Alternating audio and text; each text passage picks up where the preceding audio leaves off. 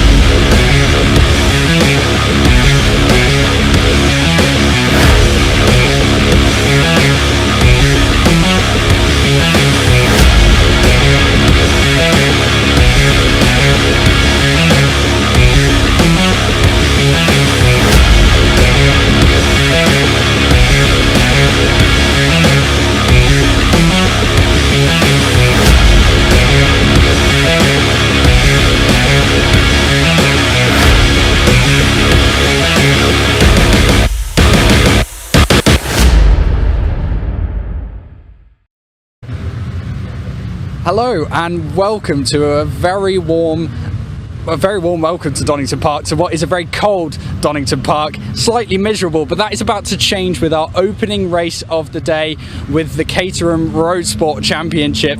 We're here in assembly area and I'm going to grab a few drivers before they head out in a few minutes time. So if you join me, we have our pole sitter over here, Paul Goldstein. 121.0 was his lap. This man is going for the championship today and has started off the weekend in perfect position.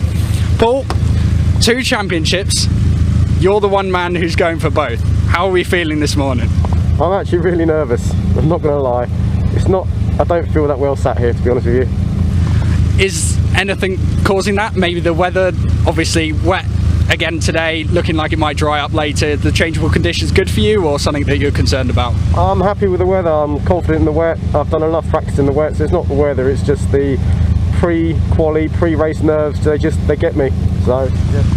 Do you have anything that you do to try and settle those nerves, particularly with, you know, I don't want to big it up for you, but 2 championships, it is a lot of pressure, but how do you deal with that pressure once you're out there? As soon as the lights go out, it kind of goes. It's definitely so as soon as the lights go out, I'm too busy focused on what I'm doing to worry about the fact that I still feel sick. But no, nerves right now, right here, I feel sick. Okay, well, I hope it does clear up for you, as it normally does. So, as I say, with the championship, is that something you consider, or is it a lap-by-lap, corner-by-corner basis you're taking the races today? No, I need to beat the man behind me. So, as long as I'm ahead of the man in purple, that's the job done, really. His aim is to get past me. I need to stay ahead of him. So, that's the aim for this race. All right, well, a very good luck to you. Hope it goes well, and enjoy turn 1. Thank you. Cheers. So that is your pole sitter, Paul Goldstein, and clearly very nervous at the moment, but with a clear plan in their head for what they want to do for turn 1. Still in assembly at the moment, but the qualifying session before has just finished. But I'm just going to grab a quick word with Jono Emery, man second in the championship. Jono, very quickly, second in the championship, the man you need to beat is directly in front of you. Is that the primary goal, or are you just trying to take it how it comes? Yeah, absolutely. In these conditions, you just take it as it comes, you go to your natural reactions and instincts, and hopefully we get it over the line in front of him. Do you have a set play plan, or are you just going to go for it? No, you just send it. All right, good luck. Right, that is them off, so I will hand you over to your commentary team to take you through the action.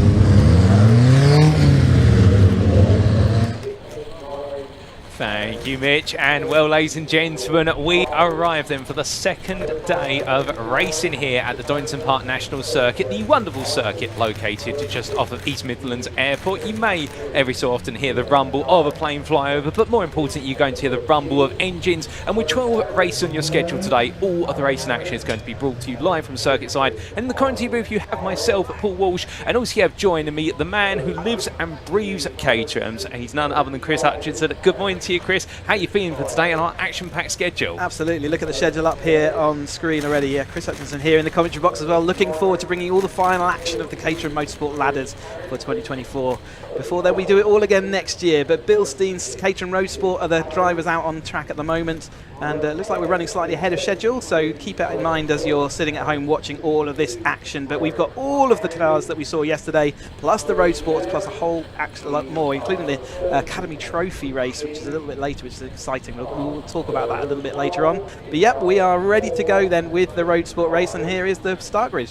And our grid for our first of 2 races today for the Bill Steen Caterham Road Sport Championship, their final round of the season, sees Paul Goldstein on pole, that 121.02, a phenomenal pole lap, and Henry Morris joins him on the front row of the grid. Behind is the second of our 2 championship contenders. Goldstein is the leader, Jonathan Emery the chaser, and he starts P3 with his target man right in his sights. Harvey Ashmore starts P4 with Henry Speaks line up on row number 3 in the company of Django Jones. Monty Hinds starts P7 with Will Jarvis alongside P8, and we have Patrick Cunningham and Nick Hyton completing your top 10. But you can see how close they all are in qualifying there. Only 7/10 separating the top 10, and that flow continues onto the 6th row of the grid with Bruno Van Dijk starting P11 best to rest. Jack English starts P12 then number 13. On row number 7 you've got the company of Barry Hanif and Miles Enyon, and then we do see on row number 8 David Jarvis and Istvan Demez, and then we do have on row number 9 starting P17 Giles Hansen and Tim Payne P18, and then P19 P20 to complete your top 20 it's Brian Joyce and Graham Handy. But wait, there is plenty more on this grid. We still got the best part of another 6 rows to go, including on what is row at number 11 P21 is Gervej Ducey, and then we do see Andrew Miles starting P22 with Neville Sykes P23 there on row 12 in the company of Chris Coates. Dean Pollins starts P25 there on row 13 with Neil Bell alongside, and then we have starting P27 Howard Ashmore and Anthony Nichols P28, with the top 30 being completed by the combination of Andrew McKee and Ruben Hunter. And then last but not least, we do have one more row. There are 31 starters to this race, and well, we'll see very shortly that our 31st starter will be Anne Hall. And well, that will be your grid for our first race of the day, race 7 of this weekend. And of course, keeping in mind that all of our races over the course of this weekend are to wrap up all of our championship series. There is the grid. I do believe we are just waiting for the green flag lap to get underway, and there our drivers do go, pulling away. And Chris, treacherous conditions, much like yesterday morning, but the difference is yesterday morning it was all about qualifying. Today, it's all about race. And also in the qualifying, the road sports were last up qualifying yesterday. They haven't had a race yet, so they have their conditions were quite dry by the time they got out on track. So this really will be a voyage of discovery. We should watch out in case they do get 2 laps of green flag laps because of conditions changing. But we'll just see whether they get pulled up on the line or do get followed. But yeah, you can see how damp it is out on track, and also you can't really see on the camera at the moment, but how gusty the wind is.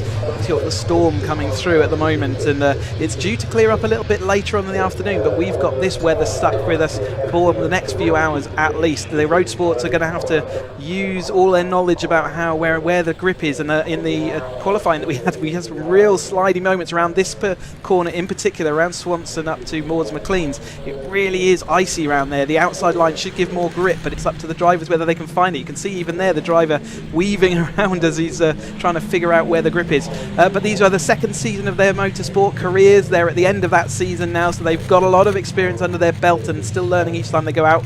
You see, it's the road sport spec, so we've got full lights and windscreen. They're fully road legal cars. Some of them do choose to drive them around in their spare time as well, and that's perfectly, these cars love it. They love coming to a race meeting, getting thrashed around all day and then driving off home. But fantastic to see them out here, and it's the first time we've seen the road sports, so they're the only ones. Yesterday we had such a good show from all the drivers. Let's see how the road sports get on in what is the most tricky conditions we've had so far. Oh, 100%, Chris. And to put this down to some statistics between our 2 championship contenders, Paul Goldstein and Jono Emery, they have been inseparable as they go onto a second green lap here, and this is to get additional tyre temperature and also get adjusted to conditions, given the fact they are the first cars out on circuit in preparation for race conditions, because we've only had that qualifying session for the Caterham Academy Ultimate Trophy, so that's why we do see an extra green flag lap here, just to enable our drivers to get a little bit more comfortable behind the wheel before they do go to that grid. But coming back to the statistics and why they're so important in this championship, Paul Goldstein leads by what is the best part of 14 points over Jono Emery. But over the course of this season, both drivers have got 5 wins apiece. Both drivers have got 9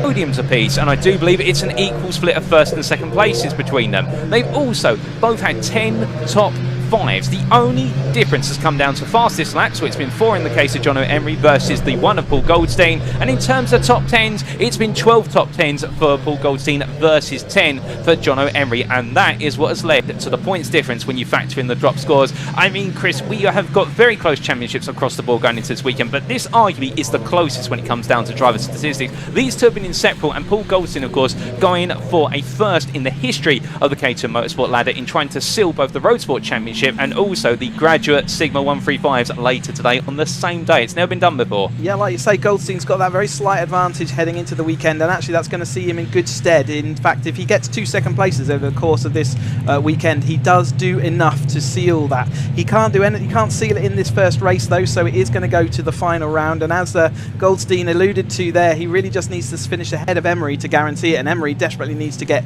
in front of Goldstein.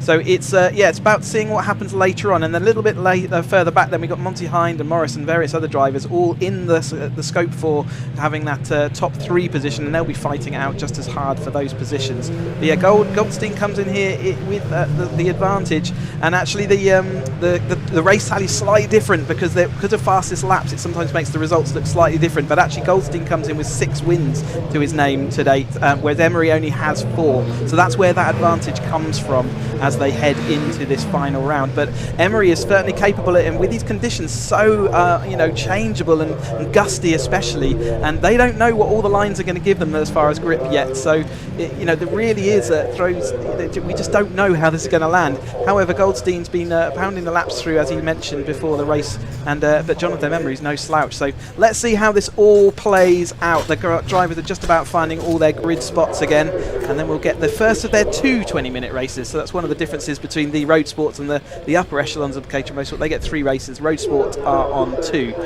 But let's see what Goldstein in the gold car on the left of your car, and the purple car of Emery, who you can see lined up just to his right, but on the row behind. They're the 2 drivers that are protagonists in this. Yeah, you can see how windy it is out there as the camera wobbles, and we are getting sort of 60-mile-an-hour winds at gusts at the moment, so it's worth keeping in mind. That will affect these Caterhams. They're only half a ton. We're about to get that action underway though, thanks to all the cameramen and all the marshals out there in this horrible weather. There goes the green flag. And as the green flag waves, the lights will very shortly go on in a very windy day at Donington Park National. But as we wait for those red lights up in the top right corner of your screen, you're tuned live via Bark TV or the Caterham YouTube channels. Well, welcome to you all. And the lights go on for the first time today. And without further ado, it is going to be lights out and away we go for the Motorsport Championship race 1 or 2 here at Donington Park. Goldstein has a slow start. It's a good start from Henry Morris, who pulls up alongside. Morris starting to get in. Goldstein trying to fight to inside, but has to back out immediately. Meanwhile, look further back, you'll see Will Jarvis trying to take a sneak peek around, and also Harvey Ashmore. But as they make the way through turn 1, everyone very tentatively creeping through Redgate Corner here. You can see the spray coming up. There's a lot of standing water out there on the circuit at the moment as they make the way down into Hollywood, and then the crane occurs. That lovely long distance shot there, showing all the drivers making the way on through snake training, and nobody wants to be off of where the dry line is at the moment, where the water's been shifted. But as they come in towards the old hairpin, they're occluded for a brief moment, but now they'll start to make the way back up the rise here and through the old Starkeys Bridge corner. But coming through the left-hander, and as we can see, still a lot of changes on the grip there. But it looks so we've had quite a shuffle already, Chris, and in fact, I think one of the drivers in the second row may have made it into the lead. Yeah, I think so. It's hard to pick out in this at the moment which driver that is. It was looking like it was either Ashmore maybe or Morris moving through, but Goldstein was still in that second place. But job one done by all the drivers, getting around at least half a lap now and through the tricky, really slippy phase around Swans Corner. So yeah, they're all keeping it under control, knowing that this is a 20-minute race, and therefore they don't have, you know, they've got plenty of time to figure out the conditions before they can really start getting. Here's Goldstein though down the inside. Emery, you can see the two championship protagonists then in second and third as we head into the chicane for the first time. And as we come across the line, I think it might be Morris out front at the moment, but as they come across the line, we will see which order they have finished lap 1 in. They're all just about making it through the chicane, some of them slipping onto the green, really slippy through that part of the track as well. But let's get lap 1 in the book.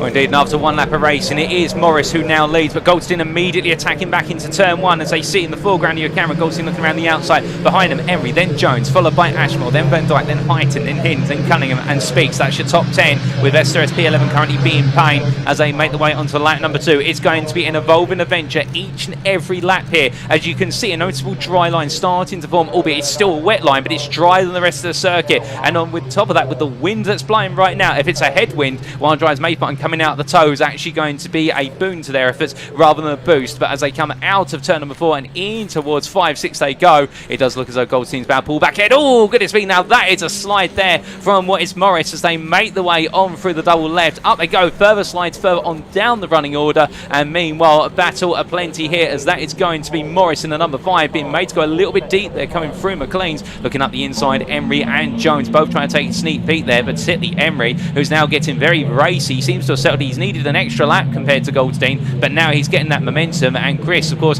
these cars not too much different from the Academy cars, and the Academy cars are all about learning car control and a very slidey car. So now with a little bit of slight changes to these road sport cars, I mean, there's still a change and you're still going to learn a lot, particularly in these conditions. Yeah, absolutely. They're still on the narrow track suspension. They do upgrade to the Toyota AAA-R tyres rather than the dedicated Academy tyre. Gives them a lot more grip out there, changes the dynamics slightly. They also get a rear anti-roll bar as Emery. He'd get tripped over Morris as they were exiting the chicane, but I think that is going to see Morris ahead. You could see him getting a little bit more desperate as he's seeing his championship rival disappearing off the road, and he doesn't want that to happen. Also keep an eye out for Van Dijk. He's been the Academy leading Academy Green Group all year long, but he's decided he's going to jump up to Road Sport for this final race of the year, and he's a guest, but he's up into 4th, it looks like, round the outside of the drivers, 4th or 5th at the moment. So great start for him, making up 5 places or so off the grid and showing that he's got all the pace he needs. In fact, he's going around the outside of all of the drivers. Now he's going to have to tuck away to the inside as they head down, but Emery's really got to dispatch with these drivers so that he can get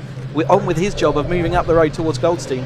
Oh, and phenomenal moves there by Bruno Van Dijk, and really putting on a great display and showing why his decision to move up a division going into it this weekend was justified. I mean, trying to go around the outside and make it 3 wide in the dry through Hollywood and the Craner curves is normally thought of, well, that's going to be a change. But in the wet as well, and trying to pull it off like that, I mean, credit where it's due. He's decided to experiment early on. But you can see there the switchback behind Van Dijk coming up from what was the car there of, I do believe, the number 33. Well, in fact, Van Dijk falling back there. Let's get ourselves corrected. And Van Dijk losing a bit more momentum, but still more to come as Jones, meanwhile, has in fact snuck his way ahead of Van Dijk in all of that. So Jones playing the game of, you may be new to this grid, I've got a little bit more experience, and therefore I'm going to show that experience as they make the way down towards the S's. But Van Dijk having another go once again. Goldstein being reeled back in now, not being able to break away from Emery, but you can see that battle for P3 now really started to take centre stage in terms of this top 5, and it looks like Goldstein and Emery might be allowed to just start to break away. Yeah, let's see how they go side by side and all that. But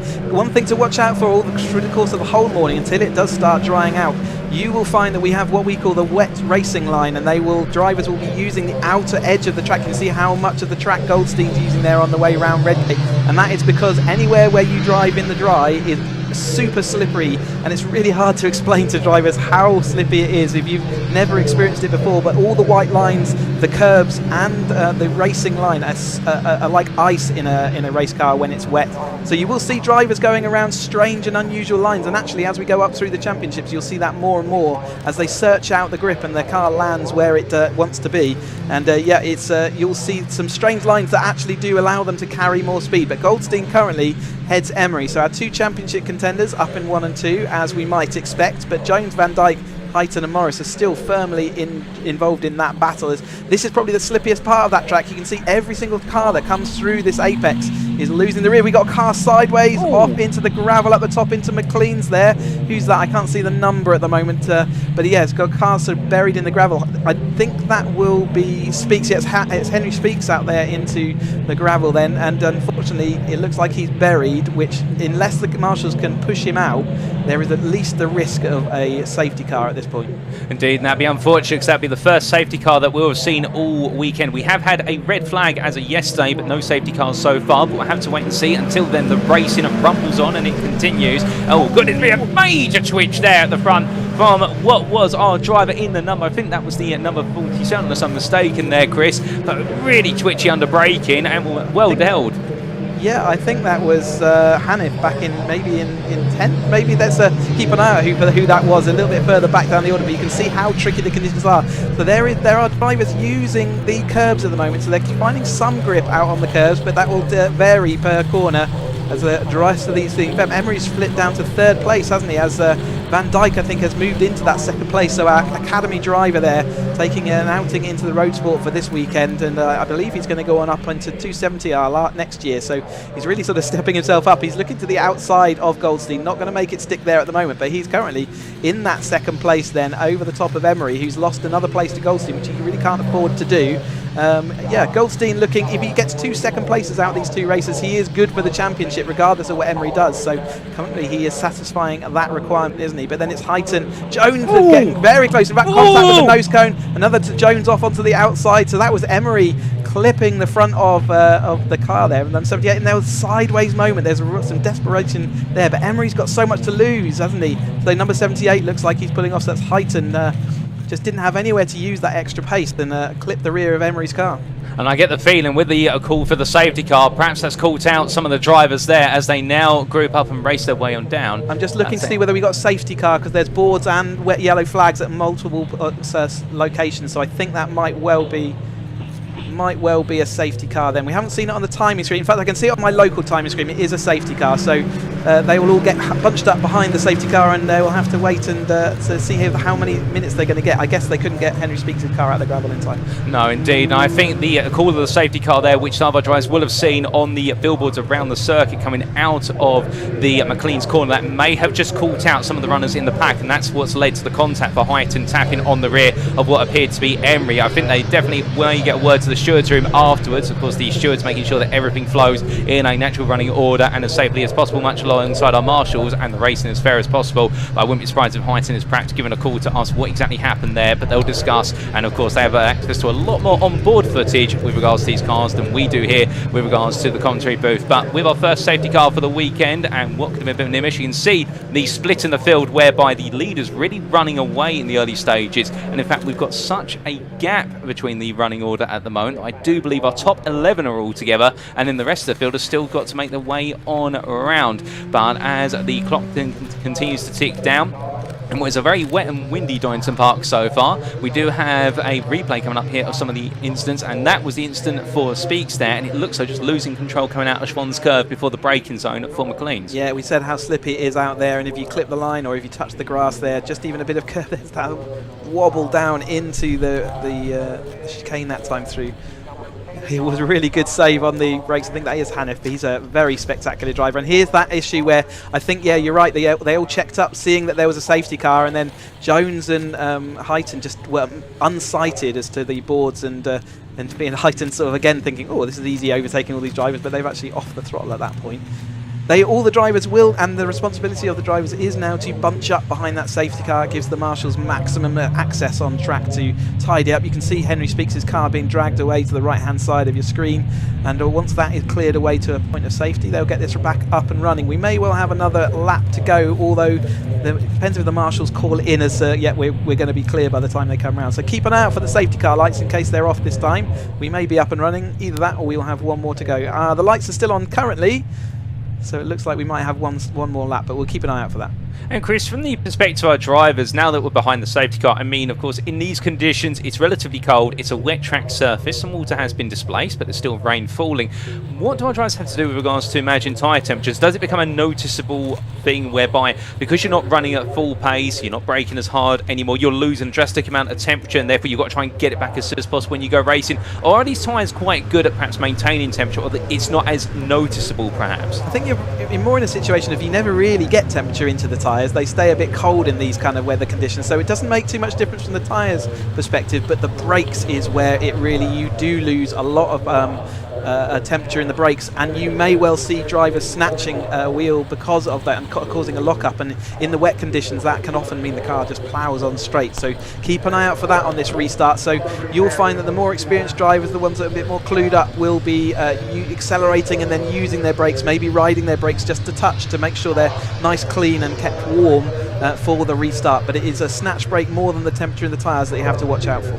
I see, and thank you for those insights there with regards to how drivers will gradually mitigate what will be the safety car period and get themselves back up to speed as soon as possible. But as our drivers do make their way on around, we do have now, I believe that's the car of Heighton that has been repaired and making its way out of the pit lane. It will join the back of the field. In fact, that's not Heighton. I think that might indeed be it. I think it was Jones. Jones, yes. Had to go into the pits. I wonder whether he needed to check out his car, or maybe maybe he just felt that there was something wrong or needed to be looked at. But yeah, he was running way up in the list, wasn't he? And 4th or 5th, and now he finds himself down. In fact, yeah, he was in 5th place, and so everyone's moved up a place because Jones went off into the pits. And I do believe Jones was the one who had to take the rallycross line around Heighton when they all checked up. So Pratt's just going that outside line and a bit of bounce and travel on the suspension. He decided, you know what, something's not quite right here. I need to get it checked. But thankfully, back out there, the only driver we have lost since the start of this race, I do believe, is Speaks. So we've got 30 runners and now down to 29. So we might have been missing a driver on the grid in the first instance. But as they all crawl on around here, well, we still see the clock ticking down in the top left corner of your screen,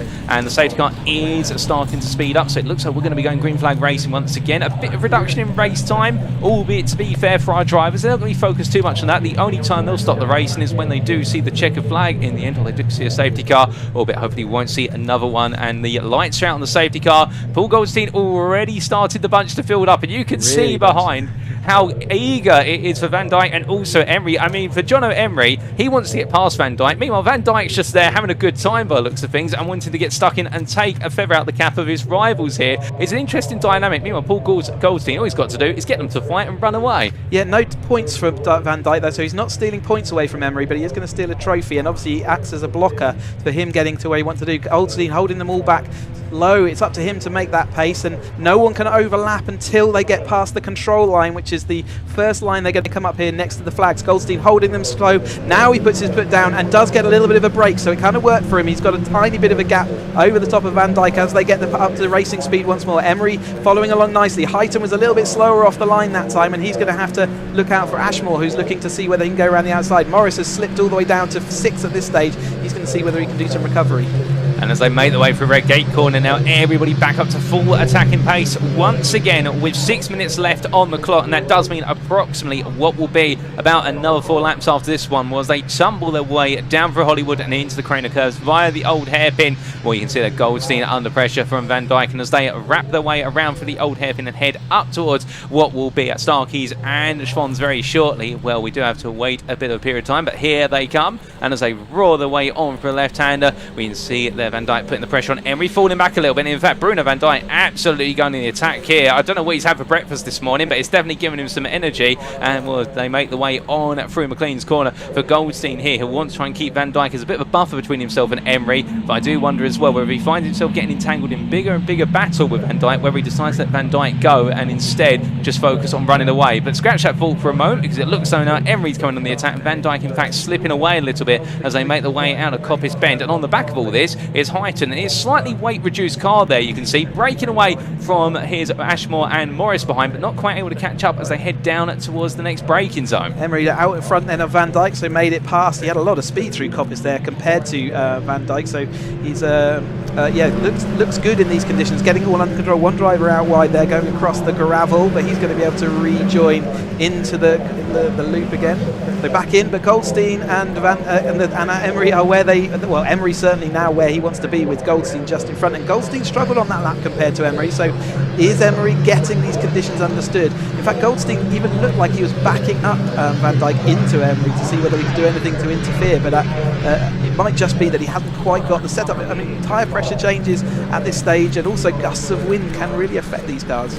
Oh, 100%, and as they make the way down in towards the old hairpin, we'll see them go behind the hill, and the way they come out the other side, it'll be likely Goldstein still ahead, but Emery and Van Dijk might be doing another position swap once again. We also did see that runoff, and that was for Cunningham, who took a trip to the gravel coming out of the final corner. He's had to bring himself back up to speed. Highton's fallen back behind what is Ashmore, and you can see there it's Highton still doing more and more battling. Where's Goldstein gone? Has he gone off at, I think Goldstein gone off at old hairpin, so we missed that go without the camera. Goldstein's back in 6th place now, so it's now Emery leading, in fact doing what he needs to do. It's Van Dijk behind, who's not going to be charging 4 points, and then it's Ashmore, so we lost Goldstein around the outside of the old hairpin that time through, so Goldstein now has all the work to do. He's still in that comfortable position where he's got points in hand, but at the moment Emery's going to be interested in moving forward now, not relenting that position. Remember, he can give up the position to Van Dijk without any problem, and Ashmore is the first person that's of concern to him. That's a fantastic spot there, Chris, and as a result, as they make their way down, we can see Goldstein already now back ahead of Highton, who seems to be a little bit slower compared to his rivals, and I suspect it might be due to some of the damage he picked up just as the safety car was triggered.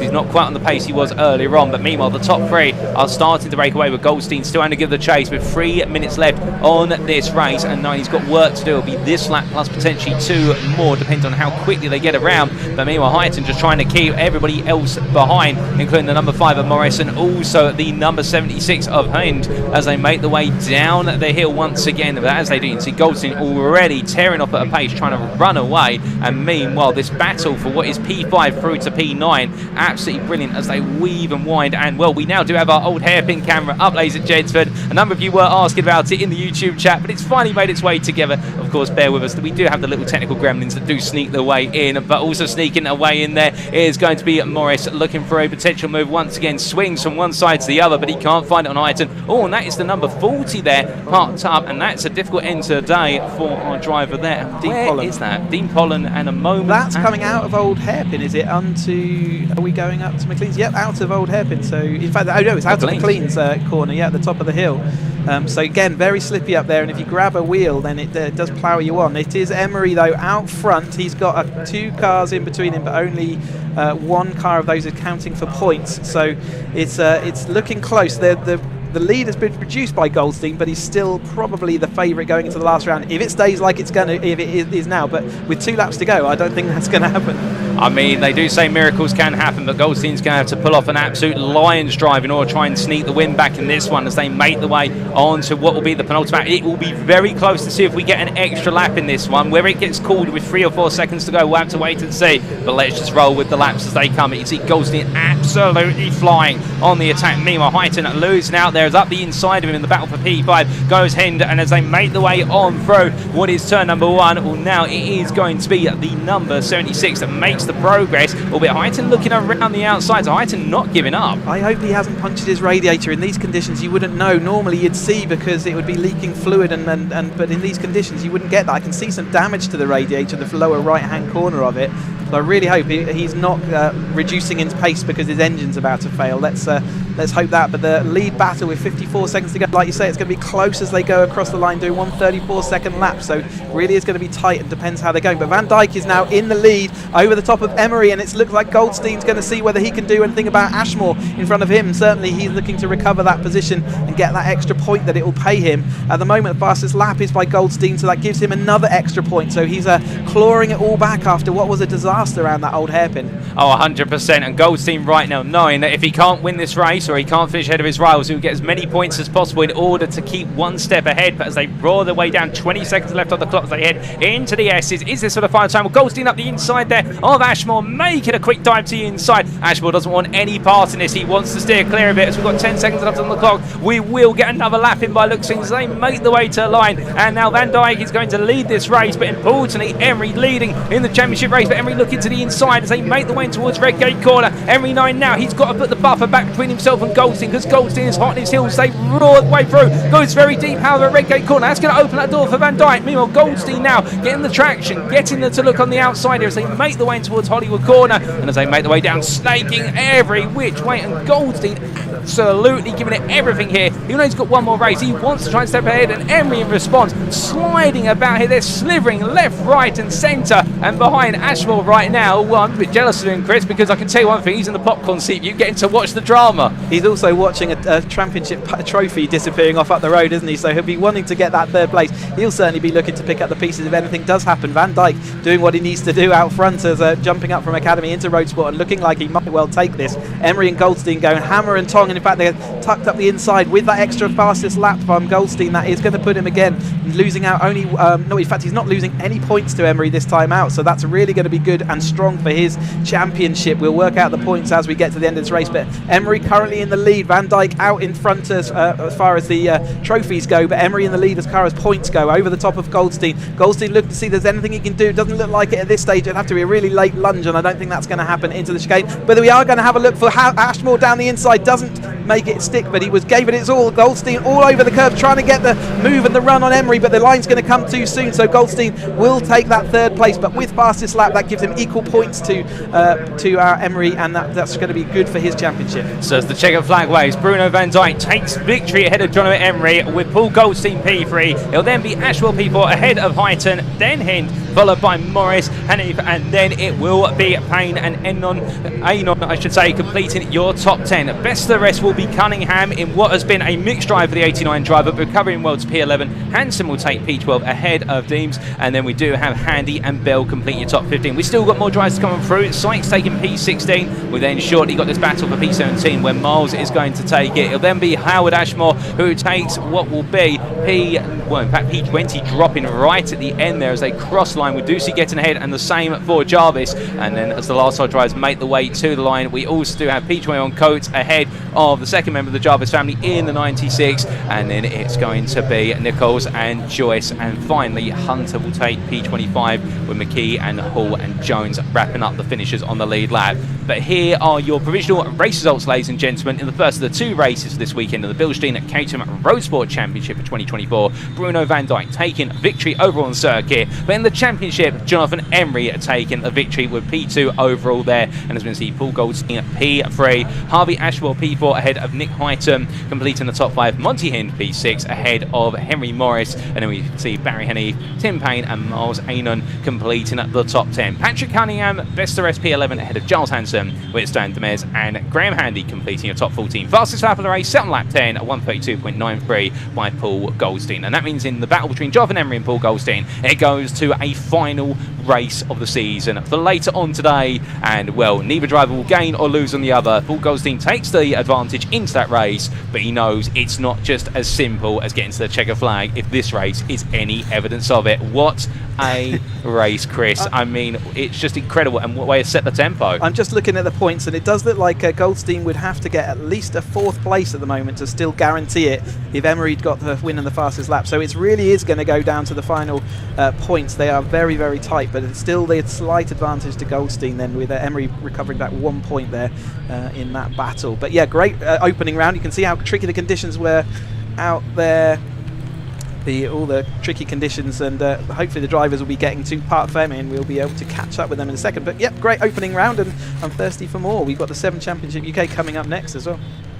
Oh, 100%. It's going to be a situation whereby I think as the racing goes on all the way throughout the day, it's only going to get better and better. And well, to say it's going to be better than what we just seen, I think it's unfair to what is the performances of our Road Sport Championship drivers. But as we do wait for our drivers to make their way into Parc Fermé and get the faults on our podium finishers, well, we can see the marshals there doing some work. And we are, in fact, I believe, going to come down to the pit lane and to Sam Parker, who is going to get a word in with our drivers, ladies and gentlemen. Wow, what an incredible first race for today. Like, amazing battle between these 3 guys and Harvey Ashmore. But Bruno, who has done another lap after the checkered flag, so he's not here yet to take his first spot. But we're going to come on down to Jono Emery. Jono, wow. And you've got an academy driver in the mix as well. We were playing together in testing the other day. It's quite good fun. I was hoping he was going to have a go at Paul, but he didn't want to, so that's cool. I went for him instead. And yeah, I saw Paul come off. Django hit me under a safety car. I hope the car's all right. It took a hell of a whack. I think Nick hit me, Django hit me, but yeah, just trying to stay on the track. And Paul fell off. I nearly came off exactly the same place. Could have been anybody's race. And I mean, Bruno was awesome in the race. I think he come down the outside of me in one of them, so I thought, right, I'm going to copy that line. And that was it then. Yeah. But, you know, you can learn from others as well. You can, 100%. But treacherous conditions, and the wind's really strong, and you feel it out there. Yeah, 100%. You know, one lap's different to the next. Come the end, there was a bit of a dry line going on, so the car was wobbling around a little bit. But yeah, I didn't even see the last lap board. I was just like, hoping every time I go around when I was in the lead it would come out, but it didn't. But yeah, I'm pleased that at the end of the day, my fight wasn't with Bruno, it was with Paul. Yeah, exactly. So I did what I needed to do today, and hopefully a dry race this afternoon and all guns blazing. Exactly. So yeah, excellent. Can't wait to watch that. Yeah, one. I know. Cheers, Sammy. Well done. Right, where's Paul gone? Paul's down here. Bruno's coming in, so let's see if we can grab a quick word with Bruno first. But look, we've got all the academy drivers come to watch as well, because obviously he was in academy with us this year and until this round. Bruno, well done. Good. I'll let you go and congratulate. So I missed the checkered flag. You missed the checkered flag. Whoops. Yes. Am I in trouble? I don't know. Okay, my bad. Might let you off because you're, still an academy driver. Yeah, no, good race. That was pretty fun. You did some impressive moves out there. Yeah, I mean, battling with these 2 guys that have raced together for 2 years. Yeah, it was pretty feisty. Yeah. Looking forward to looking at the video. Yeah, definitely. Yeah. And then another race this afternoon. Yeah, looking forward to it. Excellent. Hopefully it's wet again. Yeah, fingers crossed. my strong point. Yeah. Definitely. Cool. Well done. So happy for you. Go and congratulate your family. Right, the rain is coming down a lot heavier now, so I'm going to put the hood up. Well done, Paul. Fantastic. And you guys had a great battle as always. You always put on a good display for us. Yep. And but it was treacherous out there, wasn't it? Really? Yeah. Sadly, I locked up into Old Hairpin and then found the gravel on the exit, which let 3 of them pass. But I did really well to close them back up. Yeah. Got past Harvey, which I had to do. Then those 2 hit in front of me, and I was like, "Oh, that's nice." So yeah, they hit each other. Didn't do enough damage to each other, and I was right on the tail end. So no, it was a good finish. No, I can't complain. Got fastest lap. Still puts me in advantageous position for championship. Yeah. So yeah, no, good. It comes down to the last race this afternoon. And obviously you're racing in the graduates as well, and there's a championship that could be on the cards for you there as well. There is. I might not need to race it, so it depends on what happens in race 1 with them. If my closest rival doesn't win and doesn't get fastest lap, I've won it. So there's a chance I might not race that one at the end of the day, but we'll see. So no, it's a busy day. Very busy day, yeah, but amazing. You're doing so well, so yeah, it's brilliant to see. Quick shout out to my mum who's watching, my grandmother who's watching down in Brighton, and my dad and grandfather are both watching from France. So hi to all of you. There you go. Hello guys. Brilliant. Well, good luck for later. There we go. First fantastic race for the Road Sport Championship, and now we have the CSC UK cars. So it's going to be on wets for them, no slicks in sight on this very grey wet day. So I'll hand back to the comms box.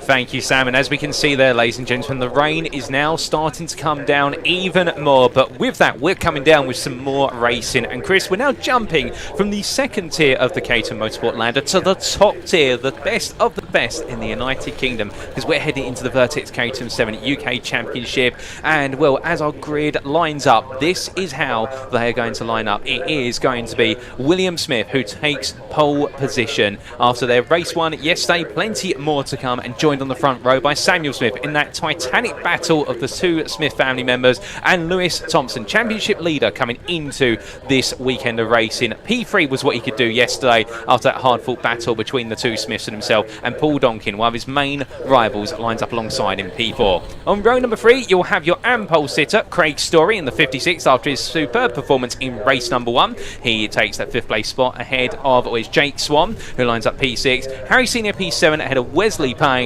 and then completing the top 10, Matthew Armstrong and Mike Evans. And keep your eyes out for Matthew Armstrong. He went quite well yesterday, albeit fell back a little bit, but still plenty more to come from him. On row number 6, starting Bester SP11, is Tom Eden, who's got the company of Matt Dyer. We then have Carl Jones and Chris Fraser line up together on row number 7. On row 8, Gary Curtis and Darren McCormack. And then we have on the final complete row of the grid, Justin Armstrong and Barry Thompson. And then last but not least, in our 19 driver grid, Barry Benham. And that will be your grid for race number 2 of the Vertex Caterham 7 UK Championship for this weekend. But what a race we've got ahead, and I suspect it's going to be one where it's all about learning the conditions as that circuit gets wetter and wetter. They have dedicated wet tyres though, which really do deal well in these conditions. They will get up to temperature, unlike the kind of road going spec tyres that we've got in some of the other championships. And these drivers are fully expecting to, you know, be up there. They know exactly what they're doing. Yeah, they've got all they'll have all their preparation done on all their cars, and the race visors, they'll put their sort of anti-water so to try and repel all the water. And with the wind blowing in their faces, as it is, it's really, really gusty. And as we said before the race, there's a massive line of rain just absolutely dumping itself onto the circuit right now. So the conditions are going to be changing every single lap to what is going to be pretty poor. You will have zero visibility coming around Hollywood. They may well get 2 green flag laps again, because they were on slick tyres yesterday, and therefore they may well get that second green flag lap to adjudge conditions. And you can see that these drivers actually pushing quite a lot harder on this green flag lap to understand what's going to be underneath them. Also allows them, they are going through for a second green flag lap, so also allows them to understand and get temperature into the brakes. Again, we talked about getting temperature into the brakes, just as important for these drivers here. But they will have absolutely zero visibility around the back of Redgate, so the only person, if he gets off the line well, who has an absolute view of the track will be Will Smith. Everyone else will be trying to work out where the other drivers are and hoping that they're all facing in the right direction as they head on round. Even these drivers, with all their experience, will know that they have to be at least a little bit cautious in the early parts of this race to make sure that they get through and up and running. Remember, it's 20 minutes of action, and that's a long time. You don't want to be spinning out on turn 1. But you can see how hard the front of this grid are pushing to make sure they understand exactly what's going to be under them in the early part of this race. And you can see how these tyres that they're on really do dispel the water. They kick up a lot of spray, and you can see the wheel tracks as the newly dumped water out the sky, although it does look like it's eased off just a touch as we start towards the beginning of this race. But I'm looking forward to this one. They gave us a spectacular race yesterday, and let's see whether they can do it all again in the wet. Oh, 100% with you there, Chris. And as the drivers now make their way around on the second green flag lap, keeping in mind, of course, that there is the championship battle to be wrapped up between Lewis Thompson and Paul Donkin, and, well, it's going to be one that might go all the way down to the wire, because they've got one more race after this afternoon. But we focus on the here and now as they rumble their way up to what will be their starting positions. And, of course, going into the unknown here with their race yesterday being in dry conditions, but staying there racing in the wet. And it could be follow the leader to be in this race, depending on how confident some of our drivers are feeling that run down towards turn number 1. No, it won't be follow the leader. I can guarantee you they will. Other than visibility, they will. They shove their cars wherever they're not wanted all the time. It's spectacular to watch. And yeah, just to keep you abreast of those points, Lewis Thompson just needs 8th place to take that championship in this race, and Donkin needs 7th place to hold on against Will Smith. So we are coming down to the point where these things will be decided. But there's no saying that any of them are going to make it to the end of the race, so let's see what happens. Oh, indeed. Anything can happen over the course of 20 minutes. And, well, as our drivers get in position, that lovely distance shot, they're giving you a sense of perspective of how wet it is out there as everyone just settles into position. And well, as our drivers all get in place, very shortly we will be seeing the right hand side light go on. In fact, we can see the safety stroke medical car they're pulling up behind. Well, I think we're going to have a bit of a distant camera shot for this race start, but still at a distance we'll keep our eyes on it as the green flag does go up, and it means we are good to go racing. So without further ado, ladies and gentlemen, the lights are on, and well, very shortly as all the filter rain lights are on the back, it's lights out and away we go for the Caterham Sevens UK Championship race number 2 of the weekend. And you can see there it looks as though Will Smith being absolutely swallowed up by the rest of the field around. They all make their way under break, and that spray absolutely abhorrent. Some drivers going a little bit wide there to try and give themselves as much breathing room for the opening corner, and as they make the way through Red Gate and now down into Hollywood, well, it's looking as though there it may be Samuel Smith who's just been able to take the lead, but right behind him is Lewis Thompson, who's absolutely on the attack. Paul Donkin out front, so the two championship rivals up in the front, but we've got Sam Smith looking down the inside now of Lewis Thompson. Does make that stick side by side further down this field. That's tricky round here. Like I say, they haven't really got any visibility, but Donkin where he needs to be right now. He can't do anything about what Thompson can do, so he's doing the best he can, which is trying to take the win in the fastest lap and then see how far bound if Thompson's going to fall down the order. But Thompson knows he just needs to keep it in the top 8 to bring this home. Will Smith, like you say, not getting a great start. Harry Senior doing a good job. Worth also pointing out that Carl Jones got a jump start penalty. He finished in about 5th place yesterday on the road, our lead amateur driver to finish, but unfortunately that 10-second penalty cost him and dropped him all the way back to the rear of the field, so he'll be looking to see what he can do. But at the moment it's Donkin who's leading Sam Smith, who's then leading Thompson, and then Will Smith is very much getting back involved. And as they make the way down towards the end of the first lap, too wide they go in to the final 2 corners. Oh, goodness me! Donkin hit the barrier there, so he didn't have any room. He had to force to the inside of that tyre rack. Didn't have enough time. Flipped his front wing, lost his wing mirror. I wonder whether that is going to be the end of his championship charge. The car looked okay, but he's lost a lot of time. Oh, indeed. And well, Lady Luck in racing gives and takes, but that was an absolutely brutal moment there for Paul Donkin, and that might be heartbreak before he's really been able to settle into this race. But as they've gone on to lap number 2, where it is Sam Smith who leads ahead of Lewis Thompson, with Will Smith just behind as they come ripping and roaring on down. And well, as they do just a little bit further back, you can see Harry Senior. They're just playing the long waiting game, trying to get into this battle as they snake train down. Donkin's still going, but you can see they're really struggling under rotation into the old hairpin. A bit of a run wide. McCormack going wide there onto the grass, and once you touch the grass, Chris, I mean, it's a long journey to come back. Yeah, absolutely. There's no coming back. It will really, you just can't turn the car, you can't get on the throttle, you can't do anything. You're a passenger just trying to keep it pointing in the right direction. Harry Senior got some speed in these conditions with the wet tyres on at the moment, just catching up to the back of Will Smith quite quickly. But it is now this front 3 of Sam Smith, then Lewis Thompson, then Will Smith. Will Smith needs to do a good result if he wants to have a chance of getting second place, with Donkin just outside the top 7 at the moment. It looks like he will have to do the extra work. He won't get that second place guaranteed until race 3, but there's still plenty of time for anything to change. Sam Smith, though, who had that incident with Donkin that last time through, he is still in that lead of the race. Donkin now fighting with Craig Story, and Story sideways all the way out of that chicane. That's not the quickest way to do it. It looks spectacular, but it's not the fastest way to pedal these cars around. Oh, indeed. I thought they were trying to go for awards for synchronised drifting then, given the way they both made their way out, Donkin and Story. But as they make the way down onto another lap, 3 wide as they come to break. Oh, go straight on there. That looks to be one of the drivers just getting a bit of long under braking, and in the end deciding just to let it go and roll onto the runoff tarmac. But looking to the front of the field as they come down here, and well, it is line astern for now, with Sam Smith still ahead of Thompson, with Wills behind, and then Senior really closing up now and starting to build a degree of confidence. Further back there we can see was the battle between that Matthew Armstrong and Mike Evans. And as they make the way out to the old hairpin, and it looks as though they're enabling Story just to slowly break away. Further down the order we have had what is a jump start penalty applied to Justin Armstrong. So he's currently down in P15, but he's going to find himself demoted even further down the order when this race ends as a result. But here comes Thompson at front of the field, looking up the inside in towards Coppice Bend, trying to get the door open on Sam Smith. And Smith says, well, the door's open, but you're not going to be able to carry the speed through the corner. And Thompson has to think about it once again as they now power their way on down towards the S's. And as they do, we'll now another look to the outside here from Thompson. He started to build up that momentum in the toe, and onto the brakes they will go. We've seen a couple of 2 wides already not always work out of the S's, but this time they decide to go 2 in, but come 1 by 1 out, and everybody now making the way through a little bit of a late break there from what was, I believe, Story, almost overextending his braking zone. And then we do have Some of our drivers further down the order called in a long train here, and I believe that may have been the car of what was, unless I'm very much mistaken, that was the car of Armstrong, just starting to form a cube as they come in towards Redgate Corner, and it's going to be absolutely brilliant racing all the way up and down the field here. There's places to be made or lost, and I think a number of drivers here enjoying these conditions and the change it presents. And of course, because it's going to end up shuffling the order to a degree, because there'll be some drivers here who prefer the drier conditions compared to the wet, so therefore they'll just feel as though they can be the rain maestros for today. Yeah, even the big Story again wobbling behind Matt Armstrong's car there. Matt Armstrong is making his way through the field, but Story having a run. This is the first time out into this 420R. What a journey that's been. It's definitely a leap of faith to jump into these cars and try and compete, and he's certainly doing well.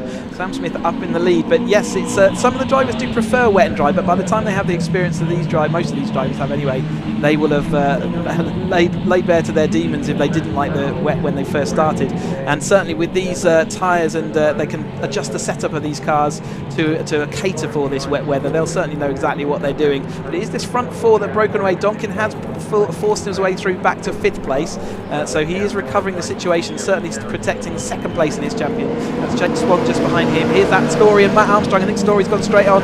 Mike Evans, and then Eden comes along as well. There's Justin Armstrong. The Story having to take to the recovery to get back to the track there, the long way around, and Justin Armstrong also having to do the same thing. So the drivers finding the braking limit as they go into the chicane now. Indeed, every lap the circumstances and the braking zones will change as that rain continues to mix things up. But as the drivers make their way onto their next lap, well, here we can see it's a continued charge from Will Smith behind Thompson, and meanwhile Harry Senior has found his way up into P2 in all this Acedia, gradually pulling his way through the field and chasing after that overall win. But as our drivers come on down in towards the old hairpin, one thing that is definitely noticeable is now that our top 8 is entirely the Pro-Am class drivers and the rest being AMs, well, it's now the case that we're seeing that experience of our Pro-Ams really shine through, not to be unfair to our AMs, but it's just that amount of time and the confidence they have in these conditions. Yeah, and the margins are tiny, and the cars are absolutely sliding at every single moment. You're on the absolute limit. If you brake a metre too late, that's going to be an absolute lock-up and ploughing off into the gravel. So it really always a Senior really sideways.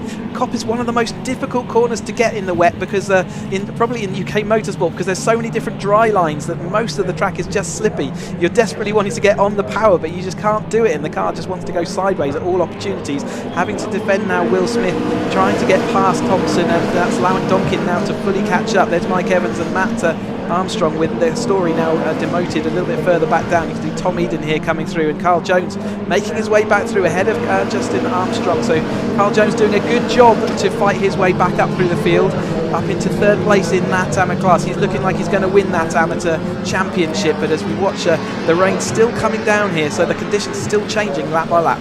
Indeed, but whilst the conditions may be changing, one thing that definitely is not changing up the front is that Harry Senior's confidence only continues to grow. The gap that time around being 3/10 he crossed the line and trying to peel away. But as we look a little bit further down the order here to the AMPAC battle, which absolutely brilliant racing between our AM drivers here. In the top 5 of the AM class, separated by 3 seconds in totality, well, as they come down in towards the old hairpin, and there we can see under braking the number 50 of Payne trying to find a way past Dyer. Gets a really good run. Dyer, I think, missing his exit as a result and losing the speed, and a very nice sweep around the outside to the inside of Starkeys. But as they head up the hill as well, Benham's going to be looking at the back of that battle thinking, can I get involved as Curtis? And also further down the order we do have the other members of the Thompson family also looking to get involved a little bit later on, but still we'll keep our eyes peeled on that as we are seeing Payne now starting to pull away from Dyer, who just seems to be trying to refine his momentum. But now it's for Payne to try and chase after Justin Armstrong, who is 1 second or so up the road, but coming up towards the S's, and as we can see under braking, Matt Armstrong, his son, his younger son, outpacing his dad at the moment. Indeed, from like father like son, indeed it's a family affair when it comes to Caterham racing. Indeed, many motorsport in the UK, but with the Caterhams in particular, you'll see many brother combinations, also you'll see many father-son combinations. And well, as we come from the AMPAC, we now look back to your leaders, and here we have had a change where is Sam Smith back ahead of Harry Senior. So Senior was allowed to gallop into the lead for a brief period of time, but Sam Smith said, right, you've had your fun at the front of the field, now let me take the spotlight for a bit. As meanwhile Will Smith tries to keep Lewis Thompson, and also there Paul Donkin behind, and Donkin right in the back of Thompson. And of course, critical here for Donkin, he's got to get ahead of Thompson, and Thompson just needs to finish inside the top 8. So really for Paul Donkin, it's get ahead of my rival and then just hope something happens. At this stage, with how they're lined up at the moment, Donkin just wants to make sure he's in the top 7 to make sure second place in the championship is solved for him. These are the 2 drivers with least to lose, and they have found themselves off the front of this grid because of that. So Harry Senior takes that wide line, and it really seems to work for him. Sam Smith on the narrow line. Who's going to win out as they come down the straight? You can see how much more speed Senior can take off of that corner and down the straight. Then he's going to be right in the no wheels track. He's going to dive it down the inside and look to the inside, as Donkin is going to look down the inside of Thompson. That's not going to happen. In fact, both of those moves have to be aborted. Will Smith a little bit late on the brakes that time, didn't get the car tucked into the apex. Matt Armstrong is also coming across that gap, but Sam Smith takes the lead once more over the top of Senior, but the 2 drivers with least to lose have managed to put it out front, and they're competing for that win. Meanwhile, one driver going straight on, then a side-by-side battle, but scoots back together. That's Eden, and he was your leader as he taps the tyre barrier there. Well, I say tap, I think it was a bit more pronounced than that in the cockpit of his car, but as he brings it back together, well, that's definitely shaking him. But the thing is now Fraser will take the AM lead with Jones and also Justin Armstrong and Payne and Dyer all coming through. So Eden goes from the lead of the AM class down to P6 there in a close-knit battle, but just went too deep under braking. And, well, those changeable lines really proving difficult to master for all of the drivers around here. But as we look back to what it is, Thompson versus Donkin, they're fighting over P4 as they make the way up the hill, and Donkin wanting to make sure he secures P2 as a minimum if he can't keep that championship lead battle alive to the final race of the season. But here Senior and Sam Smith have swapped places once again, a to me to you fashion, but they'll both be trying to play the game of high speed chess here and decide who should be the driver who's leading going on to that final lap, and who's going to be the better one to go on the attack in the run to that final checker flag. But we've still got quite a bit of distance to go here, and brilliant racing, and also credit to our drivers showing all the nuances and being able to keep it so calm and collected on track. I mean, they must be having to do so many calculations in their brain in terms of where's the best racing line, where's the best braking zone, how far do I need to brake into the corner, but they're doing it lap after lap here. And that's one of the things as well, that as a racing driver, Chris, I'm sure it's gone through your mind a number of times in wet conditions, the fact you're constantly having to recalculate what is the racing line in the wet. Yeah, as the track conditions, as more rain falls, as less rain falls, as things start drying out or getting wetter, where puddles are forming, all affect where you want your car to be on this track. And even with these fully fledged wet tyres, which really do a good job of cutting through, the wet line is still important to understand. You know, the art of a racing driver is finding where the maximum grip and therefore the fastest time around a circuit is, and it does change, and it is a dynamic thing. You can see even on your camera screens as these darker sort of line where the cars are moving through, you can see they're wider through corner curves than they generally would be in the dry. In the dry, they'd like to shorten that, but in the wet, it means that they get more grip. So that's where they go and find it. And the 2 people finding the most grip at the moment are Sam Smith and Senior. Although Will Smith, having dispatched with Thompson, looking like he's got a good set of pace in that car, and he was our winner from yesterday. Can he make it 2 from 2? Thompson has got Donkin now right in his rearview mirror. Donkin's done well to recover all that situation after making contact with the tyre barrier, forced out there by a move by Sam Smith. Really didn't have anywhere to go, and unfortunately made the contact, but he's back involved looking down the outside of Thompson. Thompson knows he doesn't really have to fight him as Sam Smith takes that lead again, and Donkin does overtake over the top of Thompson, but again that doesn't do anything for our championship. No, indeed, no change to how the championship will play out after this race as our drivers make the way on to another lap. We stay transfixed here to the S's for a brief period, but back to the front of the field we go, and as we do, Harry Senior and Sam Smith once again swapping places, and like you said, Chris, it was all the Smith show yesterday with the amount of battle at the front of the field, and well, Will Smith in P3 would love to make it 2 out of 2. In fact, he might like to make it 3 out of 3 this weekend, but I think he's going to take it lap by lap as they come on down. I'm sure Harry Senior would have something to say about butting into that headline and wanting to take a win for his own in this second race as they come down through the old head. And in that sense of perspective, you can see the top 5 really maintaining a great set of pace, and Jake Swan down in P6, credit where it's due to Swan in the fact he's been running very solid pace, and Armstrong behind him hasn't really been able to catch up, but Swan just not quite able to get back into that pack. And then we have the whole line of AM cars making the way on down there, and the AM lead firmly in the grasp currently of Fraser in P8, albeit he does have Jones starting to encroach little by little, only a second if that behind, so we'll have to try and keep an eye on that where we can. But the top 5 make the way on around through turn number 8 there through Coppice Bend, and Senior back ahead for now and trying to make sure that Smith can't really take too much of a tow, but Smith would say otherwise here. But here comes Will Smith looking up behind. Donkin's also starting to inch his way into this battle, and Donkin would be one to want to gain some more places just in case any drama does happen for Thompson behind. And then we can see Swan and Armstrong completing that top 7 run with a sizable 5.5 second gap where you do get to Evans in a bit of a lonely P8 at the moment, but to be fair, I think he'll take a P8 with both arms wide open, and then there is your AM lead battle, and that is Fraser going very deep under braking. In fact, that's going to cost him all the momentum, and Jones now will feel as though he's got a golden opportunity to go on the attack as we head towards what is the final quarter of this race. 5.5 minutes to go, and there they go as they come down to the braking zone. It's going to be Jones on the outside, Fraser on the inside. Jones thinks he's going to be able to do it on the brakes, but meanwhile Fraser repeats from what was at the S and decides to go very late on the brakes there, but on the tight inside line, and as they make the way in towards Hollywood here, well, it's going to be Jones who just gets ahead, and Jones just nailing that around the outside. The outside line really giving up good grip there, so else it looked like Fraser had the inside line, which he did.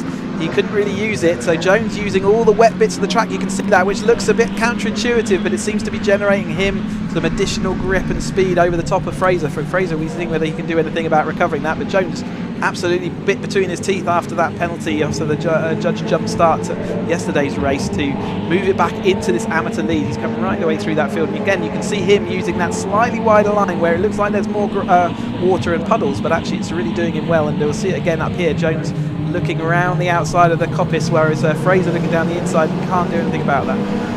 As they make the way out of the corner there, the wind really picking up around the circuit at the moment, and as they come down at that back straight, well, behind it's James Armstrong, so Justin Armstrong, I should say, in P3 of that AM class, who's having to look behind and see that he's got Payne right in his mirrors, but as they weave right into left here through the S's and come to the another lap, well, right now Fraser firmly taking a grasp of the lead of what is that AM class and P9 overall as they head across the timeline, and Justin Armstrong and Dyer so closely separated. In fact, it's going to be 3 wide almost there as they head in towards Redgate. In the end, it'll be a defense from Payne on the inside as they make the way on around, but that is going to completely shuffle the field, and then we come back to the front of the field. It's all happening wherever you look, and these are your Pro-Am drivers leading the way, and it is Harry Senior currently holding on to that lead, but Sam Smith and Will Smith now both firmly on his heels, and Senior knowing that he's going to deal with it. Oh, goodness me, as that's a bit of a run wide there, but collects to go and find some more grip for Will Smith, and then Sam Smith just staying right there in the 42, looks the inside in towards Coppice corner. Senior says, well, I can find all the speed around the outside,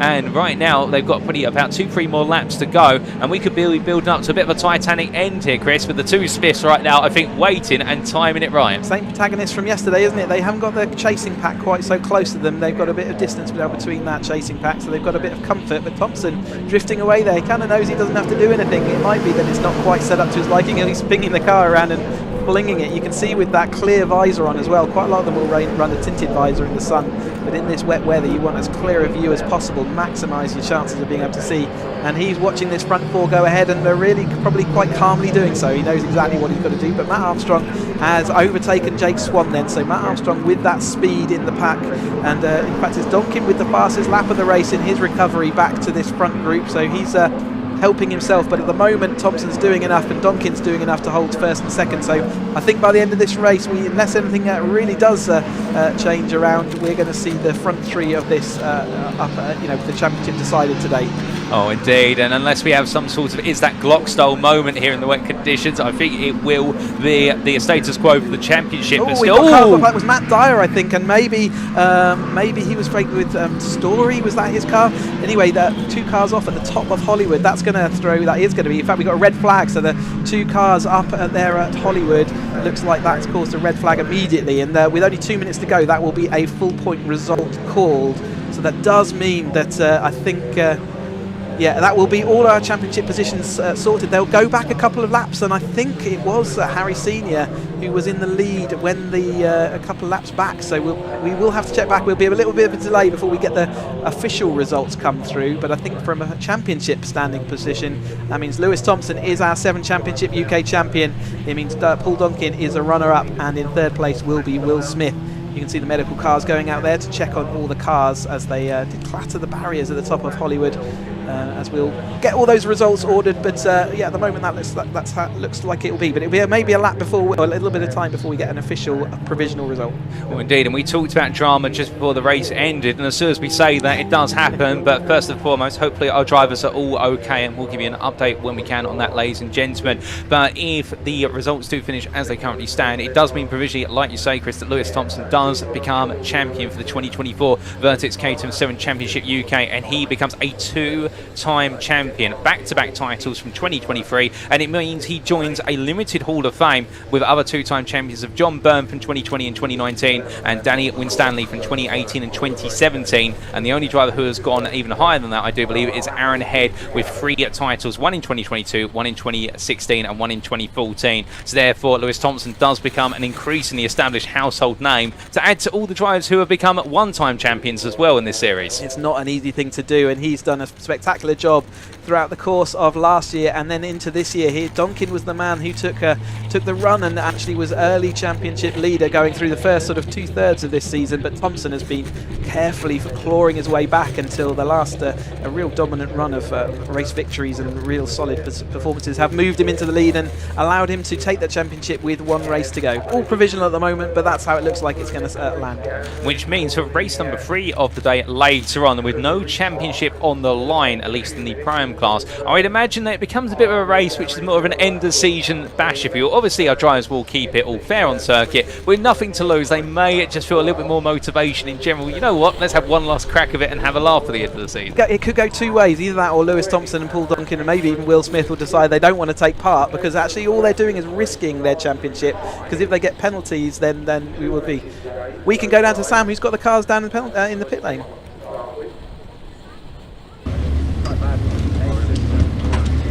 Wow, what a great battle Harry and Sam Smith were having. A fantastic battle. But yes, we've provisionally got first is Harry Senior, second is Sam Smith, and third Will Smith. And then we've got the AM class podium positions behind us. Carl Jones winning the AM class category. But provisionally, we think Lewis Thompson has got the championship but obviously the results are provisional with that red flag coming out. I was looking forward to that last lap then, so it's a shame the red flag came out. But where's Harry gone? He's over here. Let's go and have a word with Harry. Harry, you were having such a great battle with Sam, weren't you? It was great fun to watch. Yeah, no, that was awesome. To start, really scruffy end to last race, started like 7th or something, but immediately made up all those places, and then got straight in the mix with Sam, Lewis and Will, and then me and Sam kind of broke away from most of it. I think Will caught us up towards the end, but I was fairly comfortable coming out of the important corners. I think Sam was way quicker than me down the corners, but like coming onto the back straight and onto the pit straight, I was had a comfortable advantage over him, so I was able to keep him behind. That was epic. That was epic.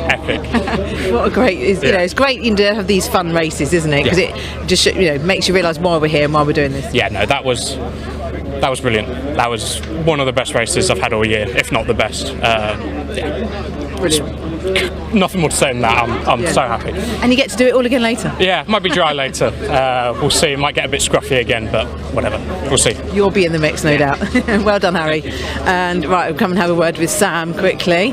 Sam, congratulations. I was just saying to Harry, that was such a great race that you were having with him, and he was saying you were a bit quicker down Craners than he was. But I guess, with a red flag coming out earlier and obviously ending the race early, it's hard because you would be planning for your last lap and where you want to position yourself. Yeah, exactly. So Harry was quicker than I was. I was quicker through the fast corners, he was quicker through the slow corners, so I was just waiting for the last lap board, so if I was close enough I knew exactly where I was going to do him, but the red flag came out, so fair play to Harry. He drove a stonking. I think I drove a pretty good race and he was quicker than me, so he did a good job. Yeah, he said it was probably one of his best races this year. Yeah, he did drive really well, very well, so I've got some work to do if it's going to rain for the next one to beat him, but if not, we'll see. Yeah, well, enjoy, look forward to that one. Well done. And where's Will gone? Let's have a little scan around. There he is. I can see him over here. And he's with Lewis. I can have a word with Lewis as well. Don't go anywhere, guys. Lewis, we think this makes you champion, 2024 CSC UK champion. How does that feel? It feels amazing, Sam. All that hard work's finally paid off. What a great year. I mean, would have been nice to seal it with a win, but in those conditions it's so easy to win it and you can try and win it and you can bin it. So I just wanted, as soon as I saw Paul went off at the beginning and he was sat in 4th, and I was like, I think that's enough, so I'm just going to sit behind him and just sit pretty, and I wasn't going to risk the car. But I think this year, a big thank you goes out to all my family, all my sponsors, Interrail, Thompson Automotive, Pinnacle Signs, DBI.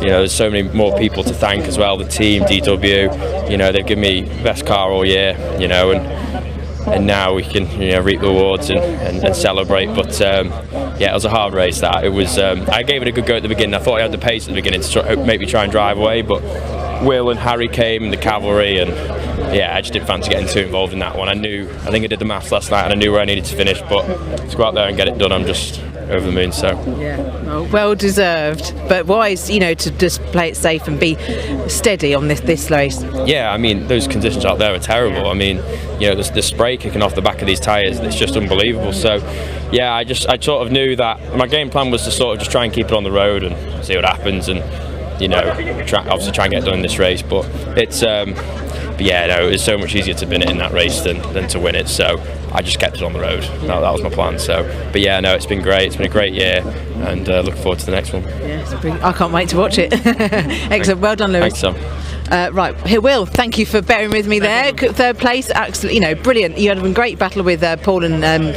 Lewis, and obviously Harry and Sam as well. It was a good fight, wasn't it? Yeah, it's a great race. Tricky in those conditions, so very easy to lock a brake, run wide. So pleased we kept it on the black stuff. Unfortunately, I changed my full wets for inters just before the race, then the heavens opened. So a little bit disappointed with that, but P3 and a first yesterday, great weekend so far. Well, considering you weren't on brand new wets then, you did very, very well. Yeah, I really enjoyed it. Great race. Excellent, well done. Thank you. Right, I'm going to have a quick word with, where's Mark Jones? Not Mark Jones, sorry, Carl Jones. And he's over here, and there's Bob as well. Carl, well done. Thank you very much. So I think, does this make you champion?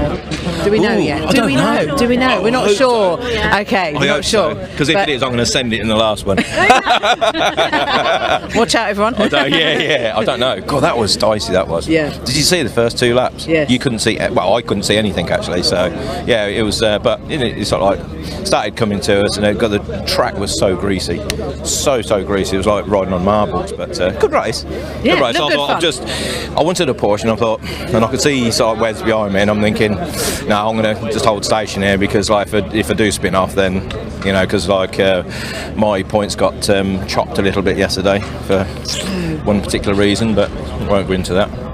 Yeah, so yeah, no, it was really good. I hope it's going to be a dry afternoon, which I think it is, isn't it, Sam? I think so. No, it is. Oh, yeah, No, okay, it is, yes, because I race after you, I think, so I'm hoping, yeah. Well, I'll try a track out for you. Please do. Yeah, but brilliant, loved it, absolutely loved it. Well done. Thank you very much, Sam. Cheers. And let's go and have I think they're still. I did get word. Sorry, quickly. I provisional champion. Sorry. I did get word in my ear. Yeah. Provisional champion. Don't do it again. There we go. Well done, Carl. Right, before they go to the podium, Chris, well done. You nearly had the win there for the AM class, didn't you? We'll see what the clerk has to say. I might get it anyway, because there was some pretty dangerous weaving going on, defending into the chicane. So you can't do that sort of stuff. It's just unsafe for everyone in those conditions, particularly dangerous. So well, let's see what they say. Adrenaline calm down. But P2, P1 either way, it's all right. More interestingly is what happened to the AM Championship, because Wes and Matt Dyer aren't here, so that might open it up for the last race. Well, I think it's provisionally it's Carl. Oh no, I know it's provisionally Carl, because he's parked there. But for you, second place. Yeah, that's all right, but I'd like a win for a change. Yeah. And I deserved it there. You've got one more race to go. I know. Thanks, Sam. Well done, Chris. Right, they're all being called to the podium. I think we've still got some clear up going on track. So, but something that, like Chris said, when you get out the car, you're all pumped up with adrenaline, and you think something happened in the race, and it's good to let that adrenaline calm down. Watch your footage before making any accusations. But but it can be quite. There's a lot going on in these races, so but I'll hand back to the comms guys, and hopefully we'll be back with some more racing shortly.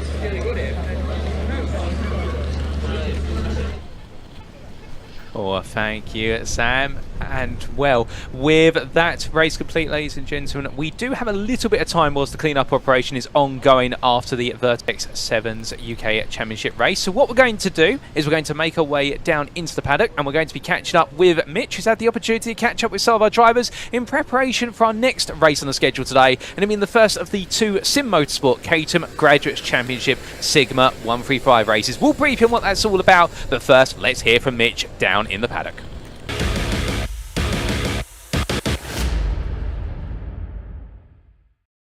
Right, so we're here in assembly for the start of race 1 for the Sigma 135s.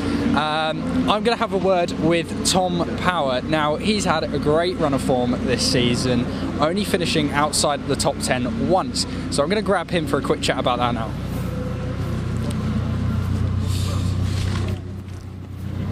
Hi Tom, have time for a quick chat.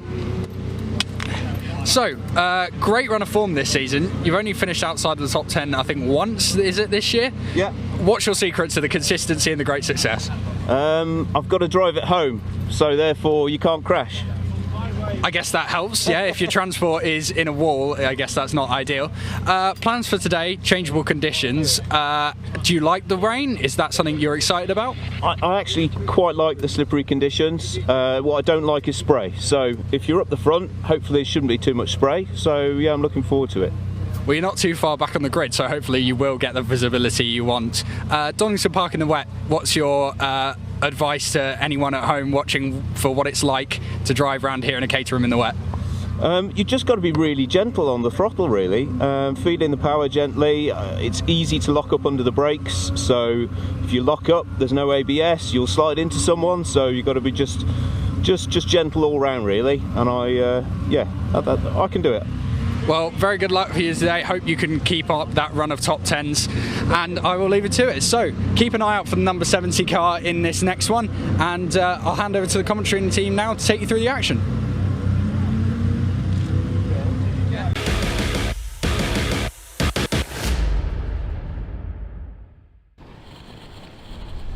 And hearing it there from Mitch down in the paddock in the build-up to the race, and indeed the first of 2 races to wrap up, was the Sim Motorsport Caterham Graduates Championship Sigma 135 for this weekend at Donington Park. And here is your extended grid of 34 drivers. On pole is Megan Bruce, joined on the front row by Adam Keane. They line up on row 1. On row number 2 we have Giles Derry and Tom Power, with row number 3 going to James Hapgood and Simon Arnold. Jamie Elwood and Rob Gregor line up on row number 4, with Thomas Gunter and Kevin Turner completing your top 10. And well, as our drivers are getting away past the commentary booth onto the green flag lap, we'll shortly move on to the next 5 rows of the grid and to complete that top 20 in what is a absolutely mixed field of drivers here, and we'll take you through all the different class classifications shortly. But as we do wait for the grid to continue to load up there on screen for you to take you through the next 10 positions, well, here we go then, coming on to row number 6, and it's going to be best of the rest P11. Orlando Morris, joined there by Oliver Kibblewhite, and then we do have Sean Cronin and Andrew Sagar, who line up on row number 7. They then do have what is Michael Munns and Simon Nicholas on row number 8, with P17 going to Alan Bateman and P18 to Richard Hoare just behind. Derek Poulter and Mark Soden complete what is your top 20. And we've still got even more drivers after that, as you can see them all there in the rear of the picture making their way on through. We then come on to what is the run to the end of the top 30. On row 11 is Paul Farrell and Chris Griffith, with John Vincent and Simon Martin line up on row number 12. Row 13 will be contested by Liam Baslington and what is Russell Gunter, with Neil Perry and Paul Vokes on row number 14, and then Mike Waitman and David Tonge on row number 15 to complete your top 30. But that's not all. We've still got 2 more rows to go, and they include Stephen Trinder, who lines up P31, Simon White P32, and then Darren Butler and Jamie Winrow line up in row 17. And interestingly, Jamie Winrow starts last but not least, not setting a qualifying time. And keep in mind that in the 2 championships that are on offer today, the overall championship will Paul Goldstein, who's not racing in this race but will be in race number 2 later on today. All he needs to do is finish a race and he'll get the points that he needs. He just needs 2 points to wrap up the Sigma 135 overall championship. And meanwhile, in the trophy, where they have to declare the 3 rounds they're going to compete in before the start of the season, well, it is, as we go on to our second green flag lap, Tom McEwen, who leads coming into today, but he's already declared all of his results for this season, and therefore P2 driver Jamie Winrow, who is the best part of approximately 15 points behind, well, he's still got 2 races to go here today, and Jamie Winrow just needs to get those points in order to bring home the trophy. So we'll keep you abreast with regards to how it plays out in the trophy, but it does mean effectively the championship crown overall is all wrapped up, presuming that Paul Goldstein will be on the grid this afternoon for the second of the 2 Sigma 135 135 races today. And Chris, as our drivers make their way around on their second green flag lap, of course, compared to the Sigma 150s we saw yesterday, a little bit less engine power by comparison. But whilst there's less engine power, that puts even bigger emphasis on carrying every mile an hour you can out of every corner. Yeah, and also the lack of limited slip differential, so a little bit less power and the lack of limited slip diff is kind of the difference between the 135 and the 150. But the drivers here, you can see how big this grid is. There's plenty of guest drivers in the field as well. With Megan Bruce, you saw her in the 270 in the official championship yesterday, and Adam Keane as well. So the top two of the grid are from guesting this weekend. And Giles Derry is in the championship. Tom Power, the kind of next two up on the grid. And they, as they were alluding to in the pre-races, they're going to have spray in their face. And let's see where that all kind of lines itself up. But exciting to see how these drivers get on, especially in these tricky conditions. Oh, 100%. And of course, this being our 9th race of the weekend, and we are heading towards the halfway point of all of our races of the week. In fact, we have just marched beyond it, I should say, after this race with 18 races on our schedule. But still, we're not counting down the races because we've got plenty of Caterham racing action to go. And as our drivers come towards the end of their second green flag lap, and they'll be parking on the grid very shortly to get ready to go racing. Well, in terms of the different classifications, when you do see on the timing screen, those who've got the purple coloration behind what is their position, those are the ones racing in the trophy series. I do believe those with the light blue coloration, they're the ones racing the Oval Championship, and those with the yellow coloration, they are effectively guest drivers for today. So as Chris was saying, plenty of guest drivers on this grid, plus also championship and trophy competitors. It's an absolute mix. But the thing is, when it comes down to it, and I've spoken to a number of drivers in the build-up to this weekend, they are saying to me they are aware of some drivers they're competing against, but otherwise it's literally take one place at a time and get as many places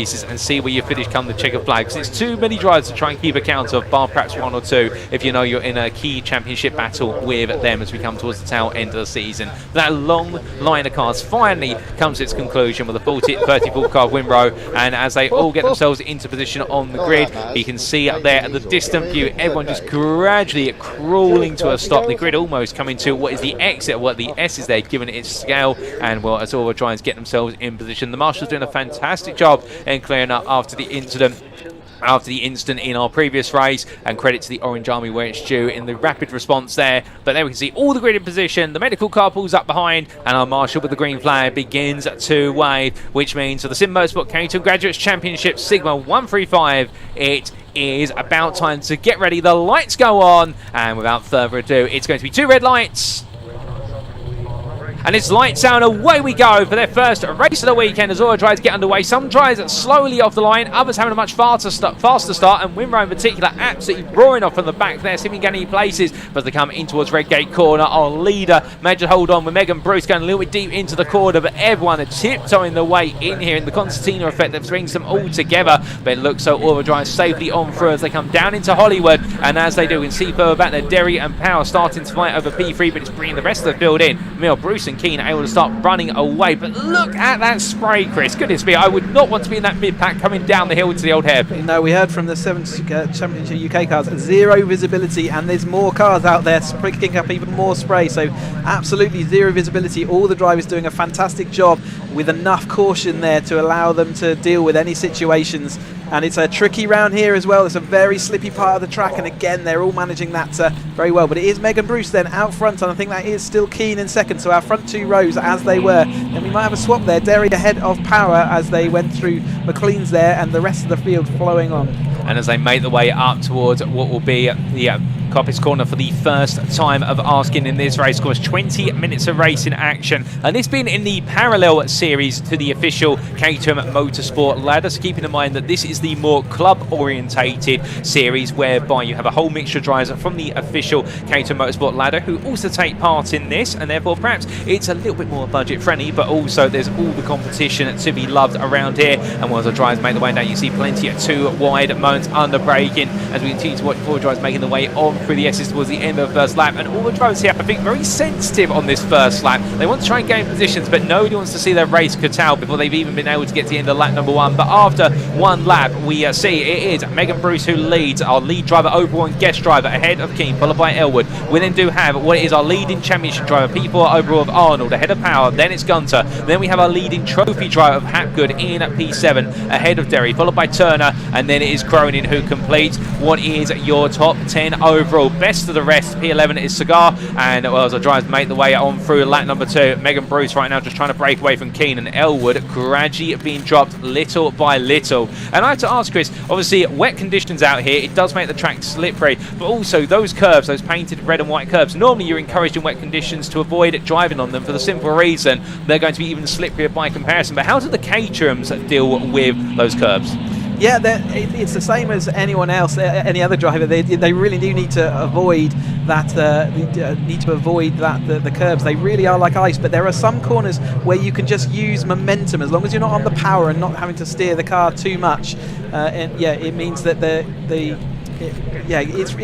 basically you want to avoid it whenever you've got any steering angle or whenever you've got any power going down. The rest of the time around the chicane, you have to use the curbs or it won't work. I just saw Megan Bruce losing the lead there to Keane, and Elwood has caught up with Elwood, that famous name in grads racing, in guesting today in this 270, or the 135, sorry, and in that third place, coming up from 6th place, I think, on the grid, if not lower, so doing well to be up in that third place.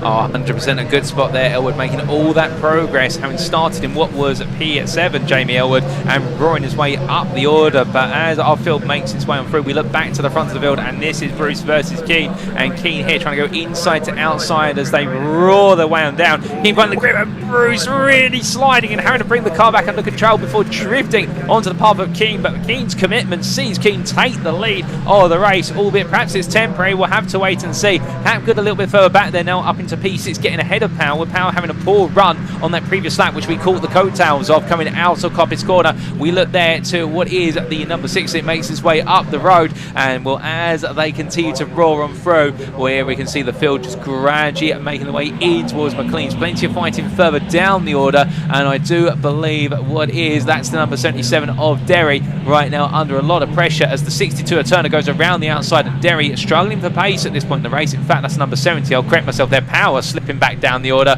as our drivers come through Coppice and onto the back straight. So he was saying he likes the wet conditions but doesn't like the spray. Megan Bruce looking to see whether she can go around the outside. We had a perfect example of how slippy the inside of Craner Curves was, as she had to use all of her immense car control to keep that out of the side of Keane's car. But Keane currently leading this group through, then over the top of Bruce and Elwood. The rest of these cars seeing whether they can do anything about into the chicane. But again, it's so slippy there as they approach, and all the way through the middle of the corner there really isn't much they can do. Keane continues to lead over Bruce, over Elwood, and then next up is Arnold and Gunter. They're our first two in the championship charge. Hapgood is still leading pretty in his trophy, and then Derry Turner, and as you say, Power drifting right back down through the field. Not what he needs at this stage. Oh, indeed not. And as our drivers make their way into what is the second quarter of this race, still a long distance to go. Those 20 minutes will feel like an eternity when you're having to combat the conditions on a regular basis. But here we're looking at the battle between Arnold and Gunter, and behind Hapgood is just watching on there in the trophy. And that's not to say that our trophy driver Hapgood cannot get involved in that battle and stick in the fight there, but he'll be focusing on trying to bring home those points. And also a big quick mention to Winrow, who started P34, has already made his way all the way up to P12. He's gained what is 22 places on the opening 5 minutes, and Winrow definitely showing that he's got what it takes to become trophy champion after this race, potentially, should he make a bit more progress. But as our drivers all weave and wind their way down in towards the old hairpin, everyone's still running this race out of our 34 starters, and all of our drivers here of different skill levels, just keep it nice and cool. We have had a jump start penalty assigned to the 118, and that being the car, I believe, unless I'm mistaken, of Keane. A jump start for Keane, and that will be what is a penalty, a time penalty applied after the race. So Keane may be leading up front, but if he's not aware of it, he will have that lead taken away from him come the end, unless he can pull out an insatiable gab. Well, I had to wait and see, but we continue to focus here on the batting further down in the order. And as our drivers roar their way down towards the S's, well, a bit of a pull out there, looking to the other side now, but you can see everyone now starting to get a little bit more racy as the temperature of the tyres is starting to pick up to a degree, or at least the water's being displaced enough for our drivers to feel as though, you know what, we can now not worry a little bit less about the spray. And as the field, oh goodness, there's a bit of contact there, and as the drivers make the way out the left-hander, that was the battle between Nicholas Gunter and Poulter further on down. But looking back up to the front of the field, Keane and Bruce with Elwood behind then. Elwood just staying within arm's grasp of that battle, and Gunter and Arnold there now start starting to split from each other, and it looks like Gunter starting to build up a bit of momentum as Hapgood getting closer. Derry there as well, falling away from the top 6 with Turner and Power not too far off. And as they come through the right-hander here of McLean's, now it's going to be Bruce looking around the outside. That's going to be a brave move, but trying to get the message through to King, which is whatever you can do, I can do it faster, as they head up the hill. And the number 90, the 194, absolutely on the attack here, Chris. Yeah, absolutely. And Bruce doesn't know it necessarily because she won't have seen those boards. But yeah, with Keane with a 10-second jump start penalty means he's going to slip down the order. As it is, because it's wet, it actually means he's only going to slip down to 6th place or thereabouts at the moment. In fact, could progress that further if they continue to pull away. Elwood struggling to keep up with this lead too, though. He's get that little safety gap over the last couple of laps, but hasn't managed to close in just yet. But as Keane will slip behind him, that does mean Bruce and Elwood are currently in lead and 2nd place. But we'll continue to call the action as it is, because Bruce is having great fun trying to chase that toe as she heads into Redgate this time through. Looking just tucked to the inside. She is taking that more natural racing line, which is wider than Keane is on the course, and that generally will give her extra speed down the next straight. So she's doing what she needs to do right now to head for that overall victory here. Gunter and Arnold still the same order as they come across, and Derry, Turner, Power, I think making up a place over Sagar that time through. Indeed, good spot there, and in fact Kibblewhite losing 2 places over the course of that lap, so Sagar and Wimrow both moving up as well. Here comes Bruce Howard looking around the outside, a good run and good traction over the old hairpin, and meanwhile Keane tucks back in behind, looks at the switch back there coming through Starkeys, and as we look back towards the front of the lap in terms of turn number 1, well, there we can see even more fighting on with this elongated pattern. That's Butler defending versus Poulter, with Nicholas looking close behind. But as the drivers make the way on through, we come back to the leading drivers in the field, and that's Bruce now starting to just extend a little bit for a brief moment. Yellow flag, however, out of the corner of our eye, coming out into Coppice Corner, and well, you may just see it there's make a way round, although not sure what the yellow flag's for. It may have in fact just gone, so perhaps the driver had a run wide at the end of the previous lap and they've just been able to clear themselves away. You'll see Elwood's close up as an off there at the old hairpin. That is the number 54 that's taken a trip to the gravel. That's Munns, who's going to fall a long way down from P17. Perhaps he falls to the back of the pack, but well done to Munns to keep it going, given the fact you can very quickly end up playing sandcastles in that gravel, but not so today, albeit some very soggy sandcastles, it would be said, Chris. But at the same time, the gravel takes some drivers, and that's why you never want to step into it. And the wet actually helps you in the gravel. It sort of compacts it and solidifies it, and means that sometimes you can get away with it as long as you don't stop and bog down. Wet gravel actually gives you a lot more grip than dry gravel does. As we watch this field coming through, Bruce and Keane heading the field over Elwood. Gunter and Arnold still the same order. Derry, Turner, Power still the same order. So it's sort of like slightly settling down, spreading out as we head into the middle part of the race. And as we cross over the threshold now, 10 minutes complete, still 10 to go. Well, as our drivers weave and wind their way on through, we're focusing here on what is the number, as I discern the number 95, and that being the car of, that's the 59 of Gunter as he makes his way on around, and well, just keeping it nice and calm there. And well, as the number 95 of Gunter in P4, and well, what is the championship leader in terms of leading the championship class. So Gunter not really minding right now, just enjoying the driving. Meanwhile, Bruce there at the front, the leading one of our guest drivers, will absolutely charging off, an overall leader as well, with Elwood still in eye shot of this top 2, but Bruce and Keane enjoying an absolutely brilliant ding-dong battle. Meanwhile, they're coming towards the end of the lap. We come back to the very start of the lap, and here is a long line of cars. And if you're wondering who exactly is in this long line of cars, well, that will be the 163 of Gunter, so another member of the Gunter family, the championship driver down in P18, who right now has got a pack of 10 cars all chasing after him, and they're all fighting over what is effectively P9 in the championship class. And then we come here as well to some further battling towards the end of the current lap, and that is going to be what is our drivers there, in the battle between Arnold and Hapgood. And Hapgood, the leading trophy driver, now looking to make a move on Arnold in towards turn number 1, looking up the inside, and well, it won't be worth the points between them, but both drivers absolutely enjoying a bit of a ding-dong battle between them. And then Derry and Turner a bit further behind, also getting close, but you can see 2 wide there between what is Power and Sagar as they come across line. The gap between the 2 of them as they came on through, in fact that's Wimrow and Power, I should say, and Wimrow getting up the inside there as he continues to crusade his way from the back of the field. But we come back to Arnold versus Hapgood in the battle for what is P5 overall, and it looks as though they're a bit of a deep run, but the 51 of Arnold holding on for now, and Hapgood continue to try and chisel away at this P5 position, and where he's not aware of the fact that Winrow has come all the way from the back of the field and is closing fast, he will do shortly. As there you can see what is Derry and Turner together, and then Winrow's only a further 5 seconds off of that as they come out of McLean's corner.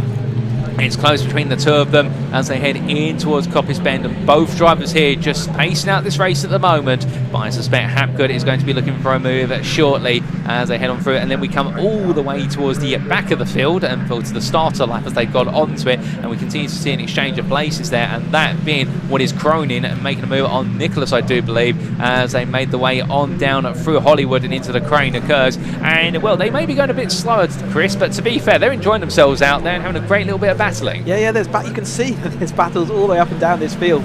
Everyone's sort of 2 by 2. There's very few people actually just left all on their lonesome. There are some significant gaps though that have developed over the course of the race. You can see that they're interested in their own battles, and I can see Trinder coming through the pack there, but Bruce and Keane continue their battle out in front, and Keane now is in front of Bruce.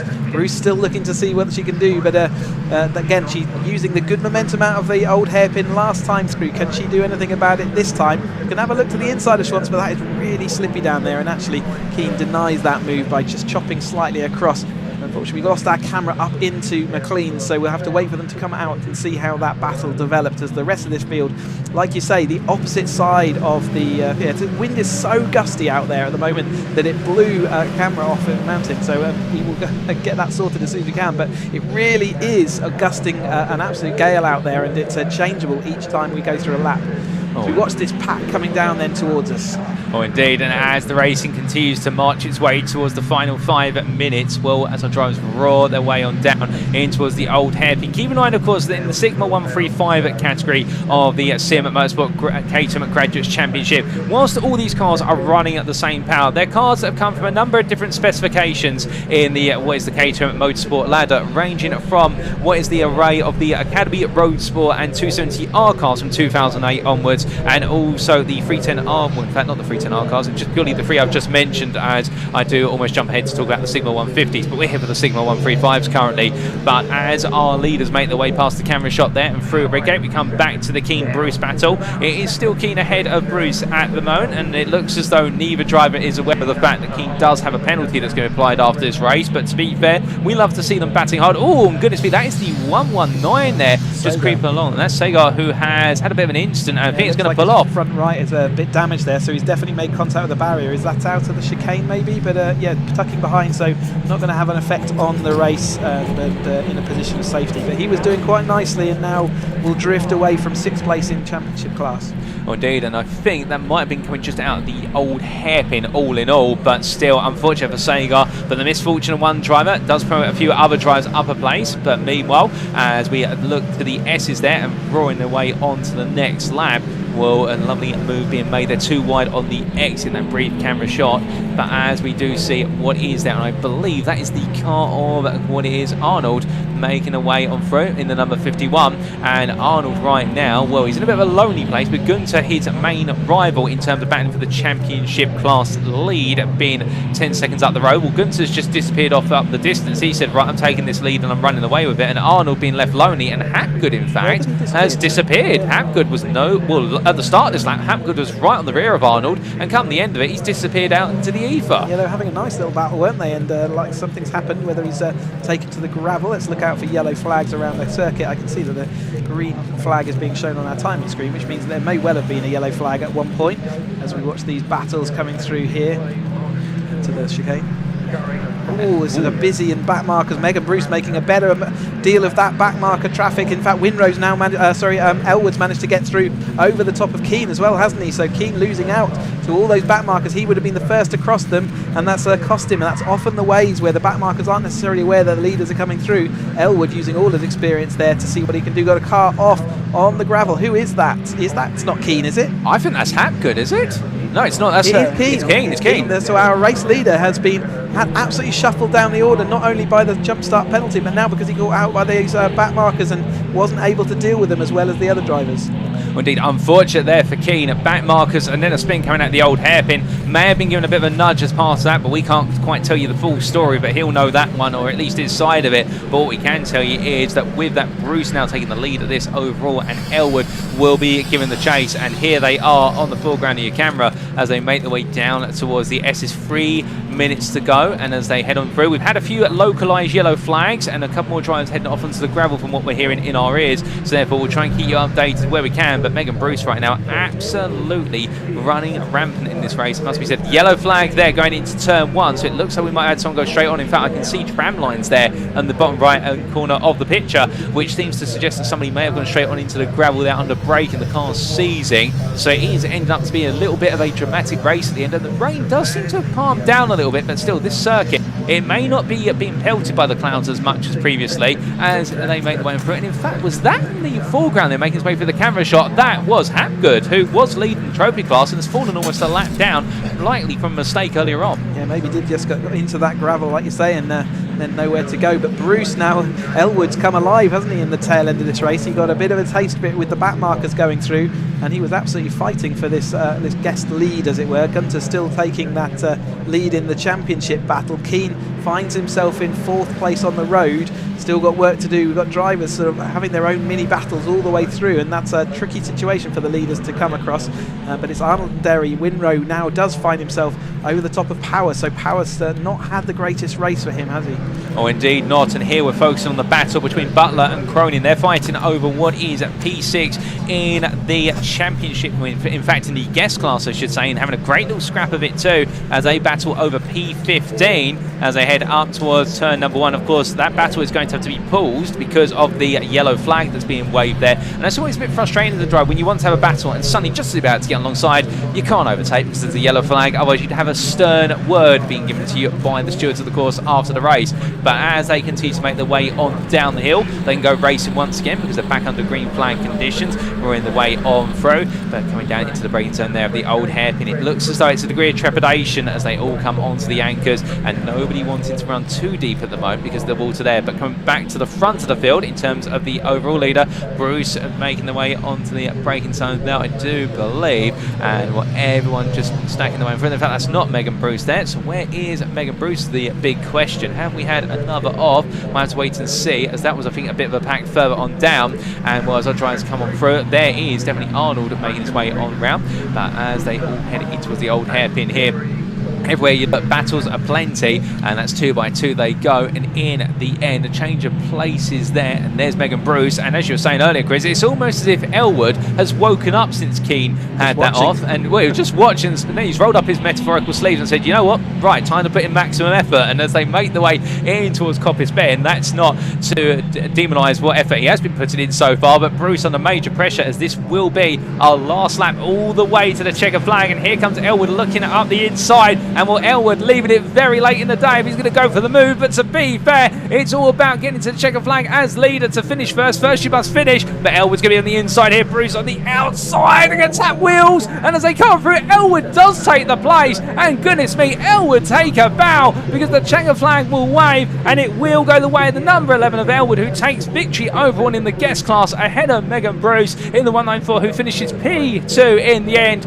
We will then have about a 12.5 second gap before we do see what will be the number 95 of Gunter take the win in the championship class, I believe, given the fact that Keane will take P3 on the road, but does have what is a 10-second plus penalty to take after the race due to that jump start. So Gunter finishes P3. Keane will gradually be demoted down, but did finish P3 on the road, we should say. It will then be Arnold who finishes P5, so Keane's penalty only demotes him to P4. Arnold takes runner-up in the championship class. Winrow will, from P34 on the grid last, makes his way to first in the trophy class and takes P6, an incredible drive, and that I believe will seal Winrow's title in the Sigma 135 Trophy Championship category. Derry will then finish behind ahead of Turner, with Power and Kibblewhite completing your top 10. We've still got plenty of drivers to come across the line. And it's going to be quite a bit of a gap before we do. The 27 there at the bottom of the pitch, that was Nicholas, who was on the runoff in towards the gravel trap at turn number 1. So he's had a moment going on to his final lap of racing, but 2 wide here further on down and trying to discern who that is. I believe that might be Butler and the 163 of Gunter fighting hard. In fact, that is Martin and Gunter having a little bit of a ding-dong battle right towards the end. But in the end, we will see outside the top 10, it'll be P11 Tahor ahead of Vincent, followed by Griffith, Soden and Cronin to complete the top 15. And then we will have Munns, Butler, Martin, and then the 163 of Gunter P19 ahead of Poulter, who completes the top 20. Morris will then take P21 ahead of Vokes, and then to wrap off the top 25, we will have Nicholas, followed by Gregor and Perry, who finishes a lap down in the number 5, takes P25. So we're still waiting for 2 drivers to take their checker flag because they are on the lead lap. Nicholas being one of them after that incident that we did see at turn number 1. So he's going to be the last finish. He will be a little bit behind, but what a race, ladies and gentlemen, and well, battles are plenty up and down the field, and in the wet weather conditions, not always making it easy to discern who was fighting with who, but I get the feeling our drivers may have felt that as well, and in the end we're just enjoying who they were side by side with.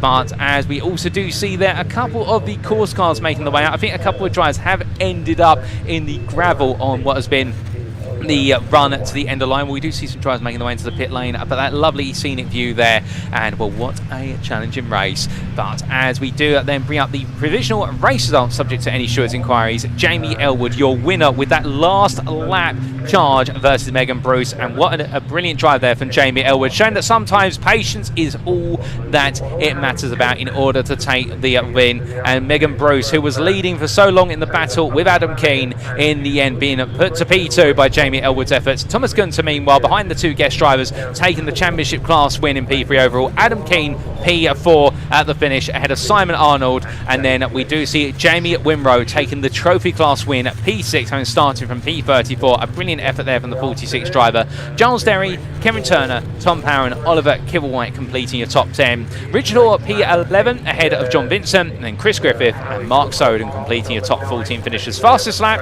was set on lap number 8 by none other than Adam Keane, that 131.51. And this Donington Park National Circuit absolutely flying high with some brilliant racing over the course of the first of the 2 races for the Sigma 135s in the Sim Motorsport Caterham Graduates Championship for 2024. And well, the mixture of drivers are out there of all different skill levels and all come from different disciplines within the Caterham Motorsport ladder, absolutely delivering us a fantastic race. But with all of our drivers and gradually made the way into the pit lane, we are now going to make our way down to the Parc Fermé area for Mitch to get a word with some of our drivers. I'm down here in Parc Fermé after that great race. I'm just going to have a word. Yes, please. I'll just have a go over these. Jamie, great drive, great win. How was that for you? Wet. It was it was slippery. It's getting used to driving these in the wet because I haven't driven these until this weekend, this class of Caterham, and yeah, I was just getting used to it, settling in, and then trying to find the grip at the end, which I did. Another race later, same again? Yeah, I think it might be dry later on. I mean, I know it doesn't look like it, but yeah, it might be a dry race, so totally different tactics. Well, congratulations, and we will see you again later. Megan, unlucky, looked like you had it for a while there. Do you want to just talk us through how it was from your perspective? It was pretty upsetting, to be fair. I mean, I had a good battle with Adam. And then on the last lap, there was a lap car just at the old hairpin, and that's where he caught him. Another race later, though, so back up at the front for that one? Yeah, we'll try and make that one work. Well, good luck for that one. And final podium place. How was that for you? Yeah, good. Until about 5 seconds ago, I thought I was something like 5th or 6th, so this is a nice surprise. Yeah, and first in class, I believe, as well. Yeah, that too. Yeah, it doesn't hurt, but yeah, that was a good fun race. Another race later, same plan again. I mean, obviously you're surprised to be this high up, but I'm sure you can get there again. Yeah, I mean, you know, we'll see. I don't know what the weather's doing for the rest of the day. Obviously, that was a very wet race. Got very greasy, especially as it was drying. But yeah, I mean, we'll hope the weather's good, and yeah, hopefully we can do some sort of good score. Yeah, I don't know. We'll see. I'm asking everyone today, so I'll ask you as well. Wet or dry? Ooh, wet. Wet, okay, well there we go. Well, good luck for later. Those are your podium finishes from the Sigma 135s. I'll hand back over now to myself for the pre-race interviews with the Caterham 310Rs.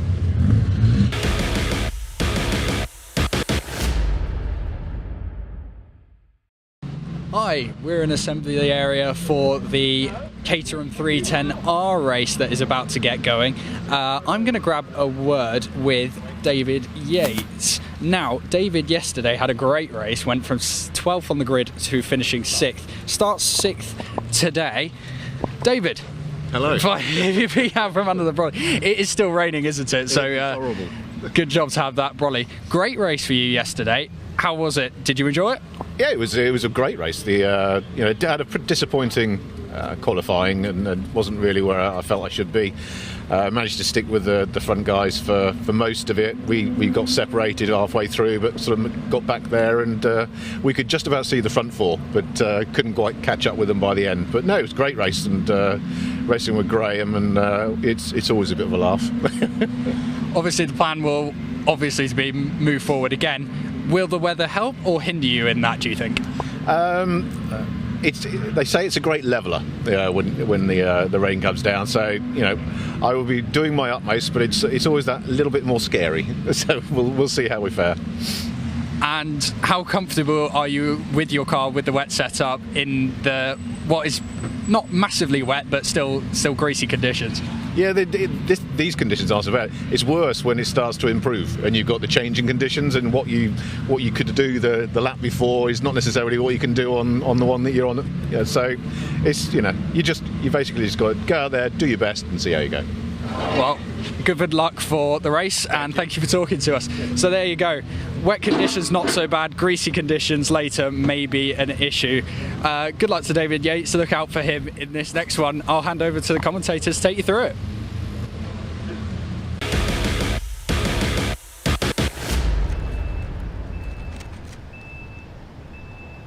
Thank you, Mitch. Well, we charge our way now into what is our next race of the day, and that is going to be our second of the 3 races for this weekend in the Motor Caterham 7 310R Championship. And, well, we went into this weekend with 5 championship contenders. Taylor O'Flanagan, Harry Cook, Lars Hoffman, Hugo Busch and Tom Willies.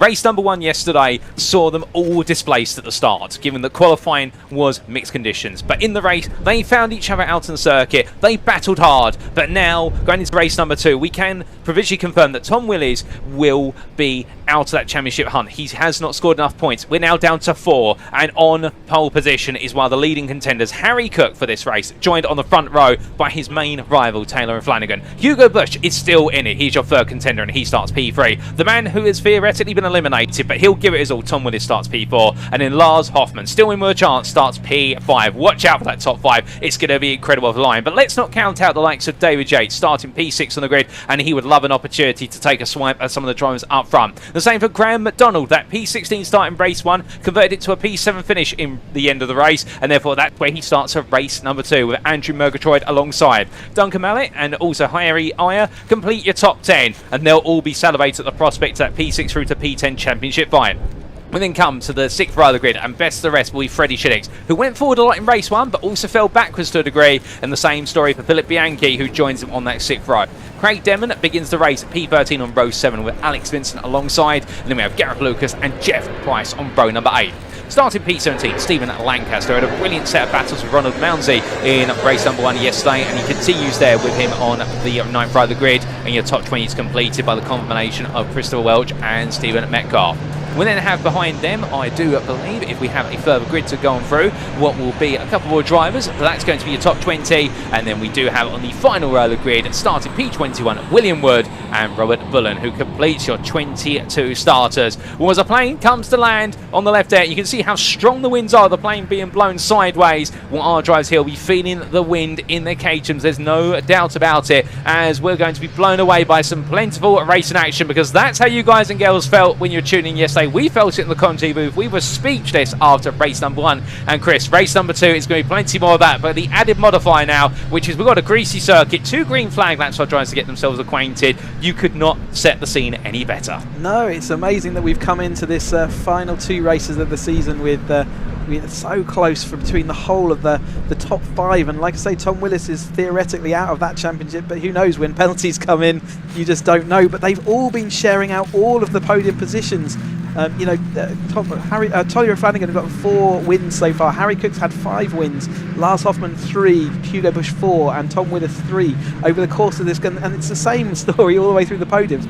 They have been the 5 drivers that have consistently found themselves in the top of the field, and certainly you know, showing their you know, endless skill and judgment, and they've just been going hammer and tong all season long. I can't wait to see more of the same, and like I say, it's every signs that this is going to go down to the last race, maybe even the last corner of the last race, as we have the 2 races remaining for them this race weekend. Harry Cook pushing on there in the wet conditions. He has been real class this season, but picked up a penalty at Brands Hatch the last time out, so he's carrying a -9 on his championship score, which it means that it's tough for him to keep coming back. Taylor Flanagan still maintains the advantage as he comes into this final round. If Harry keeps winning though, Taylor's got to finish in 2nd, or maybe 3rd if he can get some fastest laps out of it. But it shows how on the edge it is. Fastest lap for these drivers is worth a point, which is the equivalent of overtaking someone, so it's just as important to get, and is often the differentiator. So yeah, let's see how this goes. I am excited for this. Their drivers are equally good in the wet and the dry, and let's see how they get on. Can anyone act as interference? We've got, like you said, Graham McDonald back there. We've got David Yates seeing whether he had a really strong performance yesterday. Obviously different conditions out there, but the rain does look like it's abating, and with the strong wind and the temperature starting to come up a little bit, we might see that all start to dry itself out. I don't think we're ready for a dry track yet. I still think spray is going to be their #1 concern, and these gusty conditions really will upset these cars. They only weigh as much of a mini, so they're only half a ton, and they do really get blown around when the wind blows, and it's gusting, so it's not even just in a consistent direction. I'm watching the Caterham flags just outside my window, and sometimes they're pointing directly at me, other times they're pointing up the track, other times down the track. It really is all over the place at the moment. The trees really are getting a battering as we watch them up at the top end of the circuit though, so that will continue to change and offer a variability, but these drivers' 4th step of the Caterham Motorsport ladder in this 7310R Championship, and really experienced drivers, and they really have shown it all season long. Oh indeed, the experience absolutely being demonstrated lap after lap, race after race, and round after round, and this round really being the culmination of all those experiences over the 2024 Championship campaign, as the drivers now begin to come to the end of their 2nd green flag lap, after which they will of course be parking it up on the grid and will be waiting the lights out procedure. Well, it has been a fantastic set of races this morning so far, and we'll hold onto your popcorn buckets, ladies and gentlemen. Don't go to the bathroom, don't go away. If you haven't made it to the kettle to make that cup of tea at home, well, you'll just have to wait now, because this race is going to be a fireworks show, that's for certain,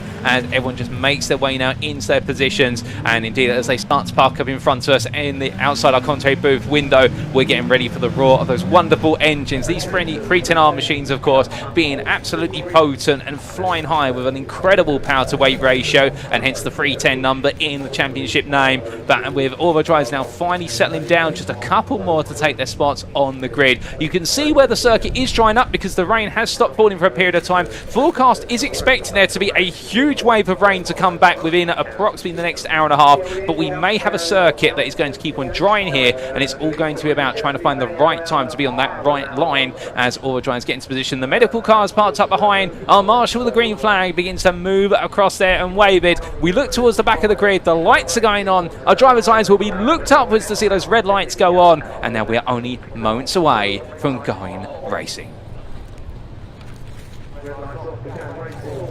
And it's lights out and away we go for their 2nd race this weekend. And as our drivers make the way up towards turn #1, it looks like it may have been a good start from Taylor Flanagan. In fact, has launched it ahead of Harry Cook. Cook falling back in to the miasma cars as they roll their way into Redgate Corner. Further on down as well, we've got plenty of battling there between the likes of Christopher Welch. Oh, goodness me, as a Lancaster's nose cone.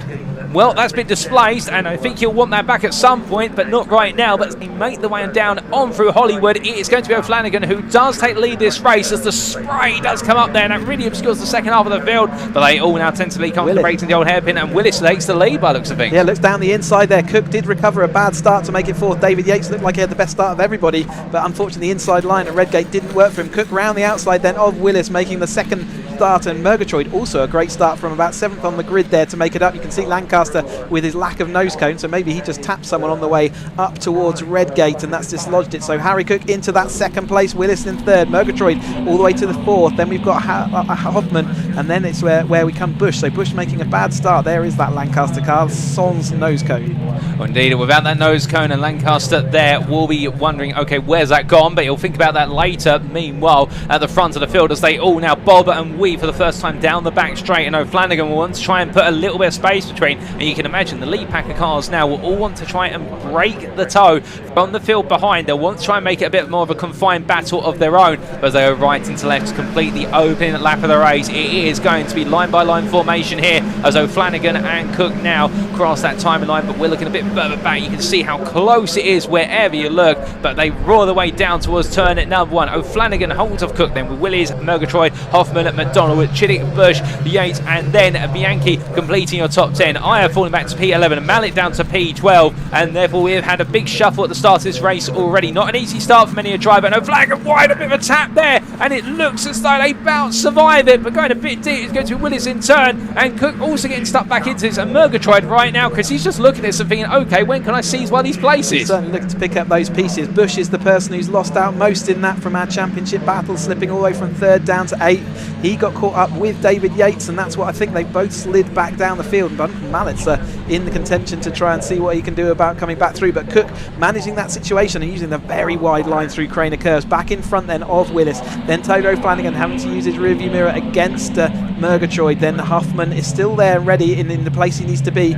Next up is McDonald, who's going down that tight inside line. Saw that a couple of laps back. He was squirrely and sliding that car, but he loves it when the conditions get a bit tricky. As he said to us yesterday, Bush is in front of Chiddick once more, so he is recovering what he needs to, but 17 minutes is loads of this race left to go, but he's got an awful lot of cars between him and the front of the field where he wants to be, and Harry Cook is exactly where he wants to be and where he has been for most of this season, out front in front of his competitors. He's trying to overtake O'Flanagan in the championship. O'Flanagan has those couple of points comfort gap, but it's not going to be comfortable if Cook finishes here and Taylor O'Flanagan finishes in that 3rd place. Oh indeed, and as they head on to another lap, we can see that whilst the top two are starting to pull away, it's 3 wide on a break in there as Hoffman and McDonald get stuck in, a Bush also trying to get involved, and we'll have to wait and see exactly how that's unfolded as they head into Hollywood. But as the top 10 continue to fight hard, also further on down there, we did have a bit of a scrap going on between Lucas and Mounsey, with Welch watching in the wings. They were fighting over what was P19, and we can see that here as they weave and wind their way on down the hill, and well, very close to the apex there of the Craner curve. Having to be careful, that suspension bouncing around and the curb unsettling the car, but he's able to survive it there in the before that's Duncan Mallet, in fact, as they head on through. So we're looking at the battle for P11 with Aya, Denman, Lancaster and Vincent close behind, and well, coming up through Starkeys into McLean's, we come back towards the front of the field as they clean McLean's, and that is going to be Cook with Willis hot behind, and Willis, well, whether he's in or out of the championship right now, I don't think he minds that, Chris. He's absolutely going for this, and look at these, so they're pushing each other onwards. That's a second gap already. Yeah, and it's so tricky under braking into that corner, and you can see how millimetre perfect they both were as they went through here. So like I said, I don't think Willis can make it officially to the championship, but he's just going to continue to try and win this race and do the best he can. But obviously Cook's got he will not want to give up those extra points. For the lead you get an extra spare point, so it's 2 points clear of 2nd place, and it's so important during the course of the season to keep getting and mounting those up, and he's done a very good job of that with 5 race wins to his name so far. As we watch the rest of this field then heading through the chicane, and everyone being relatively calm into that chicane right now. It clearly is still very greasy and slippy. Taylor O'Flanagan is dropping back into Murgatroyd and Hoffman, falling away, like you say, from those first few drivers. David Yates has not had the opening of the race that he wanted, falling all the way back at the moment down to 11th place, so just not having the same feel of the car that he did yesterday when it was drier conditions. Here's now McDonald though, looking at the rear end of Hoffman, seeing whether he can demote one of our championship rivals another place. Hoffman didn't have the best race yesterday, finishing 6th, and he desperately needs to be up there. He's still in contention, but he is losing advantage lap by lap. And whilst all the battling's going on at the front of the field, a mention should go to number 4 of Mallet, who's moved up to P9. Oh, That's Willis. That's Willis. He's That's off. Yeah, he's off into the gravel. I think there was a side-by-side between him and Cook, and that's left him sideways and in the gravel trap. He's going to lose all those places, so all that effort gone today. You can see the wet wet gravel offering him up, but that's a championship. It was over anyway, but it's even more over now. Oh, indeed, but well done to him for keeping the power down and getting it out of the gravel and not seeing us have to throw a yellow flag, alternative of red, or indeed the safety car. But as our drivers continue on, that means now Cook leading here. Now, of course, we don't know how that incident came about. Was there contact or not? And therefore, Cook will just keep his mind down, as indeed everyone will. But that could become a conundrum later on in the racing today. But as we see our drivers now making the way towards the end of another lap, and this top 10 gradually now started to group together. But of course, this now buys Cook the opportunity to try and make a breakaway, as we do see Lancaster there missing still a piece of the bodywork and not letting it put down his aspirations to go charging. But also there a bit of battling between Bush and what was Chiddick and Hoffman in towards the corner, and Chiddick as well up into P6, Mallet into P7. I mean, we've got some drivers here, they may not be championship contenders, but they're enjoying these conditions and actually charging up through the field. Yeah, I'm trying to see. So that really did shuffle the order up. McDonald into 3rd place then, ahead of Hoffman. Again, Hoffman doesn't want to lose any of those places. Taylor O'Flanagan now with that solo in that 2nd place over the top of McDonald. So he has managed to pull clear. Bush is still there in that 5th place. And so we've definitely lost a few out of that battle. Murgatroyd also falling back. So what happened to Murgatroyd on that lap? There's the Willis incident, but Murgatroyd also falling back. So I wonder whether he had a separate incident. But it does leave Taylor O'Flanagan comfortably in 2nd place, and that kind of gives him back the advantage then. He needs 2 2nd places to kind of solidify his chances of the win. Cook doing everything he can. That's McDonald going off the track as well, so he's outbraked himself into Coppice. He's going to lose places. He was in our 3rd place last time across the line. He's going to drop all the way back down to what looks like 8th or 9th then in Harry Ayres wheel tracks. And there is Murgatroyd in the green car at the back of the screen there, but there's our battle of Hoffman and Bush coming through by the want of everyone else falling off the track. And there might be a little bit of intelligence being applied here from the likes of Hoffman and Bush in terms of the fact not pushing too hard and just letting the race come to them. And that's one of the things that a number of drivers have the chance to catch up with in the build-ups this weekend was saying to me about the fact that some of them are more focused on just seeing how the race evolves, particularly in these changing conditions, and whether other drivers get it wrong. That's not to say they're not going to give it 100%, but me, well, 100%, they're free wide of McDonald. McDonald off onto the gravel there, and I think just simply putting a tyre wide and that carrying him off onto the runoff area. He'll go through the gravel and try to rejoin later on. But here we can see the battle currently for what is P3. Hoffman almost off the road there through what was the crane of curves with Bush and Chiddick watching on behind, and then Duncan Mallet leading the next pack from P6 through to what is P10 as they all charge onwards here. It's absolutely brilliant racing, and for Hoffman, he knows he needs this podium. Ideally, he needs to break away and go attacking even more, as there's even more fighting going on behind them, and that, I believe, is Bianchi looking for the move for P6. They come into the braking zone. The number 4 Mallet under pressure. Bianchi up the inside, gets the move done there, and now it's Philip Bianchi who's up into P6. I do believe it's been a rare appearance to see him chasing after the top 5, and really he's been nipping at the heels of the top 10 all season. He qualified well, and in the difficult conditions yesterday, fell back in the dry, but now is finding himself pushing back up the order today in the wet conditions again this afternoon. Bush having to defend a little bit from Chiddick, and we saw from Hoffman how brave he is and how the experience allows him to use the absolute edge of the track where he knows that grip is. And in the earlier in Road Sports and Academy, you can see they didn't quite have the bravery to use the absolute outside of the line, but Hoffman showing how it's done. But no matter, O'Flanagan and Cook are still pulling away from those two out front, as we see side by side then Hugo Bush looking like he's making up a place over Hoffman that time through. So Hugo Bush in the championship battle is moving himself up into 3rd place on the road. Hoffman demoted to 4th. Chiddick is still there, one of our previous champions in Academy and 270, so a driver with plenty of experience there also in the battle, but he's not had all the testing he wanted this year and only done a few rounds, so it's good to see him out there battling away. But Hugo Bush, Hoffman and Chiddick are there in that 3rd, 4th and 5th place battle. Oh, indeed, as everybody stacks up together there, we can see the number 55 and 48, that being Aya and Murgatroyd, getting very close to the rear of Mallet as they make the way through. And goodness me, our camera there once again being blown and rocked about. That is the severity of the wind. And that's one thing perhaps we haven't talked about as much, Chris. Obviously, the wind around on the circuit, it blows in multiple directions over the course of the racing. But what happens in these Caterhams when you go for a move, but then you suddenly drive into a headwind?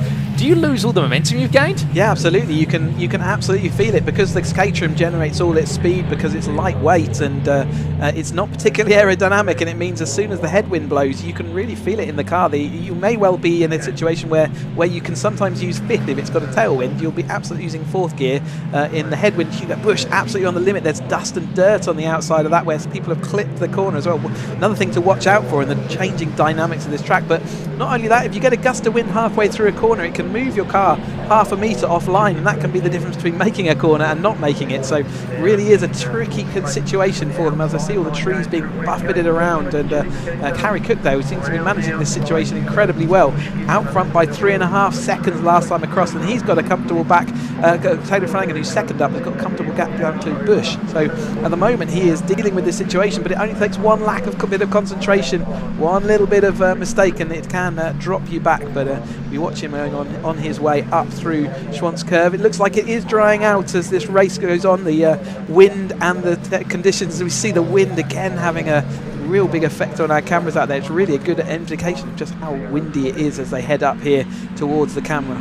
Oh, indeed. And whilst Cook may be gone like the wind and O'Flanagan is trying to follow him, meanwhile, that battle for P3 is absolutely intensifying as Bush trying to hold on. Chiddix, meanwhile, on the attack, but losing out as Hoffman goes around the outside there. But Chiddix isn't going to give up anytime soon. And you've of course got Bianchi, Mallet, Aya. Everybody is literally queuing up right now to have a pop at Bush. And Bush is refusing to budge here. And if he can hold on for another 8 minutes, well, I think he's going to feel as though he's won the race. Even though it's only for P3, he'll feel as though this is the ultimate race victory. But as they charge their way down in towards turns 9 and 10, everybody tucking in right now. That wind is building up more and more, and therefore nobody wants coming out. They're driving into a headwind, it would seem, and everyone wants to be in the toe there. But as they now make the way on towards turn number 1, shining down towards Redgate, look at how that gap is building to the top two. The top two are gone, and therefore the bigger emphasis comes on the battle for P3 and everything else after it. As we can see, 2 by 2, they almost go in the middle of that group. Chiddix now holding off Bianchi there in the fight for P5, with Bush and Hoffman settling down,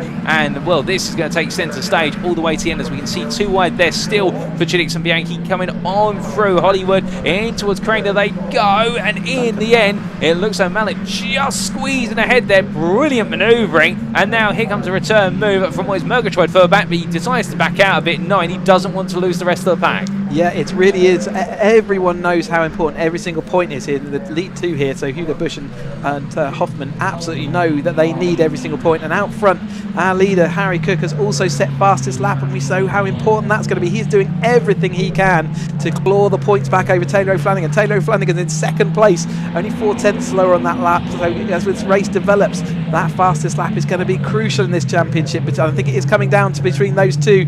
Bush alluding to the absolute edge, but Mallet's got a firing up the inside. Can he get the grip on the inside? He should lose momentum as we go down the straight, but he's got a different line going on. A little bit of bargee there, just trying to make sure that Hoffman didn't get in his way as they're going to go 3 wide into chicane. Bush braking late, but it is going to be Mallet down the inside. He has got control of his car in these drying conditions. I say that, and he is fully sideways through the middle of that chicane and losing the momentum that he had.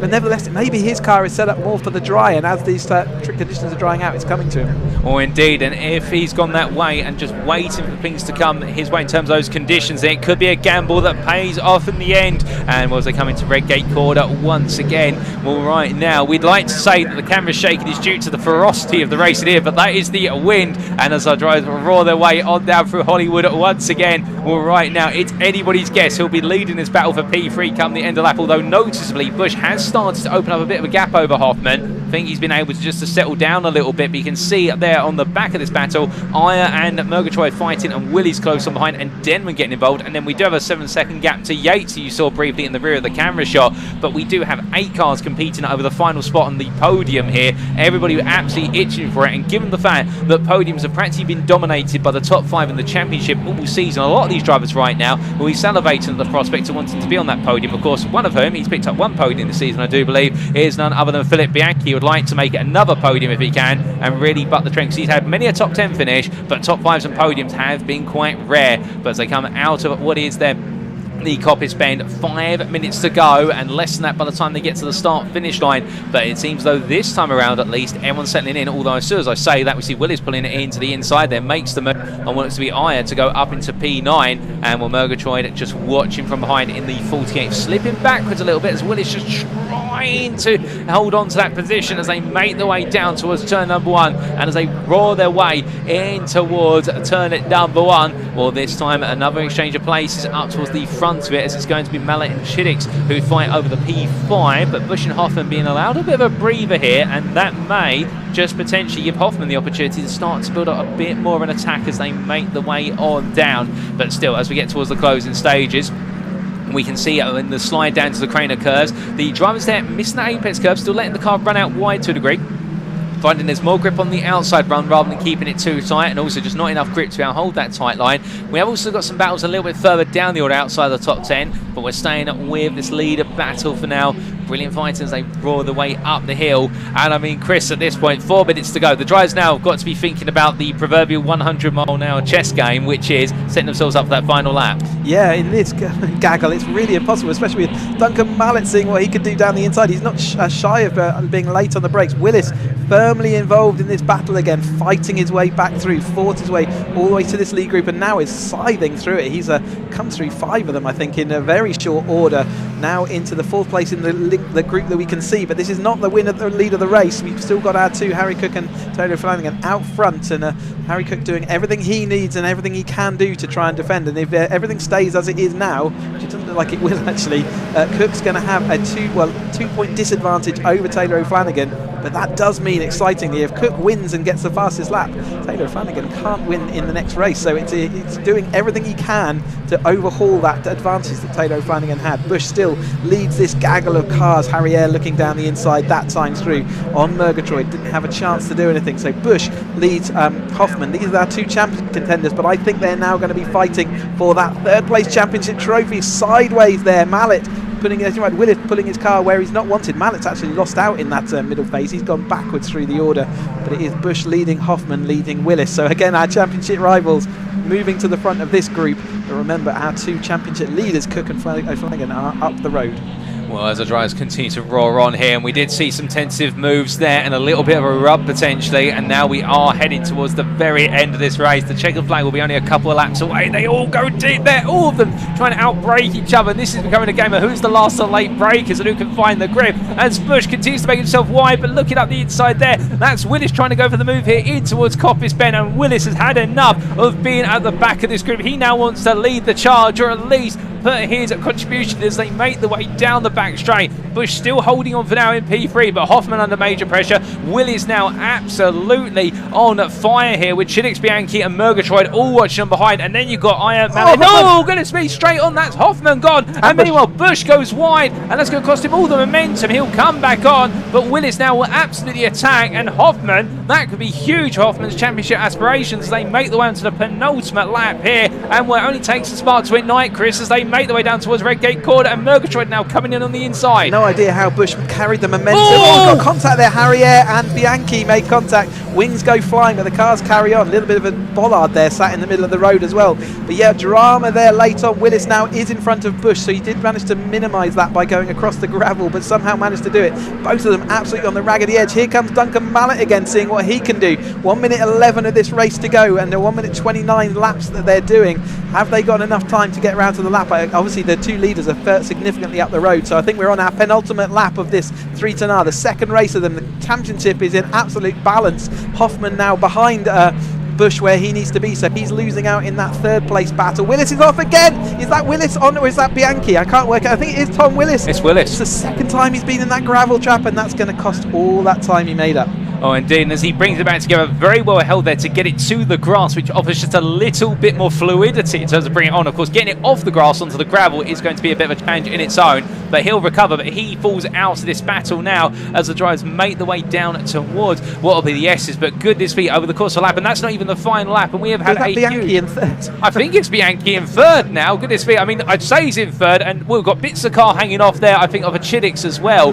But it could all happen again on the final lap as Murgatroyd. They're going sideways straightaways out the final corner. But here we go, ladies and gentlemen, final lap, a bit of a bollard hanging in the middle of the road as well. So as they make the way on down, that is Bianchi who's defending with Duncan Mallet, who's made his way out to P4, takes a bit of the bollard with him there. He doesn't mind it as he's got a bit of car hanging off of him. And as they head in towards Redgate Corner, and it's anybody's game. Yeah, they were pushing as hard as they could into the chicane last time through and found out that there really wasn't any more grip. So it is Bianchi and Mallet who find themselves, Mallet having that flapping rear wheel arch. That's not going to cause him any problems at this stage of the race, especially in these conditions. But the driver's shown that they are absolutely pushing to every millimetre that they can, and on the braking and all the track limits. But Hoffman having a bit of a disaster late on, and it's going to mean that Bush loses out points, as well as the wind again continues to push our camera around as we look down towards that Starkey's area. But yeah, Bianchi here, so it's not going to be too long before our leaders are heading into the chicane for the last time, with Cook still holding that fastest lap, so doing everything he can. O'Flanagan doing everything to minimise that battle and that battle issue. Can he take that fastest lap away? Mallet seeing whether he can get that podium, but Bianchi is absolutely resolute there. Here is our leader, Cook, coming through the final chicane then. And as he does so, it's been a controlled race from what is Harry Cook, and the checker flag will wave, and he will take victory here in race number 2 of the day at Donington Park National. And then it will be Taylor O'Flanagan who finishes runner-up P2. Meanwhile, in this fight for P3, well, it's going to be between Bianchi and Duncan Mallet at the finish. But will it be Philip Bianchi or will it Duncan Mallet who moved from one podium finish to 2?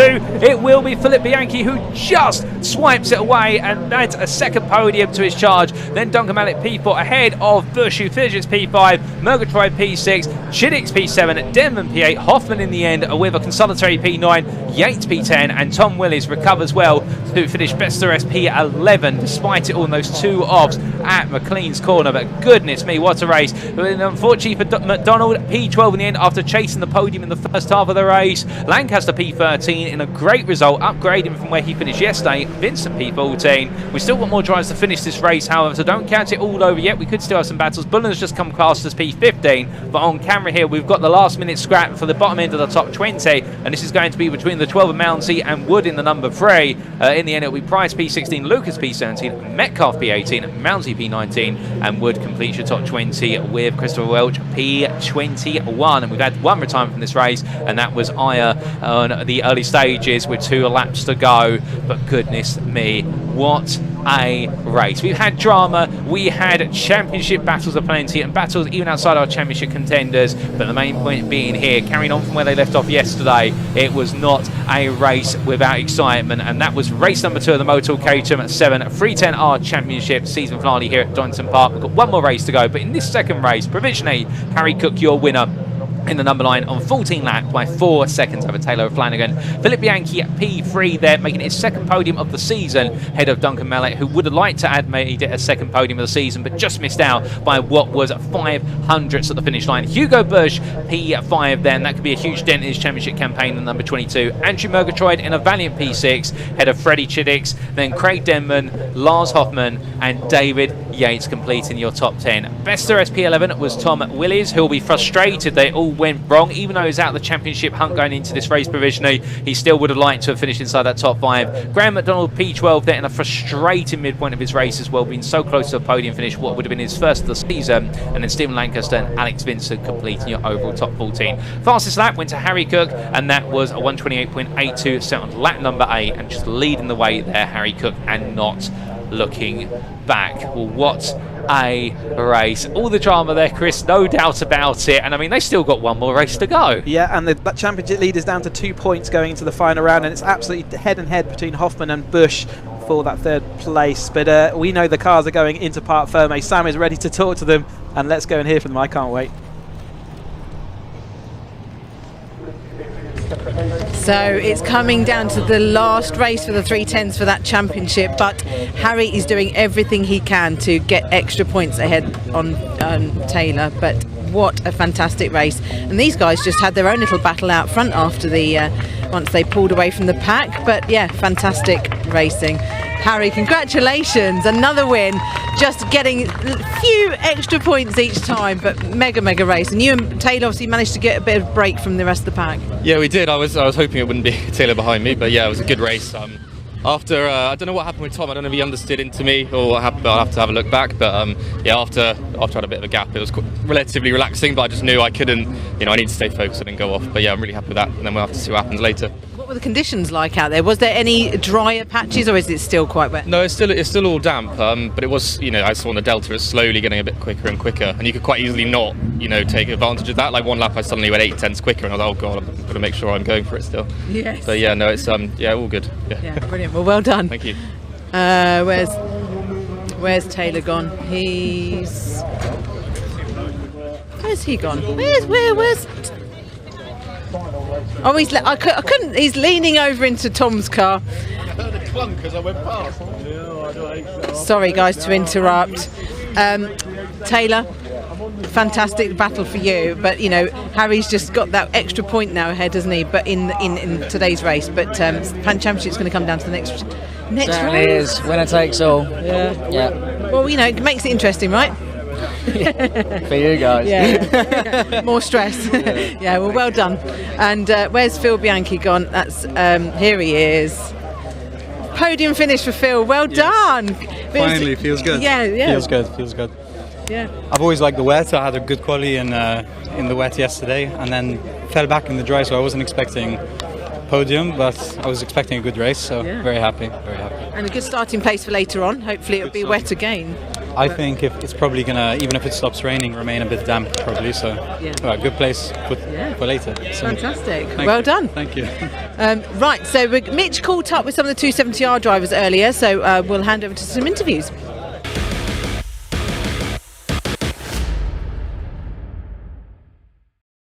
I'm here in the assembly area for the second race of the weekend, first race of the day for the Caterham 270R Championship, and I'm stood in front of Toby Boyes' car. Toby yesterday had an incredible drive, went from 19th on the grid, gained 11 places, starts on row 4 for this one. So I'm going to have a word with him now, see what he's thinking ahead of this mixed greasy condition race.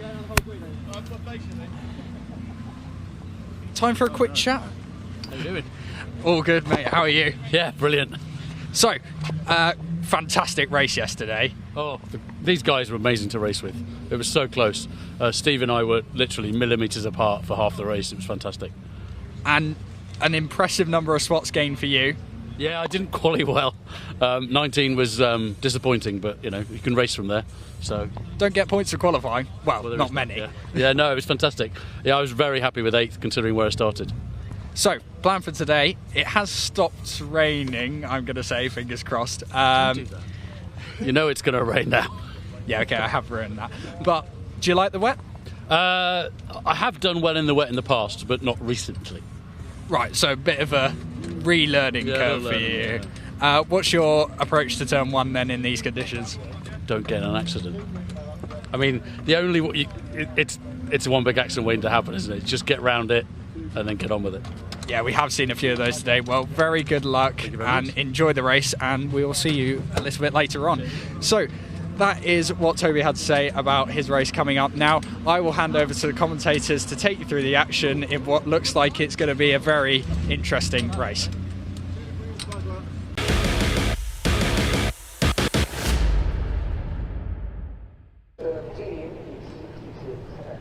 And thank you, Mitch. Well, without further ado, ladies and gentlemen, we now move on to the Mission Motorsport Caterham 7 270R Championship, second race of this weekend over the course of our Caterham Racing Festival here at Donington Park National. And as we can see, here is your grid. Charlie Lower lines up on pole position, joined on the front row by Adam Keane. We then do have Rob Kenley and Matt Larby on row number 2, with Daniel Hope and Nick Bryan on row number 3. Stephen Merritt and Toby Boyes line up on row 4, with Henry Littlejohn and Ryan will be completing that top 10 of the grid. Keep in mind, of course, Ryan will be one of our 2 contenders in the second place championship battle, and he's battling with Nick Bryant, and they're practically even currently going into this second race of the weekend, and therefore it's all about who finishes ahead of the other, but more on that in a second. That's your top 10. We're now going to move on to the rest of the top 20 very shortly, and well, when we do so, we'll bring it up to speed there. And keep in mind, of course, Charlie Lowe and Adam Keane, really the runaway leaders as of yesterday.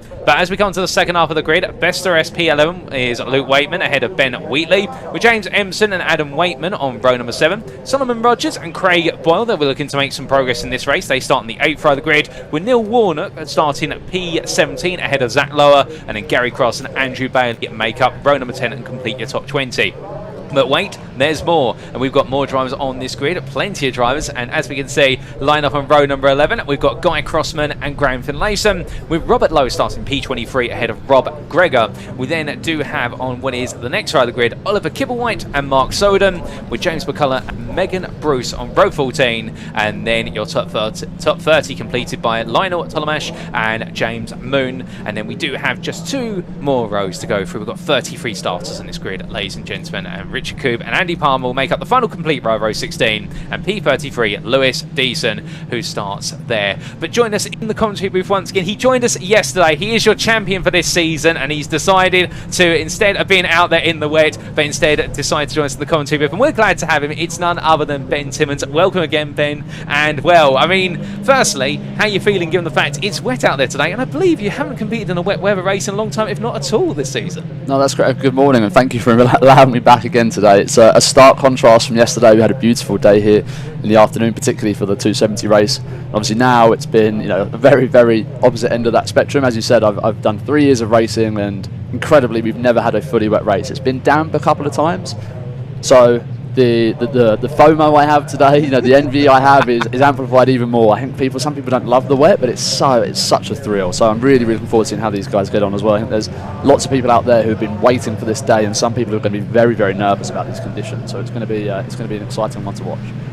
Brilliant. And well, to be fair, as we get ready, a second green flag lap going out there as well, so a little bit more track time for all of our drivers. And if you were preparing for this race, Ben, I mean, what would be your focus given the fact we had a lot of rain this morning? We've got more rain that may come at some point in this race, depending on which way the wind blows. And also add to that, perhaps we haven't talked about the heavy wind as well. I mean, we've got 25-mile-an-hour winds at the moment. They're going to go up to 40 in about an hour's time. It's so many variables for you to deal with as a driver, not just in terms of when you're in the car, but also setting up the car. Absolutely. I think those green flag laps, of course, we have 2 of them. Those will probably be the most important laps these guys do right now, because it's all about getting temperature into those tyres. That's going to be crucial, particularly for the start of these races. And it's also going to be understanding where is the grip, where do I really want to be positioning my cars, particularly in the early start of these races again.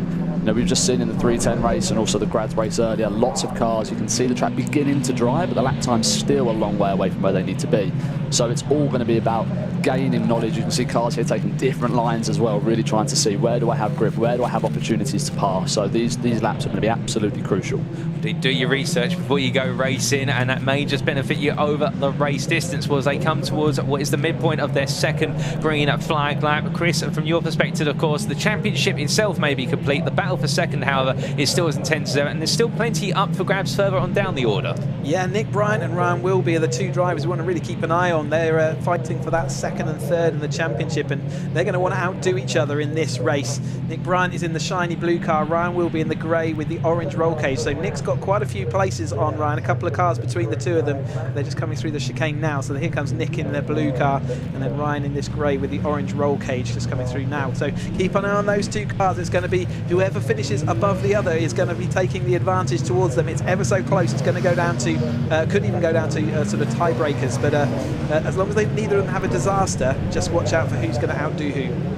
Oh, indeed, it's all going to be about who can be the one to be one step ahead of the other, and that's what we love to see in the racing, where it's a simple straight on which one of them is the winner out of the 2 of them that come at that checker flag. But as our drivers all gradually pull into position, the adrenaline's going to be pumping here. I mean, it's a cold day at Donington, and whilst these Caterhams are open tops, of course, there's not too much insulation. Well, I can imagine the warmth right now, it will be all down to the adrenaline, but the last couple of cars are pulling into their position, and well, as they do, shortly the lights will be going on. The rain lights are on as well at the back there, of course, mandated by the conditions, but just 1 or 2 more cars to get into place. I think we can see the Strawberry Mobile getting its in place there. The 112 making its way into position. We've also got the Kermit the Frog car, the number 20, already on the grid there. And well, as everybody gets set, last car's now there. We're going to be very shortly having our marshal make the way across the back. We're looking at from behind the running order, and you can see the lights on the top left of your screen there, and those will very shortly come on, and it will be time for those engines to roll. Well, red lights are on, and without further ado, ladies and gentlemen, it is going to be 3, 2, 1. We are green flag, and away we go for the second race of the 270Rs for this weekend. They roar their way up towards turn number 1, and as they do, looks like Lower getting a good start with Keane trying to put some pressure on, but Keane and Lard pulling away as they started. Kenley, meanwhile, Larby absolutely getting stuck into each other. The rest of the field now comes in a bit of a slow start there further down the order from last place starter of what was, I do believe, decent, but just taking it nice and patiently and looking to pick up the pieces. But they roar their way now down through Hollywood in towards the Craner curves, and already Lower flying away. I think that man's had plenty for breakfast days. That is Weetabix, no doubt about it. Oh, goodness me, how it's getting very close there in the mid-pack. Yeah, that was a heroic bit of car saving. He was on the edge of the track there on the curbing, and actually sideways when he went onto it, and it just got worse. Epic car control to get that under. Keane's dropped about a place. I think is that Kenley or is that Larby up into second place? We've got cars damaged though. That's the number 40 car there, so that's up at Hollywood, isn't it? 2 drivers off. We've got safety car already deployed, so it's going to take a little while for them to recover those 2 cars, and the drivers are being spoken to by the marshals. Is that Sol Rogers, did you say? Yeah, Sol Rogers and Rob Gregor, it looks like. So yeah, the safety car. It's going to be interesting to see how the restart plays out here. I think you saw some drivers slightly further back off the line there. Steve Merritt from outside that commentary box with an absolute rocket ship start. I know he's probably been doing his rain dance all week. He absolutely loves these conditions, so he's one that we'll keep an eye on how he comes through the pack later on. Yeah, okay, watch out for Merritt then as they weaving their way down, just trying to do anything they can to keep some temperature in here, and obviously brake temperature is important as well as this safety car progresses. But it does look like, and again as a driver, when you go past an incident you get a judgment whether it's going to be, well, that's probably a 1 lap issue, that's going to be probably a 2 lap, and I think I'd give myself a 2 lap issue here. But you've got to remain aware at all times, even behind the safety car, because you have to just make sure you can see that safety car light, as I can see them being picked up by that. The driver's still in the car, but the marshals I think are happy that they're going to be extracting them soon, but they'll let them do their work. And again, another chance for me to say on behalf of all the drivers here, thank you ever so much. A bit of a replay coming on then. They're going to be a bit deeper in your field, so watch top left to see the cars coming into contact. There we are. We've already got Sol Rogers spinning, and I think he might get, in fact we can see the 2 cars already collected as they head to the outside. Another car off further back as well. That looks like the Graham Finlayson car 49, so it looks like he's had maybe taken evasive action there and had to move go into the grass to avoid that. Certainly when we saw them coming into the screen, it was Sol Rogers sideways, so whether he'd been helped into that position by one of the other drivers, but not the way that Sol would have wanted that race to start, and I'm sure we'll certainly see them again later on today. Oh, definitely, fingers crossed we will get to see them for race number 3. They do have some time, and as we've seen and heard about over the course of this weekend so far, as we do have a red flag, so it looks like there's going to be some extra work required in order to extricate those cars from the gravel and therefore give ourselves an opportunity to go racing. So we will be having a brief pause to the racing, ladies and gentlemen, but to be fair, it does mean with the fact we didn't quite even complete 1 lap and we're only 3 minutes in, we'll likely be getting perhaps a full restart of the race, albeit we'll wait for confirmation with regards to whether it is a full restart or not. But our drivers are just now being escorted back into the pit lane. And Ben, from your perspective as a driver, and also Chris, looking at some of your experience here, of course, red flag comes in, conditions keep changing. I mean, anybody who's gambled on it being a relatively damp track and staying that way, they might now be thinking, well, come on guys, we need to go racing because this circuit is getting dry. You can see how the track is gradually drying up out there. Others might be doing the rain dance inside the cockpits right now, hoping some rain comes in the intervening period. Definitely, and it's incredible how much of that decision before the race will impact the overall results. Again, as you say, these cars, they don't necessarily seem it. They are very setup dependent, and there's a real stark contrast between how that car will perform in the wet versus the dry. So as you say, as you're sat on a drying track, you mentioned earlier, Paul, as well, the wind. We've got tremendous amounts of wind. That will be really helping to dry that track quickly as well. So you'll be sat there thinking, what did I learn from those few corners I had? Where do I know I can push a little bit harder? Maybe where's my setup going to compromise me a bit, and where do I need to know that I'm faster than the drivers around me? Where can I make passes? Because it's going to be all about applying that knowledge that you've just built. Oh, 100%, and that knowledge being critical as you go deeper and deeper into the racing. It may be the difference between victory or finish in last place, you never know.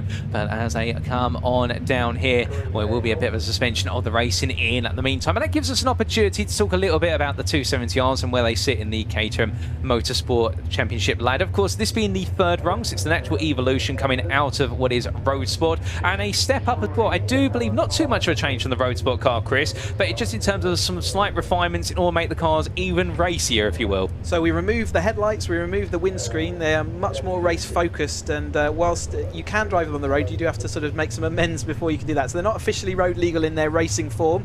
We also strap on wider track front suspension and upgrade the dampers all around. So again, each step of the Caterham Motorsport ladder is really carefully judged to give you know, a nice progression all the way up through. Maybe about 1 to 2 seconds per lap difference between each of the steps up until the 7 Championship UK, which is a bit more of a jump. So yeah, each year gives you something new to play with, new to experience, and they've only got one step of the upgrade path left to go into the 310s when they get limited slip rear differential and a bit more power again. So they all have their own character and their own difference, but they're all part of the same DNA. So you still learn and progress as you go through, and each year the car gets better and better. And 270 is great, 310 is a brilliant car, and the lunatic 7 Championship UK is brilliant and awesome to drive.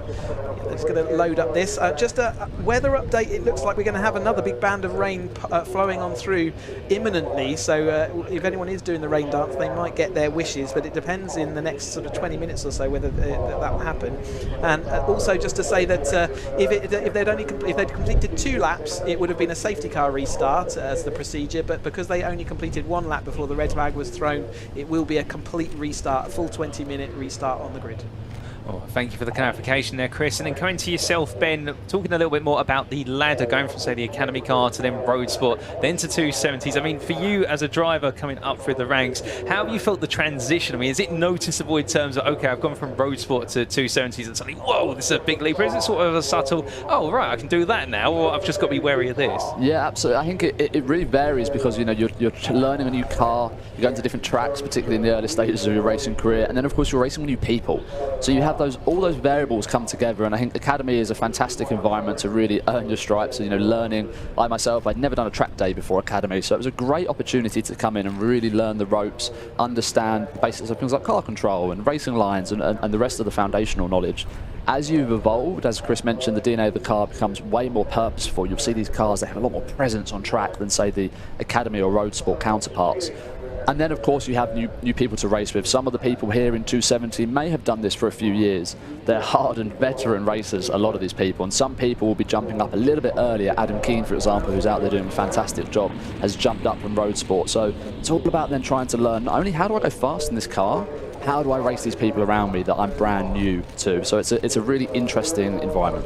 Oh, indeed. And with the fact that you've got this whole mixture of drivers and also getting to meet whole new drivers, it means that you can't necessarily settle down into knowing exactly how every driver is going to race. You'll learn it after a couple of rounds, but then you're already halfway through the season, and by then you need to have scored the points already, or if not, you've got a lot of catching up to do.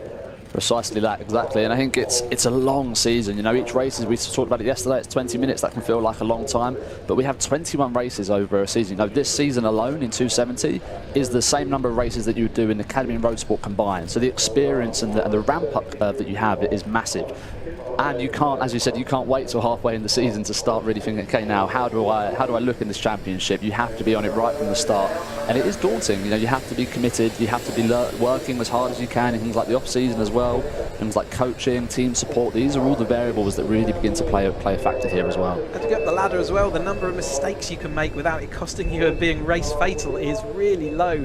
So you go through the Academy and you would be lucky not to make a mistake through your races. You go through Road Sport and learn how important it is to be consistent, and then by the time you get to the 270R, all the drivers, very few mistakes are made out there. So it's all about the psychology of, you know, manoeuvring your fellow competitors around, putting your car where they don't want yours to be, making sure that, you know, overtakes can be over the course of 3 corners as you line things up. And obviously the toe is important in the Caterham. As we come down to the wet weather, it can be just the case of manoeuvring someone just half a metre to where they don't want to be is your advantage. And certainly you also want to make sure your car is not put that half metre offline. So all of these mind games happen, and as you go up through the ladder, it all becomes second nature to drivers, and so there's less and less room, there's less and less space, there's less and less margin for error, and it's by the time you get to the top flight at Caterham Motorsport. It really is hard racing, but it's just exactly what the drivers want and love.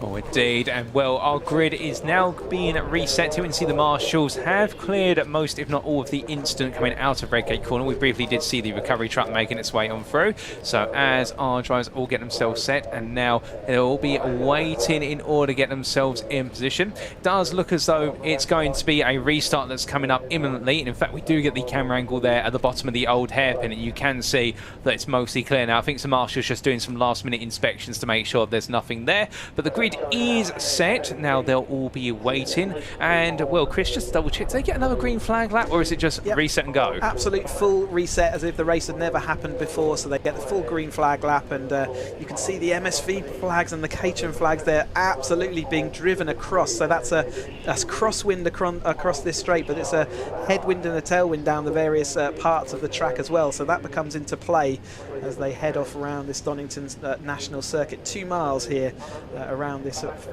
very, very famous bit of tarmac, and one of the bucket list tracks, and one of a driver's favourites as well to actually just go and drive around. But this national circuit with the chicane and Redgate really does get interesting, and you've seen so much good action over the course of this race weekend, and the rain really hasn't dampened affairs, has it? Oh no, not at all. And the funny thing about the Donington Park circuit is many will go, well, why are we not racing the Grand Prix circuit, which adds on 2 extra corners, because it's a deviation off of the Goddard's S's that takes you down to the Melbourne hairpin and wraps back around onto the start-finish straight. However, from speaking to a multitude of drivers over the years about the Donington Park circuit, they don't say that you're missing corners here, and I think, Ben, from your experience as well, but it's a different style of circuit. It's not as though you're losing the soul by not racing the Grand Prix circuit, because the National has its own enchanting flavour. If anything, it's perhaps the faster paced circuit, because you don't have any low speed corners here. That's entirely correct. The National circuit is, the one word that really sticks out is fluid. As a driving experience, it's fantastic, all the way up from Redgate up to the top of the hill through Coppice as well. As a driver, it's a circuit where the car can feel incredibly well balanced, and it's very rewarding to drive. The GP loop, however, those last 2 corners, they're incredibly difficult, very, very technical. That last corner particularly, it's blind, it's off camber, it's uphill braking zone, then downhill turning zone. It's a very, very different type of corner to, for example, the chicane as it is. So it's an entirely different experience, but very, very rewarding to drive as well. And those differences in experience are really making it a challenge each in its own right every time drivers visit this circuit, including the National here today. And of course, you're tuning in, ladies and gentlemen, for what will very shortly be the restarted Mission Motorsport Caterham 7 at 270R Championship race number 2. And well, it will be race number 20 of the entire calendar season. But as our drivers just make the way on down through what is the Craner curves into the old hairpin, that's the back end of the pattern. They're on the green flag lap, the additional green flag lap. And well, did I just notice a little bit of sunshine coming out? It feels brighter all of a sudden, doesn't it? Say that rain that's imminent. I wonder if we were able to look behind our commentary box, I think we might have a different view of it. But yes, I said it was going to be a complete restart, as if it had never happened, but they will only get 1 green flag lap because they've now seen the conditions and understand them, so they won't have the 2nd green flag lap this time through. Charlie Lower, though, got off the line absolutely like a rocket ship last time. Adam Keane will be glad it's restarted because he lost a couple of places, and then it was next up Kennelly, wasn't it, who again just didn't have quite the start that he would have wanted. So all those drivers can reset and put themselves back and know what it's now like to pull off this grid with the grip levels, and see what they can do round turn 1. I'm pretty sure Charlie Lowe will be avoiding the curve on the outside of the old hairpin, because that looks scary.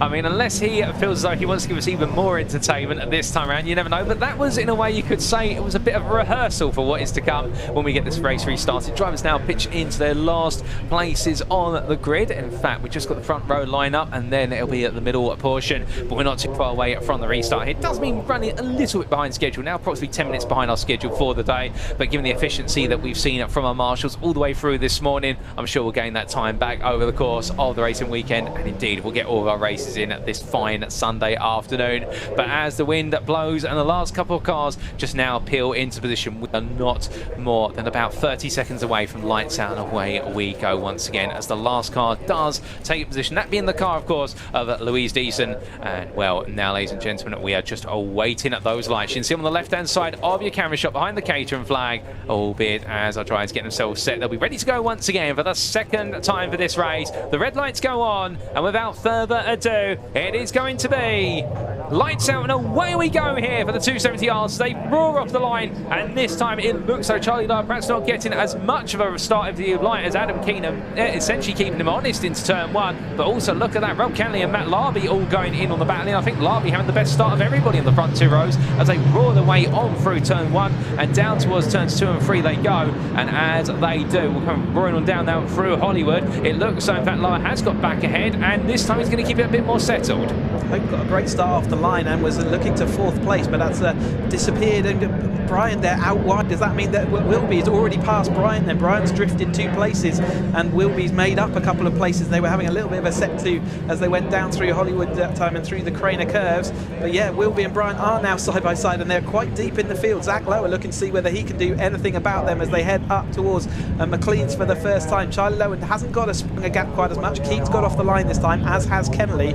And so the next up we have got the Larby Hope battle. I say Hope just drifting back a little bit. We've got Zach Lowe alongside Ryan Wilby and Brian just drifting back just slightly. And as they roar their way in towards Coppice Bend, there's no halting to the battling here. And I think right now everybody absolutely throwing all their energy at this. They've been pent up for some time, Ben. I mean, they've been sat on the grid waiting. They had the red flag. And now for our drivers here, as Keane chases after Lower, well, we're going to have to see some fireworks here coming into the S's. Definitely, they'll be sat there itching to go, waiting on that line, waiting for those lights to go out. You saw Charlie not with the best start, but really regathered it there. All tight through the chicane there with Zach Lowe having taken pace back as well. I was just about to say Zach had a fantastic start, so he did a slightly better job off the line there than his brother. It looks like Adam Keane has made a pass for the lead here as well. Yeah, Keane out in front. Remember, he's been out on track already in the graduates racing, so he knows a bit more about the conditions. But Charlie Lowe kind of had to give that position up. Keane was absolutely relentless on the brakes and did manage to get it all stopped up. They kind of pretty much came to a halt as they went through, but it's Kenley next up, and yeah, seeing who is the next there. So Merritt up there as well, alongside boys Larby, Hope, Wheatley, Wilby and Bryant making up the top 10. But Megan Bruce from the back of the field, she's also been out there. She's now firmly ensconced in this battle just behind Ryan Wilby. How many places did Bruce make up? 16 places in a single lap. Unbelievable from Megan Bruce. Oh, goodness me. And I mean, Megan Bruce after the heartbreak of the race, just, oh, goodness me, that's a big tail happy slide there. And that was, I believe, Matt Larby. Good spot then. What was from yourself, Ben, in the back, an absolute power slide there. And we'll just come back to Bruce after the heartbreak of race 1 yesterday, where it all went wrong in the closing stages, looking to try and have a second attempt this time around. And with some theatrics going on further down the field, no doubt about it, as that is Merritt up the inside of Kenley coming through Coppice. Indeedy, and yeah, you see Charlie Lowe now getting into that wet line running, figuring it all out, and as he normally did, and you know, I expect him to. Keane still sort of figuring it out there, even though he's had some track time. The line that Lowe took actually seemed to be much more efficient that time through. Megan Bruce making a position over Boyle as he goes into the chicane that time through. Bryant still losing places. It's not what he needs in his championship charge. He comes in here absolutely level on drop points with Ryan Wilby, and he has got many cars between him and Brian. That's not what he wants. As they roll their way onto another lap, Wheatley also gaining 3 places on that lap, now up to P5. So a lot of progress being made by drivers up and down the field as they come in towards third at number 1. Now it starts to settle down. The field is starting to spread a little bit, and now we start to see the more pocketed battles rather than the grand pack battles. I'm saying that if we start to see one driver get a bit slow, a bit of bodywork there hanging off one of our drivers' cars. Lionel Tolmarsh's car, I believe. Oh, Tolmarsh, and thank you for the insight there, Ben, with regards to who it is. And well, with the bodywork hanging off, I mean, that car is looking very unstable at the moment. I mean, do you notice as a driver when the bodywork is hanging loose? Do you sort of recognise it? Unless it's your nose cone and it's directly obscuring your vision, it's not something that you'll really notice. I think that's familiar territory for Lionel to have at least one wing flapping and him there being on the limit. That is very much Lionel Tolmarsh, textbook. And these are the conditions that he'll be absolutely relishing. This is very much his playground. It's a shame he's not been able to do the full season. The wet is very much a great equaliser. You're seeing Stephen Merritt there running in 3rd place as well. He was able to get on the podium early this year at Cadwell Park in damp conditions. Hasn't joined us for the full season, unfortunately, but again, somewhere that he is just so fast. This is his element. It's going to be great to see if he can take it to Adam Keane and Charlie Lowe now as well. Quite often the drivers who we say are more sort of naturally talented in these conditions, they're used to just figuring it out, finding out where the grip is. Who cares what the textbook says is the racing line in the wet and the dry? They just go and find the grip and work out how do they get their cars around these circuits quickly. And Tollemache is, say, even in the dry, he's relatively ragged, but sometimes that ability to just push to the limit at all times really does help in these conditions. However, it can bite you back as well, so you've got to make sure that you don't accidentally take too much. You can see it's easy to spot as his rear wing flapping there. You might spot it in your rear view mirror. It can be a bit of a distraction sometimes, but I'm sure he is focused forward and seeing what he can do about it. But one person who's not enjoying this, Nick Bryan, I think you were saying before, Ben, that he's not really a big fan of the wet conditions, and it shows how important it is to really have a full toolbox of being able to drive in any conditions as you go around. You can't afford to have a wet race and find that you're losing points. I spoke with Nick in the paddock yesterday, and exactly that, Chris. That's exactly what he was saying. Is that in race 1 yesterday in the dry, he felt confident, he felt great. He's been very nervous about today, looking at that forecast. So hopefully, for him, he's going to be praying that it dries out. But now it's all going to be about damage limitation in that battle with Ryan Wilby, and thinking, how do I really get over those nerves? How do I focus on performance here and get my way back to the front?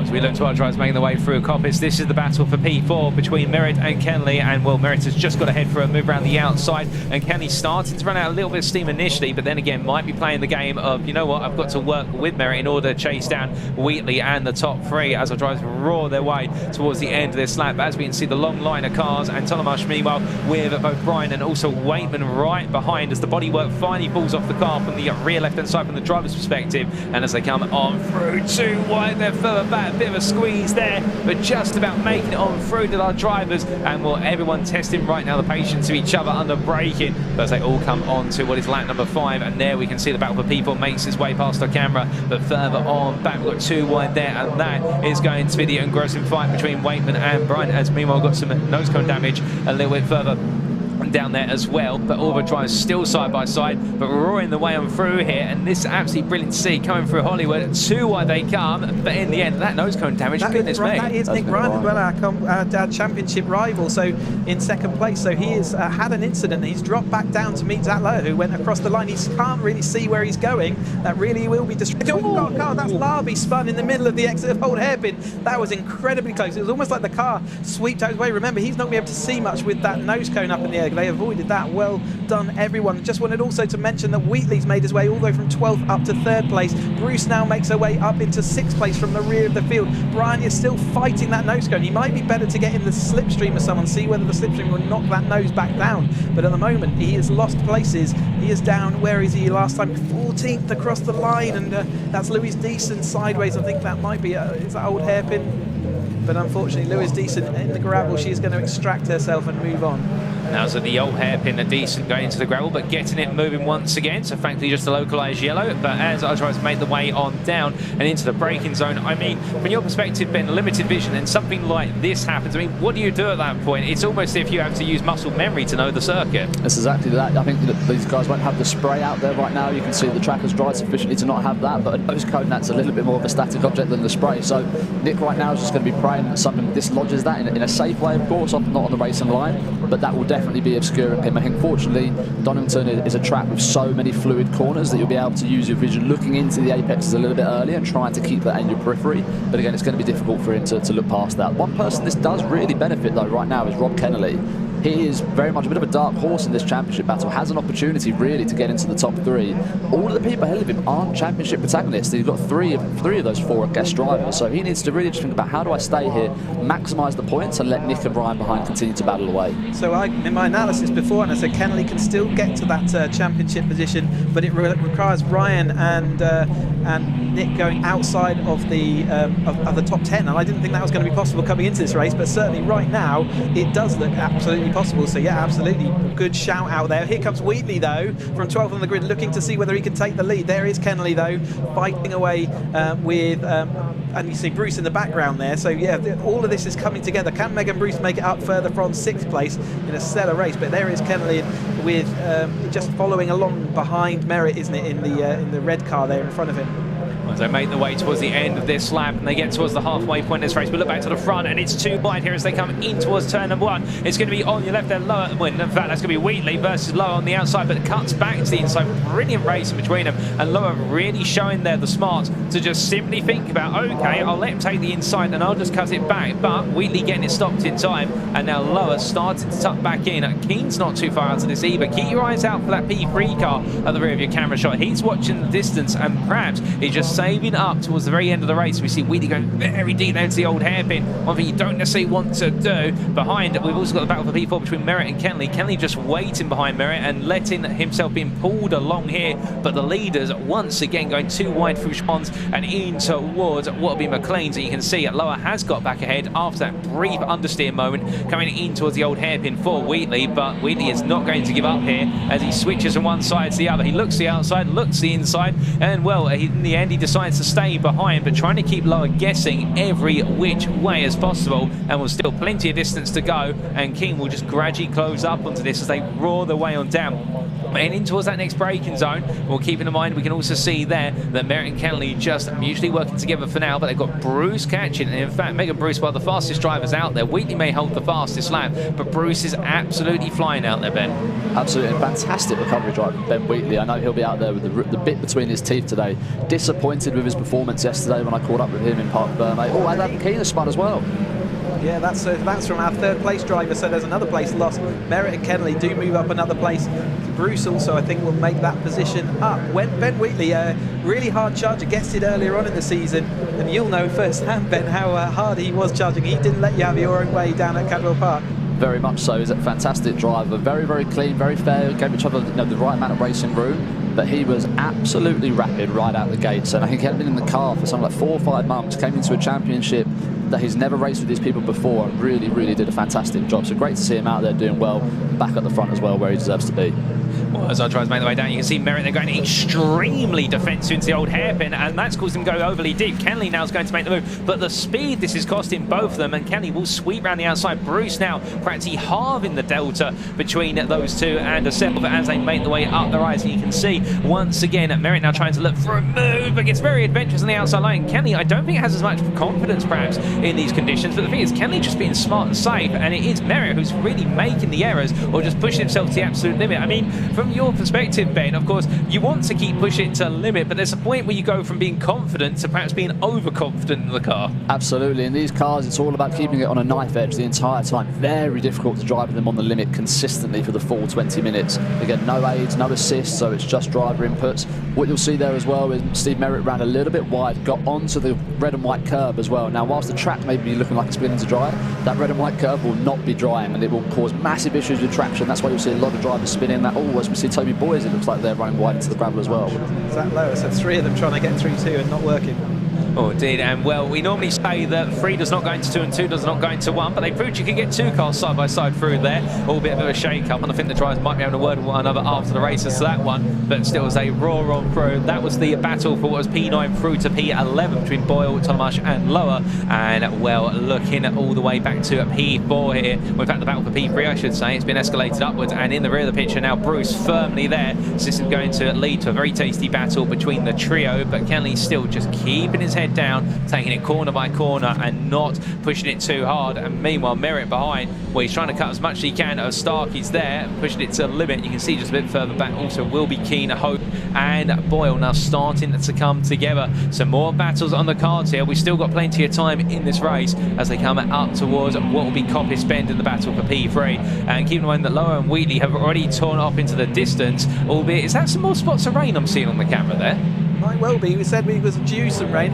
Our commentary box window still looking quite bright and clear. Certainly no spray reappearing off these wheels yet, which is the first sign that things are starting to get done. But Keane still holding on over the top of Wilby then, so Wilby still needs those positions. He's still got 3 cars between him and Bryant, so doing what he needs to do. Bryant's still outside of the top 10 right now, so he's out of the action and does still give Kenley that sniff, but with Wilby still there in 6, I think that means Kenley spun out of the chicane. That was Kenley. That's disaster for his and his championship. He's dropping down the order, currently just ahead of Tolmarsh, but I think Tolmarsh might even get him by the time we get into Redgate. That is the end of, I think, would say, with 5 minutes or 6 minutes left to go. It's hard to see him getting back involved in that battle.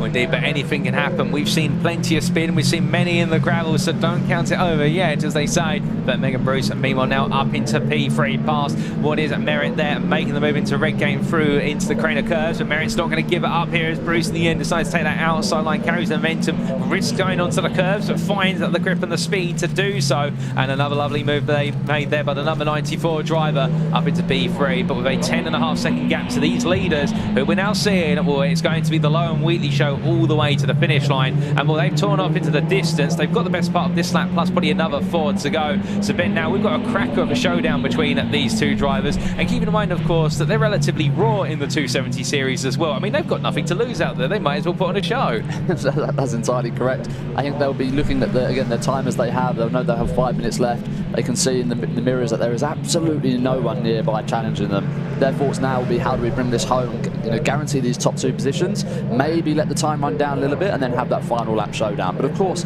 conditions like this, anything could happen. The race could still be stopped. It could be red flag, it could be safety car. We're seeing cars spin. It looks like Nick Bryan's nose cone's even worse now, so he'll really be struggling with visibility there as he gets taken up the inside as well.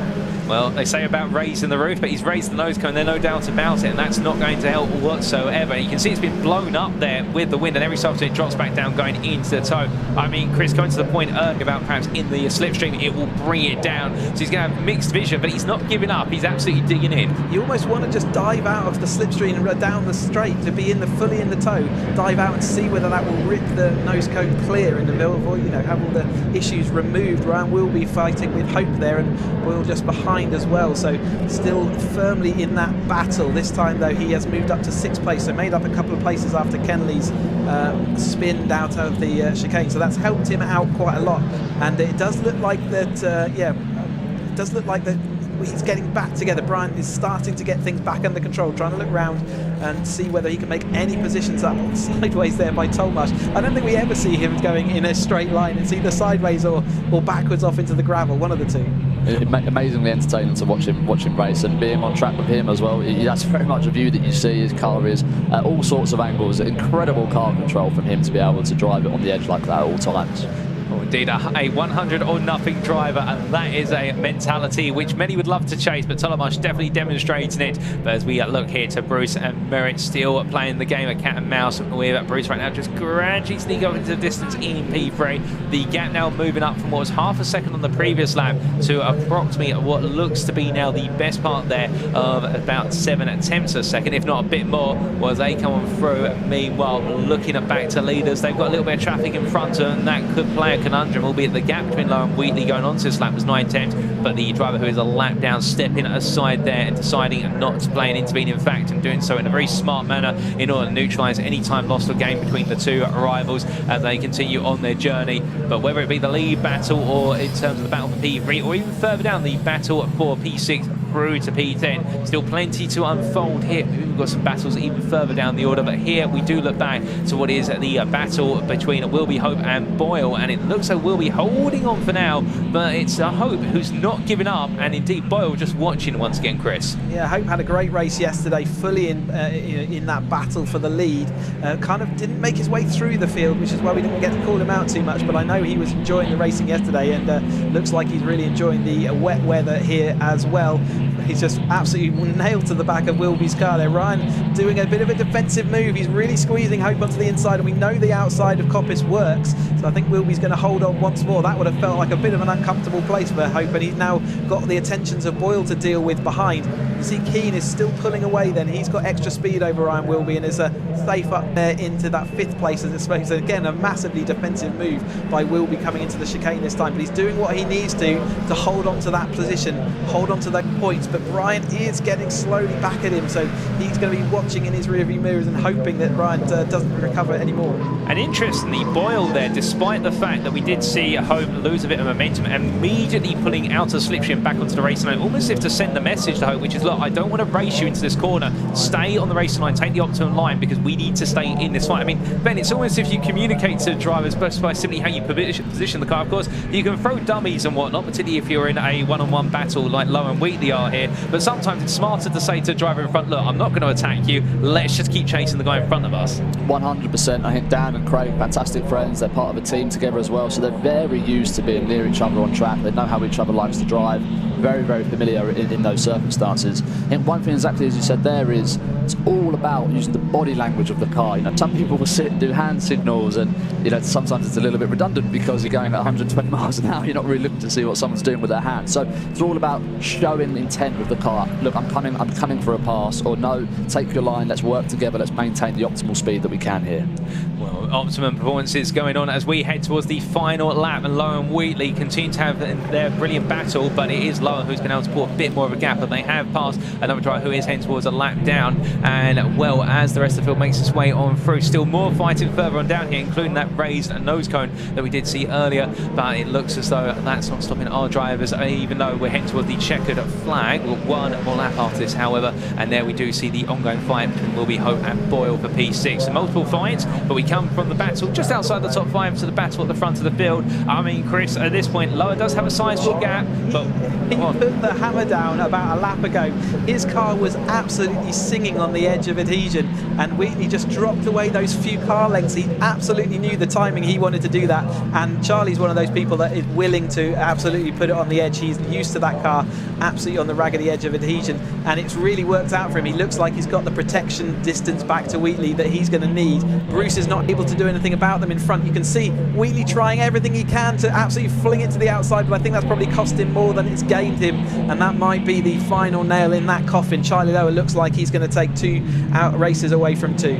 Well, indeed, as they make their way towards the final backstretch, Wheatley experimenting with every bit of road in the end. I think trying to pick up the award for the most tarmac explored in this race. Credit where it's due, but it's going to be Lowe, Charlie Lowe here, who just runs at a canter to the final 2 corners. And whether it's been rain, whether it's been red flags, one thing that has been said is the fact that he was unstoppable in race number 1, and he proves to be unstoppable in race number 2. And as he weaves from side to side, the checkered flag waves. It's risky, but for Charlie Lowe, it's victory number 2 of the weekend ahead of Ben Wheatley by 12.75 seconds. The 2 leaders will come across the line. We've got a bit of time, but Megan Bruce will be on her way. But we've still got some more battling here further down, and that is Kelly still trying to hold on for P9 with Lowe all over the back of him. But Bruce has just crossed the line. P3, that being Megan Bruce in 94. Then it will be Merritt P4 ahead of Keane. Adam Keane recovering well to P5 when it's all come to a conclusion. Ryan will be P6 ahead of Lowe, followed by Kelly, then Boyle, and then I believe we may have lost Hope right at the end. And yeah, we're talking about down the order, isn't he? He's dropping a long way down, so something's perhaps happened to the car, but it means it will be Waitman P10 ahead of Larby, best the rest, then Bryant, then Tolomash with his Theatrics P13, Empson P14 ahead of Boyers, and then it will be the number 21 of Waitman, P16 ahead of Moon. Hope finishes P18 in the end, and then it will be Warnock and Cross to wrap up your top 20, with Soden being P21 last of our lead lap finishers. But goodness me, what a race. And those last couple of drivers now make the way to the close on their respective laps, being slightly a lap down or 2. I do believe we've got a few drivers who are coming to the end a lap down, and that's going to be Lowe and Crossman, P24, P25 respectively. There's Lowe crossing the line. You can just see in the rear of the picture, and we are expecting Crossman in due time in a few seconds. Well, it's definitely been a challenging second of the 270R races. I mean, Ben, race number 1, of course, full of absolute drama in a relatively dry race, but this one mixed up with the damp there, definitely being something that outfoxed a few drivers. Definitely, I think one thing that this grid's going to need to work on is opening laps. That's 2 races in a row where haven't really made it through turn 2, incident free yet. So the drivers will after that, they'll probably be exhausted. You know, there'll be a fantastic mixture of sweat, rain, and just be looking forward to getting in, drying off, and having a reset before going into the final one. I think, you know, what we'll probably see is those first 2 races, although they don't look it, they've probably been a little bit more conservative, knowing that, look, it's a war of attrition. I've got a whole weekend to get through. We're going to go into the final weekend as Cheesy's doing the maths here and working out what do I need to do to finish where I need. And we're not just talking top 3 in terms of championship, we're also talking the mini battles that everyone has. You know, every position, everyone's out there really fighting for the best scenario. So we might see that it's kind of, you know, throwing everything in the kitchen sink in the last race. So I think maybe you expect fireworks to come. Oh, we would love to see that. But there's your provisional top 14 results on screen. And Charlie Lowe, your winner by 1.2 seconds over Ben Wheatley, with Megan Bruce wrapping up the overall podium, Stephen Merritt P4, Adam Keane P5, and then Ryan Wilby, Zach Lowe, Rob Kenley, Craig Boyle, and Luke Waitman complete your top 10. Matt Larby, best rest P11 ahead of Nick Bryant, and then Lionel Tolomash, P13, James Empson, 14th place there. And the fastest lap set by second place finisher Ben Wheatley on lap number 3, a 129.82. Goodness me, ladies and gentlemen, what a race. But I think we're going to be getting some word from some of our drivers in due course, and once we do down in Parc Fermé, of course, we head into our lunch break with this race now concluded, and well, we've got 6 more races this afternoon, an absolute mixture of racing. But that's enough from us in the commentary booth. Let's head down into Parc Fermé to Sam Parker, who's going to tell us all about the story from our drivers' perspectives. Well, Charlie Lower has done it again. He's just proving his pace in this championship. Fantastic. And to see him come across the line weaving in these conditions, but he is the drift king. Weaving across the line, well, not weaving, but a little wiggle across the line there. And I was like, he's brave, but you've got so much car control. But what a fantastic race. I think you're enjoying that one, weren't you? Yeah, that was wicked. Ben was obviously a lot faster than me.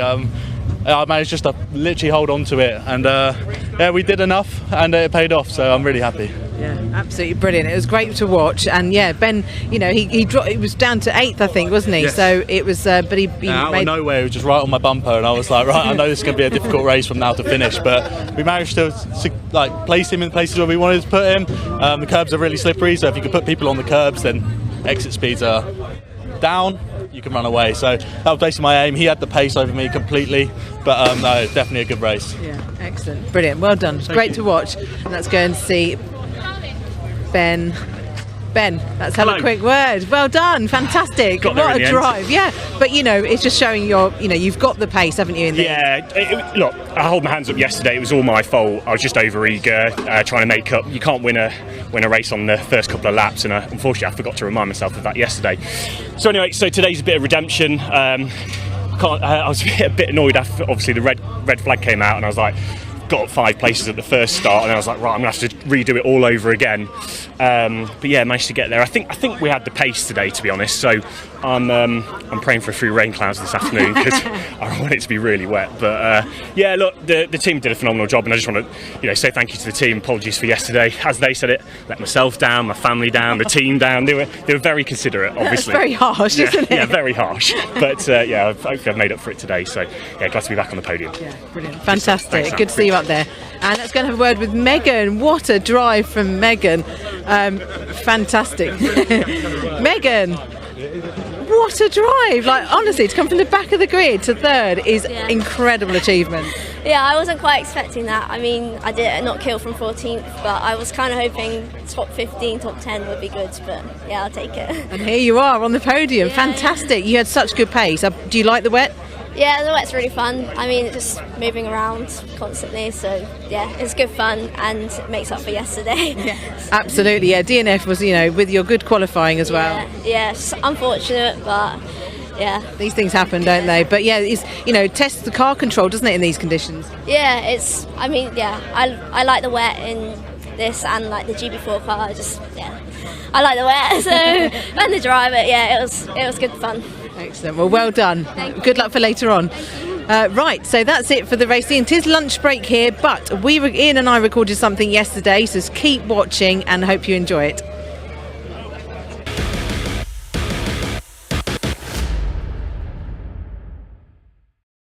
Right, here we are, Sam. We've been tasked with creating content during the lunch break, and I've had loads of ideas. Unfortunately, none of them can be shown before 9 o'clock at night, except one. Now, of course, we actually filmed this on Saturday, didn't we? So I just want to say congratulations on your race win or podium, or mid-table finish, or retirement.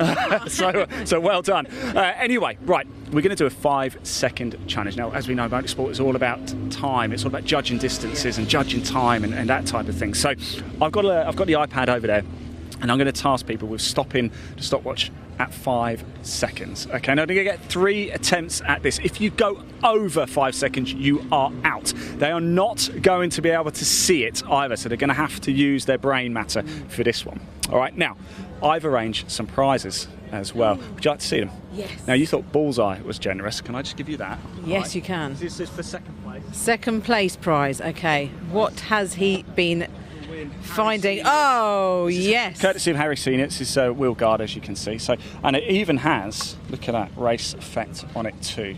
How generous is that? Do you want to know what first prize is? I do now. That's what C. What is first prize? What could it possibly be? if that was a wing. Oh, wow. We have a nose cone. This is first place, courtesy of Ian Payne at PT Sports. And actually, Sam, I have signed it. Oh. As you can see. That makes it even more valuable. So I've devalued it, but if you could just bring it back to standard value. It's not great. It might not work particularly well, but there we go. Signed by Sam Parker and my good self. Now, to demonstrate, I thought what we would do is get you to do the first go, okay? So, can I give you that a second? I'm just going to log in so you can see exactly what we're going to be doing here, how it's going to work, and you watching at home will see exactly what we are going to do. So, I feel like this might be harder than it looks. No. Well, it is. I've seen you have a go at it already. So, in fact, you hold that if that's okay. Okay. So can you see that on the camera? I will press start, and you will tell me when to stop. I've got to tell you when I... Get it to 5 seconds close. If you're over, you are out. So from over 5 seconds, I'm disqualified. You're disqualified. Okay. Here we go. We're going to start with Sam Parker up first. Sam, are you ready? I'm ready. Go. Stop. Okay. 3 seconds 49. Oh. Now you've got a choice here. You've got a choice. You can bank that time. I'm going to bank that.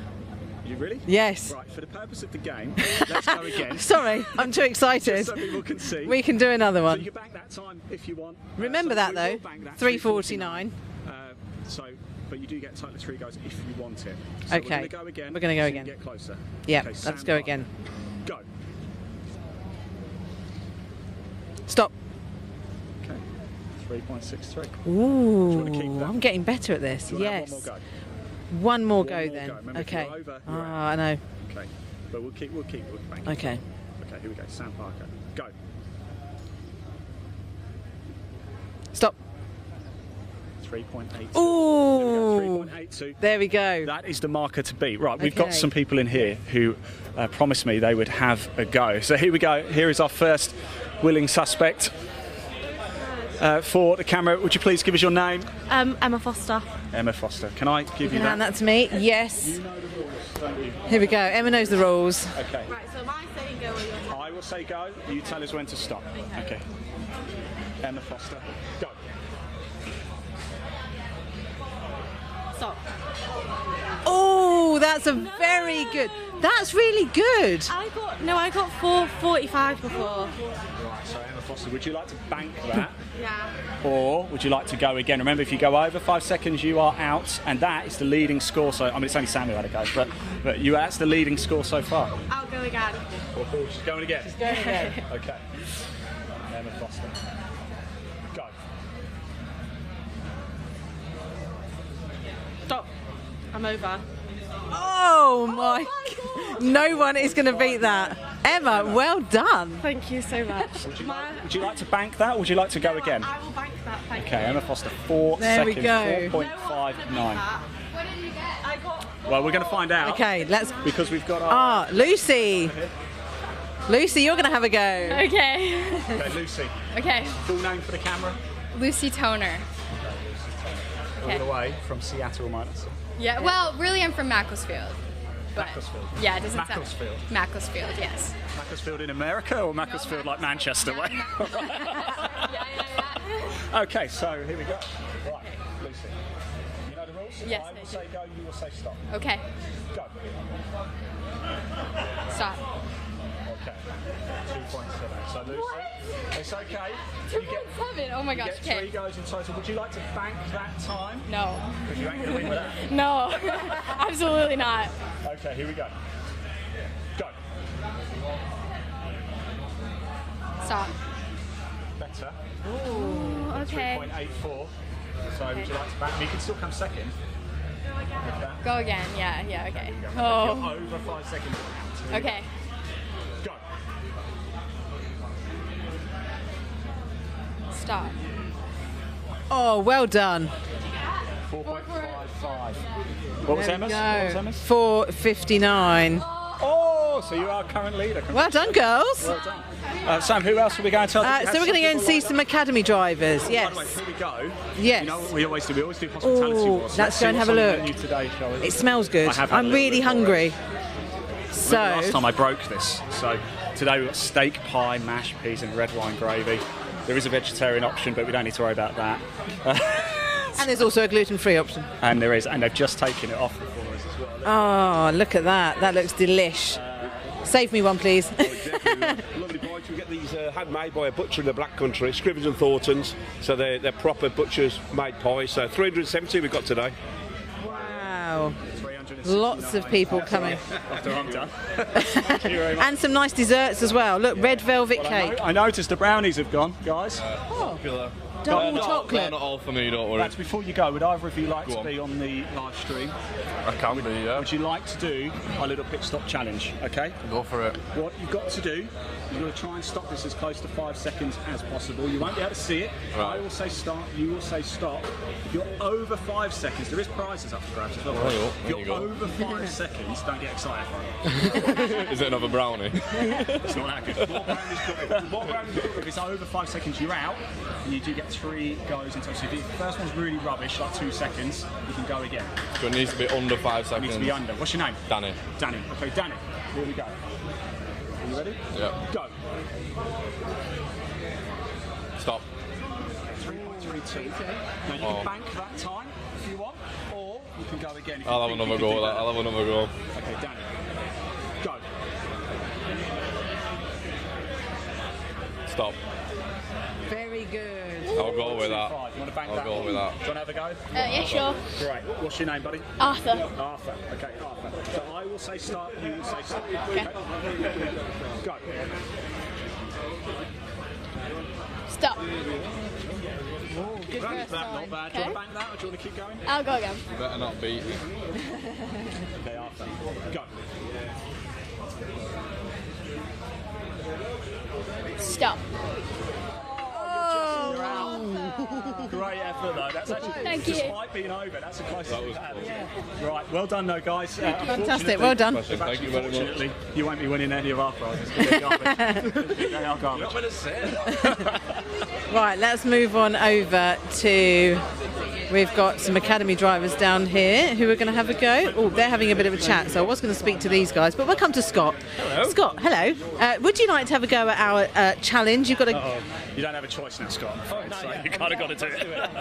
Okay, the rules are this. You've got to try and stop the stopwatch at 5 seconds. You can't see it. Okay. I will start it when I tell you, and you will tell me when to stop. Now, if you go over 5 seconds, you are out. Right. If you're under, so let's say you do rubbish and you do 2 seconds, you can either bank that 2 seconds, you can have another go. But if you go over 5, there are prizes up for grabs as well, and they are pretty, well, they're prizes.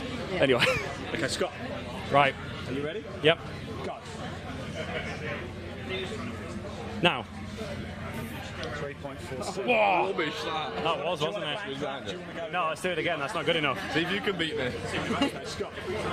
Go. Now.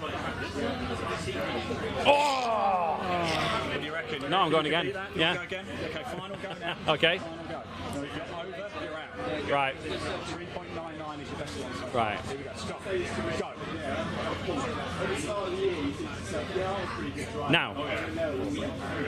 Whoa, I'll take that. Oh, that's good. I'll take Well that. done. Who's going next? Who's going next? Arthur, have you done it? Arthur's done it. 5.05. Who's on? Where's Rich? Get Rich on it. Oh, he's talking. Should we interrupt Rich it? will have a go. They've got an academy meet and greet going on over there, so we won't interrupt. No, who else have we got? Let's see. The gentleman here, I think, who's desperate to have a go. Oh, Ben. Yeah, Ben wants to have a go at our little test. So, Ben, what we are doing is a 5 second. You kind of bill it as a pit stop. There's nothing to do with pit stops, though, is it, really? It's a 5 second. You've got to stop the stopwatch at 5 seconds. You're as close to it as you possibly can. You won't be able to see it. I will control it. I will tell you when to start. You will tell me when to stop. If you go over 5 seconds, you are out. Okay. All right? And there are prizes, by the way. Good. Okay, are you ready? Yep, let's go. Go. Now. Okay. Oh, okay, that was terrible. You can bank that if you want. No, let's go again. Let's go again. You can go again. Yeah. And if you go over, you're out. Go. Stop.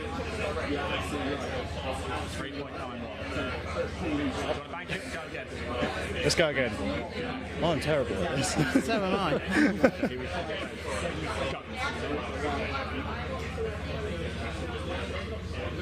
Stop. Oh. Congratulations. Ben. You're getting close-ish, but you are out. You're over. So you It's a DQ. It is. Oh, well, I'll try. Well done, Ben. Where else are we going? Who else are we going to go to? Right, let's come and speak to these guys. Yes. Would you? Oh, they're eating their. Hello, Benoit. Let's move around here. We've just got a challenge for you to take part in, if that's all right, if you don't mind. I'll let Ian explain. Right, on here, I have a who's going first? Who wants to go first? Okay, on here I've got a stopwatch. You've got to try and you've got to stop this at 5 seconds or as close to it as you possibly can. All right, you can't see it though. All right, okay. I will start it. You will tell me when to stop it. There are prizes up for grabs as well, and they're pretty nifty prizes, I've got to say. Think Caribbean.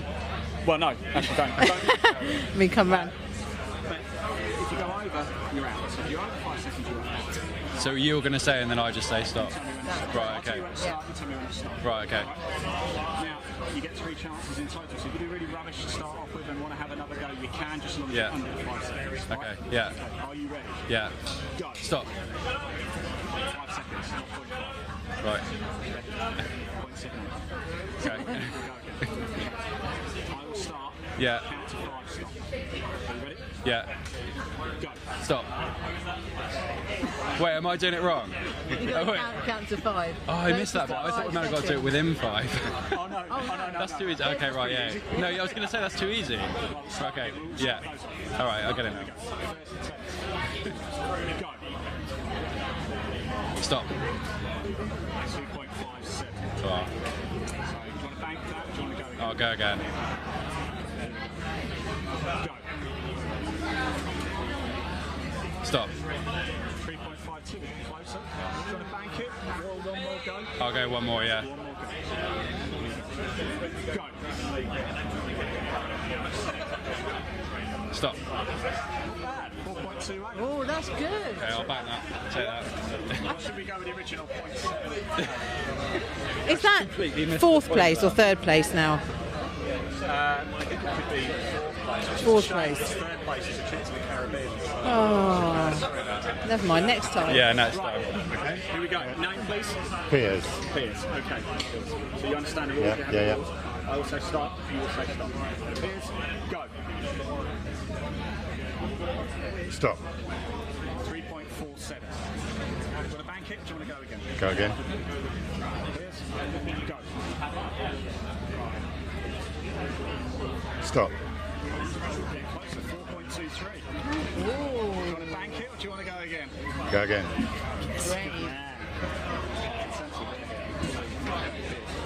Go.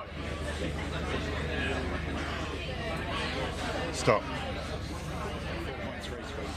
Oh, very good. Well done. Thank you. Thank you very much. Who are we going to now? Well, I've spotted. We could ask some more drivers if you wish. Should we ask the drivers? Yeah, They might get quite competitive. I think so.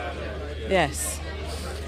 Hello, guys. We've got a little quiz that we'd like you to take part in, if that's all right. It's not a quiz; it's a challenge. Yeah, it's a reaction. Are you up for it? Sort of Reactions. Judging time. Yeah. Judging time.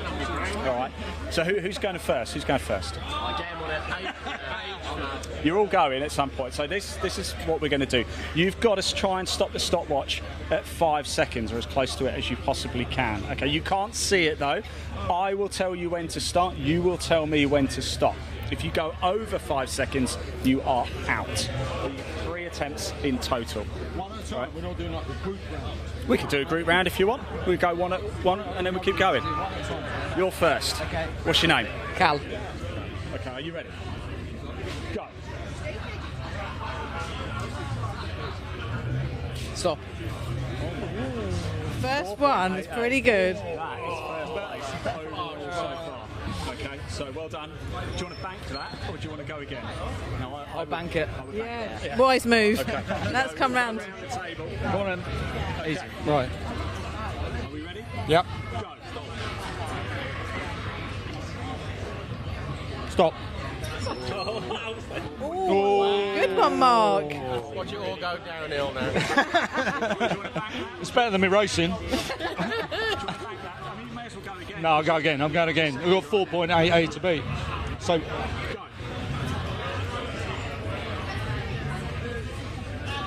Stop. I knew. Oh, I went the other way. Nodding. Yeah. And I was like, stop, Mark. Yeah. No. Oh, well, good. Well done. Oh, well. Right, here we go. Next Okay. one. Are you ready? Yes, sir. Here we go. Go. Stop.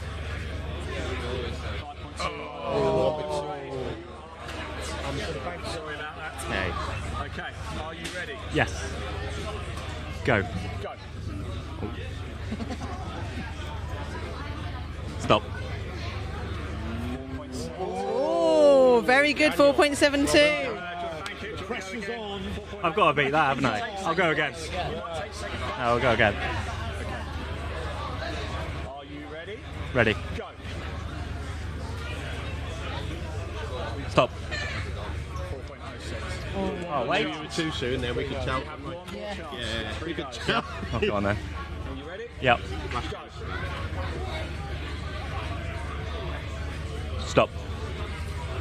Very good, though. 4.57. Yes. So you get 3 goes. Yes, 3 goes. 3 goes at it, and you go over 5 at any point. Okay, I think I've got a strategy. All right. It's got a strategy. It might not work, but it's a strategy. Go. Stop. Okay. Okay. Try again. Stop. Okay. All right, now go. I'm loving the confidence. Okay. I've got much to show for it on the scoreboard. Go. Stop. Bad. 4.31. Oh, good. Yeah. Strong finish. Best till last. Right, here we go. Yeah. Who's going to take the title? Yeah. If you don't beat him? I got to account for his thumb as well. It's all in the thumb. Focus. Go. Stop. Tragic. Got overexcited. You ready? Yeah. Go. Stop. 4.23. Here we go. Comes down to this. Is it? Comes down to this. Go. Stop.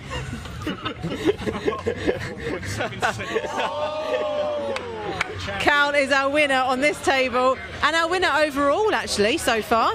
He is, yeah. Now, I've got a couple of prizes if you'd like one. I've got Harry Senior's broken wheel arch or a damaged nose cone. Or what you could do if you like, is you could donate the nose cone to Lucy because she's got to take it on a flight back to Seattle. So that might be, we'll do that. Right, well done. Spare nose cone. Thank you, guys. Right. Just go get the prize and give it to Lucy showing in. I just want to have a quick chat with you if we can. Of course, we can have a chat. But this is... How about the wing? Who's getting the wing? I don't know. Who do you think deserves it? Who deserves the wing? Maybe let's give it to our guy. He did finish in first place in the overall. So. Cal? Yeah, let's give it to Cal. Okay. Cal Short races in Academy. Brilliant. White group. You might need it then. Yeah. Cal, here's your prize. Thank you. Always needed. Well done. And this here has very kindly been donated. Lucy, if we could just have a moment. I know you saw me get this a little bit earlier. I know it means a lot to you. And I know, of course, when you go back to Seattle, you want a little reminder of us here in England. So make sure you book a second seat. Sam and I have both signed this as well. Yep. That is yours to keep. Congratulations. So cool. Well done, Lucy. My dad did ask for me to bring a Caterham back, so I can bring him this instead. Yeah.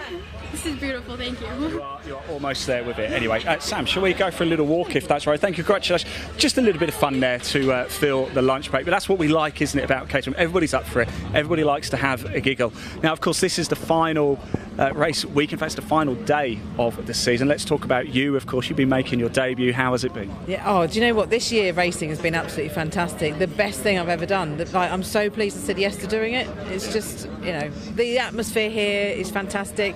The racing on track is just so much fun, and I've learned so much. Talking about learning, why is it such a good, like, for people who haven't raced before, why is the Caterham Academy the best place to come and do it? Because you are racing with like-minded people. You're all complete novices, so you're racing, you're all doing the journey together, so you're all progressing at the same sort of rate. Yes, some people have done more track days than others previously, but generally you've always got someone to race against on the grid, and everything's new for the first time for everyone, which is fantastic. You're sharing that journey. Are you stepping up next season? Hopefully, fingers crossed. Hopefully, I'd love to do it, yeah. Right, somebody's watching this right now and think, okay, yes, these Caterhams look a lot of fun. I want to get involved. Can they register now for next year? Is that Absolutely, yep, absolutely. Check out the Caterham website. All the information's on there about buying a Caterham, racing a Caterham, and going on one of our experience days as well. So check it out, caterham.com. Excellent. Well, Sam, look, it's been a real pleasure working with you this season. There's still obviously more races to come this afternoon, but thank you as well. It's been a great year. It really, really has. But I think it's time to go racing again, is it? People have had enough of us by now. And see the on-track stuff. I want to go get some food as well. So we're going to hand back to your commentary team. We're going to get some food, and you guys can watch some more racing action. It's all happening here at Donington Park. Thanks for tuning in. We'll see you in a bit.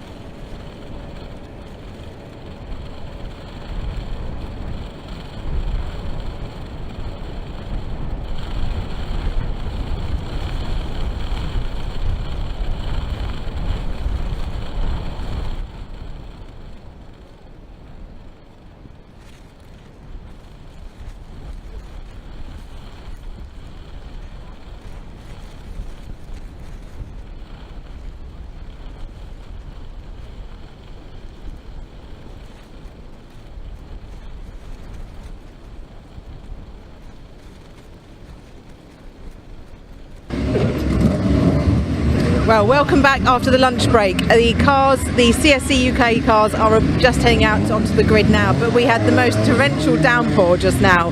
And everyone's sitting here with their, well, did have their brollies over the cars to try and keep as dry as they can, which is not easy. But yes, they've just headed out. Everyone's soaked through, including me. But it's all part of it, isn't it? But yeah, the cars are going out into the grid now, so our cameras are also wet. Yeah, but you know, we'll dry out soon. The wind is strong enough. So yeah, we'll hand over to the comms guys, and we'll look forward to watching this race.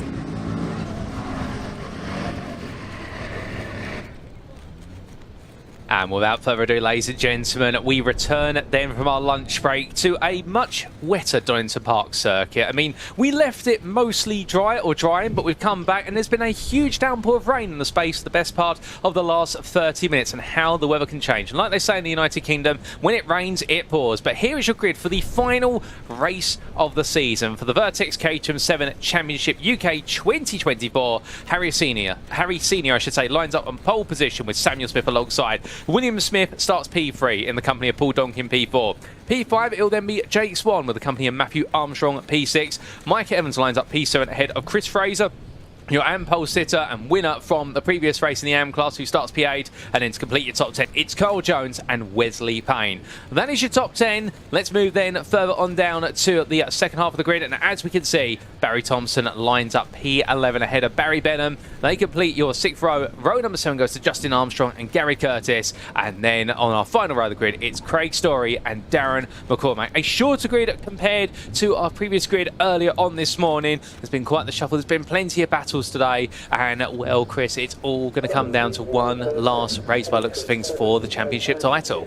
Yep, so Lewis Thompson deciding to sit out this one, got nothing to gain, everything to lose, so he's not out there. But I know that Will Smith and Paul Donkin, it looks like Paul Donkin is out there in these very soggy conditions. A massive wave of rain just passed through. It looks like that has abated, but the track is absolutely soaking wet. There are definitely going to be some puddles and rivers that weren't there earlier on today. You can see looking down the start-finish straight, they're just getting ready to send them off on their green flag lap. Remember, these 7 Championship UK cars have full wet tyres available to them, which are very good at dispelling water, but that does mean that the spray that there's going to be thrown up by these cars is even increased over the other championships. And we heard earlier on how there was virtually zero visibility around the opening corners until it sort of spread out slightly, but the front of the field didn't really spread out that much. The battles were intense. Harry Senior coming good though, taking that victory, delighted to take that victory over the top of Sam Smith. Then it was Will Smith and Paul Donkin, and then we had Lewis Thompson sealing his champion, so his back-to-back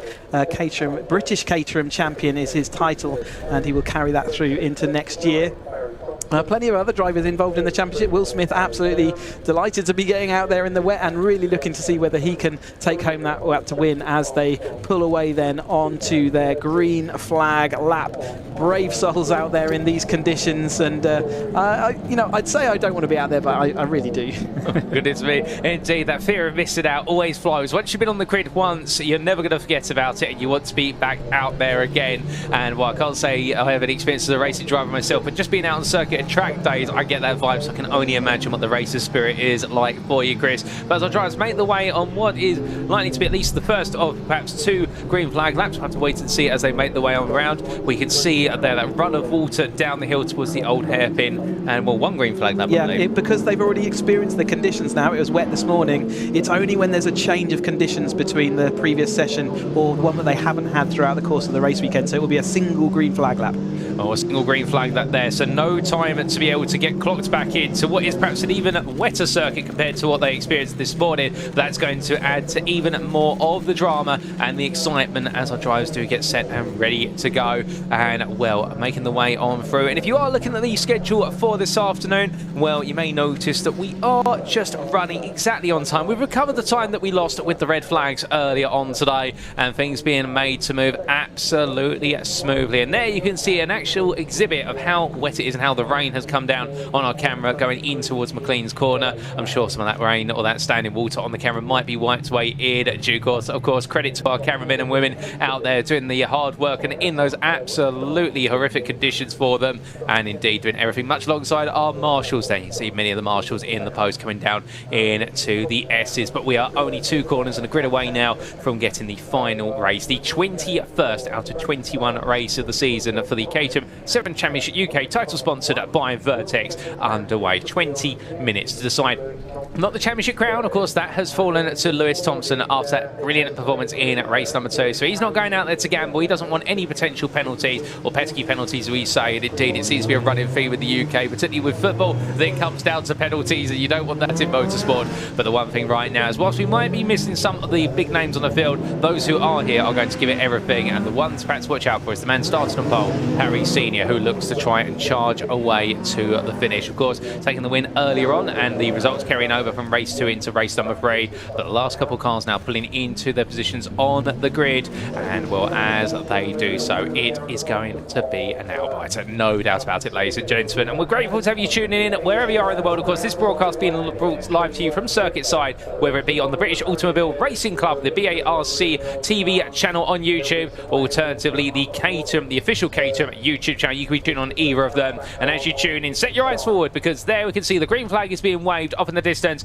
and it does mean the lights are about to go on. Our 16 drivers are about to be in their final journey of the season. It's red light, and without further ado, for the final time today for the Vertex 7s, it is going to be lights out and away we go as they roar off the line there. Some getting much better starts than others, finding the traction, feeling out the grip, and as they roar their way down in towards turn number 1, Harry Senior having a very slow start by looks things, Chris, but look at the spray as they make the way through, and everyone right now tiptoed for a few bumps and scrapes there on the tyres, no doubt about it, but looks like most of our drivers away cleanly. Donkin takes the lead then from the second row of the grid over the top of Sam Smith. Then it comes Will Smith. Chris Fraser, it looks like, maybe up there into the battle. What a great start if that is. Harry Senior as well, just ahead of him. And it looks like Jake Swan trying to go right around the outside. There's zero visibility. As I said, you can see even from this angle that there's absolutely nothing to be seen down here. McCormack and it looks like Gary Curtis trailing out. But there is Donkin then out in the lead ahead of Sam Smith, Will Smith, then Harry Senior. Fraser, after that sort of good start, has dropped back a couple of places, maybe lost a bit of traction. Jake Swan is absolutely flying in these wet conditions. He also drives a powerboat, and it feels like maybe he's using that weather experience there as he's out there. You can see the wind as well is whipping that spray across the track. Well, he won't be rowing his boat gently up the stream here. Instead, he'll be absolutely charging as much as he can, and as they roar their way down the back straight, you can see Donkin right now absolutely trying to break the toe as he heads down in towards the final 2 corners, and as they make the way under braking, well, the battle for P3 as Harry Senior tries to come back, can't find it this time, and instead tucks in behind, and they run line astern for now as the drivers make the way on through a couple of small little slides there as they exit the final 2 corners. After one lap of racing, it is going to be Donkin who leads ahead of Sam Smith, followed by Will Smith. Then we do have Harry Senior in at P4. Then we've got Swan, P5, ahead of Armstrong in the number 19. Then we have Fraser, then Justin Armstrong in the number 23, and followed up by Story and then Jones. Leading AM driver being Fraser. Somebody goes straight on there. Was that Barry Benham? I think it was. Yeah, he got caught out by someone out misbraking their point, and he had to take avoiding action, which just sent him out onto the tarmac. Hopefully he's got back before the gravel starts. Donkin's car attitude, he's really pushing in these early grounds. Oh, he's pushed onto the ground, to the green. He may well be losing that place then as we go up to Swanson. A sideways card from McCormack out there. Donkin does indeed lose that. He just pushed a little bit too hard. Harry Senior also going through, so Donkin's going to find himself down into 4th place. Will Smith is there just ahead of him on the field. Sam Smith then takes the lead, and then Senior, then Donkin, then Jake Swan, and then Mike Evans also having a great start. And it is again the top 7 are the Pro-Ams, and we've got the Ams just leading behind. So yeah, showing again their skill and experience out front. Oh, no doubt about it. And sometimes you've got to push those limits, but when you push them too hard, just the small mistakes may kick in. But as they come down in towards the braking zone here, well, now it is going to be what will be the number 42 of Sam Smith leading the way, and Donkin trying to get back into that fight. But as they all hustle and bustle through, Donkin in P4 of course, and then it is Will Smith who's P2. It's easy to mistake the two, given the similar livery coloured cars, but we'll keep you informed as to who it is, whereas they make the way on down towards turn the 1. The spray still noticeable there as they all try and peel out, particularly Harry Senior and also Paul Donkin, who are both trying to see exactly where the brake marker is, and also trying to keep their rivals guessing as to when they're going to go on the anchors. Further back there, keep your eyes on the fact that Justin Armstrong leading in the AM class, having to fend off Fraser and Story as they fight. So we've got 2 class battles playing out on our screen right now as the AM drivers are starting to fall away, and we we saw this in race number 2, albeit a bit later in race number 2, the gap between the Prams and the Ams. But oh, goodness me, Harry Senior trying to see how wide the car could go, finds the entry curve there into the old hairpin, and in here no grip available, and just slides into the grabber. He'll carry the speed, but that's going to put Harry Senior all the way to the back. Not what he wants, and certainly not how he wants to finish his season, but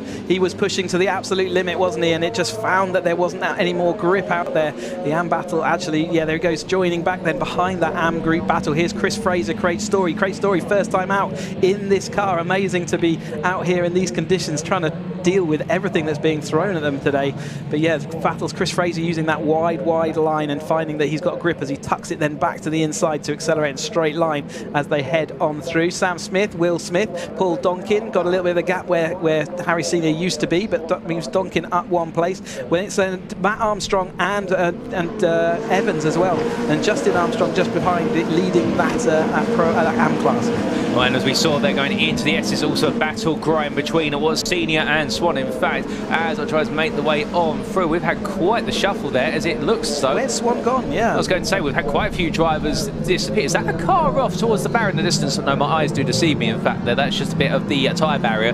But as our drivers make the way in towards what is turn number 1, plenty of back and 2 wide. But Senior and Swan have both had falls off the circuit. We saw Senior, but we haven't seen what's happened to Swan. But meanwhile, the leading what was top 7 of Pram drivers suddenly comes to top 5, and the Ams are rising as they roll their way on down in towards the old hairpin. And as they do further on down there, we can see 2 wide. That's going on between what is the number 79 Thompson and McCormack. McCormack trying to go around the outside. So the Ams now getting very feisty because they've still got plenty of play for, much like our Pro-Ams. That's Barry Thompson indeed. So it is the father of Lewis Thompson, now champion-elect. There's the Fraser and the Story battle with Justin Armstrong just ahead of that. So this is 2nd and 3rd in that Am class. But yeah, absolutely throwing everything at it, and worth calling out the McCormack has not been out here, and Barry Thompson is his first time out, I think, in the 420 as well. So great stuff to be flinging the car around. There's Mike Evans and Matt Armstrong coming through your screen. They are closing in, and Justin Armstrong is being pulled back. You can see the family resemblance to the cars there. Justin with the yellow stripes, Matt has got the orange stripes on those cars. And here is that Craig Story in the DPR Motorsport guest car this weekend, pedaling it very well, and has been fast all weekend. But Sam Smith's broken away a little bit of a gap over Will Smith in the orange car, and then Donkin in the red car, although you wouldn't necessarily know those colours by looking through all this rain. And it is Matt Armstrong who seems to be the man on the move right now.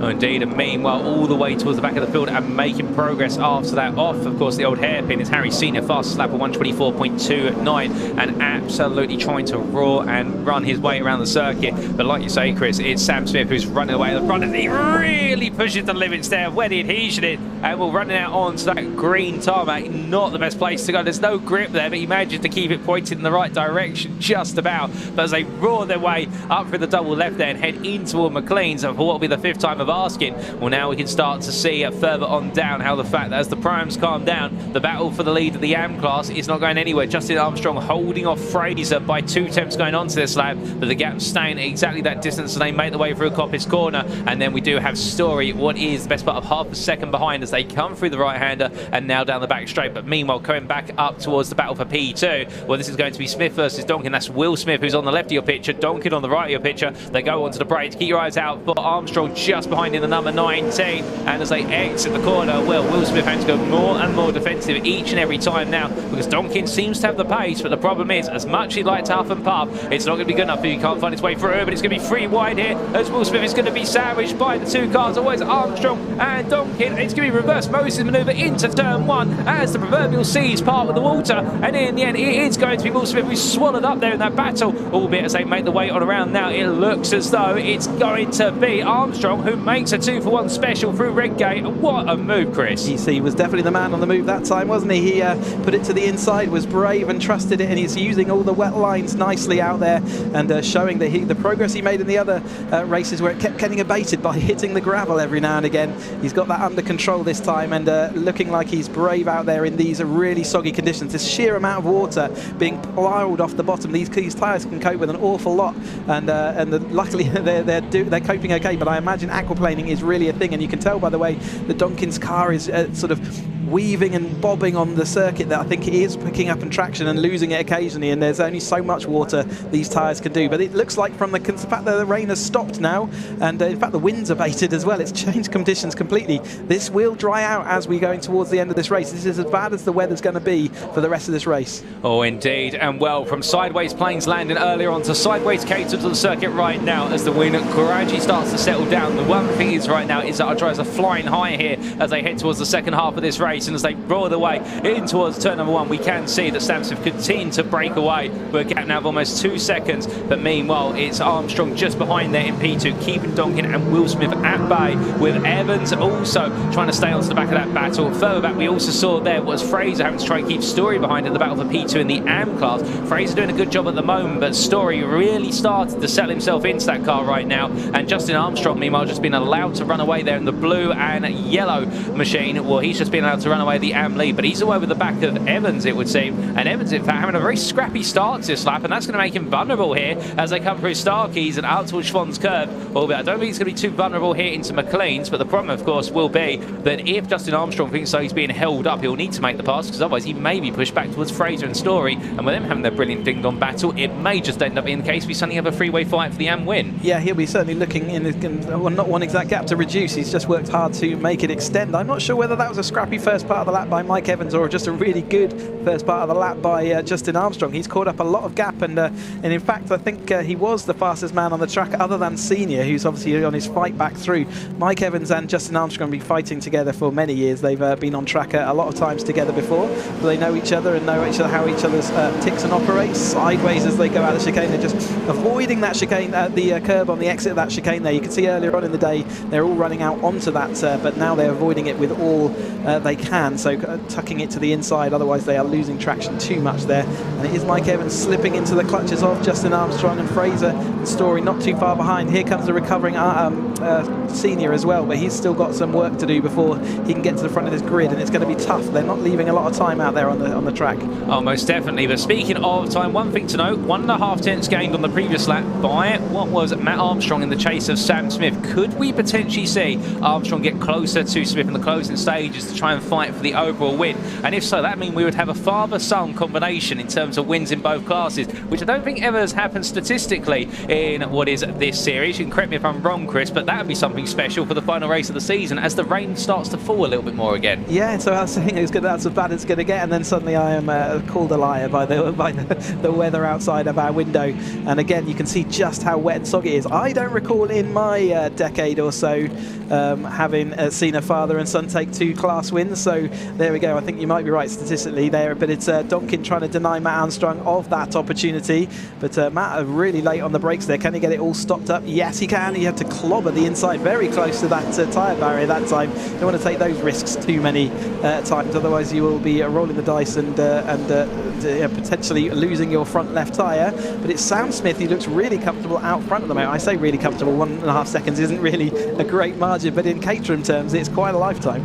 Oh indeed, and another 10th gains there by Matt Armstrong and Sam Smith, but absolutely having to push it to the limit and having Paul Donkin put him under continuous pressure as we see them make the way through Hollywood. And I'm not going to lie, I thought he had put that front right tyre into the barrier. It made my heart skip a beat as he drifts his way down through the crane of curves, and as they roar their way into the old hairpin, we can see there with the reapplication of the rain now really starting to sap the pace out of the race car drivers as they all have to try and come to the terms of the fact they're coming down into one of the wettest parts of the circuit, and as the cars slide their way on through, well, meanwhile that AM battle between Justin Armstrong and Fraser, well, that continues on, albeit that gap has expanded up to 2 seconds, and it's more Fraser and Story, which is the big story there in the fight for P2 in said class. Quick update on Harry Senior. He's now progressed his way up into P9. He is running the fastest of everybody. He's the only driver in the 23s, whereas everybody else is in the 24s or higher. So keep your eyes out for him. He could still be a player in terms of trying to creep his way into the top 5 for all is said and done, but he's got the best part of 7 seconds to go to do so.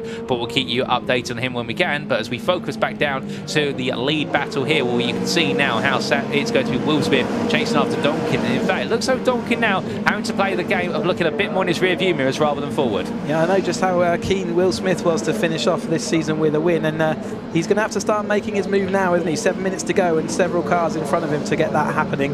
So it's going to be tough to do it, but Fraser defending from Story once more, so they have broken clear, and in their rearview mirror they'll be seeing Harry Senior closing fast to a Senior, like I say, only man in the 23s, and the last time out, yeah, still in the 23s when everyone else is 24 and 25. That's a serious lick of pace to come back through the field, but Fraser still managing to defend from Story. Remember, Justin Armstrong still out in front of those at the moment, leading that AM class.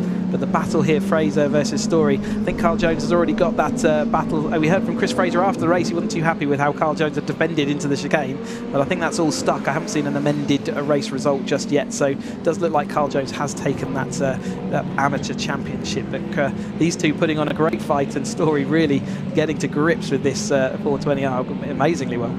Oh, 100%. And well, if there are any penalties to be applied after the racing today, we won't be able to keep you abreast of that, given the fact it'll be after all the racing has concluded. What we can tell you is in the here and now, we've got plenty of action to go, and it looks as though Fraser and Story moving forward at pace with regards to their battle in this race, but coming back towards the lead top 5 group. And you can see that Evans just watching the wings in P5, not quite at the pace of the top 4, but just keeping himself within arm to reach in case he can get involved a little bit later on. But as our drivers make the way on down in towards turn at number 1, well, it starts to spread out the field a little bit, albeit still Donington versus Will Smith. That's the big battle to the top 5. Meanwhile, rear picture, 3 wide there as they come down in towards the braking zone, and this is going to be a very tight, and that is going to be Fraser, Story and Senior. Senior now trying to get to this fight. In fact, Senior, I think, jumped in both places. Dispatched both of them in one move round the outside. That shows how much pace he's got in that car, and again, he was in the 23s last lap when no one else managed it. Our leaders are only in the 24s. So yeah, again, absolutely the car on the move, that light blue car that's in front now of the dark blue, and then the Dutch Bahn vodka card, absolutely flying around this soaking wet track as they head up to McLean's, one of the slippiest parts of the circuit, but he's just absolutely showing everyone else how it can, the speed is available.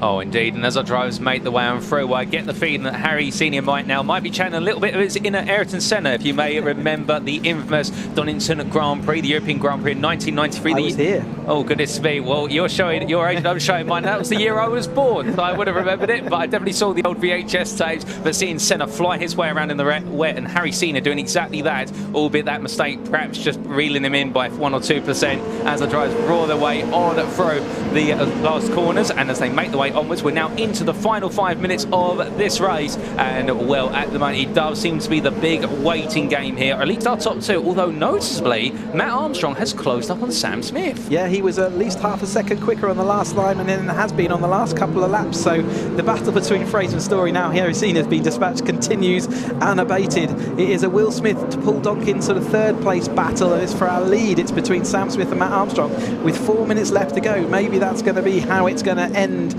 this 7 Championship UK racing season. Donkin will be heavily trying to get through, and it looks like Evans has worked his way how to get back onto the tail of these 2 cars, but so Donkin's going to have to balance off whether he wants to put the move on Will Smith or whether he wants to try and protect from the rear. Here comes Harry Senior though. He has already come across the gap to the back of Justin Armstrong's car, just tailing up the behind here. So there's Mike Evans, and yeah, but just behind them, Harry Senior is absolutely on a mission and looking like he's going to maybe make it back to this group, and that was looking completely unexpected halfway through the gravel trap at Old Hairpin. Oh, 100%. I mean, Harry Senior right now, it's incredible the energy coming from him, absolutely undaunted by that off earlier on. But here we come then, and we're back to the leaders, and Sam Smith versus Matt Armstrong. We wondered if it was going to happen, and it's come together, oh, a little bit sooner than planned, as another tap to the tyre barrier there with the front right tyre of Matt Armstrong. I mean, he's making a habit of that, Chris. I mean, surely at some point something's got to give, either that tyre barrier's got to give all that front right tyre. Well, as long as you keep brushing it, you're all right, aren't you? But it's hard to judge that, and I know how understeery the car gets across that curve. He's relying on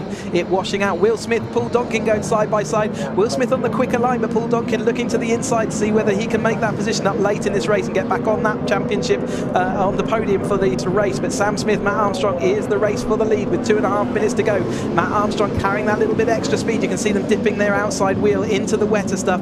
Tuck into the inside there though, not using the outside corners around the Old Hairpin, which is maybe where Harry Senior's making up some time on them, through this slippy patch up Swan's curve, through up into McLean's, and Will Smith is still just about ahead of Donkin, just managed to happen. Here comes Harry Senior though onto the rear panel of Evans out front. Sam Smith, though, Matt Armstrong continue their battle as they head him to Coppice. And well, after this lap, depending on when they cross the line, they may have one, they may have two more laps, and we will understand that when we do see them coming through. But right now, Matt Armstrong is going at a pace whereby he thinks there's no laps remaining, because he is absolutely on the charge here as he comes on down, glued to his rival. And Smith, they're doing a little bit of a weave and a wobble, trying to get Armstrong to guess which way to go.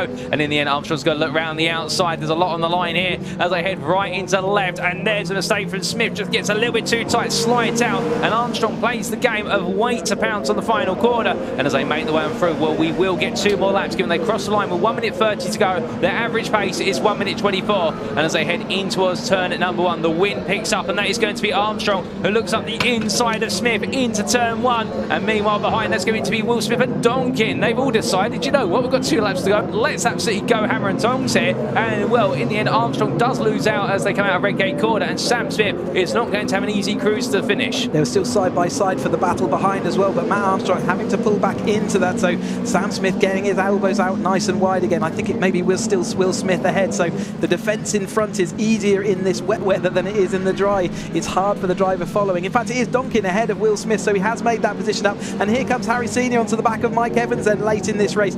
Can he make any more places up? You say we've been on our penultimate lap right now. Sam Smith in the number 42 ahead of the number 19 of Matt Armstrong. Can Matt Armstrong end this season with a win? I know he'd dearly love that in the Team Parker Motorsport racing machinery out there. Can he do anything about Sam Smith in front? It looked like he got it done the previous lap. He's right in the tow. Again, he's going to pull to the inside. This time he's going to look to the inside. He's going to keep persevering. He's going to take to the grass to make that stick. It didn't work, so he has to back away. Sam Smith showed him the edge of the track there, and Matt had to back away from it and just get back in. Then the battle behind is still fierce with Donkin heading Will Smith. Then it's Mike Evans, then Harry Senior. Can he do anything? Justin Armstrong also catching up from behind. Well, it's absolutely incredible, and we will go to one more lap. We'll just squeeze in a 15th tour of the circuit for the final race of their season, as they roll their way down towards turn number 1. And as they do, keep in mind that Matt Armstrong has had 4 podiums this season, multiple second places, 1 third, but he's never been on the top step. So right now chasing that 1 win for this season, if he can make it happen. But as they roll the way down on through Hollywood into Craner Curves. Meanwhile, behind, you can see there how Donkin right now just trying to make himself as wide as possible for Will Smith into Matt Evans, and also into Mike Evans, I should say, and also Harry Senior, who goes up the inside. Senior looking for the move on Evans into the old hairpin, gets it nicely clocked in. Evans tries to get the cutback momentum, but it's not enough.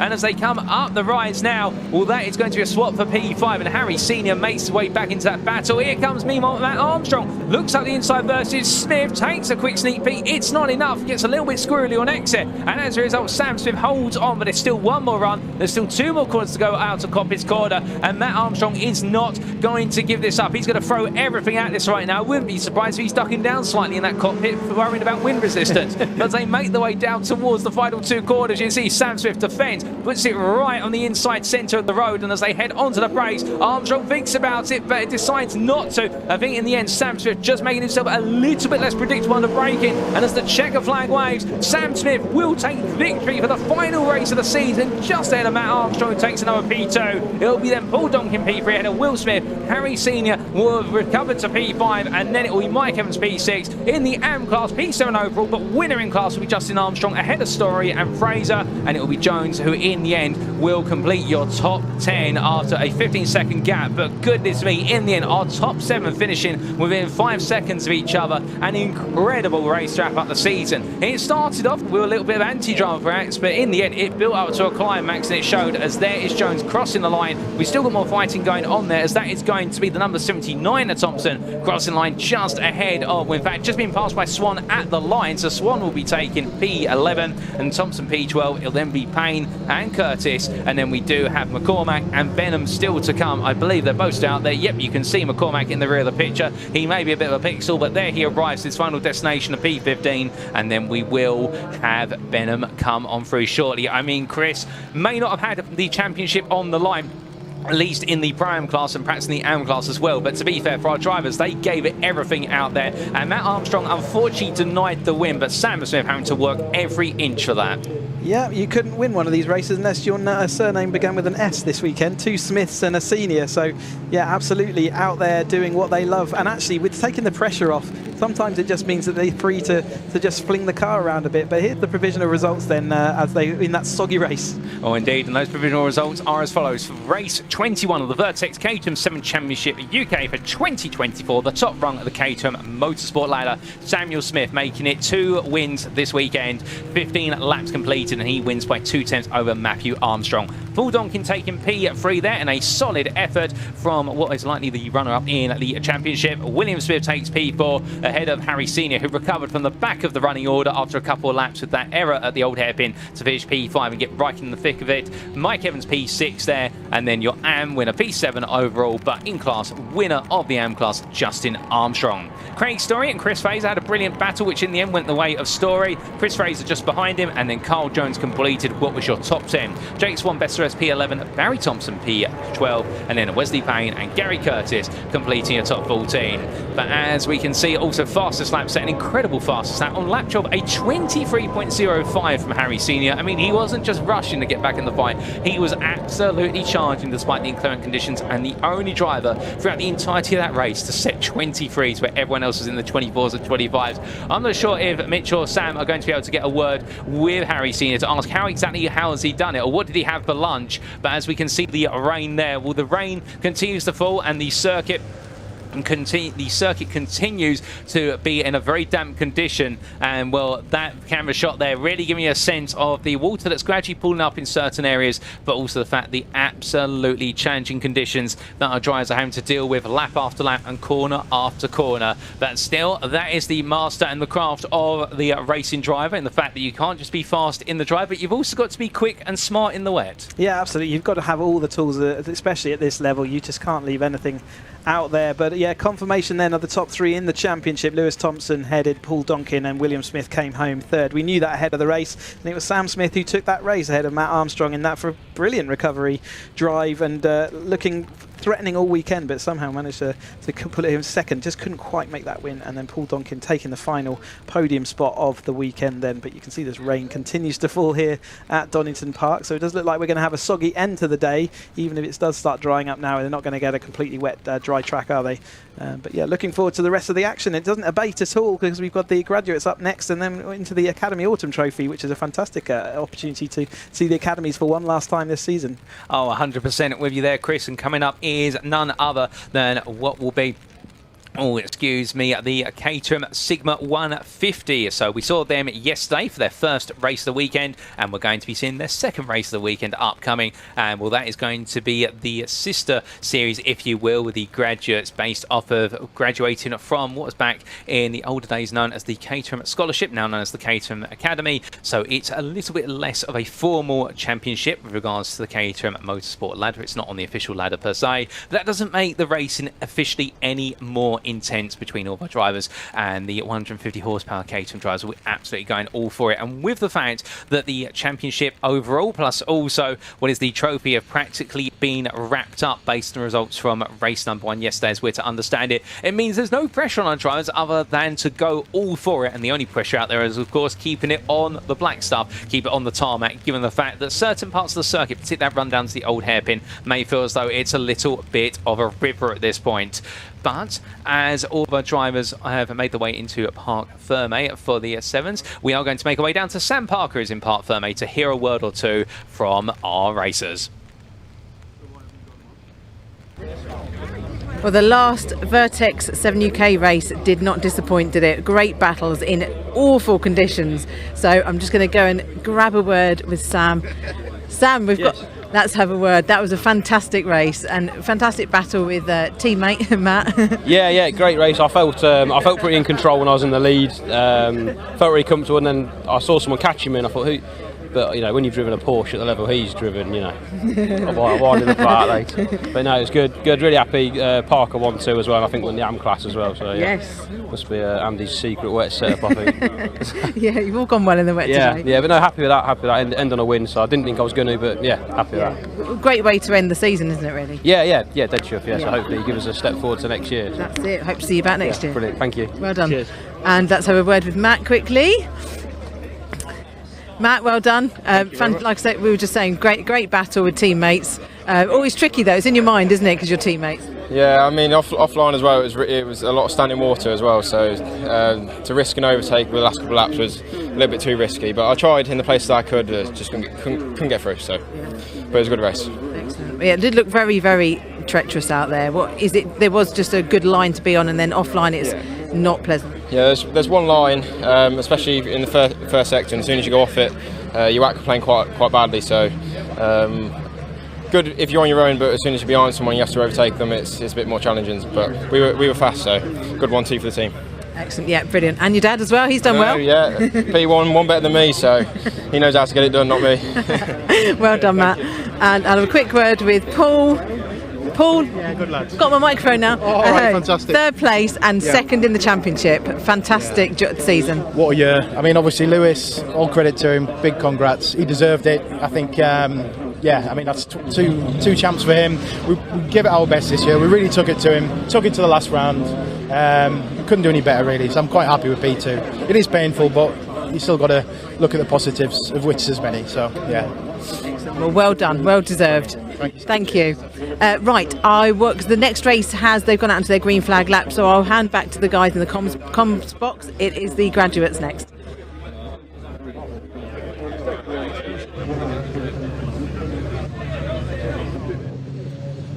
Oh, thank you, Sam. And we immediately charge onto our next race, and we come onto what is none other than race 13 of the weekend, and it is the Sim Motorsport sponsored Caterham Graduates Championship in the Sigma 150 category, the 150 horsepower machines, all coming essentially from the equivalents of the 310R Caterham Motorsport class. And as we can see on the front row, these qualifying, the times being set here based on what is the second fastest laps in qualifying. Jack Barlow and Will Stelwell on the front row of the grid, with Barlow taking pole. Max Haynes and James McCall on row number 2, with Eddie Mora and Rob Warner on row number 3. Row 4 goes to Thomas Queridon and Bren Maud, with Callum McDougall and Matthew Willoughby completing your top 10. We then come on to what is the next 5 rows of the grid, and when we do so, what we can see here is it is going to be Oliver Smith who starts best for SP11 ahead of James Sibbett, with row number 7 following up with Giuseppe Fillet and Jonathan Ems. We then have on row number 8 Andrew Whitton and Ian Anderson. Peter Hughes and Doug Christie will be on row number 9, and then to complete your top 20 will be Amanda Anderson and Charles Elliott. And I do believe, ladies and gentlemen, whilst we do have what will be 31 starters, we may only cover, well, in fact, no, we're going to go a little bit further. We're going to go further here. Barry White and Christoph Raymond will be on your 11th row, with Pete Wales and Andrew Johnson. David Hewitt and Paul Vokes will be on row number 13 ahead of Miles Clarkson and Graham Ewings. And then your top 30 completed by Edward Benton and Rob Appleton. And then starting last but not least will be Matthew Binnington, who will be at P31, always lonesome on row number 16. But with that, ladies and gentlemen, the grid is practically set, and we can see the last couple of cars put into position. That's why we've had to quickly rush our way through the starting order there, given the number of cars on the grid. Remember, there are 3 classes here. We have got what is our guests, we've also got our championship drivers, and we've also got our trophy drivers. But whether you're one of any of those 3 categories, everyone's going to have their heads down, because it's a 31 car grid. It's going to be a 25-minute race, one of the longest races of the day, the longest race of their weekend, no doubt about it. And well, without further ado, as the drivers wait for lights to go on, the green flag is being waved as I look out my commentary booth window, and very shortly we will be getting underway. The red lights are on then, and without further ado, for the second and final time today, it is going to, for the Sigma 150s, lights out, away we go as they charge their way down towards turn number 1. As they roar away, everyone getting a smooth start so far. We can see one driver there deciding to dip a tyre onto the grass. I believe that might have been what was Querendon taking a bit of an experimental route into the opening corner, but as they all now come down to the braking zone, a bit more of a conventional stay on the outside and gradually tiptoe around, and as they make the way over the crest and down in towards turns 2 and 3.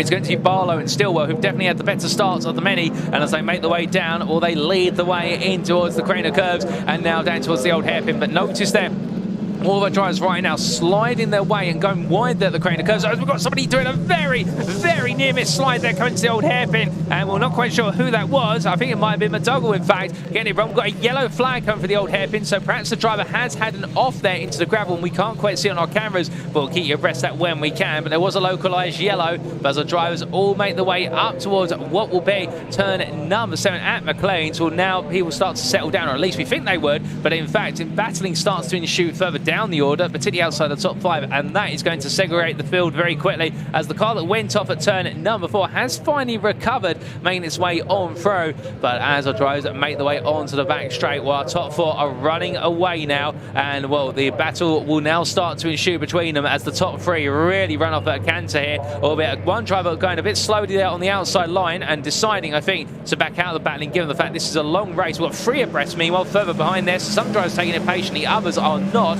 and that is definitely their mod and what it is. Querendon battling hard as they make the way towards the end of lap 1. But after lap 1, Stillwell has moved ahead of Barlow, so that's your top 2. McCall is in P3 ahead of Mora, and then we do have Warner, Haynes, Civet, McDougall, Willoughby, Querendon, and that's your top 10 with Smith in better P11, but 3 wide here as they make it into the braking zone. But that is going to be Haynes holding on for the time being in the 111 as they make the way through Redgate Corner. Coming down the hill they'll go, and as they do, roaring their way in towards what will be Hollywood for the second time of asking. We can see all our drivers here. The conditions may be treacherous, but they're not showing any signs of being worried about them as they come down in towards the old hairpin. And now we'll start to see those battles really become more personal as our drivers start to form into those little pockets and the gaps in the field start to open up. But roaring the way on through and coming out towards what will be McLean's, well, we can see as it stands, Stillwell starting to break away. He's leader of the trophy class, as meanwhile that is the 104 there battling with, I believe, in fact, that is Stillwell under pressure there. So mind my manners when I said he was breaking away. In fact, he's not, and Stillwell and Barlow are having their own little scrap. And meanwhile, McCall just behind in the number 50 watching on. And the 3 drivers are the respective leaders in their classes. Stillwell being a trophy driver, Barlow being a guest driver, and then McCall being an overall championship driver. And then we have Mora a bit further back. That's your top 4. And then you have the sizable, what is 2.5 second gap with Warner there starting to pull away a little bit from Haynes, and then Civet and McDougall fighting behind them in the fight for what is P7. But coming down to the braking zone, and Querendon having a nightmare start, dropping all the way out of the top 10 and falling down to what is P10, and somebody goes straight on. That is McDougall, I believe, taking a bit of a trip to the escape road there. Just wide enough for a Caterham, it must be said. Almost has been intentionally designed that way, albeit no, it's been designed for a particular purpose. And as Stillwell and Barlow battle side by side into turn 1, you see the rest of the field now all scrapping for position. Albeit we stay transfixed on the lead battle, and it is still these 2 all rolling on down. And meanwhile, the driver behind of what is McCall just watching at a distance here, and then there's no real pressure on unless Warner can catch up to Mora, who is in P4 behind him, and that gap is growing to 4 seconds now, as we can see there. Haynes and what is McDougall both going too wide as they break the way down in towards the apex, and that is very close. A bit of a tank slapper there, and Querendon falling back behind Civet a bit more and going very deep as they make the way out of turn number 4. And as all the drivers weave and wind the way through, also we do see there Giuseppe Fillet holding off Witten for the time being and just about staying in what is that P14 position as they head upwards towards McLean's. But now looking into what is the number 58 there of Warner, as we can see just behind Haynes and McDougall fighting, and in fact Haynes has fallen behind McDougall by the looks of things, unless I'm mistaken. McDougall making some more progress now in terms of getting closer and closer to what is the top 5, and as they wind their way off of Coppice Corner, it's then the sprint on down. You can see that Warner is really struggling for grip at the moment, and McDougall meanwhile just finding what is that pace as they head down towards the next braking zone. The 171 in all blue absolutely on the attack versus the blue and orange machine of what is Warner.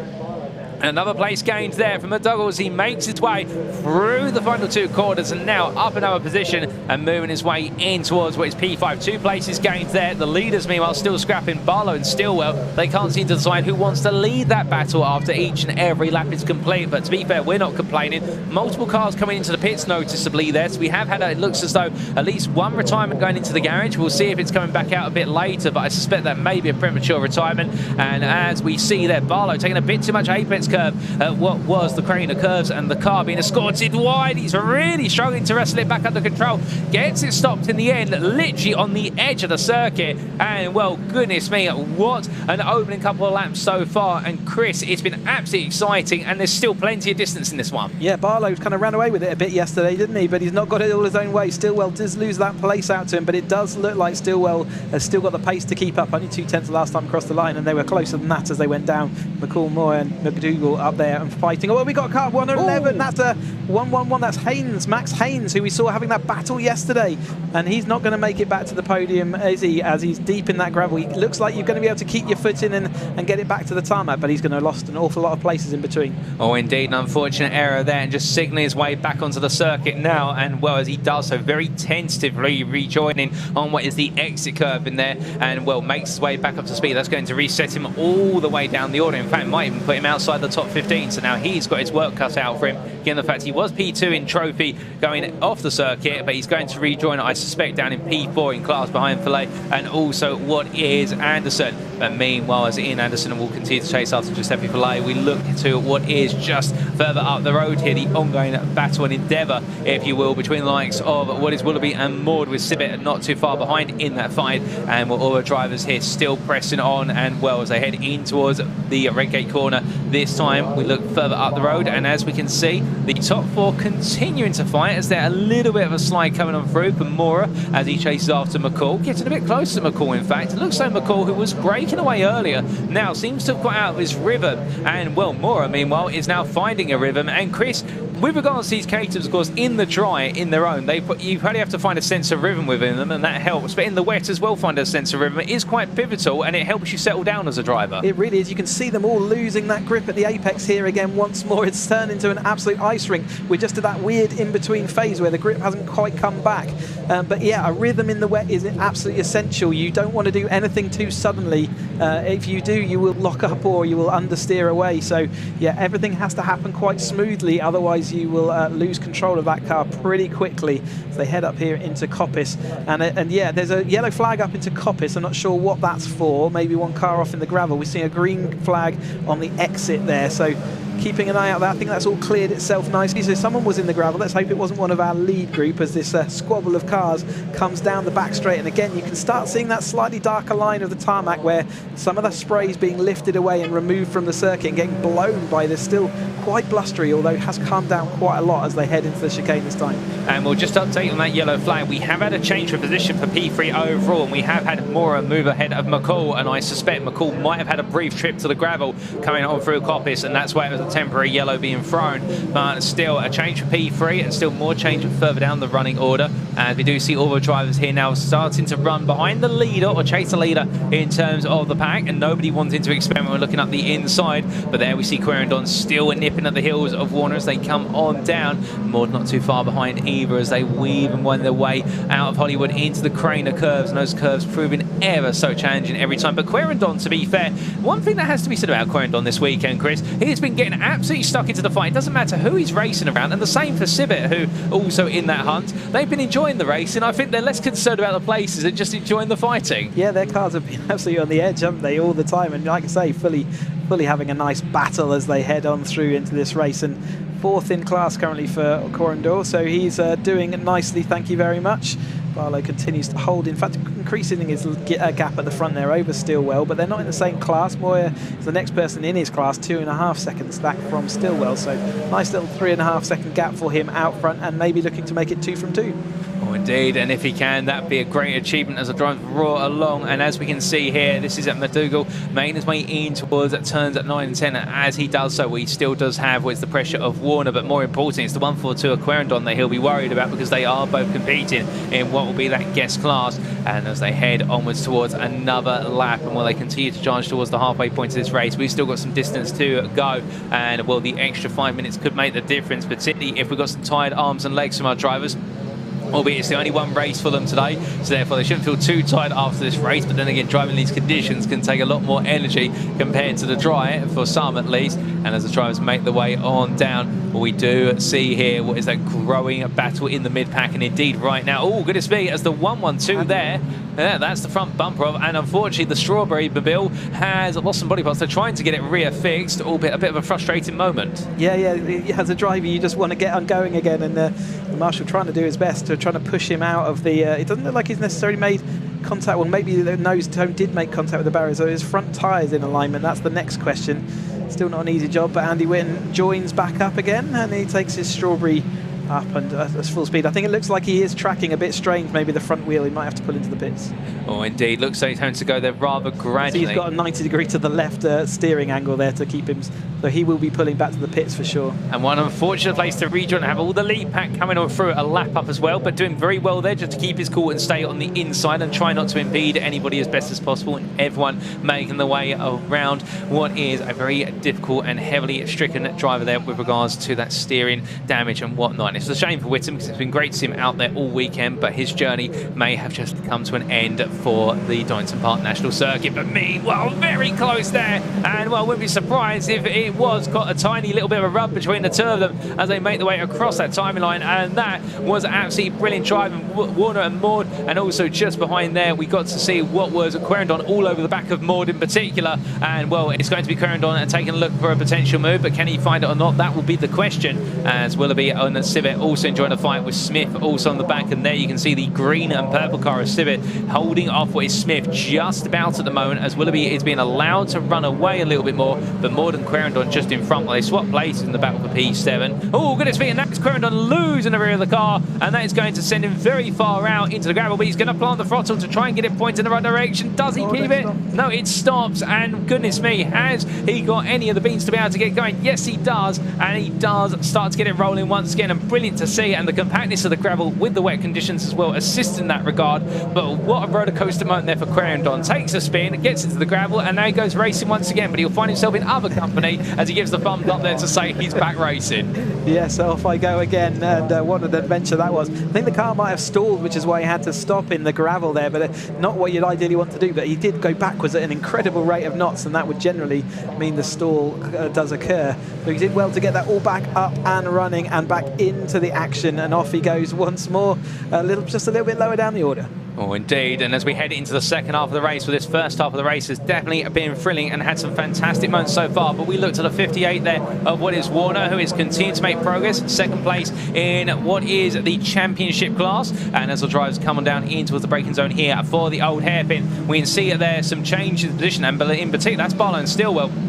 Not to confuse things, fighting side by side. The yellow roll cage there of Barlow just continues to charge them through. Plenty of traffic ahead of them as well. And this traffic is only going to make things more challenging for the 104 and the 118. And well, Chris, in your experience as a racing driver, when you come up behind drivers who are lapped down, do you want to be the lead car meeting them, or do you want to be the guy just behind? It's often just pot luck, and it depends whether they're ready for you to come up. Sometimes they're sort of in a battle of their own and they really aren't paying attention, and it's a shock for them that you're coming up behind them. So generally speaking, you want to be in second place meeting those back markers, but equally that means you're in second place, and that's no good, is it? So yeah, it's one of those things where you just have to hope that the driver is paying attention and isn't just fully involved in their own race. There is that leader then, Barlow, as he comes down into the chicane this time. He's dealt with those back markers pretty well. Has he lost any time to Stillwell? He was a second down, second ahead of Stillwell over the last time through. The gap still looks pretty much the same, so Stillwell managing to hold on in there. In fact, the gap might have extended this time, and he did, because Stillwell's lap time was slower than Barlow. So he's done 9 laps complete then for our leader. 2.5 seconds now the gap between him and Stillwell. So turns out that time it was good to come across the back markers first. He got the job done. Oh, indeed he did. And Jack Barlow there showing some great tactical nuance to make that progress as the leader passed the drivers who were lapped down. But meanwhile, still plenty of fighting going on towards the bottom end of the top 10. And again, we're looking back to what is there, the 86 of Smith chasing after Sibet in the 175. They're fighting over 4th place in the guest class, but also chasing after P9 overall. And well, M's is not too far off the back of that as they all start to take little quick peeks to the inside. And it's already noticeable the fact we haven't had any rainfall now for probably the last 15 minutes. Already that dry line is starting to form out on the circuit. I mean, it's not a dry circuit by any means, but at least we are starting to see those dry patches. Should we call it a drier line? Not yes. A dry line at all. Yeah, it's absolutely, you can still see it's throwing up spray. So if you're out there watching this, trying to figure out what you're going to do as part of your race, well, you just consider this a fully wet track at this point. It truly was sodden for the first race after a race, and that you can see now that the Donington Park circuit is slowly coming back to them, but the puddles are still there and heavy on the outside of the track. You can see how the variance of lines now as well from the drivers as the tram lines sort of show how different lines are being taken by the different drivers, and as the track comes back to them, The dry line will start becoming an option as there's Filet going side by side as he comes up the hill then. But the dry line becomes more of an option, but it's still not there yet, and they still will find the wet lines are still the quicker ones right now. Oh, indeed. And meanwhile, the 164 there looks to try and hold on. Filet doing everything he can to keep Haynes behind, but Haynes is throwing everything at this in return as they head in towards turn number 8, going to Scoppi's corner. Haynes, of course, in the all-black machine, and meanwhile, Filet in the combined, what is their pink and blue machine, just in front of meanwhile, Sibbett still holding off Smith for now as they head in towards the S's. And well, these brilliant battles towards the bottom end of the top 10, all fighting hard. Sibbett gets it very loose coming out of this chicane, and well, in the end, takes the trip to the grass. He rejoins safely, but he'll lose out as Smith will get ahead, and they roll the way on down. And well, goodness me, brilliant car control there from Giuseppe Filet to make sure the car didn't go any further to the grass. That could have been hazardous, but meanwhile, Sibbett's still fighting hard as he looks around the outside of Smith. Smith on the inside of him, and further behind we do see Ems, and Haynes in fact has got ahead of Giuseppe Filet and is now making progress. In fact, Haynes gaining what was the best part of 2 places on that lap, roaring his way up, and also Elliott making some progress.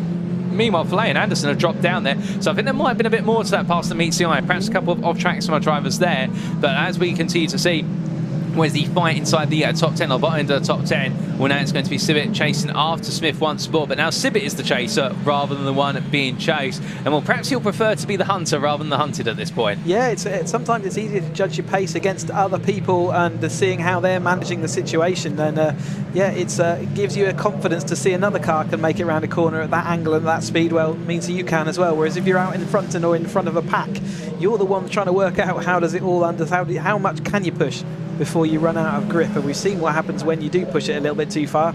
You end up on the gravel and onto the tarmac and onto the slippy curves. The battle then here in 7 minutes 50 to go. You can see how the rear of that car stepping out there in the 181 car there, so deep in that field. Oh, indeed, in the 181 belonging to none other than Benton down in P26, but P5 in the trophy class and still pushing on. He's trying to keep Appleton and Ewings behind him, as you can see them there all making the way on through. And of course, now we do have what is one half of the field that is on the lead lap, the other half a lap down or grind to a lap down. So it is definitely a bit of a mix and medley here in terms of who you're racing against and who you're dealing with traffic. And I can imagine the marshals may have their work cut out for them in terms of waving some blue flags as well to signal that a faster car is coming up behind on the lead lap. But as we have that lovely shot of our drivers making the way through what is Starkey's and up towards Fons, well, we look to what is the 1.5. Didn't quite see the other number. I think that's the 1.50 there of Hewitt. And Hewitt right now is still in P9 in what is there the guest class, and as he makes his way on through, well, Hewitt just trying to hold off Wales, who's a bit further back to be fair, the gap being 14 seconds, so Hewitt running in a bit of a lonely place all the way down in P24, but still enjoying being out. Then it's not just about the drivers up the front, Chris, is it? It's also about the drivers further down the order, because everyone makes up the grid at the end of the day, and they all have their own stories to tell. Yeah, if you go and ever watch Parc Ferme in a race meeting, you'll see how many stories all the drivers got to tell off, and they'll have their own interpretation of some of those stories as well, as our lead car goes through there as it goes through. But yeah, the buzz and activity, say it's not always the leader group that give the best battles either, but obviously as watching them on TV, we do like to follow the lead battles, because that's obviously where the championship lies. But equally, yeah, the battles are up and down this grid. Oh, 100%. And as we look to our 104 driver, Barlow, with 6 minutes left on the clock, absolutely pinning it right now. And, well, you'd think, despite the fact he's opened the 2-second gap, he's not taking his foot off the gas whatsoever, unless he absolutely has to for those braking zones.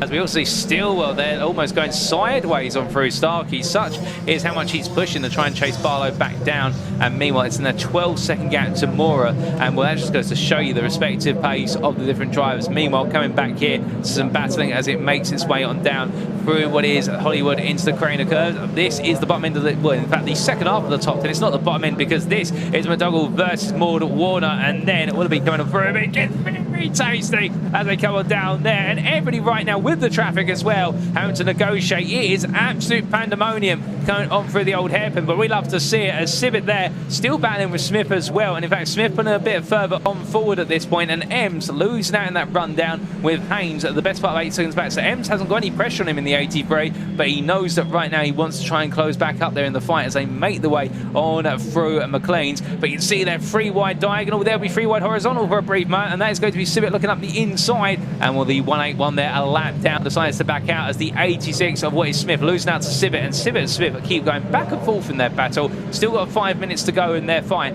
but the question will be who's going to be leading come that checkered flag, because right now it can keep changing all the way up to that finish line. Such is the nature of Caterham-based racing. It's fantastic to see. It's all about where you are right at the end. That can be said in every race, to be fair.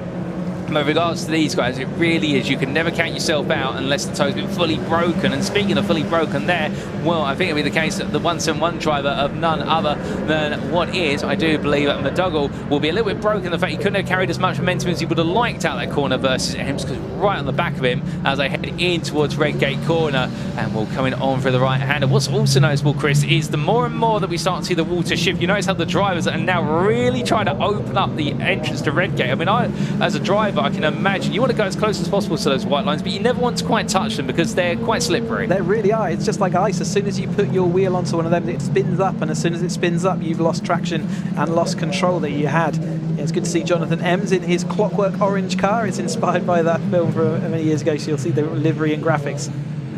Good to see him as sideways as they go through spots. Just a demonstration of how slippery it gets as soon as you put your wheel onto a curb there. And in fact, the other drivers behind doing a good job to keep that all under control as they head up through McLean's this time. Then again, it's a difference between the outside wet line and inside drier line is starting to even out now. So cars are able to use more of the track, therefore have more of an opportunity. But as it starts to start drying out, it's a bit too primitive to say dry completely, but as it's starting to dry out, new opportunities arrive, new speed is available, different parts of the track become grippy, different parts of the track become slippery, and it's the dynamic changes every single time. And 3 minutes left to go. There's still plenty of time for that to develop.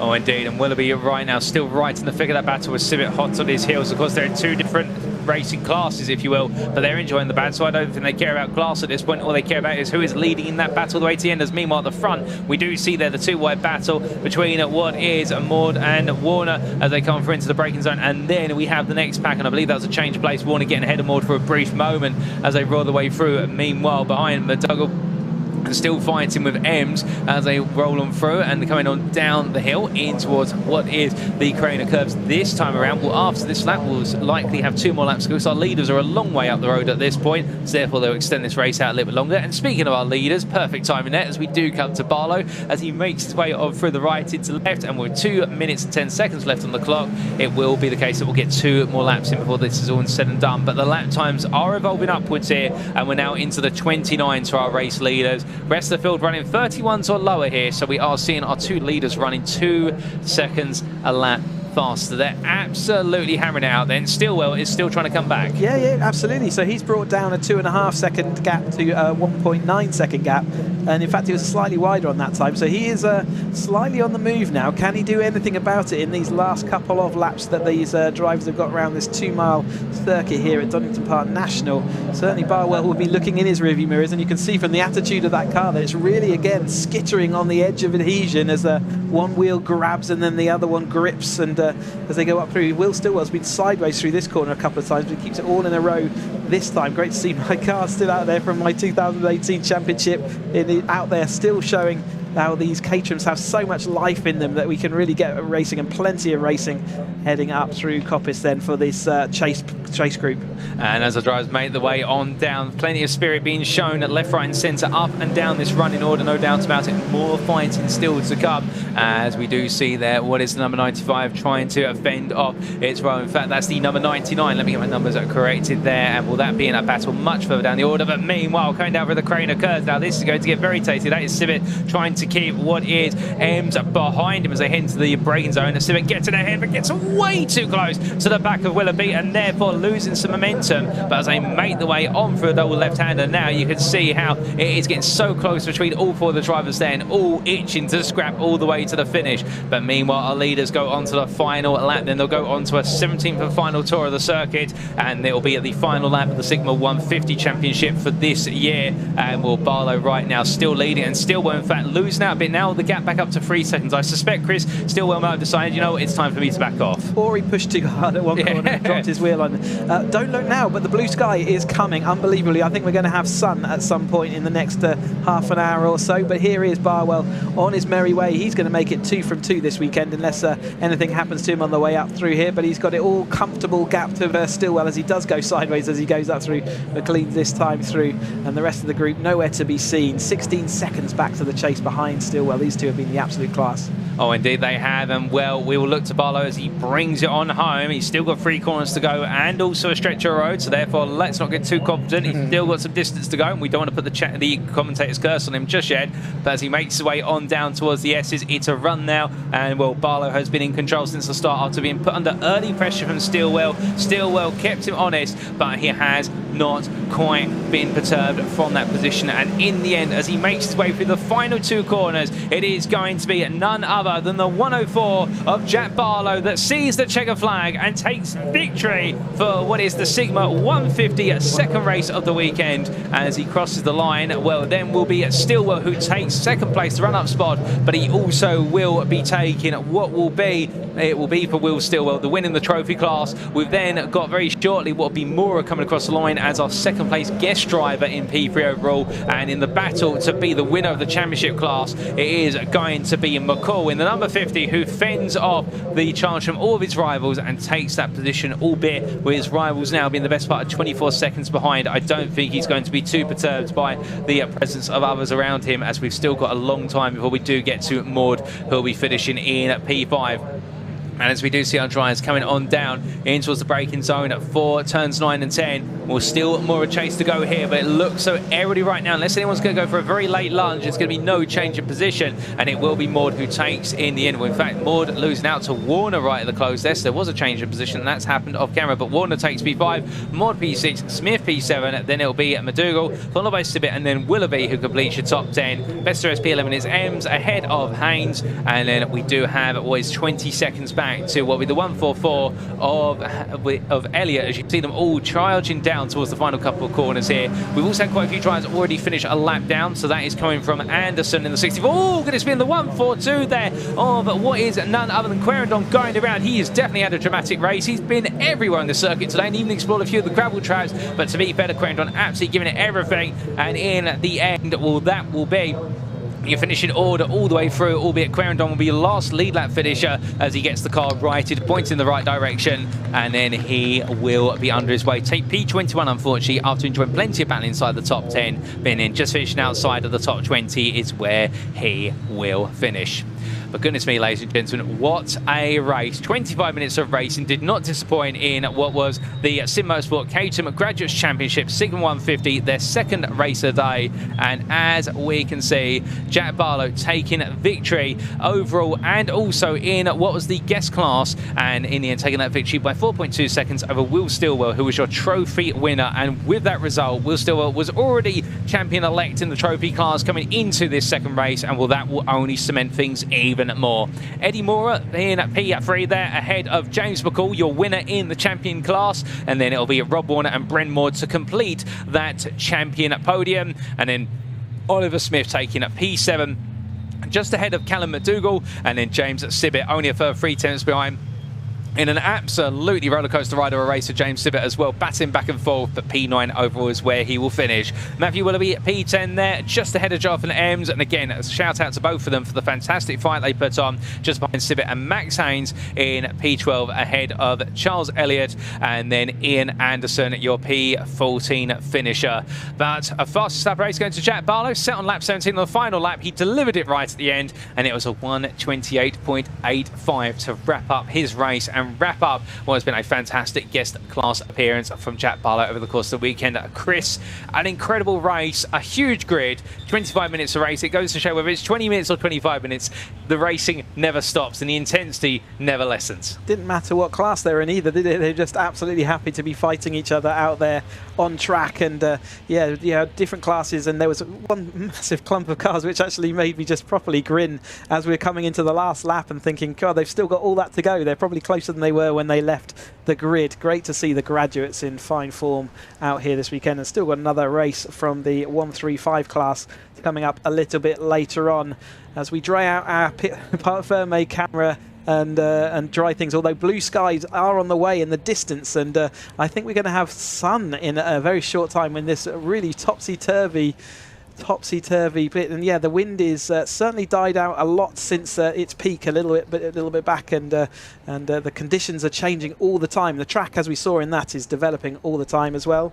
But we have the Caterham Academy Autumn Trophy coming up. So we've seen all the academies doing their championship racing yesterday, and they now get another chance to get out on track today. And this is quite exciting for them in that we run a double grid for the Caterham Academy, so they race at 2 different championships throughout the championship season, and this is the final race of the season for them. They don't have to do it, it's a voluntary race, and they all mix together, so all of the green and white group drivers are all on the same grid together. So this is a battle for honours, and we had qualifying this morning, and it's actually green group who's come out on top. It's got a massive grid of cars. Remember, they all started this year with no experience. They're not even allowed to have had a kart or a driving license, a race driving license ahead of the season. Otherwise they cannot enter the academy. They must enter at a higher level. So 36 cars out on the grid in this Caterham Academy, all the white and the green group cars together, but they are actually going to be fighting for that win outright. And those fighting for that win will line up as follows for the Autumn Trophy Caterham Academy race. It is Harrison Cavers who has taken pole position, representing the greens, if you will, and the greens will be shown in the timing tower with the purple-pink background. Meanwhile, with the light blue background will be your white Academy drivers. Paul Oglesby in P2 there, and then with Alex Coombs and Nick Sampson line up on row number 2. It goes green, white, green, white. That shows you how close these 4 are with regards to their performances, despite being in 2 different Academy groups the entirety of the year.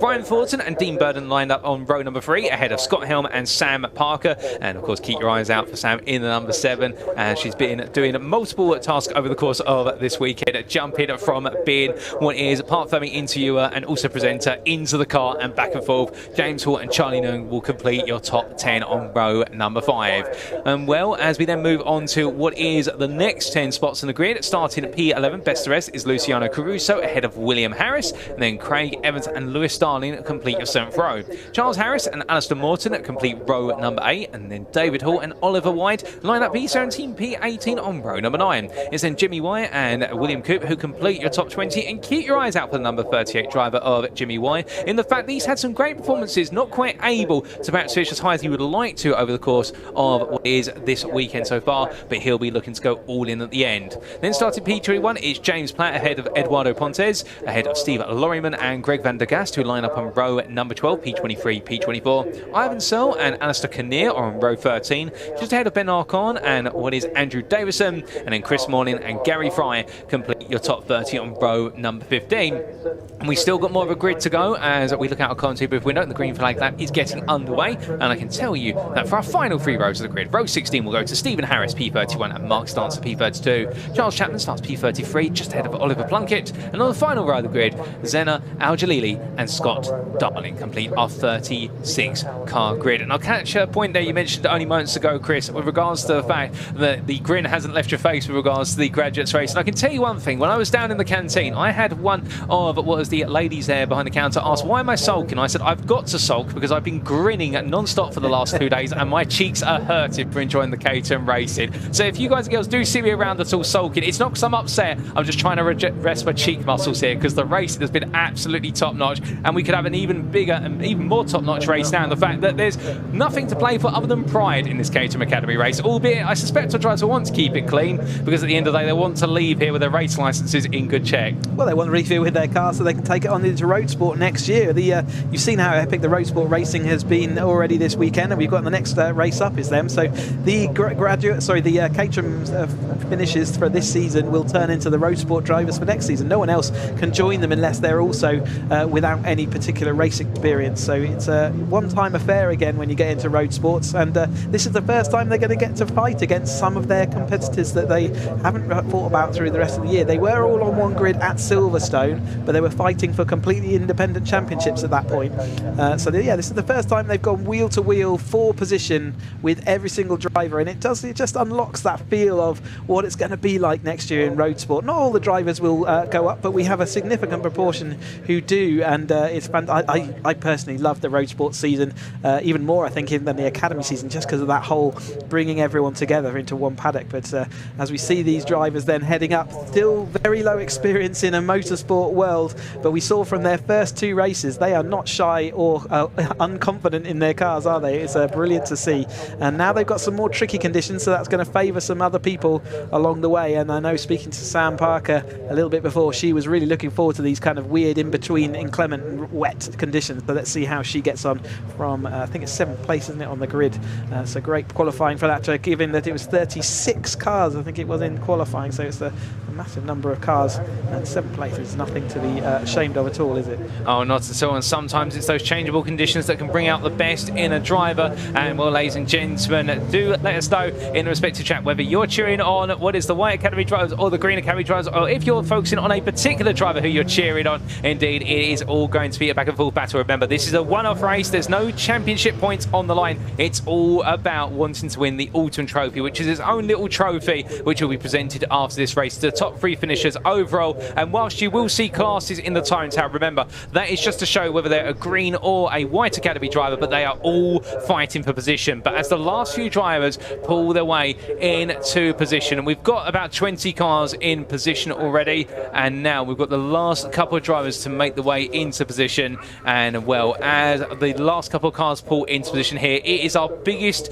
grid of the weekend. 36 cars. They tail all the way back to practically the pit lane entry point, and well, the medical car pulls up behind them a bit further than it would like to normally, and then we will see very shortly our marshal wave the green flag at a distance there. And here we go as we look to behind the field. You can see the lights on the top left of your screen just under the time, and well, the red lights are on, ladies and gentlemen. And for the Caterham Academy Autumn Trophy Race of 2024, it is going to be lights out and away we go, as it's a slow start for many on the front rows of the grid. But meanwhile, as we see 2 wheels in the grass from Wild Drives, that's Sam Parker, I think, taking a bit of an experimentation. Well, they make the way down towards turn number 1, and as they do, well, it's a solid start there from Harrison Cavers, who really leads the field away.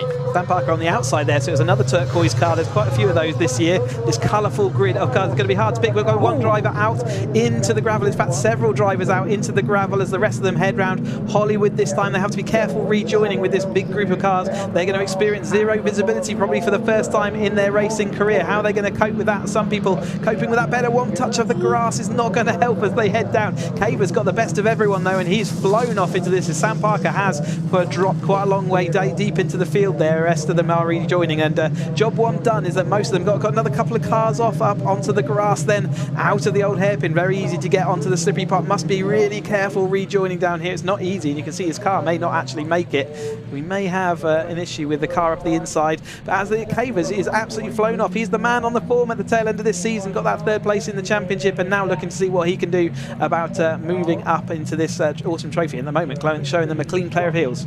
Oh, indeed. And well, with regards to those 2 cars off, we saw on the exit of the old hairpin, I believe that was Charlie Nunn and Luciano Caruso who we saw there. And Caruso, I think, was the car that was practically towards the barrier that they're trying to get rolling. We will keep updated if that's just a localised yellow or whether it does end up becoming anything more severe. But meanwhile, speaking of severity of battling, we're already at the end of lap number 1. We've got 3 wide into the final corner, albeit not quite in the end, as they do tease out a difference. Oh, goodness me. And that was very close there, as we did see our 46 of Hall almost hit the tyre barrier. One driver going very slowly there on the exit of the S's, almost crawling. And well, I wonder if that was just an error and they bring themselves back up to speed. We've got a spin there as well. And meanwhile, the rest of the field with this car's off into the gravel. And well, nothing's done to dampen the enthusiasm, even with the wet. That's the number 92.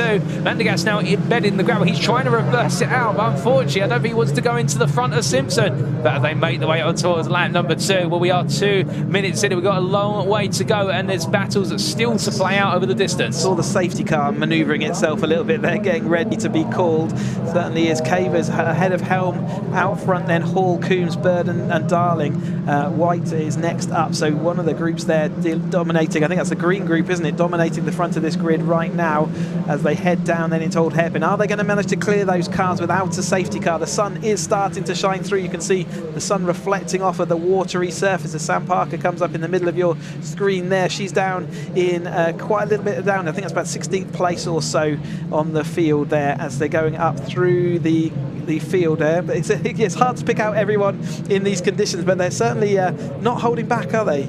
No, they're not holding back at all. And as Parker there in P13 looks to battle away up the inside of the number 12 of Morton, goes all in, and Morton in the end gives the space, but finds himself running out a load of steam coming out of Coppice corner. And you can see just behind us the 14 of Harris now trying to come back, as Parker has really opened up a door there for Harris to go on the attack as well. But a lovely move there from Sam Parker. And well, further up the field we can see as our drivers all make the way down that lovely shot. It's going to be 3 wide there as they come down to the braking zone. I think Parker running out a bit of momentum, still fighting versus the number 12. And Morton coming back, and Parker, despite making the move in the end, now falls back into the order and loses the places gained. Meanwhile, through all of that, it is going to be 2 places gained for Harris, and Harris really being tactical there and just simply snatching away the places that his 2 rivals in front decided to fight over. But as our drivers come on to wait lap number 3, well, we had no safety car, and indeed only local yellow so far, and well, hopefully that's the way it remains. And as our drivers roar the way through, well, the blue skies are definitely open up to a degree. The sun is starting to shine, but you can see there the amount of spray that's coming up as they roll off. And well, lovely deft manoeuvre in there from the number 18 of Oglesby. That is Paul Oglesby right now, absolutely glide on through with the 25 of Darling behind. And well, Darling trying to go on the attack, but Oglesby has in fact got ahead at the start of this lap. And as our drivers make the way on through the double left complex, Oglesby on the attack here and trying to get a little bit of pride back for the Academy White group as they roar the way up the hill. And well, as they do, you can see that long line of cars which starts with Coupe and ends with what is Vaughan, all chasing together. There's battles everywhere you look at the moment, and I think we're going to see another bit of a battle here, as that is going to be the number 56 up the inside of 23. That's going to be a move being made there by Burden on what will be Hull, as meanwhile White has gone very deep. They're coming out of Coppice corner. They'll be 3 wide on the exit,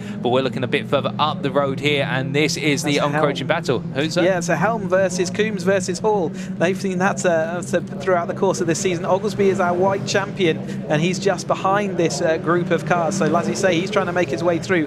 Helm was in the podium for that White group as well, I think in the 2nd place. So Cavers, though, is the man on form and the man out front in these conditions. He is cleared off. He's got about 2.5 second gap over the rest of the field as this 3rd place battle barrels into Redgate this time through. And that really is, the positions are changing all the time. They really are trying out different things, but it is these Coombs, Hall, and in fact Oglesby is starting to get involved in that process as well over the line that time. But Hall losing the rear of his car through the middle of Craner curves that time. You can see the rear of these Academy cars are a lot more loose and leany than the other cars that we've seen out there today, as they don't have a rear anti-roll bar. And yeah, leany is a technical term for that. Certainly leaning around these corners. You can see the attitude of the cars, and they do work well in these wet conditions. And the soft compliant suspension over things like the chicane, the chicane blocks, actually means that they take those a lot better than some of the other series.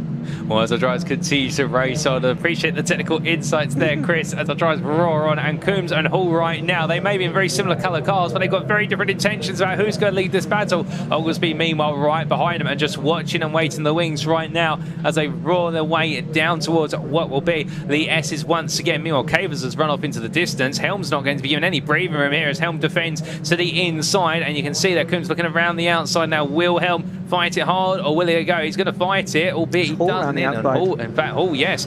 And Coombs has fallen back there, so Hall gaining 2 places since the start of this lap, and he's going to now move up into P2. But will he be able to now run after Cavers? He's continuing to extract an advantage, albeit Hall on that lap 6 tenths faster than Cavers, albeit slipstream assisted most likely. But the flip side of the coin is, can Hall be the one to perhaps reel Cavers back in and draw that lead battle all the way to the finish? But we've got a two-way fight there in towards turn at number 1 between Helm and Coombs. They're still fighting over P3, and further on down there we can see a move being anticipated. That is going to be Morton looking up the inside of Thornton, and as they come in towards turn 1, side by side they go on through the right hander, and even further back there you can see even more 2 wide playing out, and that is going to be, I believe, unless I'm very much mistaken, it is going to be between the pair of drivers of what is, oh, excuse me, that's Platt and Davison, and well, in the end, Platt's going to try and get around the outside to get it done. We'll give you an update on whether that was successful a little bit later on. But meanwhile, here's the 33 of Wes Thornton, who right now still chasing after Harris, but he's got Morton very close behind. And then we come back to this battle for P2 that I think, by the looks of things, Chris, these guys, as much as Cavers is up the road, I think they're more interested in who's going to finish P2 here, or the red mist has just defended over. Yeah, absolutely. So it is back to, Helm has been reduced back down, so it's going to be a battle for green in the top 3 and a battle for white in the 4th and 5th places. We did briefly see Brian Thornton out there on circuit. He's the guy that denied Cavers 2nd place by stealing the fastest lap by 64 thousandths of a second on the last lap of the race in their Academy Championship. So Thornton and Cavers has absolutely taken that wound to heart, and he's disappeared, like we said, up the road. 2.6, let's keep an eye on that gap, see whether it reduces. 20 minutes. Coombs and Cavers, Coombs and Hall having an absolute battle of the turquoise cars there. And next up it is Oglesby and Helm, so the white group. Then we've got Burden and Darling. So Darling, one of those drivers, a bit like Lando Tolmarsh, we said earlier, he's really just feels out what the grip's like. He also drives a dark car, so they're kind of very similar, of the same ilk, shall we say. But there's Cavers, our leader. Nice drift as he goes round through Hollywood that time. He's not shy of getting his car standing out there as Oglesby makes a good move. In fact, Oglesby's going to make his way past Hall, so that's the white group champion now starting to move up as the sun comes out to greet us here at Donington Park. Oh, indeed, and keep in mind as well, Oglesby holds the record for the fastest lap in this race so far, 34.682, and he has been the man on the move, albeit Burden, he has been running in the 34s, a bit further behind, down in what is P6, so therefore it's an interesting question here. Could Oglesby, if he's able to clear this battle for P2, could he be the one to chase down Cavers, who in turn, as you mentioned, Chris, is starting to be reeled in a little bit by the leaders, so there's plenty of play for him. We're still not quite over the halfway point of this race, so anything can happen before all is said and done, and the pace here from our driver is fantastic. But Sam Parker at the back of this battle between Wes Morton and Darling as they head in towards what will be Copper's Bend, and Parker getting the run here, looking around the outside of the 24 of white as they make their way around the outside. She got it done. She was fully crossed up on the brakes. What a move around the outside. Spectacular. Oh, an absolutely spectacular move, even with a bit of locking, but meanwhile, that's a very deep run into the chicane from Wes Coombs there, and Oglesby has made his way past this whole pack. Oglesby is not waiting around here. He says, I've got a race to win. Absolutely. He is now carrying white group honours. He's into 2nd place. He's going to see whether he can chase down Cavers. There's quite a big gap, 2.6 seconds before he catches. You can see visibly on your screen there, but as Helm also tries to make his way back through to past Coombs and Hall there, so it's just absolutely to and fro. Exactly what this Autumn Trophy is all about. Who is going to bring home honours? Who's going to beat all of their Academy champion racers from this year? Well, the moment Cavers has got it in his grasp, but Oglesby's looking like the man with the speed out there on track. Thornton a little bit further back has taken that fastest lap again, so he is not shy of putting that car in a risk's way. You can see these conditions are absolutely horrific to drive in. They're so tricky. Off the line there's puddles, on the line it's absolutely like ice. Where do you go? What's quick? What's slow? Well, they're all doing a fantastic job of working it out right now. Oh, indeed, and what adds even more change to the fact, yes, the sun's come out, and that is going to assist the circuit in trying to raise the track temperature, but on top of that, well, you then have the reflection of the sun off the wet racing surface, which means that suddenly identifying where those puddles are can just be a little bit more difficult, or even just seeing your brake marker that you may have been looking for. Yeah, and because it's a wet race, you would be wearing a clear visor, and so actually you don't have the tinted sort of sunglasses effect that you have with your other visors, and therefore it doubly amplifies the effect. You really can be having to squint a lot to actually see, and just like it is when it's a wet surface on a motorway and you can't really see the lines or the lights or the cat's eyes, it's the same thing. You really don't know exactly where you are on track. You just have to use muscle memory. As Sam Parker blasting down here up to the rear of Lewis Darling's car into the chicane this time through. She's already dispatched of those cars behind. Just going to be about, oh, and we've got one of those cars locked up, and it was the one that she overtook before has just disappeared off into the escape road, and we'll have to recover back to the track, but we'll be losing time and spaces. Oh, indeed, and I believe going straight on there, that was none other than Morton taking a trip down the escape road, but hopefully we'll see Morton return in due course. And a quick update on the win. In fact, we'll come back to lead battle shortly, because it's 3 wide onwards as they come through Hollywood. Goodness me, 2 wide in the end as they weave and wind their way down through the crane of curves, and where you can see there that Hall right now is refusing to give an inch, let alone a mile to help, and then it's going to be Coombs watching up from behind. And well, the quick thought here is the fact that Cavers right now is only 1 second ahead of Oglesby going onto this lap, and look at that, we just saw them. That's the swap for the lead. That was around the outside, and Oglesby has taken the lead this race, and well, we'll see them shortly as our cameraman's trying to sprint to catch up here. Credit to them where it's due, and as they roll through, Oglesby is into lead. You saw him quickly go through the camera shot there, and Cavers lapping about 1.7 seconds down that previous lap. Well, Cavers just not on the pace anymore, but meanwhile that means, could it be that Hall, Helm and Coombs are now going to be chasing after the runner-up spot, not necessarily P3? Did Cavers have a mistake on that lap? I can only imagine there must have been something. He had 2.6 seconds, unless his pace really is that. But Oglesby has been patient, hasn't he? He dropped down the order a little bit early on, and he sort of settled into the race before then pushing forward, making sure his car comes home in one piece, I guess, is a part of his mind. James Hall's lost part of his number plate, and then Coombs and then Helm as well. So Helm dropping away a little bit at this point, but he's going to fight back on the outside of Coombs this time then.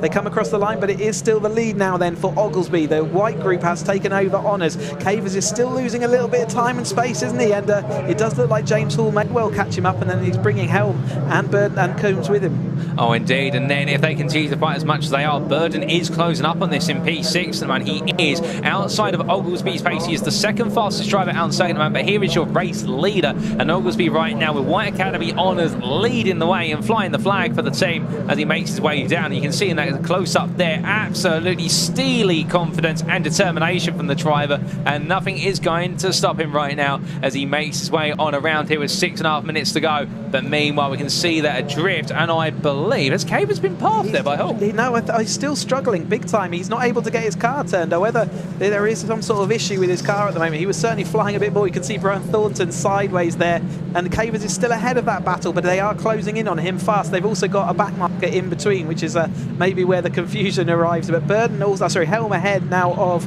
Coombs as well. So they are all getting back. You can see it was off on, there was Cavers again off onto the gravel, off onto the tarmac, and he's not going to be carrying a lot of speed on. He's going to lose out to Hall this time through then. He is really struggling to get that car turned and get it down the straights. Well, he's going to battle for it all the way, but it looks like there might be a bit of a steering issue, but Cavers is not going to give in. He says my brakes still work, even if something else may not be working on the car as much as you like, and this is where we'll start to see the Constantino effect play out and the whole field behind start to group together. But as they exit, it's going to be a better run from what will be Hall charging down, as we can see they're practically side by side, nothing between them as they make their way in towards the braking zone here for turn one. Through Redgate corner they go, and Hall right now on the outside, Cavers defending on the inside and giving it everything with Coombs and Helm right there. Burden now only 1 second behind. He'll start to get a sniff of the slipstream as they make their way through, but there you can see Cavers inside line through Hollywood corner with Hall being made to go the long way around. He'll get the inside for what is the Ukrainer curves, and as he comes on down, he slices his way ahead, and Hall takes P2 there in an absolutely well-planned move, albeit as they make the way out to the old hairpin. Could we see a counter-attack? There was a car sideways backwards out of the old hairpin there. Who was that first spun, I think? I'm pretty sure I caught that out of the corner of my eye. It's flashed by. Maybe see where the one car is dropping down the order, but it may be one of the back markers because we're deep into that at the moment. Just mean there is that car. He's got a dangerous rejoin to do, so it's the number 29 car. Scott Darling is that, so that's Louis Darling's dad. That was an uncomfortable place to sit on the exit of that corner for a bit. Stan Parker, watch, she's up into 10th place. She's made up sort of 6 or 7 places since the beginning of this race. Absolutely carving her way through, loving these conditions out there, into the top 10 on the last time across the line. But yeah, that was a scary bit for Scott there. Oh, indeed, and all the drivers in equal machinery here, really showing their driver skill and mettle here as they make the way through and out into the final quarter of this race. And well, whilst there have been some spins for some, they've been able to recover them, and the only retirement we have had from this race, unfortunately, was the 88 of Caruso, which we saw at the start of the race towards the barrier of the exit of the old hairpin. But here is Sam Parker having broken away from that battle with Lewis Darling earlier on, and also got ahead of White. All going to spin up to the 92 there, and well, the number 92 taking a bit of a trip to the escape road at the S's, and that's Van der Gast, who really has ended up in the wars in this race. Yeah, he's not having a great one. We saw him a bit in the gravel a few times earlier in the race weekend as well, didn't we? So not the best race weekend for him. As Hall absolutely hanging the rear of that Academy, but Cavers has decided he's going to pull the pin this time, and he is now sideways through the second part. They are absolutely on the raggedy edge. They are getting everything they can out of these cars, and a little bit more as Cavers is sideways again, going to give them in the run, Hall on the run out the outside. There's not really a place you can go and make use of that. You can see Cavers is sliding his car across the track. His car looks much more set up for the dry rather than the wet at the moment, but as they're coming up then into McLean's, it's still Cavers heads Hall, but Coombs is going to look around the outside. Will that wet line still work? Yes, it will. You can see how much grip he had around the outside. He's able to fire it straight up the inside of Cavers. So from one turquoise machine, the other one is now attacking him, so Coombs now takes over that. Hall's going to have to lick his wound, see what he can do, and his Burden is not really very, and Burden and Helm, both not very far behind. Oh, indeed, and Cavers may be driving a car that's potentially wounded, but he's showing no signs of giving up his fighting spirit, showing as they make the way down. Is this going to be free wide as Hall's going to try and spread the road here? And indeed, it's going to be Hall in the middle, Cavers on the left, and then it'll be Coombs on the right. Coombs backs out. It'll be Cavers versus Hall, and meanwhile, looking at the cutback, it's Coombs. They bounced away over the blocks. Oh, a very slightly moment there from what's Cavers. That is going to release, I do believe, what will be the car of Coombs up into P2. And meanwhile, Cavers and Hall stay as they were battling, albeit not for too long, as Burden and Helm are now into the mix here. Oh goodness, we've got the 58 getting itself redeemed after being pulled out the gravel. Yellow flags waving, Marshall's running clear, and as they make the way for a red gate corner, the racing continues there in the battle for P2. Well, Oglesby might already be 6 seconds clear, but to be fair, he'll be locked off and into the distance, and as they roar the way on down, well, now it is going to be all about Coombs trying to keep Cavers and Hall just ahead, well, just away from him for the time being, as there is a return move from what is their Cavers just holding on versus Hall. But is that Burden that just made his way through? It could be Burden or Helm, one of the two. They absolutely came back involved. That movement, that slide from Cavers really held them all up, and it allows them all to come back through then. So it was the number 42 of Scott Helm behind. There's Lewis Darling losing the rear of the car, and the number 25 car out onto the gravel, and then as soon as he touched that curb, nothing to be done. This is the car control though. Can he keep it going? Yes, fantastic. Well done. Lewis again shows the control there. Another car avoiding him. That's it, not hard to do. There's a 58 stuck in the gravel then, and that looks pretty terminal at this point. So he's not going to be going any further. That is James Platt sat there in the gravel. The Marshals are going to go and see where that is. Put themselves in risk. Obviously, cars in the firing line. Can they push that car out? Can they get it moving? Please do, Marshals. It keeps their races going. Does look like they're going to do it. Fantastic, and thank you ever so much to the Marshals. Fantastic stuff. Is that old hairpin reminding they have to look over their shoulder and constantly see the battle? There's a bit of a problem maybe for the rejoin. Either way, 42 seconds of this race to go, so I believe they're all going to be starting their last lap of this Caterham Academy Autumn Trophy race.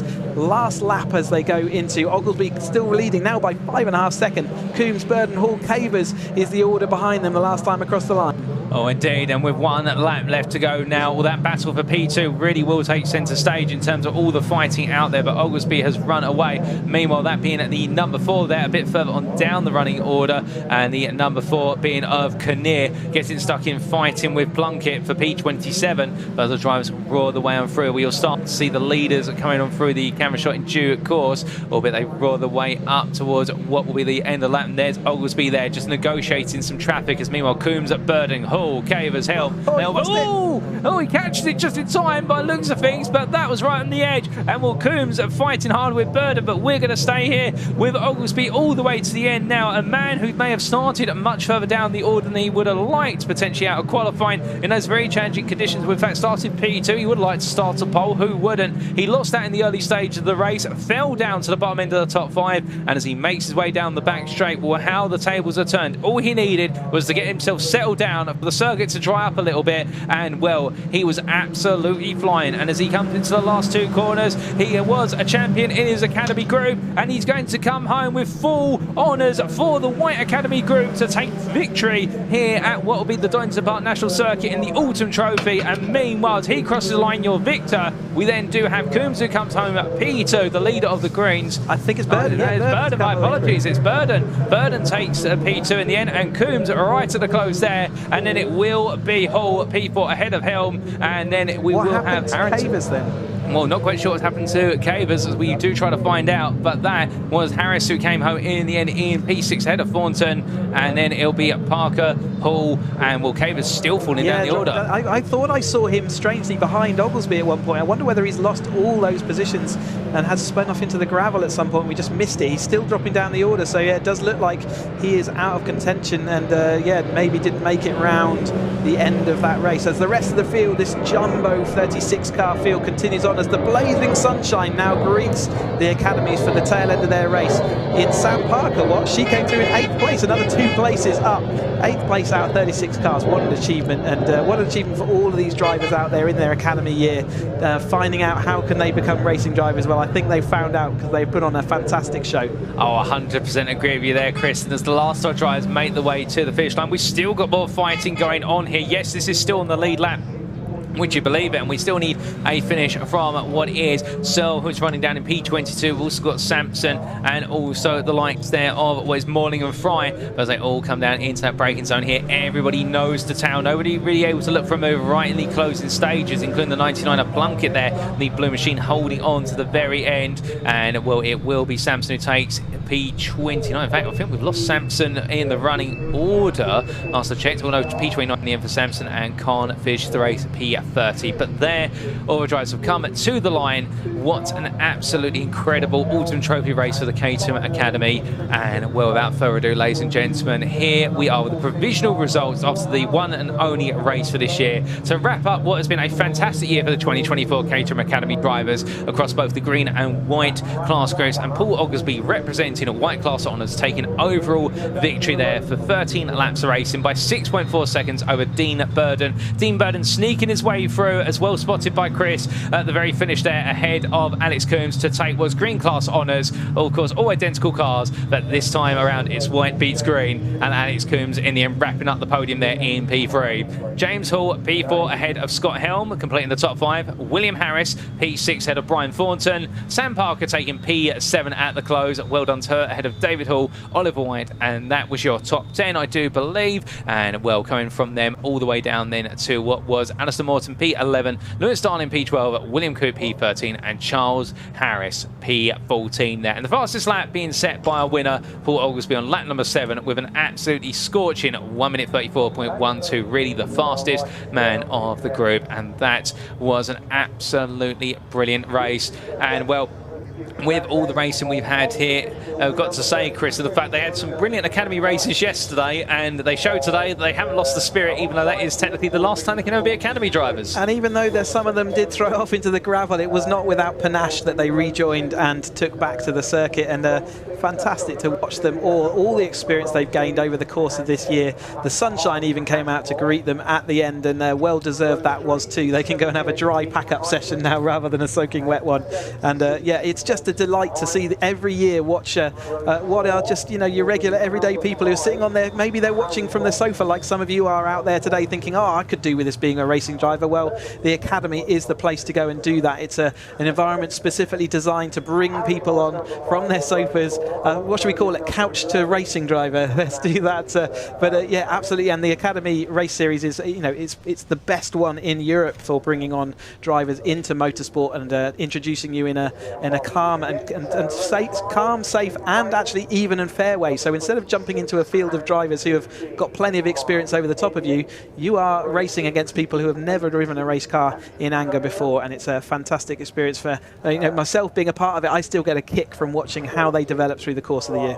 Oh, indeed, it must make you feel emotional a little bit as well, in the fact that this is the start of their journeys, and some drivers go upwards and onwards through the Caterham Motorsport ladder and even go on to bigger things in terms of racing other motorsport series. I mean, I think we've had a few alumni from the Caterham Academy who've raced in the likes of British GT, for example. Yeah, absolutely. We've got British GT winners. We've had people racing Le Mans and all sorts going up through the championship season. When you learn to race in a Caterham of any type, really, the racing is absolutely spectacular. You will know that you'll be competitive in any other race series there is around the world. You really do get taught how to race hard, close, and fair. And yeah, we're proud of that. The ladder that we've produced and all the drivers that get flung out of it, and how many stories there are and so many friendships that we hear about all the time. And I absolutely made up that Sam Parker there in that 8th place over the line in what is, you know, her first season racing as well. And it's great for me to have followed that story. And if you haven't followed Sam's story, you go onto YouTube and search out Academy Racer, and you can follow that in a 6-part series. The final part will be coming out in a few weeks' time. Definitely go and do that. Yeah, enjoy all the content that we bring you all throughout the year, all the content that we bring you from Caterham Academy and all the way through to the 7 Championship UK. And, well, ladies and gentlemen, as you tune in, unfortunately, we're not going to bring you any part firme into. Unfortunately, we still do have the hair dryers out on our paddock camera, which has got a little bit wet, but hopefully we'll be able to get it back in operational service before the end of the day. We can see so many of you tuning in, whether it be on the BARC TV YouTube channel, or alternatively on the official Caterham YouTube channel, where this broadcast is available completely free of charge. And, well, indeed, all these broadcasts being absolutely free for you to enjoy an absolutely fantastic weekend of racing. And we wouldn't mind if you you gave us also a freebie of a like and subscribe, of course, and that way you can stay up to date with all the latest racing action, whether you're all about Caterhams or whether you're all about anything British Automobile Racing Club. It's free to do so, and that way you stay up to date with all the latest racing action. It's great to see so many of you in our respective chats there. But as we do start to march away on to what is now going to be race number 15 of the weekend. We've got 4 more races to come, and this will be our second race of what will be the Bilstein Caterham Roadsport Championship, and this one is all about the championship on the line between the two big names, Paul Goldstein and Jono Emery. But here is the grid as they line up based on the results of race number 1 earlier today. Bruno van Dijk takes pole position after that absolutely emotional win in race number 1 ahead of Jonathan Emery, who lines up P2. Paul Goldstein P3, knowing he's got his sights on Jonathan Emery, and Harvey Ashford just behind in P4. On row number 3, we have Nick Hyton and Monty Hind, with Henry Morris and Barry Hanif on the fourth row of the grid, and your top 10 completed by Tim Payne and Miles Anon. Then coming outside the top 10 and moving our way on further down the order, of course, we do have starting at Bester SP11 Patrick Cunningham, and Giles Hansen joins him on that 6th row of the grid. And then we come on to row number 7 with Istvan Demez and Graham Handy, who makes it P14. Neil Bell starts P15 with Neville Sykes alongside on the 8th row of the grid. Then Andrew Miles and Will Jarvis line up on row number 9 with Gurfedge Ducey and Howard Ashmore completing your top 20. Keep your eyes out for Howard Ashmore in the fact that he had a strong start to the race earlier today, but it didn't quite work out in the long term, and he'll be hoping for redemption in this one. And then we do come to the very end of the grid, and well, as we see, in fact, we've got all the way to what is 30 cars on this grid. It'll be Chris Coates, who lines up P21 ahead of David Jarvis, and then on row number 12 it'll be Anthony Nichols and Brian Joyce, with Ruben Hunter and Andrew McKee on row number 13, Anna Hall and Django Jones line up on row 14.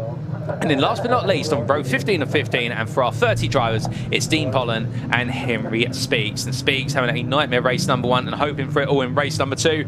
Chris, a quick update on the championship. Of course, we left race number 1 feeling as though it was practically going to be level scores between Jono Emery and Paul Goldstein. But what does that mean going into this final race of the season? Emery did what he needed to do in race number 1 with that win, didn't he? But Goldstein actually ends up needing 4th place now to guarantee. If he comes 4th in this race, there's nothing Jonathan Emery can do, even if he gets the win and the fastest laps. So he's got everything to play for still, because that we've seen how variable this conditions can be, and how if one mistake can just drop you, plummet you down the order. Remember, these are the road sport drivers, and second step of our Caterham ladder. They were last year's academy, all now combined into the road sport grid. But Goldstein out there a lot on track this weekend, as he has been all through the year, and he is out ahead in the points by just a few points. But if Jonathan Emery wins with fastest lap, then Goldstein has to get 4th place. If Jonathan Emery is any lower than that or without the fastest lap, then that reduces the need. So Goldstein probably with 6th place can guarantee it if that's not the case. So we will keep an eye on the points as we go through, and it's Hines, and Morris who are the next up, but they are not going to be able to do anything for the championship podiums. However, they are close enough on track. It does look like Hines got enough of a gap to make that stick, but Morris will still be seeing whether he can do anything about that, and we will confirm those points. But at the moment, we are going to concentrate on the Goldstein-Emery battle, as the rest of them all around will be seeing what they can do on this bumper 30-car grid out there on the track. Well, indeed, in 20 minutes of racing to come with our 30 competitors as they all weave and wind their way down towards the start-finish line. Of course, one green flag lap here, and well, as they adapt themselves to the conditions. It's a drying circuit once again, but the difference to the story this time is they actually have a bit of sunshine to go with it.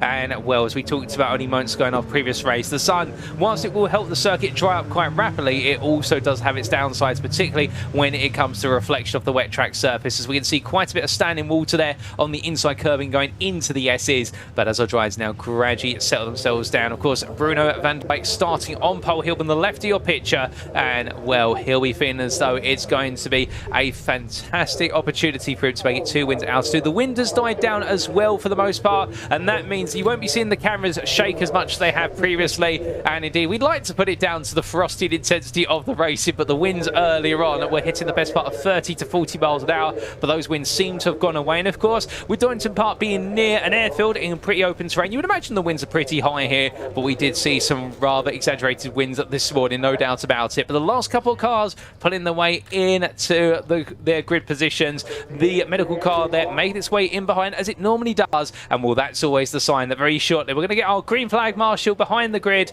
and as they all pitch up, this is going to be one last journey for our road sport class drivers as they all get themselves set. The eyes all point up to what will be the lights. The green flag waves behind them. That means we're green to go. 2 red lights are on there, as you can see on the right hand side of your screen. And without further ado, ladies and gentlemen, it's lights out and away we go for their 14th and final race of the season as they roar away. A good start there for Jonathan Emery, immediately getting side by side with Bruno Van Dijk. Meanwhile, behind there, you can see Goldstein just settling into the rhythm in the number 1-2. And as they head in towards turn number 1, Goldstein there absolutely nailing it in terms of pitching himself into P3 as they roar the way through the corners, and Goldstein on the attack behind Ashmore and Hyton. Meanwhile, fight each other. A little bit of slide there from Hyton as he comes on through the corner. Oh, goodness me, that's going to be off into the grass there for one of our drivers. It's going to take a very long way to get back onto the circuit. Well, that's a long journey, Chris. He'll eventually get there. Oh, he goes spinning round, and look at the amount of grass and mud being kicked up there. That's one place you don't want to go, but the rest of the field safely on through. Yeah, did well to get that stopped. You could see him ploughing onto the brake pedal, but it wasn't doing much for a while. Did spin him. Hopefully he hasn't embedded that car, gets it up and running, and off he goes once more. That would have been an exciting adventure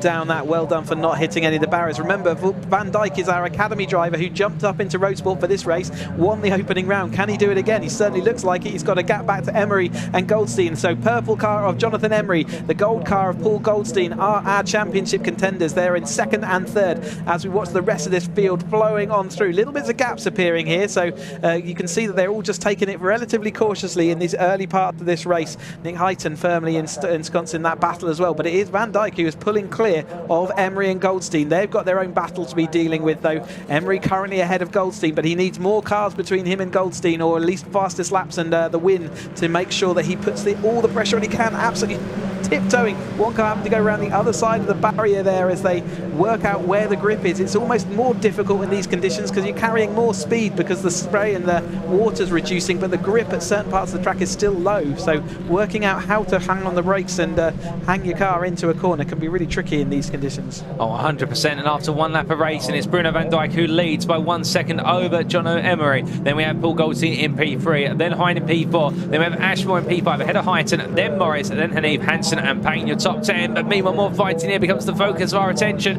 as they roll the way on down, and that is going to be the number 10 of Ashmore, trying to keep Hyton behind, having a brilliant start, but very twitchy front end there as he breaks his way into the old hairpin. And Hyton, as much as he would like to have carried the momentum, in the end had to back off to avoid contact, and as they roar their way on through the double left complex there of Starkeys in towards Schwann's and then McLean's, you can see a further foul slide. Oh, goodness me, now that is some car control there, and all of our drivers leaving nothing out there. They're starting to get warmed up. Yeah, like I said, in these conditions, especially around that Swans bit, it goes ever so squirrely before it gets grip back, so they are in that awkward transition time. Emery, though, leading Goldstein. Goldstein just needs to sit exactly where he is, and then he knows that he's got the championship. He doesn't have to worry about Van Dijk out in front. Van Dijk can worry about himself, and it's then Ashmore and it's Monty Hind, isn't it, I think, ahead of Hyton. Hyton just leads on behind in the second of those cars, and like I say, Morris, Hanif, Hansen and Payne making up the top 10 as they crossed the line last time, and it looks like still really squirrely. That's Hanif. We saw him sideways into the chicane this morning, and he's got more of that sideways action underway in his green machine. Again,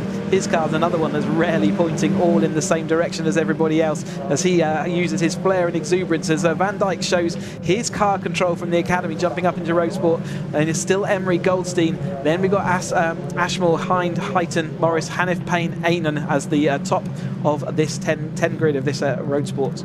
Well, as the drivers make their way onto their 3rd lap of the circuit on this race, they roar through it, and everyone immediately now starting to fall into line formation for a brief period of time, and I suspect a number of drivers just getting themselves settled on down here. But the Emery-Goldstein battle, Goldstein going a little bit deep there, and Ashmore and Hind starting to close up a little bit. They might become key players in this. That's the number 62, meanwhile, just creeping its way on through, and that's the car that we did say take a trip to the mud earlier on. You could definitely sit around the side of the car.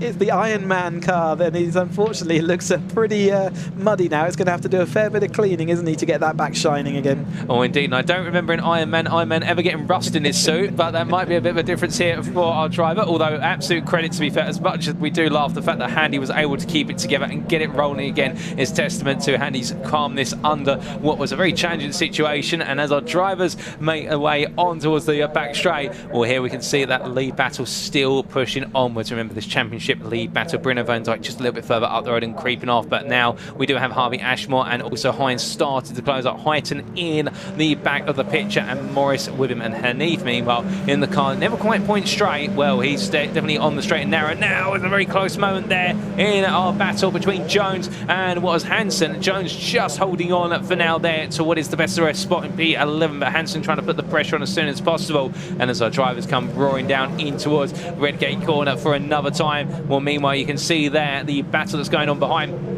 Too wide under the braking here. That's number 26 of Payne with Ainan looking around at the outside, but in the end cuts back to the inside there, getting the better momentum. And then we come back to the front, and Emery are now really being reeled in by Goldstein. And well, you have to imagine here, Chris, although all we need to do is finish behind his rival in order to win, if he makes mistakes like that, it's going to be a lot more pressure for Paul Goldstein. He'll still get away with it, I think, because the wet line will still operate out there, so I think he'll still have momentum up the hill. But Emery will certainly be looking in his rear view mirror going, I need those two cars, I need Ashmore and Hind to get in front of Goldstein. That will really start putting the pressure on. So Goldstein will also know that. But, you know, you can start playing tactical manoeuvres. So Emery could start backing Goldstein up into the two cars following and sort of hope that. And in fact, Goldstein's almost sort of saying, yeah, I can see that you might be looking to do that. Emery's out wide. That's really out there. Outbrakes himself. He will still get some momentum back onto this circuit. And in fact, Goldstein's going to have to back away from that because he won't have the same grip. They are going to go absolutely side by side. Emery completely outbraked himself, but somehow the wet line rescued him there. He's had more grip on the extreme outside of the track.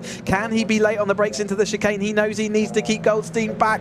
Goldstein knows that he just needs to get to follow on, so it does all sort of even itself out. He's going to lose the momentum. Goldstein is going to go through, and that's going to solidify his grasp of the championship at this stage of the race. But we've still got 13 minutes left, so certainly not going to be over and done with. And the two behind, Ashmore and Hind, and Huyton's not even that far behind either, are going to have a say in this as well. When as they go 2 by 2 in towards turn number 1, where it will be Emery gets back in, but look at that, a cheeky move to the inside from Hind, who gets on the inside of Goldstein, has a huge tank slapper on the rear there as they make the way down in towards turn number 2, going on through Hollywood. And as they make the way on through, we're now Goldstein firmly in the clutch of this battle. Emery had to gamble in the end in order to get the group to bunch back up, but it seems to have worked out, and Goldstein now, knowing what he's got to do and stay within a certain distance of Emery, well, he won't want to have Ashmore get too close and pass, because if Huyton also gets involved in the same behind, then it could all come out of Goldstein's hands right at the close. But as they make the way up the hill in towards what is the McLean's corner once again. Further back there, we've also got where's a two-way fight starting to brew up between Hanif and Jones, with Morris just been a bit further up the road from them. Indeed, there's battles everywhere as we look to number 5 of Morris that's also playing the game of chase, but then you can see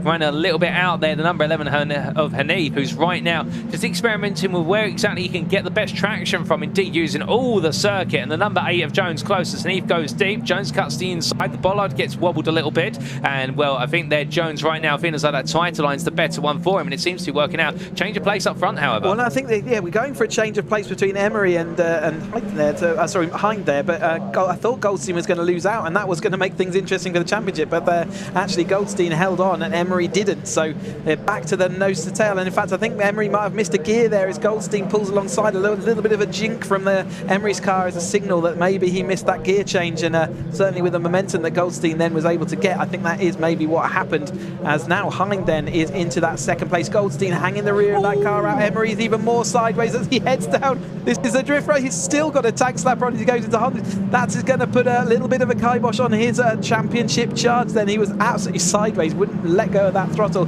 Now it's going to be Huyton looking to see whether he can demote him any further down the order. Emery is going to lose out that place, millimetres between them. That's going to be frustrating in that car. Still got 10 minutes, still got plenty of time left to recover it back through, but it certainly makes that job harder.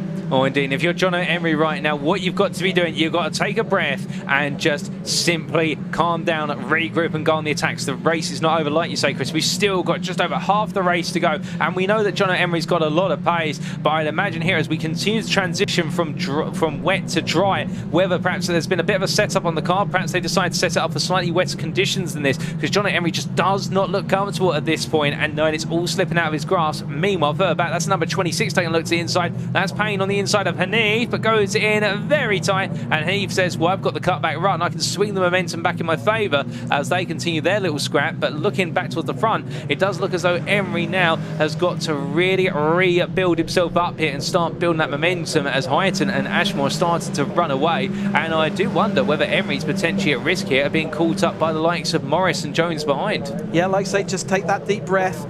Know in these conditions that if you try and panic and you know there is no more grip, so if you try and first press the brake harder or press the accelerator harder, it's not going to work. You've got to concentrate on being calm, got to take the momentum back again, get yourself recomposed and just find where that grip is and use it sensibly. You can see he's understeering quite badly out of their corner there, and so he's not quite found his regained the composure. And meanwhile, Hind is now fully under attack from Goldstein. Goldstein knows that he has made a bit of a fatal blow there, and he's looking to finish the job off, isn't he?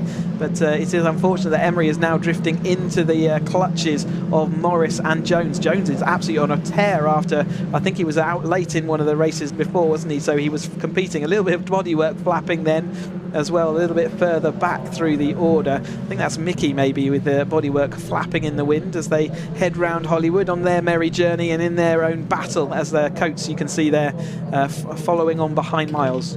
Oh, indeed, and as they continue to give chase of one another there, there's battles everywhere up and down the field, even though our focus is primarily up towards the front of the field because that's where the big championship contenders are. Let's not forget about the fact we do have this great little battle going on there for PE22 between Miles and Coates. But meanwhile, looking back towards the front, this is Bruno van Dijk, who...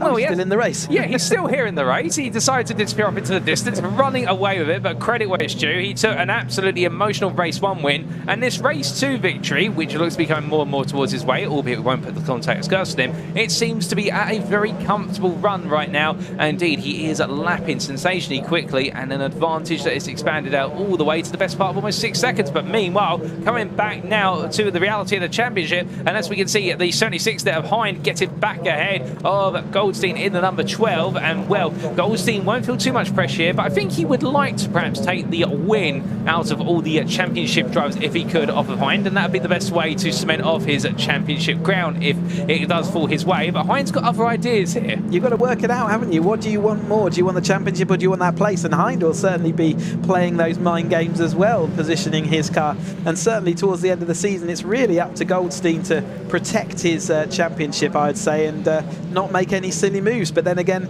there's people that have won more championships than I have in my life that would probably take a different opinion of that. So there's different versions of how you can go about racing, and different drivers have different mindsets, and that's what makes it so exciting to see them all get out here and see which mindset and see which skill level works out best in any situation. Here's that Hanif battle again with the green car following along behind Jones in the 8 and Morris just behind as well. So all moving forward, a few more wings being dispatched along the way.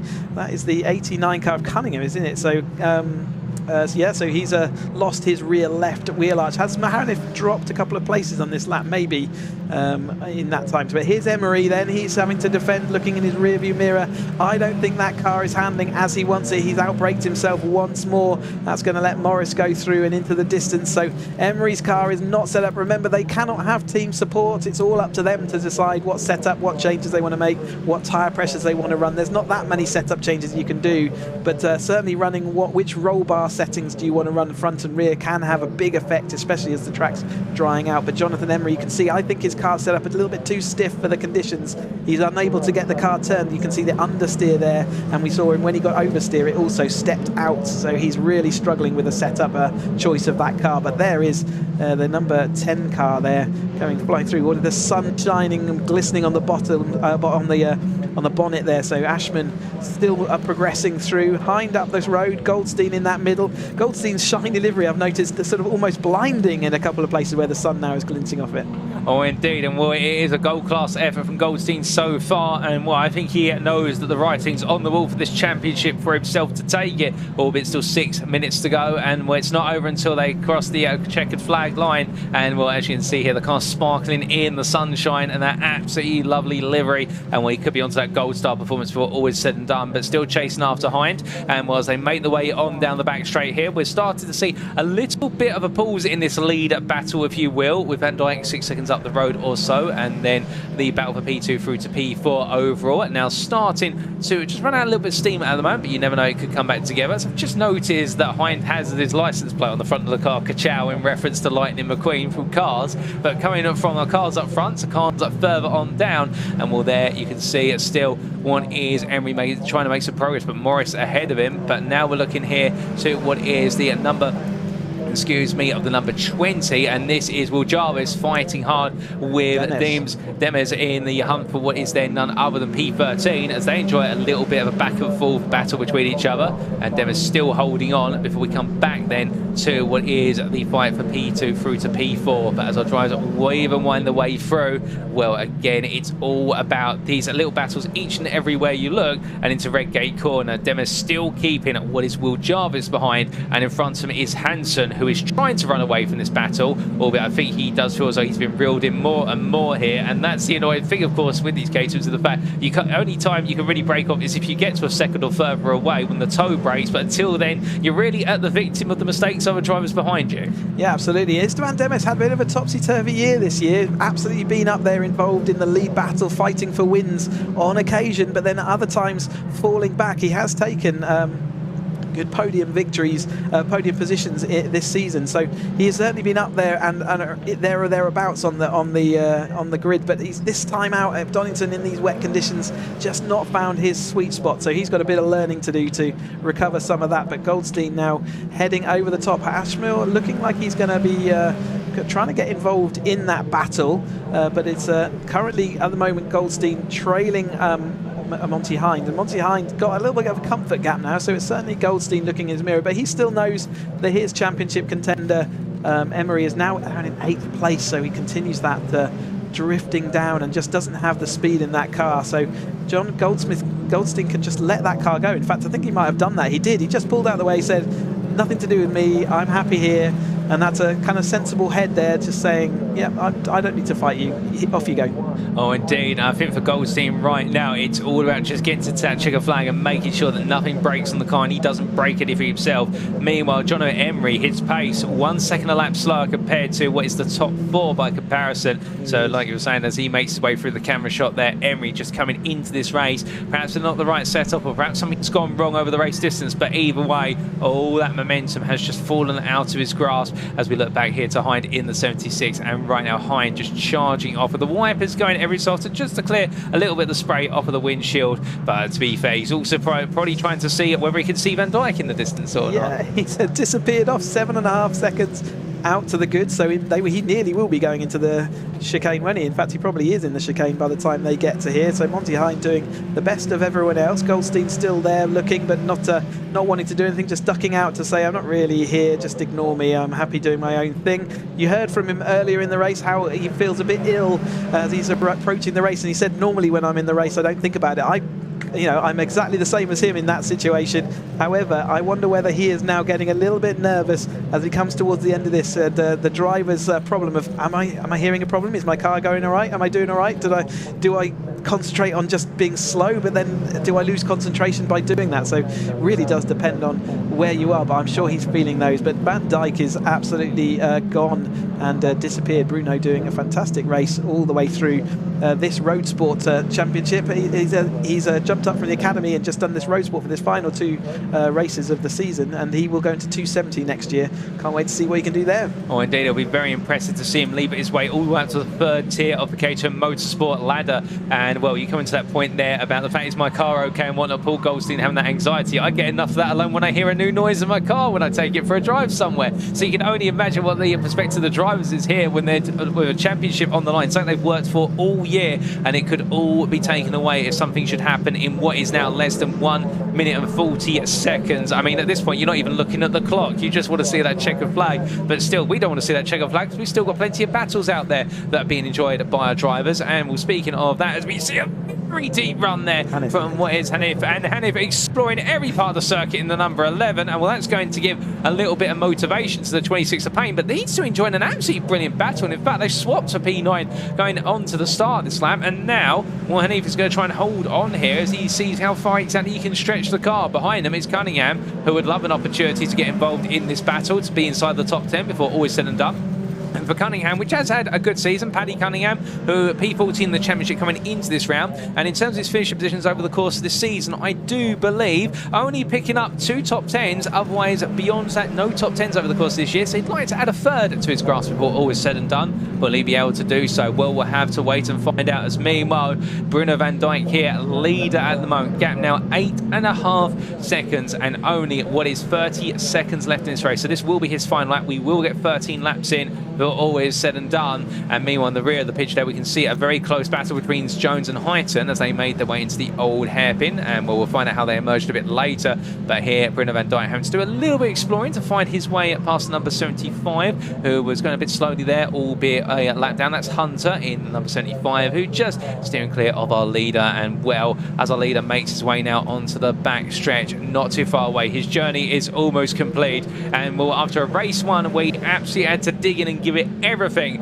to take a victory on his debut in the Road Sport Championship as he makes his way down into the last 2 corners. It's been a much calmer race number 2. He's risen to the conditions, he's risen to the challenge, and Bruno van Dijk in the 33 will rise to take the checker flag in the final race of the season for the Bilstein Caterham Road Sport Championship for 2024. But as he makes his way across the line, we then have a 8.5 second gap to what will be Hind, who takes P2 ahead of Harvey Ashmore, and then Paul Goldstein with that P4 provisionally will be your 2024 champion, just ahead of Highton, who takes P5. And with that, no, it won't be. It'll be Jones who crosses the line just inches ahead. Highton missing out in the end by literally a sliver. And well, the camera angle being deceiving there, but the timing's doing it. And we've got the 25 off in the last gasp for the gravel at the old hairpin. But meanwhile, it will be then Highton, then Morris P7, Emery P8, Hanif P9, and then Payne will wrap up your top 10 just ahead of Cunningham, with Anon finishing P12 a bit further out of view.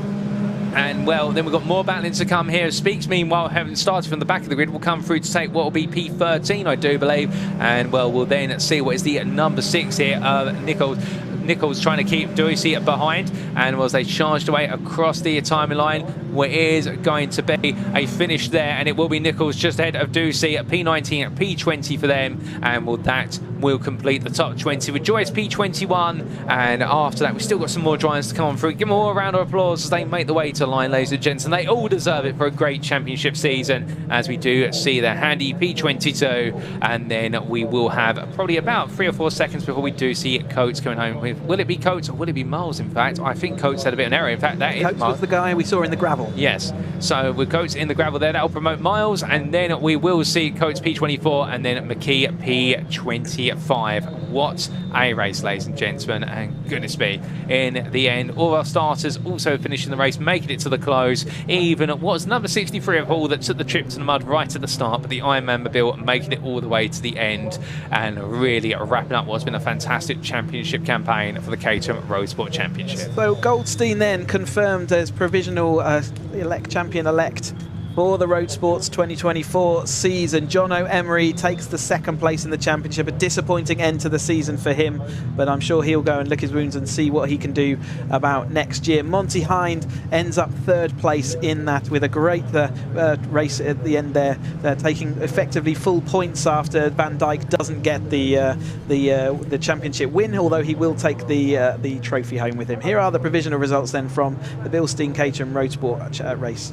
And indeed, to wrap up the championship then, the final race of the season, and Bruno van Dijk taking a back-to-back victories today, 13 laps and 9.2 seconds clear of Monty Hind, with Harvey Ashmore P3 ahead of Paul Goldstein, with that P4 doing enough to take what was the championship provisionally. Django Jones at P5 there, sneaking his way up the order throughout. Nick Highton P6, then Henry Morris, Jonathan Emery with that upsetting end for the 43 driver, and Barry Hanif and Tim Payne completing the top 10. Patrick Cunningham P11 at best of the rest, couldn't quite sliver his way past Payne or Hanif at the finish, but managed to keep ahead of Miles Anon, and then Henry Speaks and Esteban Demez completing your top 14 finishers. Fastest lap going to none other than Django Jones. That was set on the penultimate lap at 32.73, and a brilliant drive there from Django Jones. But goodness me, ladies and gentlemen, what a race. In the end, the championship all coming down to Jono Emery just not quite having the right pace at the right time, and Paul Goldstein meanwhile keeping calm, cool and collected. And well, between them, it was nothing over the course of the season, but it was Donington Park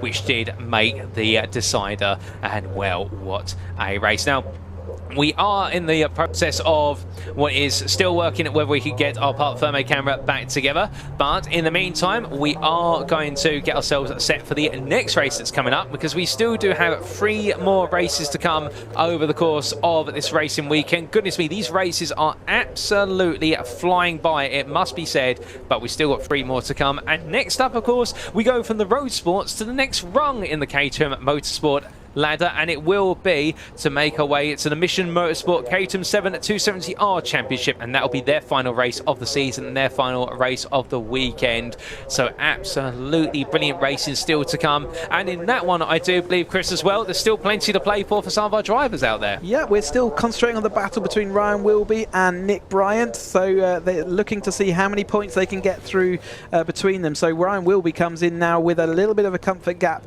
over the top of Nick Bryant. So Bryant's going to have to get 5 points between him and Wilby. Kenley can officially still get involved in that second place battle, but he does need Bryant and Wilby to not have a good result. But again, we've seen the conditions out there are tricky, so it's really going to see what they can do. But the main concentration will be Ryan Wilby in a grey and orange machine versus Nick Bryant in the light blue car. He was not having fun in the wet earlier on, but we have got drying conditions, so maybe he can find his mojo again and start competing. But he certainly needs to get on with it and get cars between him and Ryan Wilby if he wants to see whether he can solidify second place. Oh, indeed. So plenty on the line over the course of what will be their final race of the season, the 270Rs. And, well, with that change and the sun coming out here, so it will be a dry circuit. The wind, in fact, has picked up a little bit as well, as we do look at the Union Jack outside of our commentary booth. That gives us a good wind gauge, and also the Caterham flags that are flapping around us. But with the wind picking up, it does mean that a lot of the surface water will be pushed alongside it being gradually evaporated by the sun. So this is a circuit that is very rapidly evolving. The only problem is, of course, and we did see that just now in the road sport races, if you dip a wheel or a toe onto the grass, you're going to find yourself very quickly taking a bit of an adventure, and that grass is incredibly damp. It is not easy to get out of, and it is going to be a very muddy journey. But we are going to be introducing once again to the commentary booth none other than Ben Timmons, who joins us, of course, a reigning champion for this year, but join us once more, as you can see there in the commentary booth. Good afternoon to you again, Ben, and well, one more race to go and plenty to look forward to. Absolutely, and thank you again so much for having me. This has been an incredible experience, and I have to say I have a totally newfound respect for what you guys and the team do here. It is incredible. The ability you have to manage all of the information, what's happening out there on track is sensational. So thank you so much for all the amazing work that you guys do as well for us. Yeah, excited to see what happens here. As Cheesy just said, it's going to go all down to how Ryan and Nick do here. The track, I'm very glad I'm sat here and not out in the assembly area. Making that call now on what you do with setup is going to be really make or break. Time's still looking quite far away from a dry time. I think we saw there in road sport in the 32, so still a big gap from where the dry pace is. But as you said, the wind's picked up, the sun's out. There's going to be a lot of cars on track. It's now going to really come down to what setup do I want to commit to and what's going to be the right thing for the next 20 minutes. Oh, indeed. And well, our drivers will need to lock in their setups now, because this is how the grid will line up for the final race of the 270R Championship, sponsored by Mission Motorsport for the Caterham 7 season. It goes, and it is Charlie Lowe who lines up on the front row, carrying on from where he left off in race number 2. And Charlie Lowe will be the man to beat. Ben Wheatley would love to beat him after just missing out in race number 2 of the day. And well, the number 53 driver then being followed up by the combination on row 2, Megan Bruce, who recovered all the way through the field to finish P3 previously, and Stephen Merritt, who lines up P4. Adam Keane and Ryan Wilby are on row number 3, with Zach Lower and also Rob Kenley on row number 4. And then we do have Craig Boyle and Luke Waitman completing your top 10. And keep your eyes out for Craig Boyle as well, in the fact that he's been really battling hard there, and he'd love an opportunity to squeeze into the top 5 if he can. Matt Larby starts P11 ahead of Nick Bryant. And then we do have Lionel Tolomash, the man who can't keep it straight, but he'll explore every part of the circuit, and we love to see it full throttle all the way in the number 2. And he's got the company of James Empson alongside on row number 7. P15 will be Toby Boys ahead of Adam Waitman, the second member of the Waitman family there in the 21. James Mooner and Daniel Hope line up on row number 9. And then Neil Warnock and Gary Cross complete your top 20. But we've still got plenty more drivers on this grid to cover, including starting P21 Mark Soden, and alongside him P22 Oliver Kibblewhite. That's row 11. Row 12 will have Andrew Bailey and Robert Lowe, followed up by row 13 Guy Crossman and James McCullough. Louise Deason starts P what is P27 ahead of Henry Littlejohn. And then to complete the final row of your top 30, row 15 is Solomon Rogers and Graham Finlayson. But we still do have a few more cars to cover. In fact, one more car to cover, and it's Rob Gregor, who starts P31 of 31 entrance into this race on row number 16. Well, the green flag lap is getting underway, and I have to ask, Ben, with regards to the setups on the cars and whatnot, how late in the day do sometimes drivers, or even yourself, how late have you made decisions in the past? Has it literally been 5 seconds before you're meant to be into the gridding procedure?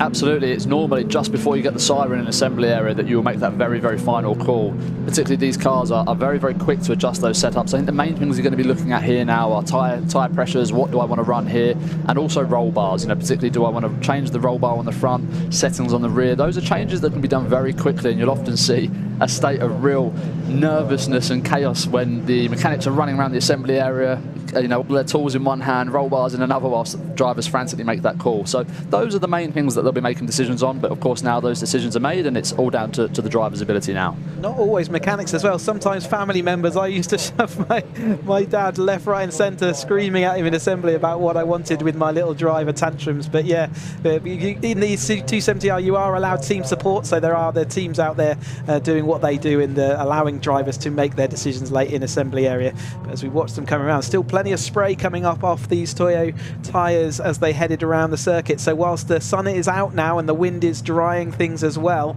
there's still pretty tricky conditions out there around this 2-mile circuit. The Donington National has been a brilliant scene of all the action so far, and coming down now towards the last 3 races of the weekend, and I'm looking forward to this one. It's been spectacular. Can Charlie Lower make it 3 from 3? Will Wheatley manage to finally make it to the top step? And how is our championship 2nd and 3rd place going to roll out between Ryan Wilby? He's certainly got one hand on that, but Nick Bryant's going to see whether he can do anything. He's just weaving that car in the blue with a bright yellow roll cage. He's got places to make up. He's got to get over the top of Wilby and put cars in between him and Wilby, so not an easy task. But we're going to find out what's going to happen in the 3rd of their 3 20-minute races then here at Donington.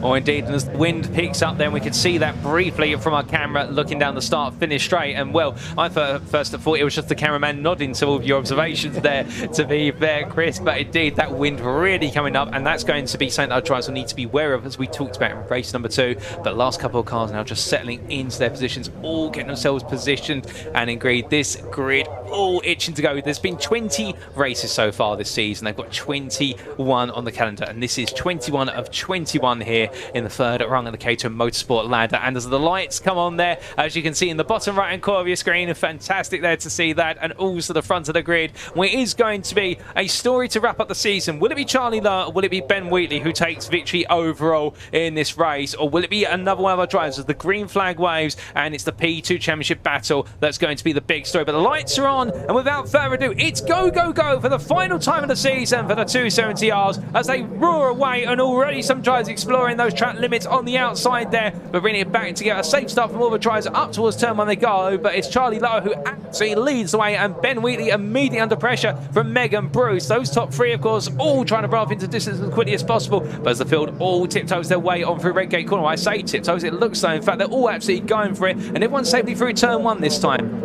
Yep, job 1 done. As they stream down, you can see how wet it is down at this part of the track, though. Almost a dry line. In fact, I think there was a dry line. We've got a few cars, one sideways there, pinging out. Who is that? We'll try and pick out who that is. The number is not really visible. He's a bit bedded down. Is he going to get that out? Because I think if he doesn't, then we're going to have a safety car. It did look like it was moving as they all head up the hill, then all job 1 done, getting around this. And again, we can see there is that car recovering back to the circuit, so that does save us a safety car. Charlie Lower out front of Wheatley, Megan Bruce. Then we've got Ryan Wilby making up those few places there behind as well. So all going well for Wheatley at the moment, for Wilby at the moment. I wonder where Bryant is. I haven't caught sight of him yet. Well, indeed, Bryant's somewhere in all of the mix, but we'll get a better picture come the end of lap number 1. But -1 car going spinning out of the crane of curves. Everybody else safely on through for now, but Wheatley on the attack here and wasting no time. He feels clocked in and looking around the outside here. Onto the brakes they go, right into left. Oh, goodness me, a nasty snap there on the brake, and has to take to the escape road there. And as he does so, he rejoins, but it won't be about gaining a place. He'll have to give that back and does so. But Megan Bruce immediately on the attack. attack here. So after one lap, it's Charlie Lowe ahead of Megan Bruce, followed by then Ben Wheatley, and as they roar their way down. With a nose cone up in the air. Sorry about that, coming across you. He has got even less visibility than we saw in the last race from Bryant. Bryant got the new black nose cone on, and in fact you can see the nose cone dipping back down, but Zach Lowe is going to have all the same problems that Bryant had in the last race. Bryant now is planted on his rear, so he is in 7th place as he went across the line, and seeing whether he can do anything about Zach Lowe in front. Well, they make the way on down the hill this time again. That spray kick it up as soon as they deviate from what would be the tighter lines, just the way the water flows down from these curves, and as they all sweep on through and whatnot. I do have to ask Ben, with the drivers, of course, these Caterhams being open there, being in the cockpit as well, it must become quite a soggy cockpit after a certain amount of time with the rain coming, or even just the spray kicking up into the car. Very much so, it very much does. And again, I think that these guys will not be thinking about that at all. It's incredible how all-consuming the experience of racing becomes, particularly in conditions like these, when you have just a swarm of cars around you. It's incredible how quick one position that you lose can turn into 3 or 4. It's a constant game of strategy and attack. So these guys will not be thinking about how soggy their gloves may be or their boots just yet. But I also think that it looks like that nose cone of Zach Lowe, maybe from some contact with Adam Keane, I think was the spinner there. It looked like he off the line. Zach had a fantastic launch. Adam a little bit slower off the line. I think that might be what's brought those two together and why Adam's ended up in the gravel there. Yep, so we did see Adam sort of squirrely around, so yeah, maybe, yeah, was he touched or was he pushed or whatever, so he certainly ended up in the gravel no matter what, and Lower then is going to be out front. Megan Bruce taking over that second place after there was a little bit of a missed chicane by Megan Bruce looking down the inside. You can see the dry line on the outside though. Megan Bruce actually moves her car from the inside onto that drier line, but she's not able to carry that momentum. Absolutely millimetre stuff there. Charlie Lower chopping back across her nose to take back that lead. You can see how, you know, Charlie just does never likes being anywhere other than in the lead of a race, and he'll do everything he can to put it back. The car control is second to none, but we see Megan Bruce also sliding that car and manoeuvring it fast forward. She made 16 places up on the last race start, absolutely flying through this field. Charlie Lower now does have a little bit of a comfort gap, but Wheatley is still very much involved. Then will be doing everything he needs to do at the moment. Then we've got that battle with Zach Lower still moving forward, even though he can't really see much, and Kennelly seeing if he can do anything about that. Sorry, not Kennelly, it was Merritt, wasn't it, I think? Well, indeed, find his way past Merritt, and will try to find his way past Merritt, but Merritt digging in here as they make the way off of McLean's corner once again. Lower showing a lot of spirit here to go on the attack. Will naturally, however, start to feel a bit more of a drag with that lifted nose as they make the way on through Coppice corner. Through the right-hander they go, and down they'll now roar. And as you can see, the top three are literally going from left to right here. Charlie Lowe trying to braid the toe. Wheatley trying to decide which way he wants to go here, and Megan Bruce in the middle just wanting to go on the attack. But you're right there, Chris, in the fact that for Charlie Lowe, he just doesn't want to give up that lead. Meanwhile, behind Merritt versus Zachary Lower, and as they come through right into left, Merritt absolutely defending hard. Oh, goodness me, and for Lower there, a bit of contact with the blocks, and oh, goodness me, the nose comes flying up. Even worse now, there he goes, he's actually dispatched. It's flung up in the air. There's not a light bit of equipment. It bouncing just about off the racing line. I think we're going to be okay with it there. Not too many cars use that bit of the track, so hopefully that'll be dispatched. But it was a bit dangerous to start with, wasn't it? Pinged right up in the air, and as I said, if you ever feel the weight of those things, they're not just light bits. Zach, it's slowing down a bit there. I don't know whether he's also got an additional problem now, but the lead group meanwhile is as it was. And in fact, no, it's not as it was. Megan Bruce takes over the lead. Wilby is in that gap between, but Bruce is ahead of Lower. Wheatley is in that third place still. In fact, Charlie Lower trying to get round the outside again. Megan Bruce holding on to the inside.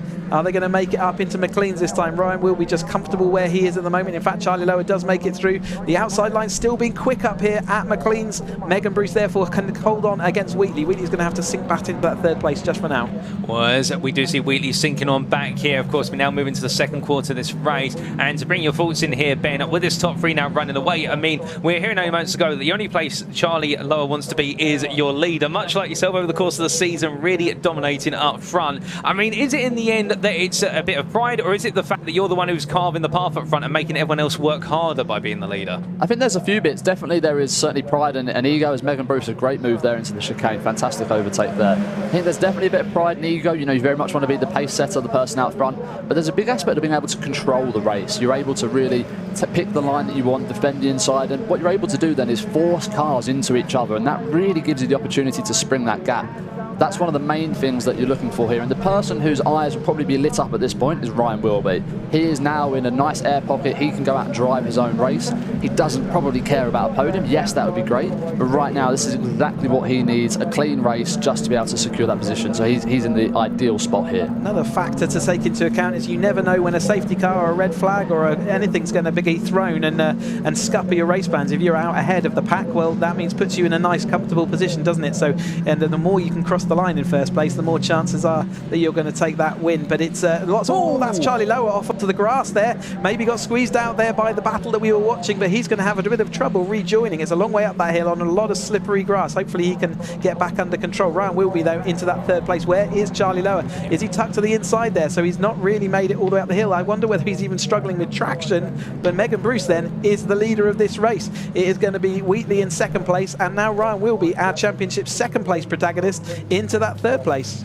Well, indeed, and how it all changes after that brilliant freeway fight that we did see into turn number 1, which enabled Wheatley to get ahead. And there is Charlie Lowe, who's pulling over. I suspect we're going to the grass and then bounced up and down. Something may have broken on the suspension of that car or something else, and will therefore we go from our 3 belligerents up front now down to 2, as it is Ben Wheatley who leads ahead of Megan Bruce and will be just closing up here. But surely in his mind he's got to be thinking, okay, well, I can see them fighting in the distance, please fight more, I'm going to be getting there sooner and sooner. But this time Megan Bruce takes over the position and Ben Wheatley tucks him behind. Meanwhile behind, that is a 4-way battle for 4th place. Well, that's going to be Merritt who's holding on, but Kenley looking around the outside with Bryant pushing up the inside, and then Boyle on the back of it. And of course for Bryant, of all the drivers here, Nick Bryant needs to get ahead of this battle because his target will be to chase down Wilby, Ben. Very much so, and I think Nick will be looking with total glee at this drying line. Again, as we talked about, he very much prefers the dry to the wet, so you can see the tremendous amount of spray, so it's very wet offline, but he will now be able to look at how can he extract that raw pace, leveraging those dry lines. You saw particularly into turn 1 there with Redgate, really obvious dry line forming, and that gives you a massive opportunity to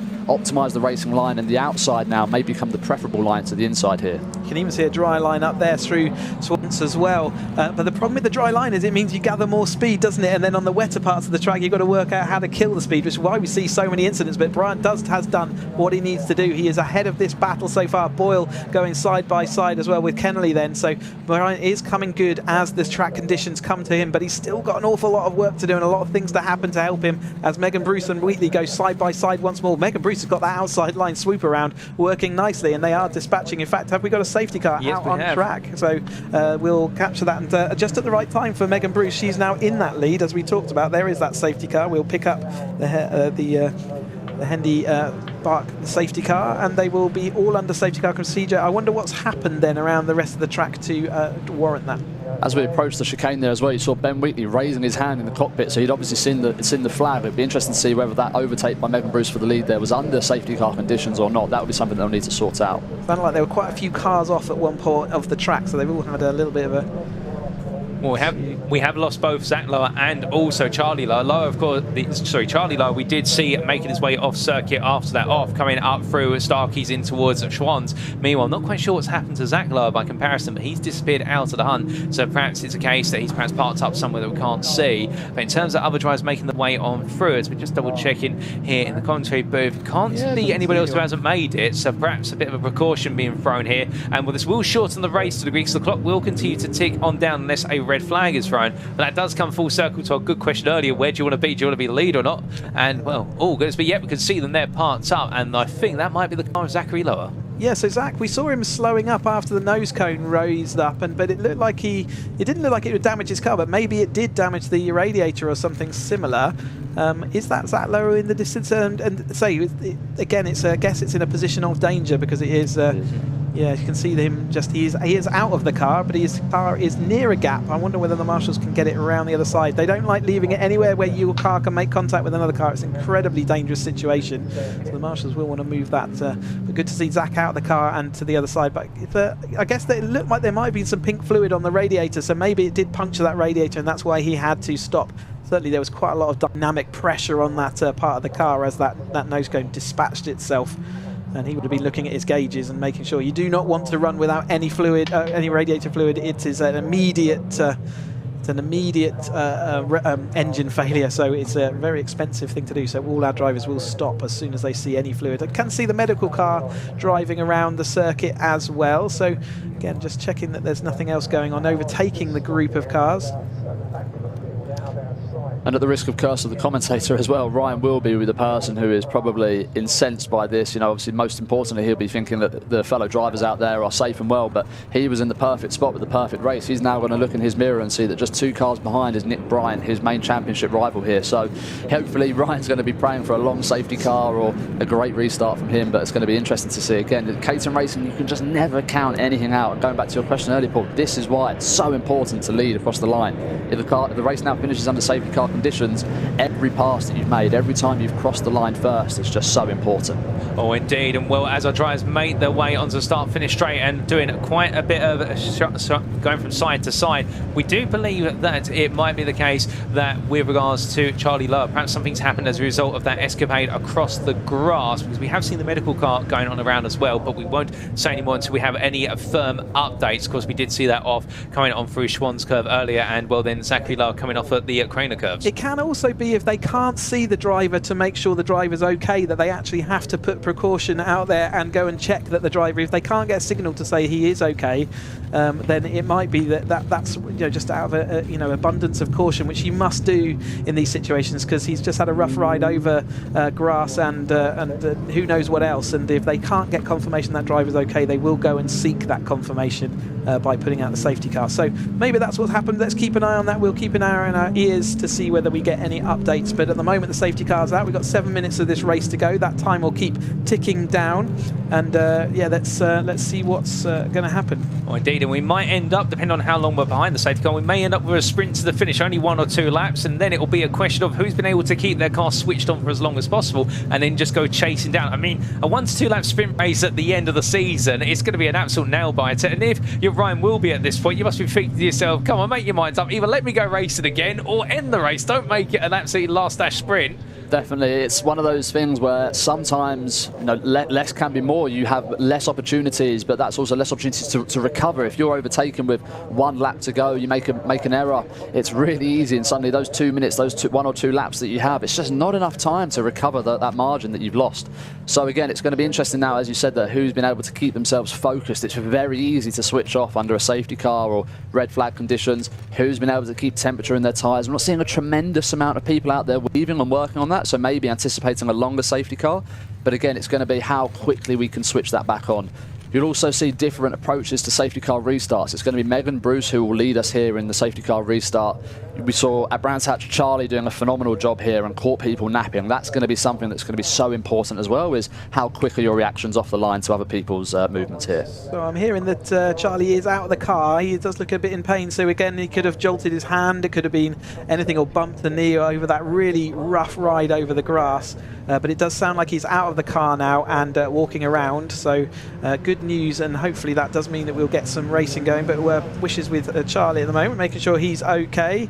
5 minutes left, going to have at least another lap of this safety car then, and you can see that dry line coming into Redgate then really does withdraw. Down the inside is not really an option now, because the outside is going to be so much quicker on the brakes and turning that you really can't. But you can also see how that dry line disappears as you progress through the corner, and it really does make it difficult as the kind of the shape of the lines changes. Yeah, that's why it's so tricky in these intermediate sessions to work out where is the grip, where is quickest. Even though there's a dry line here, what's that going to mean further around the thing? So under 5 minutes of this race to go. Are we going to get it going again before we can see the wind still whipping across the top of the hill over there? The MSB flags flapping away. They've had a hard job hanging on as we have in this race, but you can see how still multiple, much of spray coming off these wheels as well. Oh, indeed. And the thing is as well to consider now, as the circuit dries up and we do get that natural dry line, that is also a means of defending as well. If you can be holding that dry line where there's the better pace and force your rival to go onto the wetter line, they may struggle under braking, or they've got to brake earlier to get the car stopped. And you naturally have to on the inside anyway, because it's a shorter run to the apex. So that becomes a new defensive tool if you can see it able to play it into your hands there. So again, it adds another dimension to our drivers here, Ben, and this is where all that knowledge and experience has to be suddenly applied in the most challenging of conditions. It really really does, and it's conditions like this where being in front really does begin to pay dividends. You know, you're the first person to approach those conditions. These guys will be out looking eagle-eyed, looking for those dry patches. We might start to see some funky lines from drivers here while they're, you know, moving left and right, looking for where that dry patch is. As you said, through turn 1 there, Chris, really dry right up until you get near to the apex. They'll be spotting, okay, where do I want to be on position on the exit? And as you say, that means it becomes a really big offensive tool, and offense is going to be your best defense here.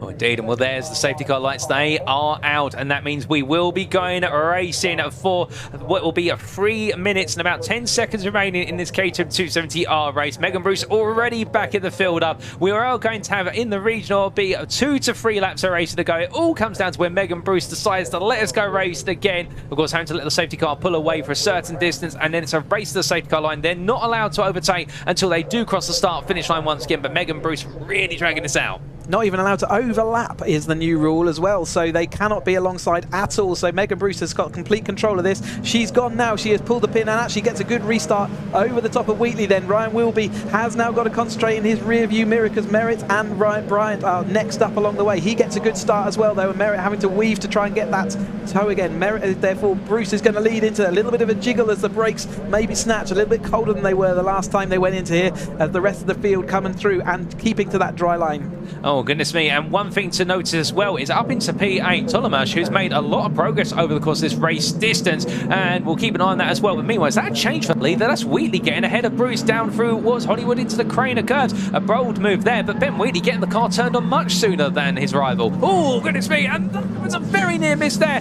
and a huge slide from Hope. Hope getting it wrong, and meanwhile, I believe one of our drivers, who was that who got it slightly sideways to try and get it out, but it seems to be stuck in the gravel. Can he roll it back, rock it back and roll it forward? Oh goodness me, it's all gone wrong for other drivers, but they all avoid each other. And well, who's that who went sideways there? Trying to see, I think that's the 23 of Cross, and meanwhile carrying on 22 in fact that was, and then we have, oh that was the 22 of Decent, and then we've got the 66 Crossman, yeah. Oh goodness me, and Crossman as well being involved, and that's an absolute nightmare restart for a number of drivers. I mean, Ben, I can see you there raising your eyebrows though, goodness me. Absolutely, looked like the car 14 there, Rob Kenley, looked like he was a little bit sideways coming down the Craners. I wondered, to your point earlier, Chizzy, is there maybe some fluid down? That looked like lots of drivers, unless people have been caught napping and switched off there, lots of drivers caught out by something, lots of sideways movement from the cars there. So great that we've been able to keep the race going now, and it's going to be, you know, as you said, a 1 or 2 lap shootout now between these front 3. Here comes Bryant around the outside then of Merritt, so that Boyle trying to look to see whether he can. So Bryant getting closer and closer, and Ryan Wilby now having to look to the outside of Megan Bruce to see whether he can push forward in this championship battle. And in fact, Bryant lost out 2 places in the end to Boyle, so Ryan Wilby still has a little bit of a comfort gap, even if Bryant can't get back up to him. But nevertheless, he's going to be uncomfortable, and he wants Megan Bruce to get on with this so that they can get on and down the ride. Let's see whether they make it through Old Hairpin okay this time through. I think it might just have been the fact it was drier at the top of the hill. They all carried a bit too much speed at the bottom of the hill here. Then as they roar their way on through, no such spins or major moments this time, no drama as all tries to make the way on down. We will have one more lap after this, it'll be close, but they'll just squeeze another lap in, I do believe. But all the drivers are just keeping it together as they make the way onto the rise. They're going quite wide out, and Wheatley, they're using the full width of the road and trying to run away from Bruce, who's got Wilby in tow, and then Merritt in P4 trying to break away from Bryant and Boyle, with Tolomash also now 1.5 seconds back and focusing on just savouring what is that P7 position. You can see in there briefly through the camera shot at the bottom.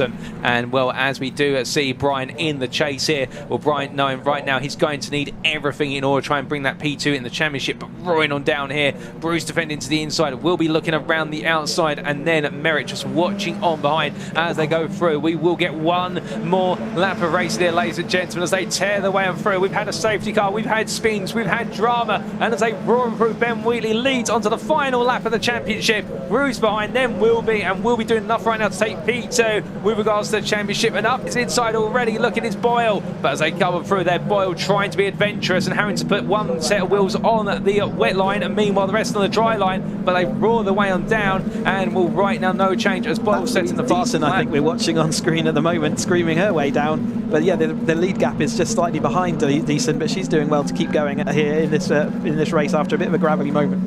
Oh indeed, and coming from Decent then, who's just getting things back together. We will then come to your leaders, and here they come, catch up very quickly indeed, and Wheatley just trying to storm this one all the way to the end. A little bit of traffic there for Wheatley though, Ben, and Bay looks as though at this point Wheatley's got this under control. Absolutely, we saw Louise earlier, done a fantastic job of getting out the way, making sure that the race was able to continue. But again, as one of these front drivers, you want to get to the traffic first. You need to be first into back markers. It's so important to be able to make that opportunity and spring that gap. Otherwise, you find yourself dropping back. You need to again be assertive, really make sure you're going for that move. And Louise doing a fantastic job there. Oh, indeed. But as Wheatley now passes what was decent there, and they charged away and down. 2 more corners to go, and Ben Wheatley may have been denied in race number 1. He may have been denied in race number 2, but as he makes his way on through and balance side by side there, Wilby holds on for P3 versus Boyle. Ben Wheatley will take victory for the final race of the season ahead of Megan Bruce, followed by Ryan Wilby to cement P2 in the championship. Then it'll be Merritt ahead of Ryan, with Boyle just missing out there after the last minute battle for P3. Canley P7, Tolamash P8, Empson P9, Boys P10, and then we will have the number 4 of Waitman, Ian P11 ahead of Moon, Little John, and then the number 21 of Waitman, Ian P14 ahead of Larby to complete your top 15. More tries to come through there, including Warnock, Cross, Lowe, Bailey, and then to complete your top 20 it was Keane with Crossman P21, and well, the whole field coming through together. Soden fighting for P22 versus McCullough in the end. Hope P24, Finlayson P25, and Decent P26. A lap down at the close, but goodness me, what a race. And well,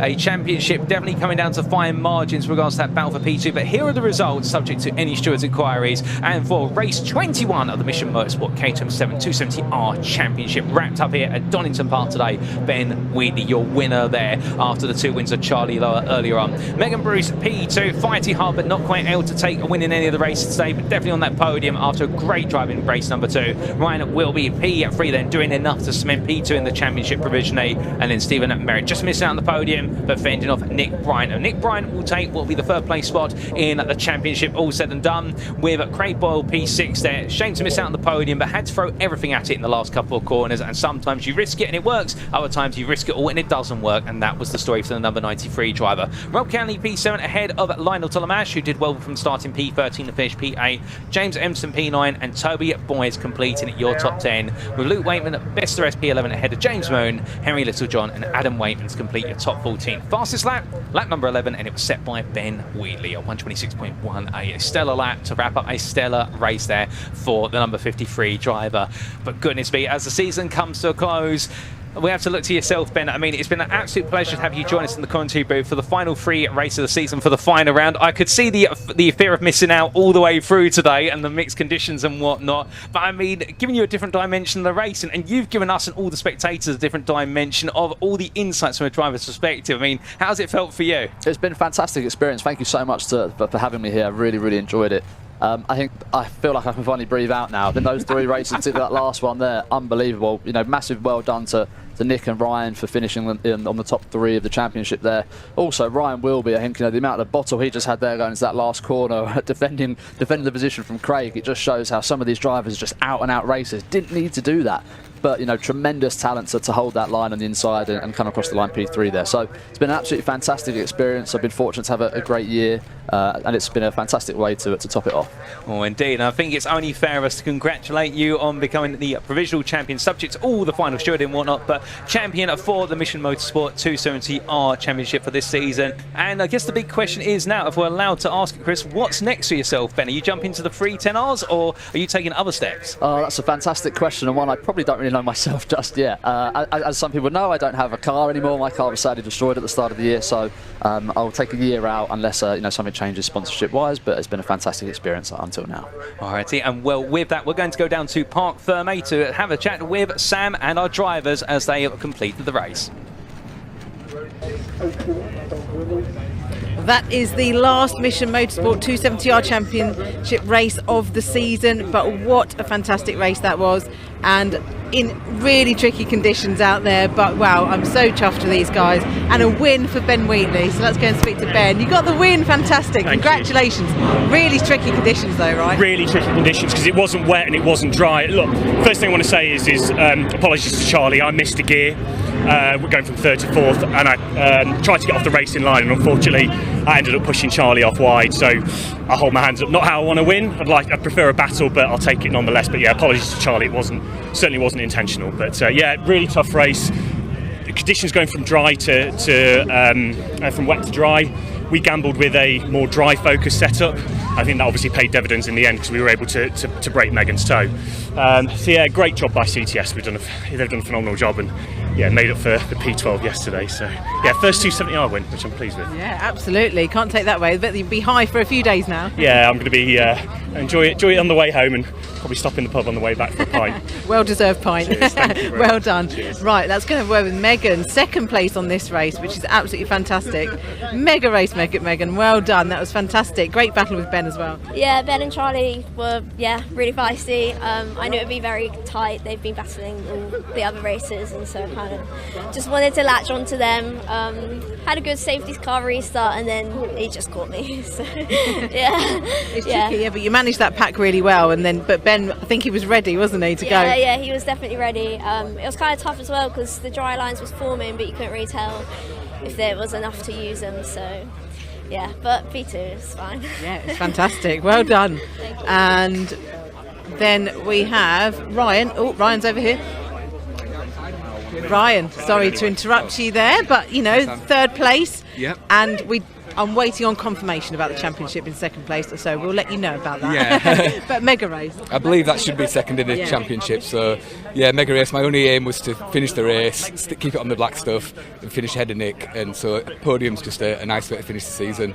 Mega. Yeah, absolutely brilliant. Well done. Thank you very much. Yeah, that was a bit carnage at the end of the race, wasn't it? A few people off in the gravel, but it's very, very tricky if you get on the slippery stuff when there was a dry line. But anyway, we now have the Motul 310R race up next, so I'll hand back to the comms box.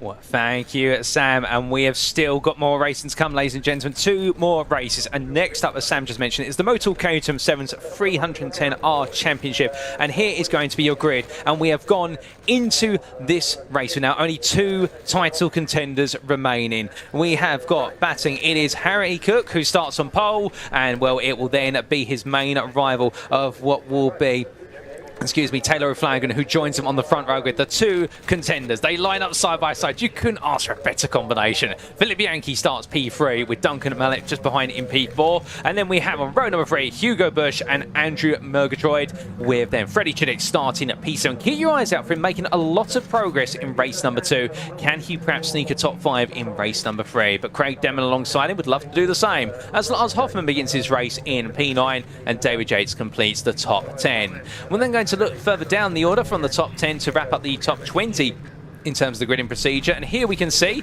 Tom Willie starts best to SP11. He has the company of Graham McDonald alongside at P12, and then we have Stephen Lancaster and Alex Vincent on row number 7. On row number 8, it's Robert Bullen and Jeff Price, with Gareth Lucas and Steve Metcalf on row number 9. And on row 10, to complete your top 20, it'll be Ronald Mounsey and William Wood. And then we have one more row to go after where's our top 20, because this is a 22-car grid. And on row number 11, Christopher Welch and Harry Iyer starting our order in that fashion. So 22 cars, the final race of the championship for the Motul Caterham 7 at 310Rs, and well, it is now all about that 2-way fight. We went into this weekend with a 3-way championship fight, and we gradually have dwindled them down to what is the final 2, and it is going to be all about the Cook versus O'Flanagan battle. But who is going to bring it on home? I mean, it's close, Chris, and they have put on an absolutely stellar show. And to say that we came into this weekend with 5 drivers all competing in it, and now only 2 remain, that is testament to how close the competition has been all season long. Yeah, and it's Taylor O'Flanagan and Harry Cook. Taylor O'Flanagan does carry a slender advantage of 2 points on drop scores ahead of Harry Cook. What does that mean for the race? Well, it means that if Harry Cook wins, then Taylor O'Flanagan not only needs to come second, he actually needs to get a fastest lap as well, because on the tie break, Harry Cook is actually beating him on wins, and therefore Harry Cook has a little bit of advantage if he does manage to stay in that lead. He's managed it so far this weekend, hasn't he? So he's taken a couple of wins already. It won't be enough for Taylor O'Flanagan to follow him home. He will need the fastest lap as well. And so if they're not in the lead 2 positions, then Taylor needs to get at least one car between him. If Cook is in front, he can't let more than one car go in front of him. Again, he will lose on any sort of tie-break scenario. Behind in those first 2, so they are guaranteed first or second. But Lars Hoffmann and Hugo Busch are still absolutely fighting it out for the 3rd place. Unfortunately, Tom Willis has not managed to make it into that 3rd place battle after the course of what's been an unfortunate race weekend for him. He's been absolutely fast and flying, but unfortunately not able to keep it all together. So it is going to be between Taylor O'Flanagan and Harry Cook for the lead. It's going to be between Hugo Busch and Lars Hoffmann for 3rd place. Let's see how this all pans out. Well, without further ado then, ladies and gentlemen, for the 310Rs, it's their final race of the season. For the final time, it is going to be the green flag waves, and as it does in the Motorsport Championship, we will see those red lights pop up very shortly in the bottom right hand corner of your screen, and when they do, all eyes will stay fixed on them all the way up to the point when they do indeed go out, and it's lights out, and away we go then for this final championship race. They roar the way off the line, and as they do, it's a great start there from Harry Cook. Meanwhile, Taylor O'Flanagan being absolutely swamped by his rivals, as we can see that a phenomenal start from Andrew Murgatroyd moves up into P4 on the outside there as they wrap their way through turn 1. Now, as they do, side by side, they're battling with Philip Bianchi, who looks to also make some great progress, but O'Flanagan has got himself back into P2 there after being at risk. And when you see the 2 championship contenders already storming off into the distance,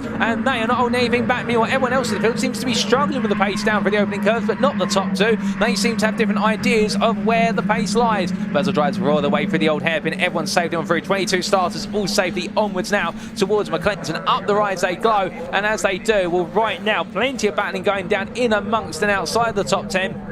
I mean, you'd imagine at this point with Harry Cook and Taylor O'Flanagan, I mean, goodness me, Chris, the fact they've already pulled over a second on the field, that just goes to show you how much this means to them and how they really have been up the front all season. They know exactly what they've got to do now, so if this stays in this order, Harry Cook does beat Taylor O'Flanagan, subject to fastest laps.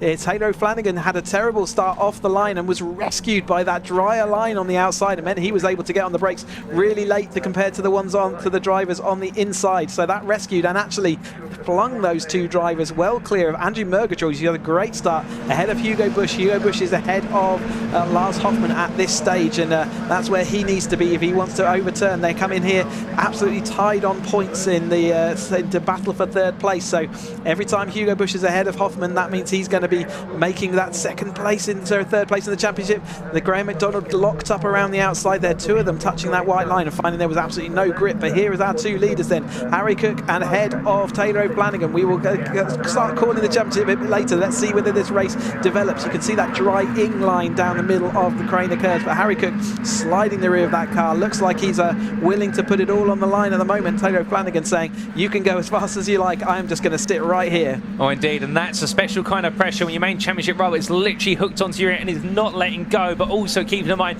the Murgatroyd up into P3 with Busch and Mallet still battling hard for P4 just behind, and here you can see them right now as they all fight. All securing up there is McDonald just a bit further back off the back of Hoffmann, and well, all these drivers of course having their own stories over the weekend, and perhaps the driver who's had the biggest story of them all is of course Graham McDonald, who started P12 in this race. He's already up to P7, and after running in what was for so long in P3 in the chase of P3 in race number 2, it was heartbreak there, and he doesn't want any further heartbreak in this race. But as our top 2 make their way through the S's, meanwhile we can see there Busch's Murgatroyd has been reeled back into the pack. In fact, he's lost multiple places there, a bit of a slow run perhaps, or perhaps not as quick as his rivals coming out of what was Coppice Corner, and that cost them a bit dear as they make their way across the line onto a 3rd tour of the circuit they go. And as they do, everyone push each other to the maximum here as Mallet versus Murgatroyd takes another iteration as they head on through Redgate Corner, also behind the 70 and 19 fight. That is Hoffmann in the pink and white 70 battling with the blue car of what is there McDonald in the 19, and McDonald absolutely itching at the bit in order to be able to try and make a move here. But 9 sometimes you've got to be patient, and we know that McDonald loves this circuit, and he's been absolutely feeling clocked in all weekend. And if it wasn't for a very nasty throttle pedal earlier on in the weekend, well, qualifying could have gone a lot differently, and perhaps the weekend could have, but still you've got to play what you have. You've got a nasty nasty lock up there, and I believe that might have been from Mounsey. Oh, Ben Welch, in fact, yes. Yeah, so he's making his way back through the gravel. He will rejoin. You can see how the car tracks as other drivers are doing exactly that same route, still looking feisty out front with Cook and O'Flanagan fighting. Yeah, we did see Murgatroyd going wide out of Coppice onto the curbing, which is slippy, and Hugo Bush therefore is up into that third place. Then we got Mallet just behind them, and Murgatroyd is still ahead of Hoffman. So Hoffman have got a couple of cars in between him and the car he needs to be beating. He's in fact down to one car now as he dispatches with Murgatroyd. There's Willis also looking to see whether he can get back involved after he was a little bit further back down the order. He's making up places and ground. Mallet looking to the outside of Bush, and Bush won't want him there because that's where the dry line is. He's going to be on the wetter line. Mallet can brake later, and that's Mallet past him. So now the two third place championship contenders are nose to tail. Murgatroyd up with Willis as well. Willis will be licking his wounds after the previous couple of races that have seen him drop away from that championship charge, but Bush still holds on against Hoffman at the moment. Mallet's putting a little bit clear, and it's still Cook and O'Flanagan nose to tail, 0.6 of a second between them as they head into the 15 minutes left to go. That's a good spot. Mallet already starting to pull away. Perhaps he's feeling a bit more confident in his conditions, or perhaps the setup of the car just being a bit more obliging compared to his rivals. Of course, many of them here having to make those last minute setup changes as the circuit continues to get faster and faster, and as the pace winds on. Well, I can tell you the leaders right now lapping in the 21s, everybody else lapping in the 22s, albeit Mallet lapping in the 21s as well, so he's flying out there. And could we potentially see Mallet encroach his way onto the back of the Cook O'Flanagan battle? If so, that will be one person who neither of them will want to technically get in the way of the championship fight, but we'd love to see them get stuck in there. And meanwhile, we look here to what is the run down towards the S's, and as they do, oh goodness me, Bush there, the car constantly snaking from left to right under braking, and we manages to get it stopped in the end, but that was definitely absolutely hair-raised as they roll the way through, and Bush moves back into P3, but Mallet now in P4 is going to be free wide here as Hoffman looks to make it to the inside. They all squeeze each other, and in the end Bush decides, you know what, I don't want any part of this, I'm backing out of it before it's too late. But it's going to be Hoffman on the inside now, with Mallet forcing the issue around the outside. Buns a little bit wide there, and free wide they'll come down into Hollywood. This is going to be a blockbuster as they go on down, and as they roar the way on through, well, Hoffman in the end has to back out of the car, coming a bit loose, and Mallet on the outside decides, you know what, I'm sticking with it, I'm not going to give in here, and Hoffman in the end is the one who has to give up. Well, as they make the way on through the old hairpin, more to come, and keep in mind, of course, from P3 all the way through to what is P9, that is 1.5 seconds separated what is 7 cars. They roar the way on through. Goodness me, Chris, I mean, these guys are going at it. You think it was the start of the season, not the end of it. Okay, I'm quite happy I'm sat in the commentary box right now. That looked sketchy, and it was really good, well done by all those drivers to come out with that facing still all the right way. Cook doing everything he needs to. He's out in front, pulling away from Taylor O'Flanagan by over a second now, and has the fastest lap. Taylor O'Flanagan's going to have to do something about this if he wants to recover that situation. Duncan Mallet getting encouraged along by Hoffman there. A little bit of a tap as Hugo Bush does take it. We saw third place in the championship, swapping 3 times during the course of that lap. Now Tom Willis down the inside of both Hoffman and Mallet, and makes it up into that 4th place. So he is now acting interference. Hugo Bush has got now a nice little comfort gap, whereas a lap ago he had drifted to 4th place in the championship. It really is to and fro, and as you said, there's so many cars packed into such a short space. The outside line should work here for Hugo Bush, although Willis is really on it, moves around on the braking zone onto the dry line. Can he carry the momentum around the outside? Duncan Mallet is not willing to give up. Hoffman's got nothing to do and got nowhere to go. Willis though now leads, Bush leads Mallet, and then Hoffman. Oh, indeed, as they make the way down. A quick update as well at the front of the field. Cook versus O'Flanagan. Cook has opened up a 1.5 second gap going on to this lap, so it does seem to be space O'Flanagan, but then again, we're not even halfway through this race, but we'll keep you peeled where we can. But this P3 fight right now, absolutely absorbing the spotlight. Who can blame it? It is phenomenal racing between our drivers. They make the way up the rise, and as they do, coming in towards turn number 7, once again in towards McLean's, where you can see now Bush and what is Willys there starting to break away. Meanwhile, Mallet still keeping Hoffman at bay, with Murgatroyd watching in the wings, and Yates behind has actually got ahead of McDonald in all of this.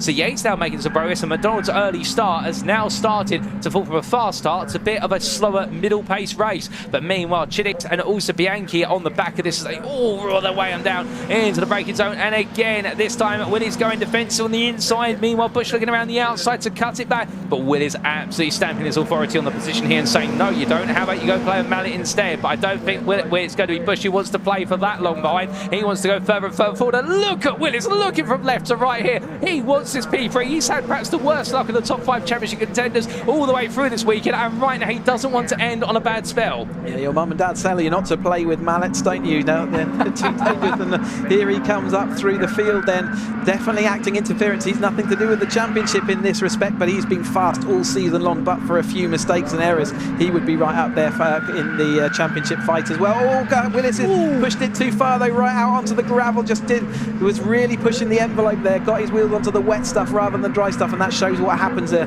little. That's probably the matter of a centimetre positional difference, and that is the result, and it shows you can hear the tyre squeal happening for other drivers as this drying line, even a dry line at times is really coming to the fore, and that will escalate really quickly. So has Cook still got it? In fact, he's extending that lead over the top of O'Flanagan. O'Flanagan's got nothing to do. He can't do anything about this, and then battle for third place, it's currently still Bush over the top of Hoffman. Hoffman's doing everything he can to come back, but David Yates is super fast in these drying conditions and looks like his car is ready to go. Murgatroyd just demoting him that position so far, but that Yates car in the blue and then the McDonald car behind, definitely looking to see what they can do in the latter part of this race. And as the group gets tighter and tighter, of course, we have lost Willis, who ran wide, but he is back on circuit and racing once again, but he's going to be a lot down further in the running order now as they make their way down to turn one. I almost lose my grasp of grammatical English, but as they roar their way in towards the opening corner. Mallet right now absolutely running on the ragged edge there, and Bush is pushing him every step of the way. And keep in mind, of course, for Duncan Mallet over the course of this season, oh my goodness, and they get so close, and will they interrupt my train of thought there, as I was going to say,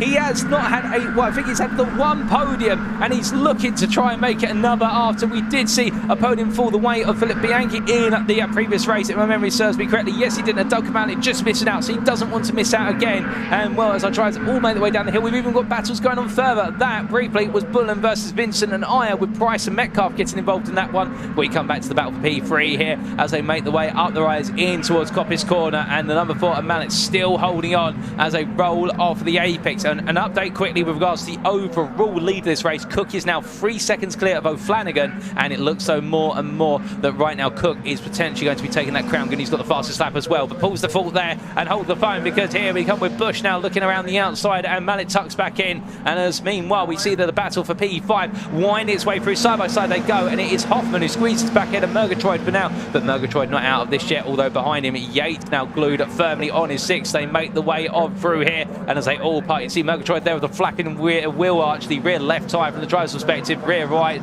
from where's our camera's perspective, and that just flapping little by little as the camera focus isn't on it. And well, that's going to be something which Yates will be all too wary of as they make the way on through Hollywood Corner. But as they do, roaring the way on down the hill now, we move it into the second half of this race. The circuit is getting faster and faster. We're now into the 19s, Chris, and well, it gets to the point surely whereby you want to be on that dry line. As soon as you dip a toe onto the wet line, it's going to feel like you're driving on a completely different racing surface. It gets more and more and more risky as the race goes on. That drying line will eventually start widening, but until it does, you're carrying more and more speed, and there really is nowhere other than that drying line to use that speed. If you get off it, just like Willis we saw, it goes away. But I would say Cook has got more of a dry setup on board. He is now pulling away by about 0.7 of a second per lap. He's got everything he needs in his grasp. However, if O'Flanagan does take the fastest lap away from Cook, that will swing the championship back. It could be that close if O'Flanagan's got anything to do on that fastest lap, and it swings it back in his favour. If he doesn't get that fastest lap, he is not going to make it through. If someone else steals that fastest lap, it still leaves it in Harry Cook's favour,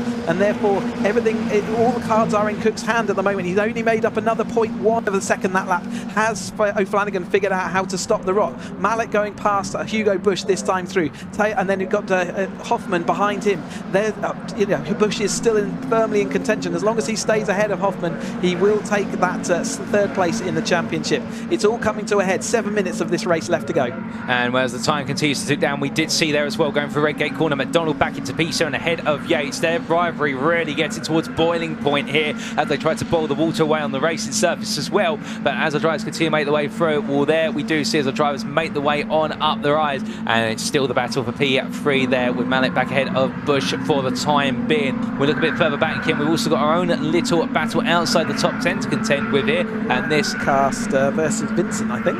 Oh, indeed, and they're fighting over what is P13 as they roll their way through, as they make the way down. P13, P14 being under contention there, but as our drivers wind the way on down the hill. Indeed, there's plenty going on, whether it's up towards the very front or up towards the very back, as we do see that a little bit of a lonely Wood making his way on through the old hairpin. But back to the battle for P3, and Bush and Mallet beating what is the run in towards the braking zone. Meanwhile, Murgatroyd, they're defending hard versus Hoffman, getting up the inside and taking the place for now. But now he's still got more to go and using all the track there and plenty more. Goodness me, the man knows exactly where to put that car as they make their way down towards turn number 1. But here comes a move from Duncan Mallet looking up the inside this time on Bush. Bush there with a little bit of slider front left lock up as well from touching the pit lane exit, which under dry conditions you want to use to open up the road, but in these conditions where it's gradually dry, you don't want to do so, as now we do look towards the front of the field, and that is the number 9 of Cook, who has pulled a 4.2 second lead, and well, he's broken away from Taylor O'Flanagan as they make their way up towards what will be the turn number 7, and it looks as though, Chris, that gap continues to open. Absolutely.